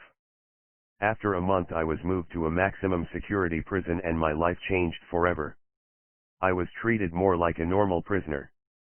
My attorney, Enrique Manceda, was allowed to bring a TV for me, although no one knew that inside that TV was a mobile phone. Unfortunately, before my case could go forward, Enrique was murdered. After having the mobile phone, I spoke often with Pablo. I was one of the very few people he still could trust. Mostly he was traveling by himself, no driver, no security, and no friends. The people who got close to him now too often got killed. He moved around the city like a breath. He was never seen, but the government knew he was there. He had to stay away from all the places we knew because they were being watched. He had to stay away most of the time from all members of his family, as they were also being watched. They wrote letters to each other every day. Just getting his letters to them and from them required secret plans and secret codes. A good friend of Gustavo's, known as Carrie Eaton, came to work for Pablo after Gustavo was killed, mostly just to carry this mail to Pablo. Carrie Eaton was the only one who knew where the family was hiding. When Carrie Eaton wanted to meet with the person who would get the mail for Pablo, he would say to them, "All right, let's meet at your mom's house." Since this person's mother had died, that meant they would meet at the cemetery. Another favored meeting place was the entrance to the biggest rum maker in Colombia. When they were to meet there, Carrie Eaton would say, "Let's have a shot of rum at 3 o'clock." In this way Pablo was able to communicate with his family. He was like a phantom, people would meet him and not know it at all. One day he was wearing a costume and was going to a soccer game at the stadium. In the taxi he talked to the old driver. The driver told him he was struggling. "It's tough. I'm worried because I'm behind on my payments and they're trying to take away my taxi. It's all I have and my family is huge." Pablo told him, "If you don't mind, give me your phone number and address. Don't be scared, but I know somebody who might be able to help you." The next day he sent some money for his debts to this old man's home. From the days of beautiful living at Nápoles and taking helicopter rides with Frank Sinatra in Las Vegas, Pablo was now staying secretly with regular people in their homes, and never for more than 1 or 2 days. For example, Pablo told an assistant whose name I would not use in order to respect him and the good deeds he did, "Don't be scared if I show up at your house one night because I'm staying in different places in the city." "That's not a problem," this man said. Then he informed his wife that Pablo Escobar might stay over for one night only and she shouldn't be scared. Perhaps a week later he came home to find Pablo sitting in his living room watching the television alongside the man's 7-year-old daughter. Later they were having dinner with the TV still on when a public announcement showed a picture of Pablo and offered a $5 million reward to anyone if you tell us where Pablo Escobar is. The 7-year-old child looked at Pablo and laughed. "Oh, sir, you look just like him." They all laughed. The man explained to his daughter that Pablo was his uncle who had come to visit him. But she shouldn't tell anybody. There were some very close escapes. One time Pablo was staying outside Medellin and the American planes intercepted a phone conversation and sent men to the house to grab him. Pablo and a bodyguard escaped into the forest and hid. While they watched from above the house as the soldiers searched for them, Pablo listened on a small transistor radio to the big game between Medellin and Nacional. Suddenly he whispered urgently to the bodyguard, "Listen, listen." The bodyguard got very nervous. Then Pablo explained, "Medellin just scored." In another situation Pablo was staying for a few days at a farm outside the city. I had warned him many times to never spend more than a few minutes on the mobile phone, but sometimes he couldn't stop himself. He spoke with his son, Juan Pablo, or myself, almost every day trying to find terms of surrender that would be acceptable. But he had learned not to make calls from the exact place he was staying. This time he had walked up into the woods to make his call and could watch from there as the army raided the main house. As always he was listening to a soccer game between Medellin and Nacional on his small transistor radio. Just as his bodyguard approached Pablo and whispered that the police were close and they had to go, Medellin was awarded a penalty kick. Pablo said, "Let's just wait for the penalty kick." When Medellin scored Pablo looked up and said calmly, "Now where did you say the police were?" Several times Pablo had to run away from his life of only a few minutes earlier, leaving everything he possessed behind him. The newspapers would run stories about how close the search block had been to catching him, finding hot food or making him leave without shoes. That's what they claimed, but they couldn't catch him. More than a year went by since my surrender and still the world was looking for Pablo Escobar. In prison there was little I could do to help him. I know I was watched carefully, hoping that something I did or said would give away his hiding places. But I had my own difficulties. I was trying to fight my legal case while also caring for the safety of my family. The hardest part of it all was the feeling that in jail I could have no control over my own life. In the cathedral we had to stay in that one place, but within the fence we could do what we wanted. In this prison my life was controlled completely. Those feelings I had about not being able to help Pablo were magnified many times when my son, my beautiful son Nicholas, was kidnapped. Nico was never involved in the business, until later when he risked his life to make peace with Cali and Los Peeps. But on this day in May 1993, he was driving with his wife and son, as well as an employee and a bodyguard, from his farm to Medellin. They stopped at a restaurant on the road called Cachotes.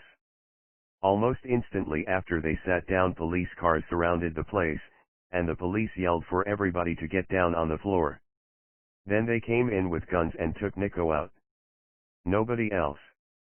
So it was clear this was their plan from the beginning. While this was happening, I knew nothing about it. There was little I could have done anyway, and it made me crazy when I found out.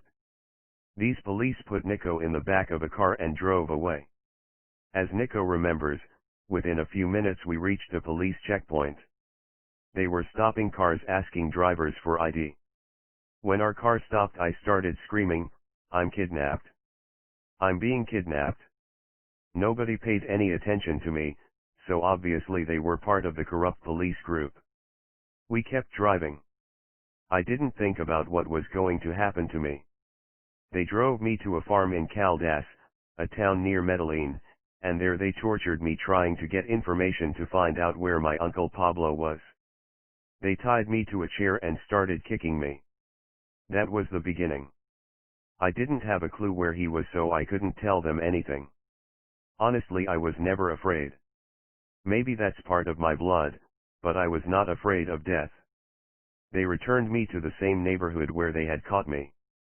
I don't know why they didn't kill me. But soon after I got back, Pablo called me. He had me picked up and we spent 2 hours together as he asked me questions. Pablo was getting desperate to save the family. This was when we made arrangements for my family to leave the country. Nicholas went with his pregnant wife and children, his mother, and his 78-year-old aunt, all huddled together. They went to Chile, where, as Nicholas remembers, it was tough because when the police found out who we were from the Colombian government informants there, they didn't want to let us into the country. Finally, I had to pay some money to the police in Santiago to allow us to go through the gate. When we left the airport, 3 cars were following us. I started driving all over the city and they followed me. I went faster, they went faster. Just like in the movies. We were scared. We didn't know if they were going to take us and hand us back to Colombia or kill us. It didn't matter that we were innocent, that we had nothing to do with the wars between Pablo and the cartels and the government. They wanted to use us to catch Pablo. I turned into a huge parking lot and shut the car and we all hid below the windows. We waited, the cars drove around looking for us for hours and hours. Finally they went away. I waited some more, then started the car. 2 blocks later they were waiting for us. I raced. On the road I saw a police station and I stopped. It was better to be taken out of the country than killed. Eventually from Chile my family went to Brazil. They were not permitted to land in Brazil, instead they were sent to Spain. Again, they were not permitted to leave the plane, because the Colombian government had warned all these different countries and the persecution against my family continued. So from Madrid they went to Frankfurt, Germany. There, Nicholas remembers, I spoke to an immigration agent since I had studied there and knew German, and he told us it was true that everybody in Europe had information from the Colombian government that the Escobar family was trying to hide in Europe, so don't let them in. The president of Colombia gave the order to my superiors, he told me. Finally we pleaded, please let us get in, they are going to kill us, we are innocent. It would be better for everybody. We're not going to do anything bad. Please call your superiors. It took some time, but he got permission for us to be there. That agent was so human, he saved us. Pablo was not so fortunate.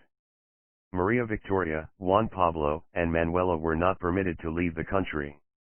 There is a story I have heard that Manuela would walk the halls of the security hotel the government had put them in, singing little songs that Los Peeps were going to come and kill her. Through the months I would speak to Pablo almost every day on the mobile phone. He always spoke from a moving taxi. But he was very much alone and lonely.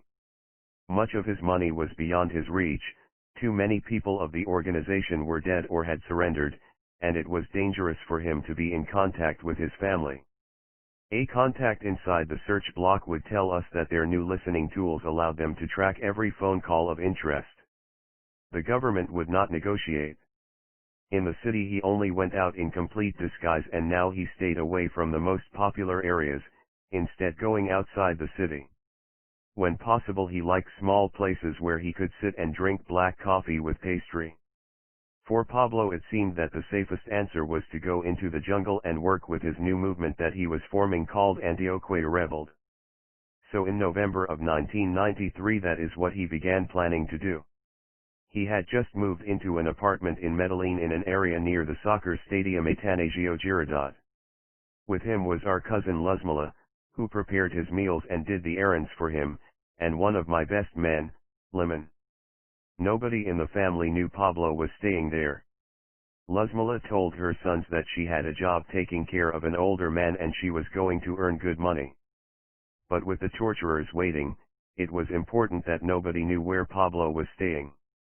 I personally had sent Lemon to work for Pablo, and before he went to meet him I had him pick up a different mobile phone. That phone was a terrible danger. On Sunday, November 29th, a woman who was working for me had smuggled in some secret letters hidden in the solace of her shoes that had been made for that purpose. One of those letters came from a source who warned that if Pablo continued talking on those phones he would be caught. I wrote immediately to Pablo this letter: "Brother, lovely greetings. I hope that when you get this note you are all right. Next Thursday you will be 1 year older, and that is a gift of God he can give us. Brother, I'm really worried. I just received some information, which tells me your mobile is being intercepted. They are triangulating the signal. You could get caught if you keep it up. Do not speak over the phone. Do not speak over the phone. Do not speak over the phone." When my mother arrived for her visit I gave this letter to her and gave her instructions where to take it. I told her it must be done very quickly.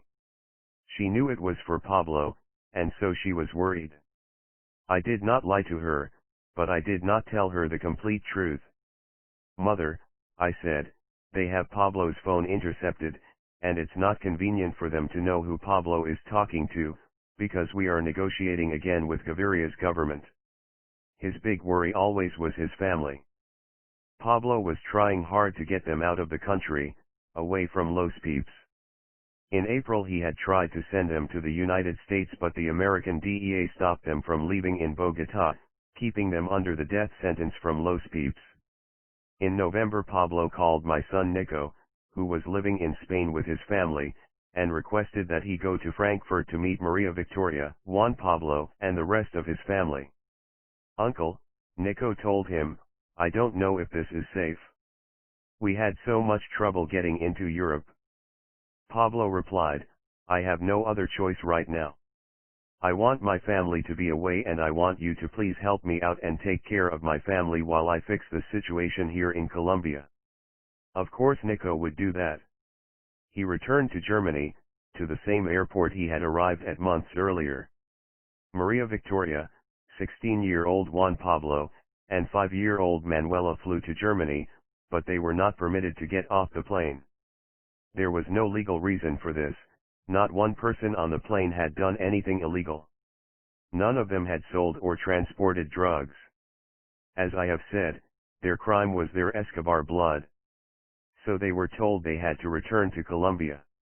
They were told that being allowed into any country in Europe was only possible upon the immediate surrender of Pablo.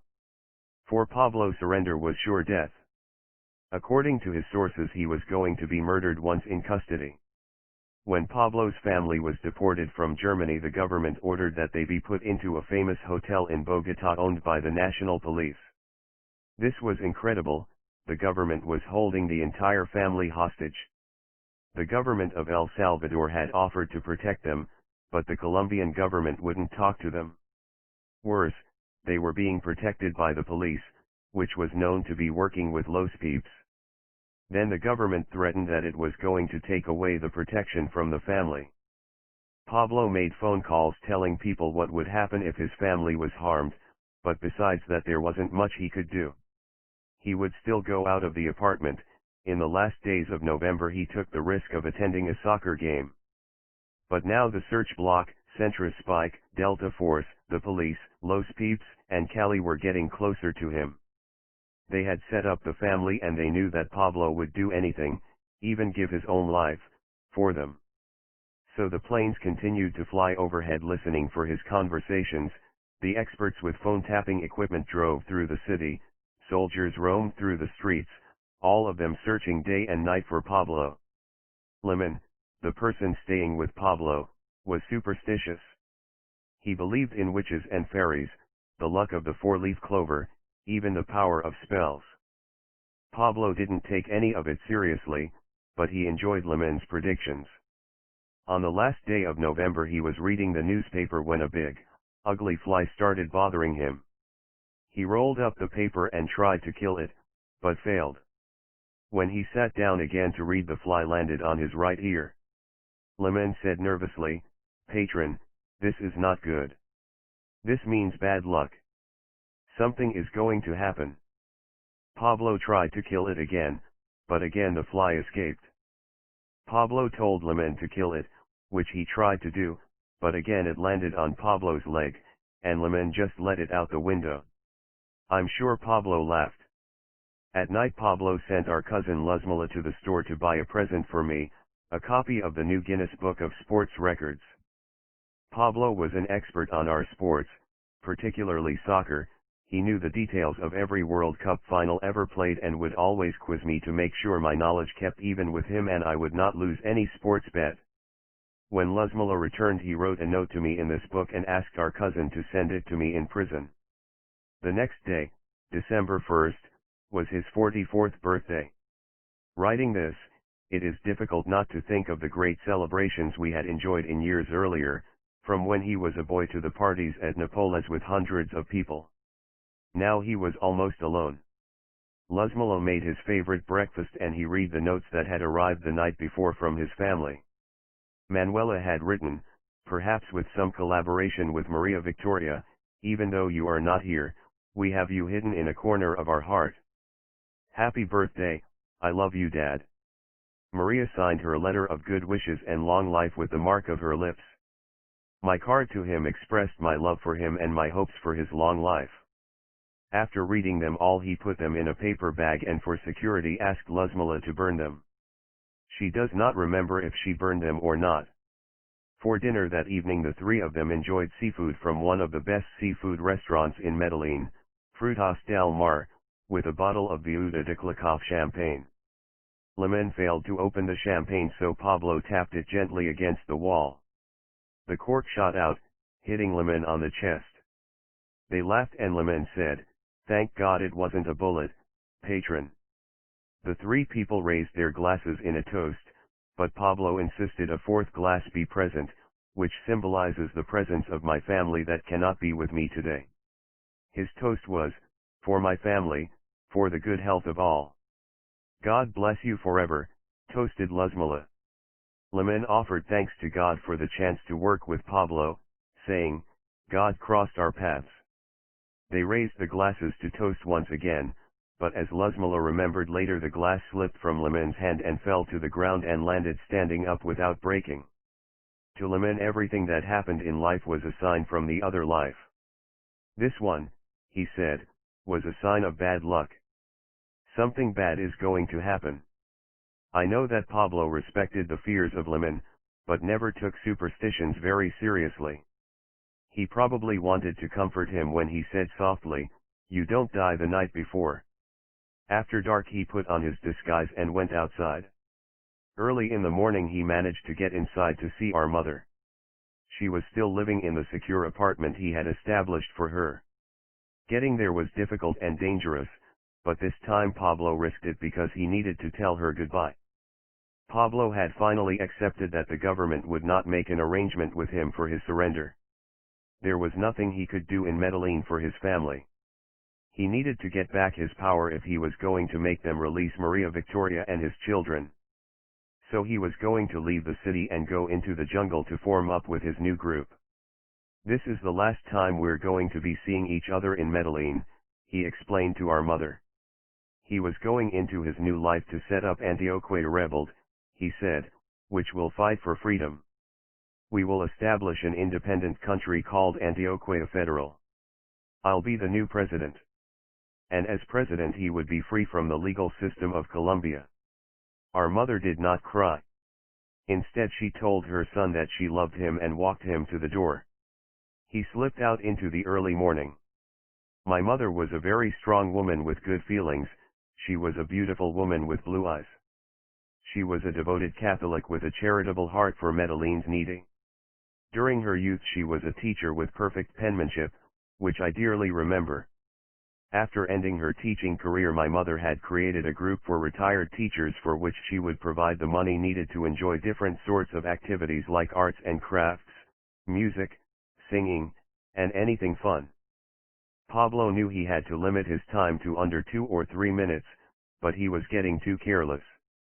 On his birthday he had called the radio station to inform the Colombian people that their government was holding his family hostage, and he had called his son.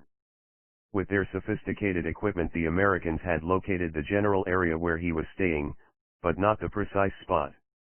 They were getting too close. That night in my dreams the priest came to visit once again. But this time it was a happy dream. I don't remember the details, but when I woke on December 2nd, I felt excited, like everything was going to be fine. For no reason I was filled with joy. I was feeling love for my family, I was feeling happy to be alive. Pablo got up about noon that day, the usual Pablo, and organized his day. The day was gray, with hints of rain in the air. The early news was sad. The son of Gustavo, Gustavito, had been killed in a raid by the national police. Pablo asked Luzmila to go to the store and buy some things he would need in the jungle, like pens, notepads for writing letters, toothpaste because he used so much of it, some shaving supplies, and medicine. He warned her to return back to the apartment by 3 o'clock. If she had not returned by 3:30 he reminded her, he would be forced to leave for safety. It was just another day for her. After she was gone Pablo got into the taxi with Lemon and drove around the city while making his telephone calls. The search block was listening to him, armed and prepared to attack wherever he was staying, but he was moving and they couldn't track him. He called Maria Victoria and spoke with her briefly, then spoke with Juan Pablo. A German magazine had requested to do an interview and given his son a list of 40 questions. I suspect Pablo thought that maybe he could appeal through this magazine to the German people to accept his family, and inform them of the inhumane treatment that they received from the Colombian government. As they drove, Lemon helped him write down the questions. Questions like, why did they depart Colombia for Germany? Why did they pick Germany? What happened when the family landed there? Why were they refused entry? I guess Pablo must have felt secure because he went back to Luzmila's apartment and continued speaking on the telephone from there. He was never this careless. But this time the search block was able to find the right street. They went to the wrong place first, but Pablo knew nothing about it. Then they found the right place. Only the people who were there on December 2nd, 1993, know what happened. I know the official story they told. I also know what I believe. At the moment this was taking place I was in my cell opening up the gift-wrapped book that my brother had sent to me. With it came a short note that read, "My dear brother, my soul brother, my best friend. This is so you learn a little more of the sport, and perhaps someday you could beat me in sports trivia. I send you a hug." He signed it with 2 letters, V.P., and to this day I have never understood the signature. Pablo always cinched his letters to me Dr. Echevarria, and the most secret letters were signed Teresita. But VP. I didn't know what it meant. I can only think about 2 assumptions, Victoria Pablo, and the other would be Viaje Profundo, which means profound trip.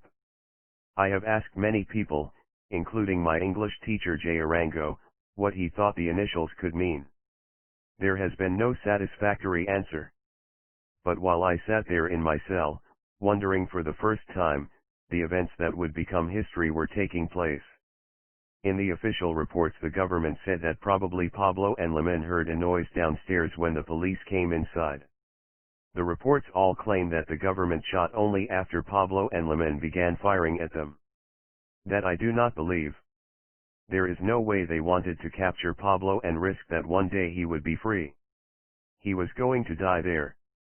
These reports say that Liman was shot first on the roof and fell to the ground. Then Pablo tried to run across the roof to the back of the house, carrying 2 guns with him, but he was shot there and collapsed. Liman had been shot many times. Pablo had been shot 3 times, in his back, in his leg, and just above his right ear. There have been many stories about the source of the 3rd bullet. The claims are that it was the search block shooting. Some people claim Pablo was killed by an American sniper from another roof. But after he was shot and fell on the roof, the Delta Force Americans posed for pictures with him like at an animal hunt. That's the story, but this is what I believe happened. The police barged in through the doors and Pablo told Liman to see what that noise downstairs was. When Liman went to see, he was shot numerous times, and died right there near the entrance. While Liman was heading to the door, Pablo decided he would escape to the roof. There on the roof, Pablo looked around and saw he was surrounded. He would never allow himself to be captured or killed by the government. Pablo had always said that he would never be caught and taken to America. In my mind there can be no doubt about what happened. Pablo understood that there was no escape, and did not want to be a trophy for those who were out to kill him. He did as he always had said he would. He put his own gun to his head and deprived the government of their greatest victory. Truly, he preferred a grave in Colombia over a jail cell in the United States. At the end, in his last hour, he stood fighting like a warrior. And when there was no hope, he committed suicide on that roof. In front of the building, the police fired their weapons into the air and started screaming, "We won! We won!" Luzmila had been late returning to the building. As always, she took a cab to a point a few blocks away from the building and walked the rest of the way. But this time people were running to the block. She stopped a young policeman who was carrying his gun and asked what had happened. "It's Pablo Escobar," he said to her. "We just caught him. We just shot him." Luzmila dropped the packages she was carrying for him. She sat down on the curb and cried. Soon our mother and sister Gloria approached the building. The police let them through. A friendly cop helped them. The body they saw on the ground was Liman, not Pablo, and for a few seconds they could believe that the wrong man had been identified, that Pablo lived. Then one of the police told them, "His body is up there on the shingles." They led her up the steps to see the body of her son. I was in my cell and I heard the news on the radio. Pablo Escobar was killed by the DEA and the Colombian police. Of course I couldn't believe it. It did not seem possible. The TV was turned on and it was on all the channels. Pablo Escobar is dead. It didn't seem possible to me. He had survived so much. We are all mortal, certainly, but the death of a few of us strikes harder than so many others. It was not that I ever believed Pablo could cheat death, but I thought it would come at a time much later. It was hard for me to accept. Finally I too began crying for my brother, for everything that had happened. Pablo had been prepared for his death. He had left a tape for Manuela. On this tape he is telling her that God wants him to live. So he was going to go to heaven and he decided to leave this tape for her. "Be a good girl," he says. "Be a good daughter to your mom," he says. "Don't worry about death, you are going to live on earth for 1,000 years and I will be protecting you from heaven." That night a radio station spoke with Juan Pablo, who was still terribly upset at the death of his father.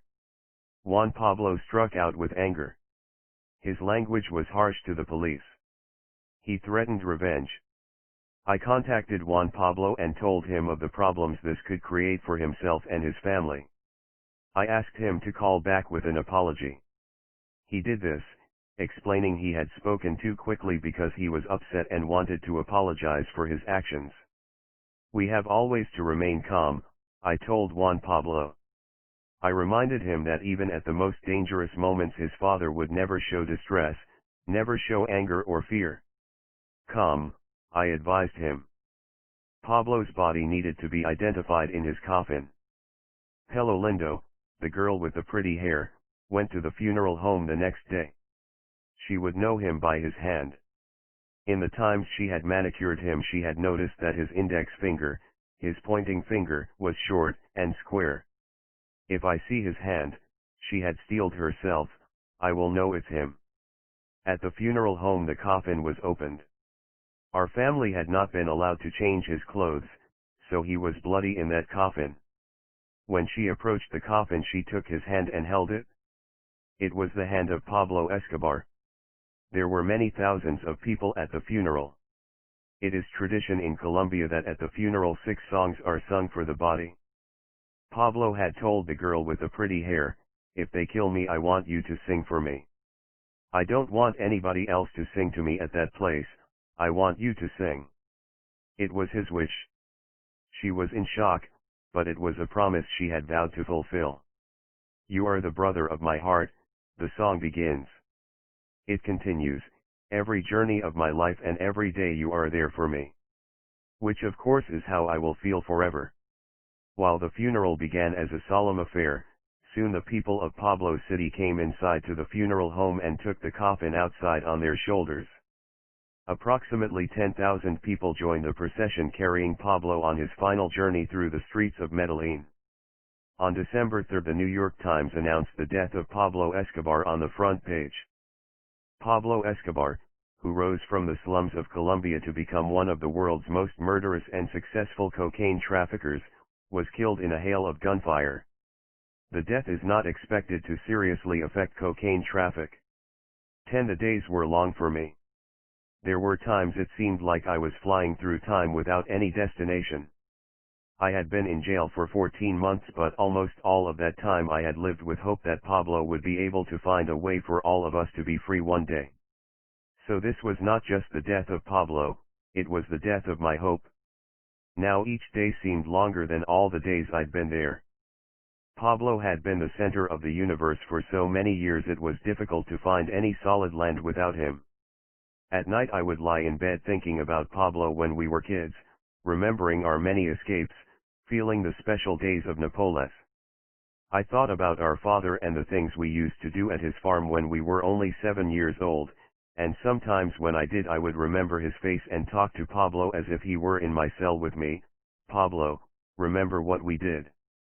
At night I would tell him that I missed him, and pray for him, God be with you, you shall be with God.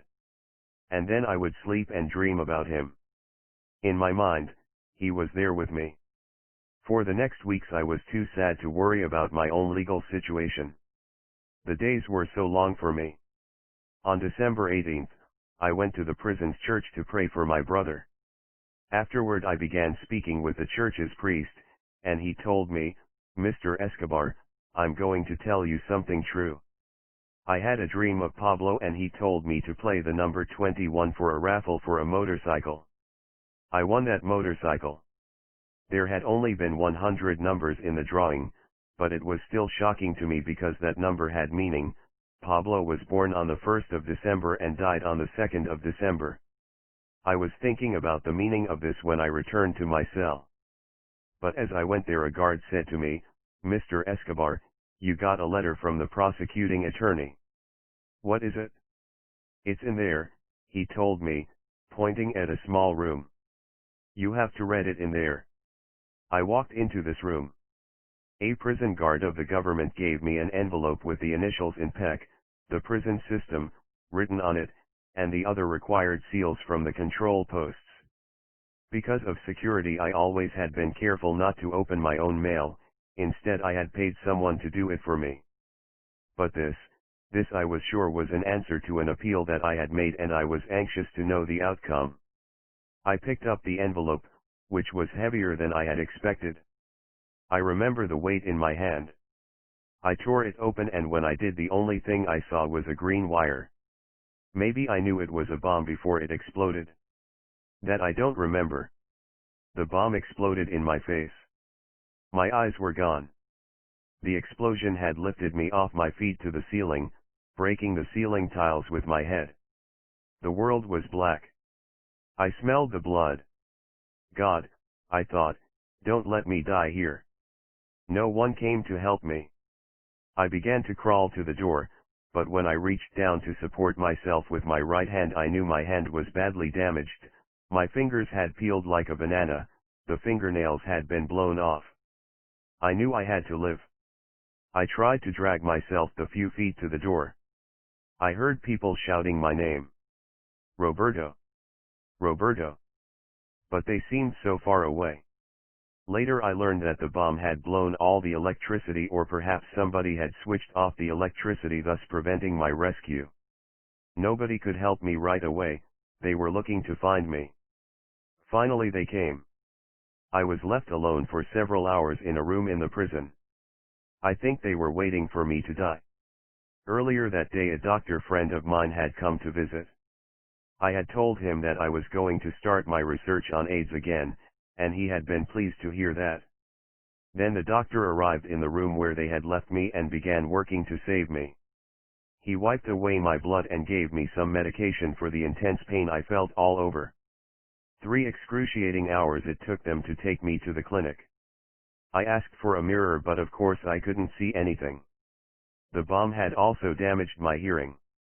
At the clinic they did the work necessary to save me. My family came there quickly and I told them to leave right away for their own safety. They refused. If you die, we die with you, my mother said. The doctor offered little hope. After his examination he told my family that it was not possible I would get my vision back. My eyes were as dark as raisins. We have no option, he said. We have to take his eyes out. They are completely destroyed. If we don't remove them they'll get infected and he could die from that. My face and hands were burned, my nose was in pieces, and my ears had been sliced. I had shrapnel all over my body. My mother refused to let him have my eyes. She promised she would go anywhere in the world to find a doctor to help me. Immediately she began this search. It was in Bogota that she found Dr. Hugo Perez Villarreal, a military doctor. In this clinic they did the surgeries on soldiers wounded badly in the war against the guerrillas, so my injuries were not unusual for them. Dr. Perez agreed he would operate, but he did not offer me much hope for recuperation. 2 or 3 days later I was taken to Bogota from Medellin for the first of my 22 operations. That was the beginning of the most terrible time of my life. It was never discovered who had sent the bomb. But this jail was maximum security. In that prison there were 5 different control posts to get through. It was guarded by the army, the police, the DOS, the correctional officers, all equipped with cameras, metal detectors, and X-ray machines. When you passed all that there were still many steel bulletproof doors. Nonetheless, they were able to introduce the bomb without any suspects ever being apprehended. The government was so corrupt it could have been sent to me by anyone. Many of our enemies would have wanted my death. I had no future. I was in prison where my enemies could reach me. My brother, who might have forced protection, was dead. I couldn't see to help myself. I recall that the former President Cesar Gaviria had guaranteed my life, but still that happened without any corresponding consequences. In 1994, the former President of the United States, George H.W. Bush, was coming to visit Colombia, and to impress him with how strong our justice system was, my sentence was made 58 years, although by Colombian law the maximum was 30 years. That difference didn't matter at all, for me it was longer than life. I kept fighting, and after time they reduced my sentence to 22 years and finally, after much negotiation, to 14 years and 8 months.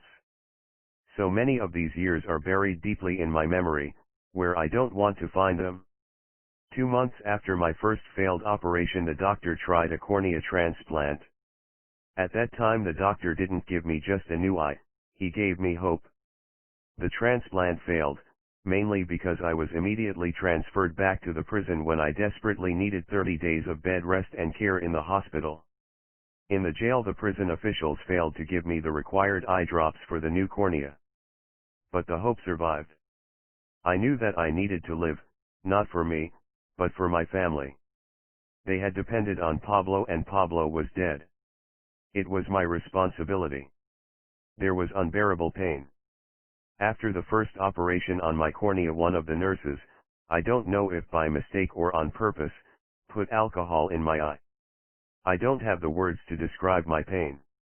There were days then I felt certain I would die, and it was not an unwelcome thought. On the way back from the second operation on my cornea, one of the guards let the stretcher fall onto the floor. On the ground I couldn't move, afraid I would destroy the cornea. In addition to destroying my body, the government tried to destroy my hope. My sentence had been reduced to 14 years, 8 months, but that had been challenged.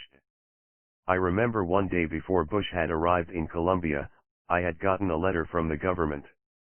A guard had to read it to me. It said that the government was never going to give me a reduced sentence, execute me in the electric chair, or release me.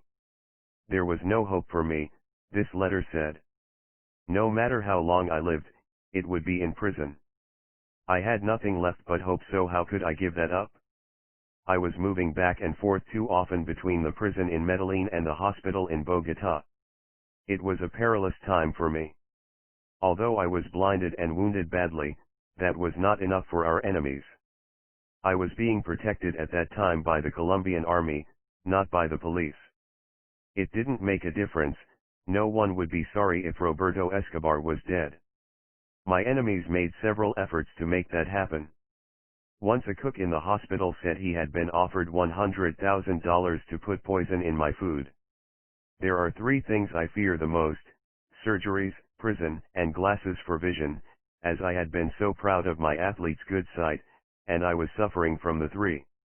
I am grateful to 2 plastic surgeons, Dr. Juan Bernardo and Dr. Lulu, because they reconstructed my hands, fingers, nails, and face almost to perfection.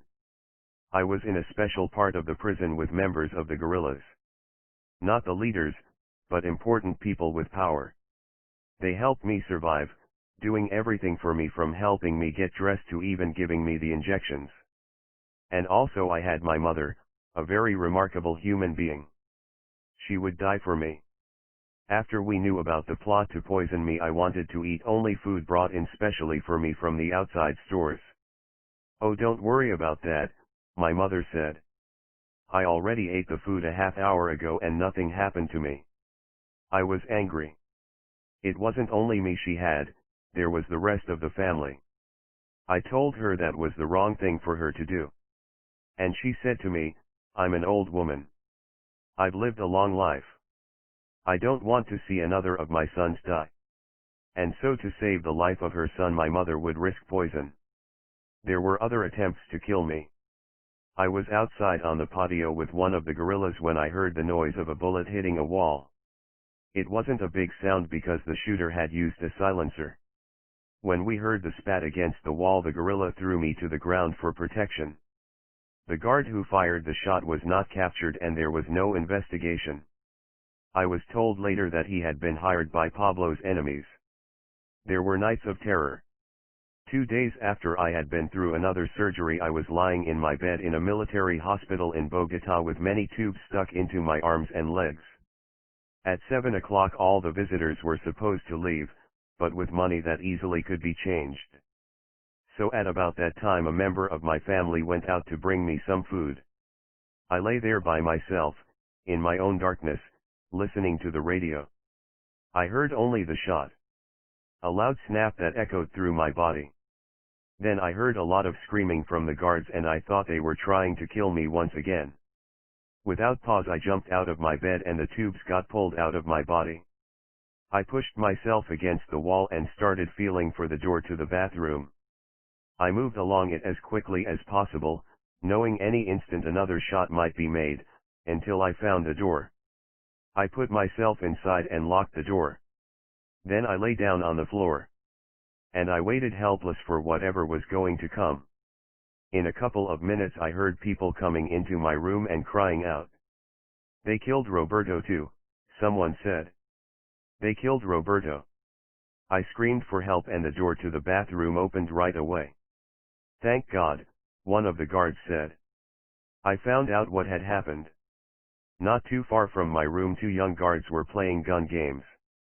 One of them had taken his gun and put it under his chin, saying that if I take a gorilla I'm going to kill him like this. He was just joking with his friend, this kid. And boom, he accidentally killed himself. There was a lot of running after that. When the tubes ripped out of my arms I started bleeding.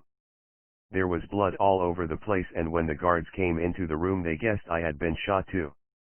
But these situations were happening too often. There were people who believed that without Pablo's power behind me there would be no danger to them to assassinate me.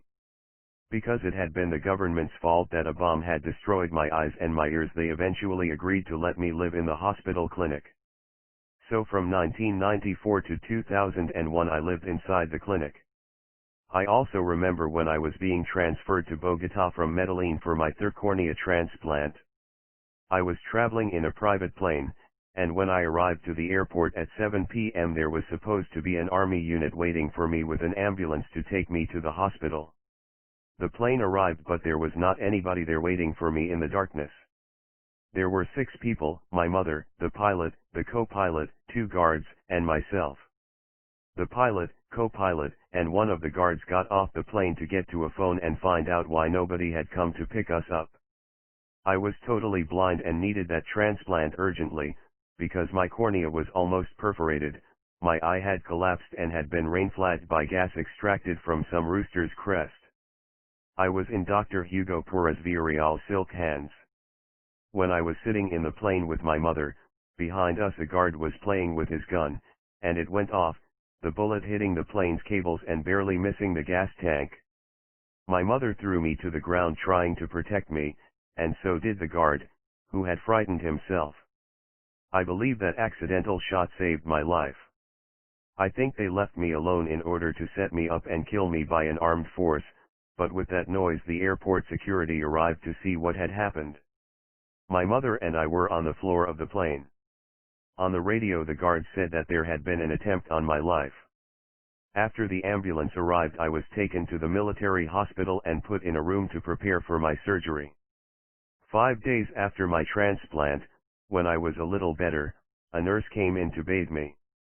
She closed the door and whispered to me that she was really grateful to my brother, who had given her mother a house.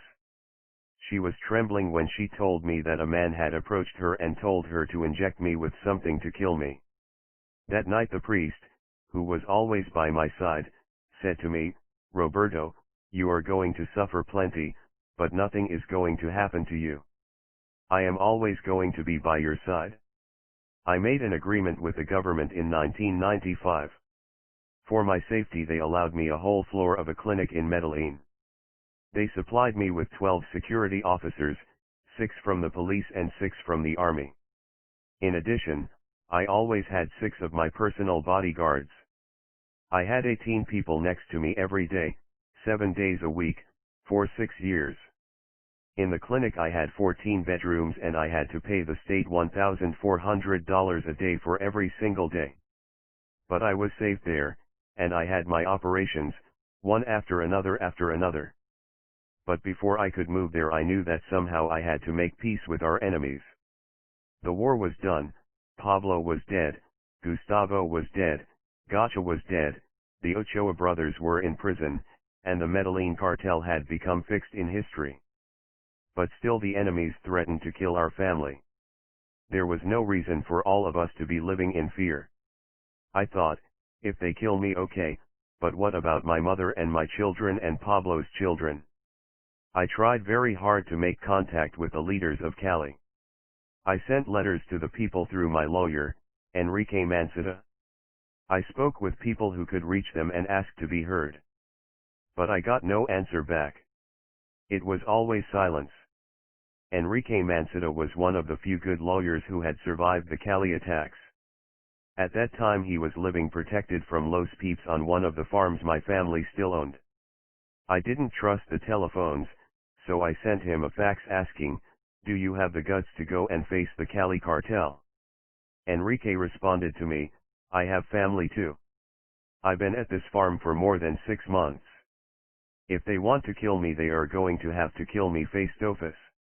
This brave man went to Cali only with a very well-known sports journalist, and there they met in a nice restaurant with an attorney for the Cali cartel. All of those years of fighting, the billions of dollars earned and spent, the way Medellin and Cali changed the world, and here it came to two lawyers sitting opposite each other in a fancy restaurant. Their lawyer, Vladimir, listened and agreed to speak with the heads of Cali. He believed they would listen to him and said to come back a week later. To make my point strong, I suggested that Enrique return to Cali, but this time with my son Nicholas. And when my mother learned that Nico was going to go there, she insisted she go with him. Living with a death sentence every day was not a real life, she said. Let it end. There was nothing to be done to stop my mother when she was determined. These were two people the cartel wanted to kill, so we were saying that here is your opportunity to stop the killing. They met with the leaders of Cali, the Rodriguez Orihuela brothers, Jose Santa Cruz, and Spacho. It was a big surprise to these men when my mother and son showed up. At first the meeting was very cool, except for Spacho, who most accepted the possibility of peace between the warring groups. My mother was not afraid of them, which made them wary. Whatever is done, she said to them. Too many people have been killed. We don't want that anymore. Roberto is very ill. Somebody sent him a letter bomb and he is only just alive. We have only two options. Either you say okay and let's live in peace, or you can kill me now because you want us dead and here I am. You can kill me and my grandson, Roberto's son, or we can make peace. For Cali there were reasons to have peace. The members of the Cali cartel told my mother that the worst thing they had done was collaborate with the government by giving information that helped them kill Pablo, because now there was not anybody to take the blame for the drug trafficking. She told them that they had made a big mistake because Pablo wanted to end the extradition. That was for everybody. He wanted to be part of the government and end that. Santa Cruz then said, that was not a smart thing for us. Now that Pablo is dead, every single thing that happens in this country will be blamed on us. Now the DOS will be after us. That was true. With Medellin gone, the government had started looking for Cali. Rewards had been posted. They were on the run and there wasn't time to worry about revenge. Spacho spoke for them. Ma'am, I feel a lot of respect for you. I have a mother also and she worries about me. This is the end of the war. I give you my word. He told the others that it was time to make peace, that maybe it should have been done sooner. Then they hugged and kissed, like in the movies. The meeting lasted less than a half hour. And that is how the peace was achieved with the Cali cartel. 2 weeks after this agreement I got a letter from one of the leaders asking me for $2 million to seal it. That had never been part of the discussion. I wrote back telling him, you're breaking your word because you said you were going to be in peace and now you're asking for money. 2 things about that. I won't send you a dime, and if you continue with the war you're going to have to kill all of us because nobody is going to fight back. I sent a letter to some members of Medellin's cartel who were in jail, telling them that nobody was going to fight back. Spacho spoke to this man and fixed the situation. He called me in the clinic to tell me it was done. But Spacho was correct that with Pablo dead the government would move after Cali. Within 2 years, on July 4, 1995, Jose Chief Santa Cruz Londino, one of the 3 leaders of Cali, would be arrested. In January 1996 he escaped his prison in Bogotá and in March he was killed in Medellin. At the beginning the police blamed the killing on Medellin, which was not true. But that talk was very dangerous for us, as the peace was very thin. One of the very first people to know about Chief's death was my son, who was told by a friend and confirmed it with the newspaper. Nico called people in Cali to tell them and even broke the news to Santa Cruz's wife. The problem for Cali was that it was still too dangerous for anyone to come to Medellin to bring home the body.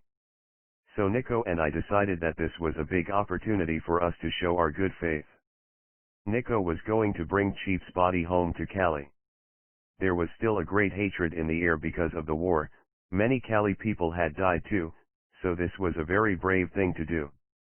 There was a woman in Medellin who was in charge of the funerals of each person in the cartel. She had made hundreds of thousands of dollars burying our people. Nico asked her to do the same honors for Santa Cruz. We don't want to make a big deal, he told her. We don't want the media to know. She didn't want to do it. Why are you bringing him here? This is the worst enemy you ever had. She was afraid the Cali people were going to show up and start shooting. Nico told her it was safe. He had conferred with the wife and it was agreed that he was going to bring the body home. But the first problem was finding a coffin. Cheap was a huge man, tall and big. The woman had one coffin big enough but it was very expensive. Nico told her he would buy it, choosing it as if it was for himself. I knew this war had to end and this was the best way. It was a weird feeling, Nico told me.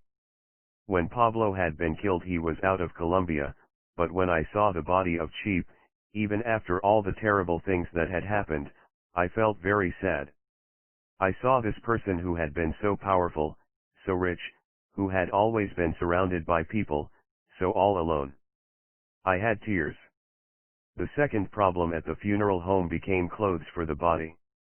Nico recounted, the man from the funeral home told me, we cannot do the service with these clothes. Everything is destroyed. There was blood all over. He was wearing blue jeans and a t-shirt all covered with blood. He didn't even have shoes on. It was 3 o'clock in the morning, and where could I buy clothes for a man that big at that moment? I'm also a big man and I was thinking maybe some of my clothes would fit him. At first I thought jeans and a shirt, but then I had an idea. The only time I wore a tie was on my wedding day. As I looked through my closet I took out the tuxedo I had worn that day. I ironed it myself. I brought it to the funeral home and it fit perfectly. So he would go home in my tuxedo. At 4:30 in the morning a very gorgeous young woman arrived at the place. She was crying and screaming that she needed to see Cheap. She was devastated and couldn't believe that Cheap was dead. He had given her everything, paying for her education and helping her family. When I allowed her inside she became even more hysterical. She started kissing his body and pleading with him to not leave her alone. She climbed into the coffin and was hugging and kissing and wouldn't let him go. There was always a question why he was hiding in Medellin. I think he made the decision to spend his last days with this beautiful girl. It was difficult finding a way to move the body to Cali. Nobody in Medellin wanted to rent us their airplane, for fear of retribution from Cali. It finally cost a lot of money, but we had given our word that Nico would go to Cali and return the body of Santa Cruz to his wife. It was almost dawn. The journalists had begun showing up at the funeral home, but still nobody knew that Pablo Escobar's nephew was caring for the body of his once hated enemy. Nicholas was careful to stay away from the TV cameras and the journalists. To bring the body home without incident he rented 4 funeral cars and put coffins in each one. 2 cars left the place and the journalists went after them. While they were driving around the city, Nico lay down in the back next to the coffin and the car went directly to the airport. At the airport the police stopped the black car for inspection. And when they opened the back they were shocked to almost heart attacks to find Nicolas Escobar hiding there. The police told the journalists, who came quickly. It became a mess at the airport as the officials did not want to let Nico go, but he paid a lot of money and everything was approved. Even the short flight to Cali was difficult. A large airplane came too close to their small plane and it started shaking. Nico almost laughed at the thought of dying right next to Chief Santa Cruz's body. Finally they landed and a crowd of journalists was waiting. Nicholas was looking for the wife but she was nowhere. After a moment a cab driver approached him and said, "Nicholas, a lady sent me. Please get in my cab." The body of Cheap had been returned, and the peace between Medellin and Cali was now solid. It was also Nico and my mother who ended the fighting with Los Peeps. Even after Pablo was dead they continued to exist, becoming an army. Nico was living in a beautiful apartment in Medellin, an apartment that now belongs to the Colombian government, who seized it even though Nico was never involved in anything illegal. In that apartment Nico got a phone call from a friend who told him the son of his neighbor was scheduled to be kidnapped. Nico went to the neighbor and told him this information. This neighbor then told another person what Nico had told him, and that person went to Carlos Castano and said by mistake, Nico was going to kidnap this person. A few days later Nico received a telephone call from Carlos Castano, who had worked for Medellin before founding Los Peeps. "I need to talk to you," he said. Nico and Carlos had known each other for years. They agreed to meet to talk about this problem. When my mother heard this plan, again she insisted on going with him. Also going with them was the man Nico had warned. They met at Carlos Castano's farm in Monteria. "I'm not kidnapping," Nico said. "I don't believe in that. My uncle is dead and we just want to live in peace." To prove that, Nico introduced Carlos to the neighbor, who was sitting right next to him. Everything got cleared up and my mother told Carlos she wanted to talk to him. Carlos agreed, but only after a game of pool with Nico. He had heard that Nico was the pool master of Medellin and wanted to challenge him. They played. Nico won 2 games. Then the conversation began with Hermilda. She started talking to him like a son, never raising her voice. "You don't know how much I've suffered in this war," she said. She was crying but she kept her composure. "And I cannot imagine the pain your mother is feeling. Please, can't we go back to a normal life?" Carlos agreed and they prayed together. Then she kissed him on the cheek, the man who had been a leader in killing her son. But she accepted that, she understood the reasons, and wanted it to end. All of it.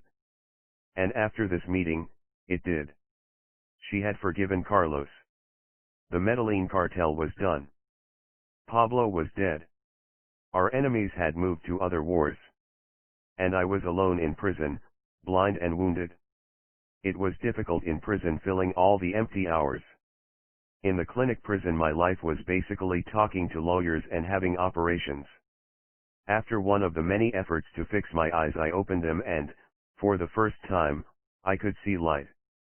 It wasn't much, it wasn't total sight, but it was amazing. It felt like someone had opened a window on life. I could see shapes and movement. It was very dim, but it was there. It was beautiful. But strangely I didn't feel that excited. I had been through so many unbelievable experiences that I no longer could get excited or feel very sad. I had learned to be calm no matter what happened in my life. I was happy, but not like most people would imagine. That same day the strange priest appeared again in my dreams. Why I have never known. He has been there for me for the good and the bad, but he stays with me. I did different tasks in prison. I learned Braille. I renewed my knowledge of electronics and fixed the radios and televisions and CD players for the police guards. Once I even built a traffic signal that worked by battery, just like a normal one with green, yellow, and red. Truthfully I did need some help from my bodyguards to put the right connections together. In the prison they had an exhibition and this traffic light won first prize. I also made candles. In Colombia you can take years from your prison sentence if you study or do good works. I sent my bodyguards, Sander and German, who were like my guardian angels, who helped me do everything in the hospital, to buy all the materials I needed to make candles. Making candles is easy. Soon my bodyguards were so bored they were making them too. It was funny, all the people sitting there making candles. And then the nurses saw that and they started making them also. Most of the candles we would give to the church and they would give them to the poor people to sell for milk or bread.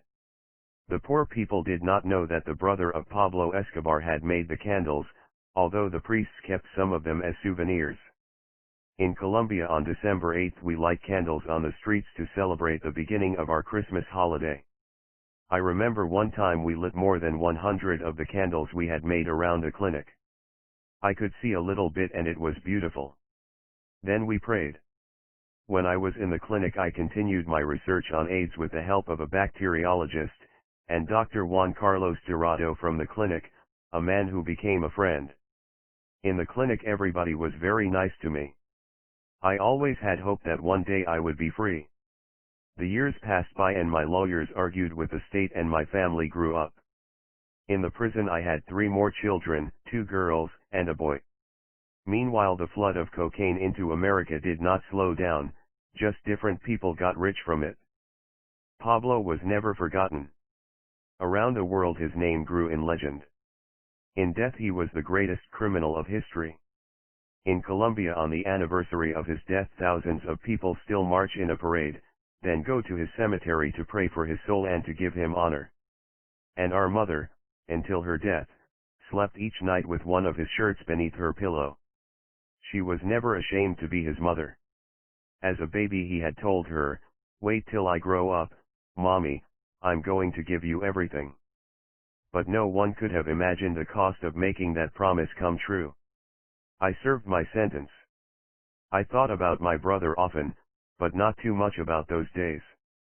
It was not because of the pain those memories brought, but because it is always better to think about the future.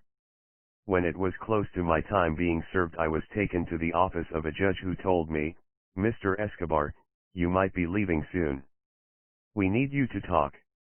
We need you to start telling us which members of the government Pablo had paid to change the Constitution to cancel extradition. We need to know which members of the army and the police were involved." During my term I had spoken with many different people. From New York the prosecutor of La Kika, Cheryl Pollack, came and we spoke. The DEA man on that case, Sam Trotman, came and we spoke. When possible I was able to answer their questions. But never did I mention a single name of the people who had helped my brother. I told this judge, "I can't do that."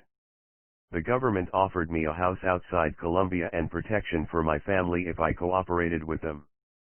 "We will maintain your family," they said. When still I refused they promised me more consequences.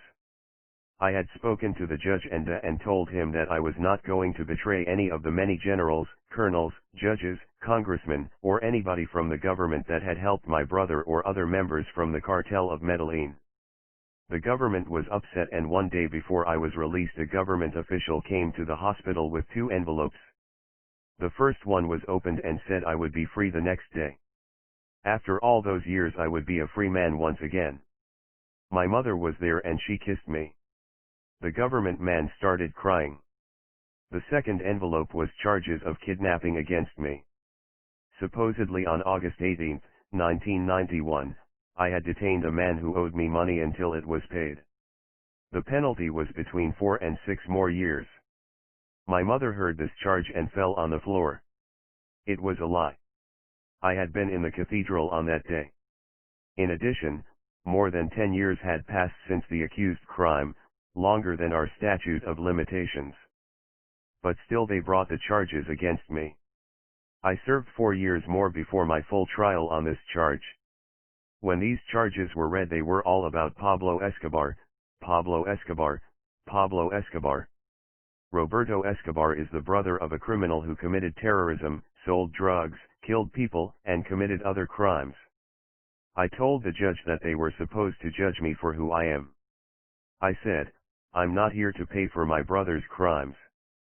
I beg you, the law of Colombia, to judge me, Roberto Escobar, for the things that I did, but don't judge me because I am the brother of Pablo Escobar." The prosecutor made them focus on the detainment and I presented my evidence to prove I wasn't guilty. Finally in 2004 they had to allow me to leave the prison a free man. I had to pay large penalties of money and property to the state, but I was free. I was never accused of crimes of violence. In April of 2008 I received a notification from the prosecutor, which said they had made a mistake in holding me for all those years and I also received a $40,000 settlement for their error. I am living on a farm now, like my father, with some cattle. I own some land. The days of the wars are long behind me. I don't visit with many people from those days when Pablo seemed to own the world. There are still many people in prisons in my country and the United States who will stay there for the rest of their lives, but others like me have finished their sentences and have moved on. Not too much of Pablo's possessions remain. I was able to get back from the judge some of Pablo's possessions from the cathedral, in addition to some of the racing bikes my company had made. I still ride, but close behind a car that I can just see in front of me. I also walk to stay in shape, and I don't drink or smoke. I dedicate my time to my family. I still continue to work on my AIDS project, which has become a reality. I believe I have helped alleviate the suffering of a lot of patients, and there is research being done based on my discovery. I have never returned to Nápoles. It is a shell, falling apart and lived in by the homeless. The roof has holes and there are rusted bodies of Pablo's classic cars. People have come there and pulled apart everything for their use or for memories of Pablo. Only the rhinos have survived. The herd has grown much larger and they live near the river. Some of the rhinos have traveled more than 300 kilometers upriver, and with those rhinos lives Pablo's memory. They are too big to move, too dangerous, and the government does not know what to do about them. And finally there is the money. It is impossible to even imagine how much money remains put away somewhere, probably never to be discovered. People who managed millions of dollars got killed without telling anyone where the money was hidden. Or they took the money and disappeared when Pablo was killed. I feel sure there are undiscovered coletas in houses all throughout Colombia, but also in New York and Miami, Chicago, and Los Angeles, and the other cities in which Medellin did business. I am also certain there are bank accounts in countries whose numbers have been lost and forgotten and never will be opened again. And there is money hidden and buried in the ground. For me, it's over. I still have the pains from the bomb and from my memories. I live quietly with the help I need. And also with the knowledge that whatever is thought about my brother, from the people who loved him to those filled with hate, he will live forever in history. Pablo's mugshot. With my sons, Jose Roberto, left, and Nicholas, in a photo taken at the maximum security Itagüí prison in 1994. Proposing a toast, sometime in the mid-1980s. Pablo at his happiest, speaking to the people during a political campaign. Unlike other politicians, when Pablo gave his word to the people, he kept it. He always brought in his people to supply or build exactly what he'd promised. Pablo with some of our cousins. At the clinic for Christmas 1996, we made these candles by hand, to be given away to the poor. This helped me earn time off my sentence. Pablo during the good times, riding a watercraft on Pinal Lake in 1986. Our sister Marina at a costume party. Pablo's many good deeds have not been forgotten in my country. This town organized a parade to show its appreciation for a new soccer stadium. At my daughter Laura's first communion, with my mother, left, and my brother-in-law and sister Marina. Pablo fought against Colombia's policy of bowing to the United States and allowing drug cartel leaders to be extradited to America for trial. Here he is at a protest rally. Pablo was never afraid to speak to reporters. In fact, he died because he was answering questions for a German magazine. Here he is in 1984, while serving in Congress, giving a TV interview. A family picture taken inside the cathedral in 1992. I am hugging my daughter Laura. We never wore any prison uniforms, just our regular clothes. Pablo at the cathedral in 1992, with his son, Juan Pablo, and our sister Gloria. Although the government and our enemies were looking hard for us, Pablo threw a 12th birthday party for his son, Juan Pablo, left, at Nápoles in 1989. He is seen holding his daughter, Manuela, and our mother. Me and Pablo's wife, Maria Victoria, in 1987. It's difficult to believe the good life we could still lead while the government hunted us. At a gathering in 1986. The man with the mustache is our cousin Gustavo, who started the entire business with Pablo and ran it alongside him. Tito Dominguez with his famous pet mountain lion, TC, for Top Cat. with the trophy I won for the mountain segment of the 1966 Colombian Mountain Tour. In this 1965 race, I'm running second to my friend Jose Mamani. Here I am as a 17-year-old in 1965, working on a bike with world champion Martin Cochise Rodriguez.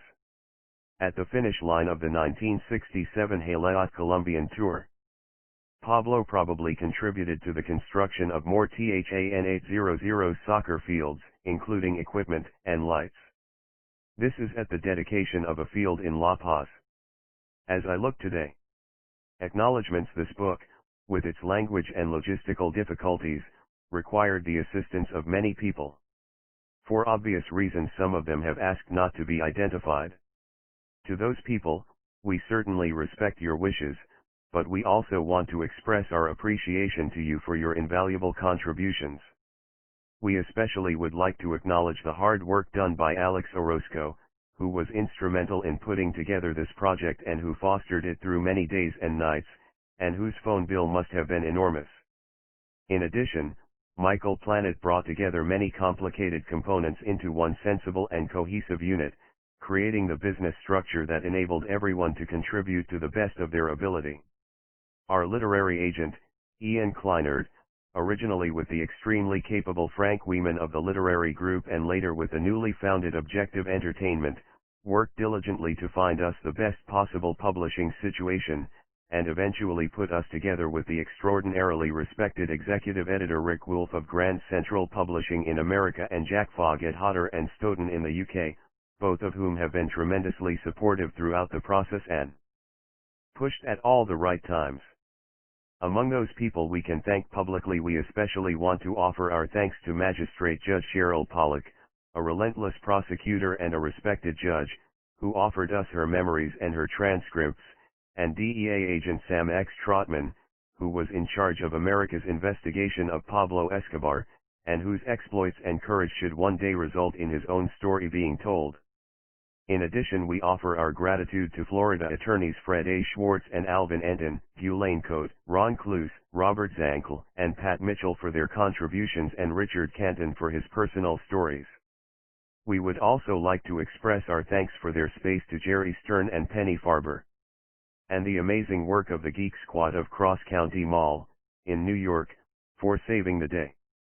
It would have been impossible to complete this book without the unfailing assistance of Tito Dominguez, who was always there to answer questions, create contacts, and interpret their answers. Tito also has an amazing story to tell and we can't wait to see the movie. Working in two languages is especially difficult, and we would be remiss not to thank Suzanne Kopetsky and her crew at the Carmen Executive Center in Seattle, Washington. And David Fisher would like to express his personal appreciation to Roberto Escobar. What he did was very difficult, but this was a story he wanted told, and I am very proud to have worked with him. And always, David wants to recognize his beautiful wife, Laura, who makes his days shine brightly, and his sons Beau Charles and Taylor Jesse.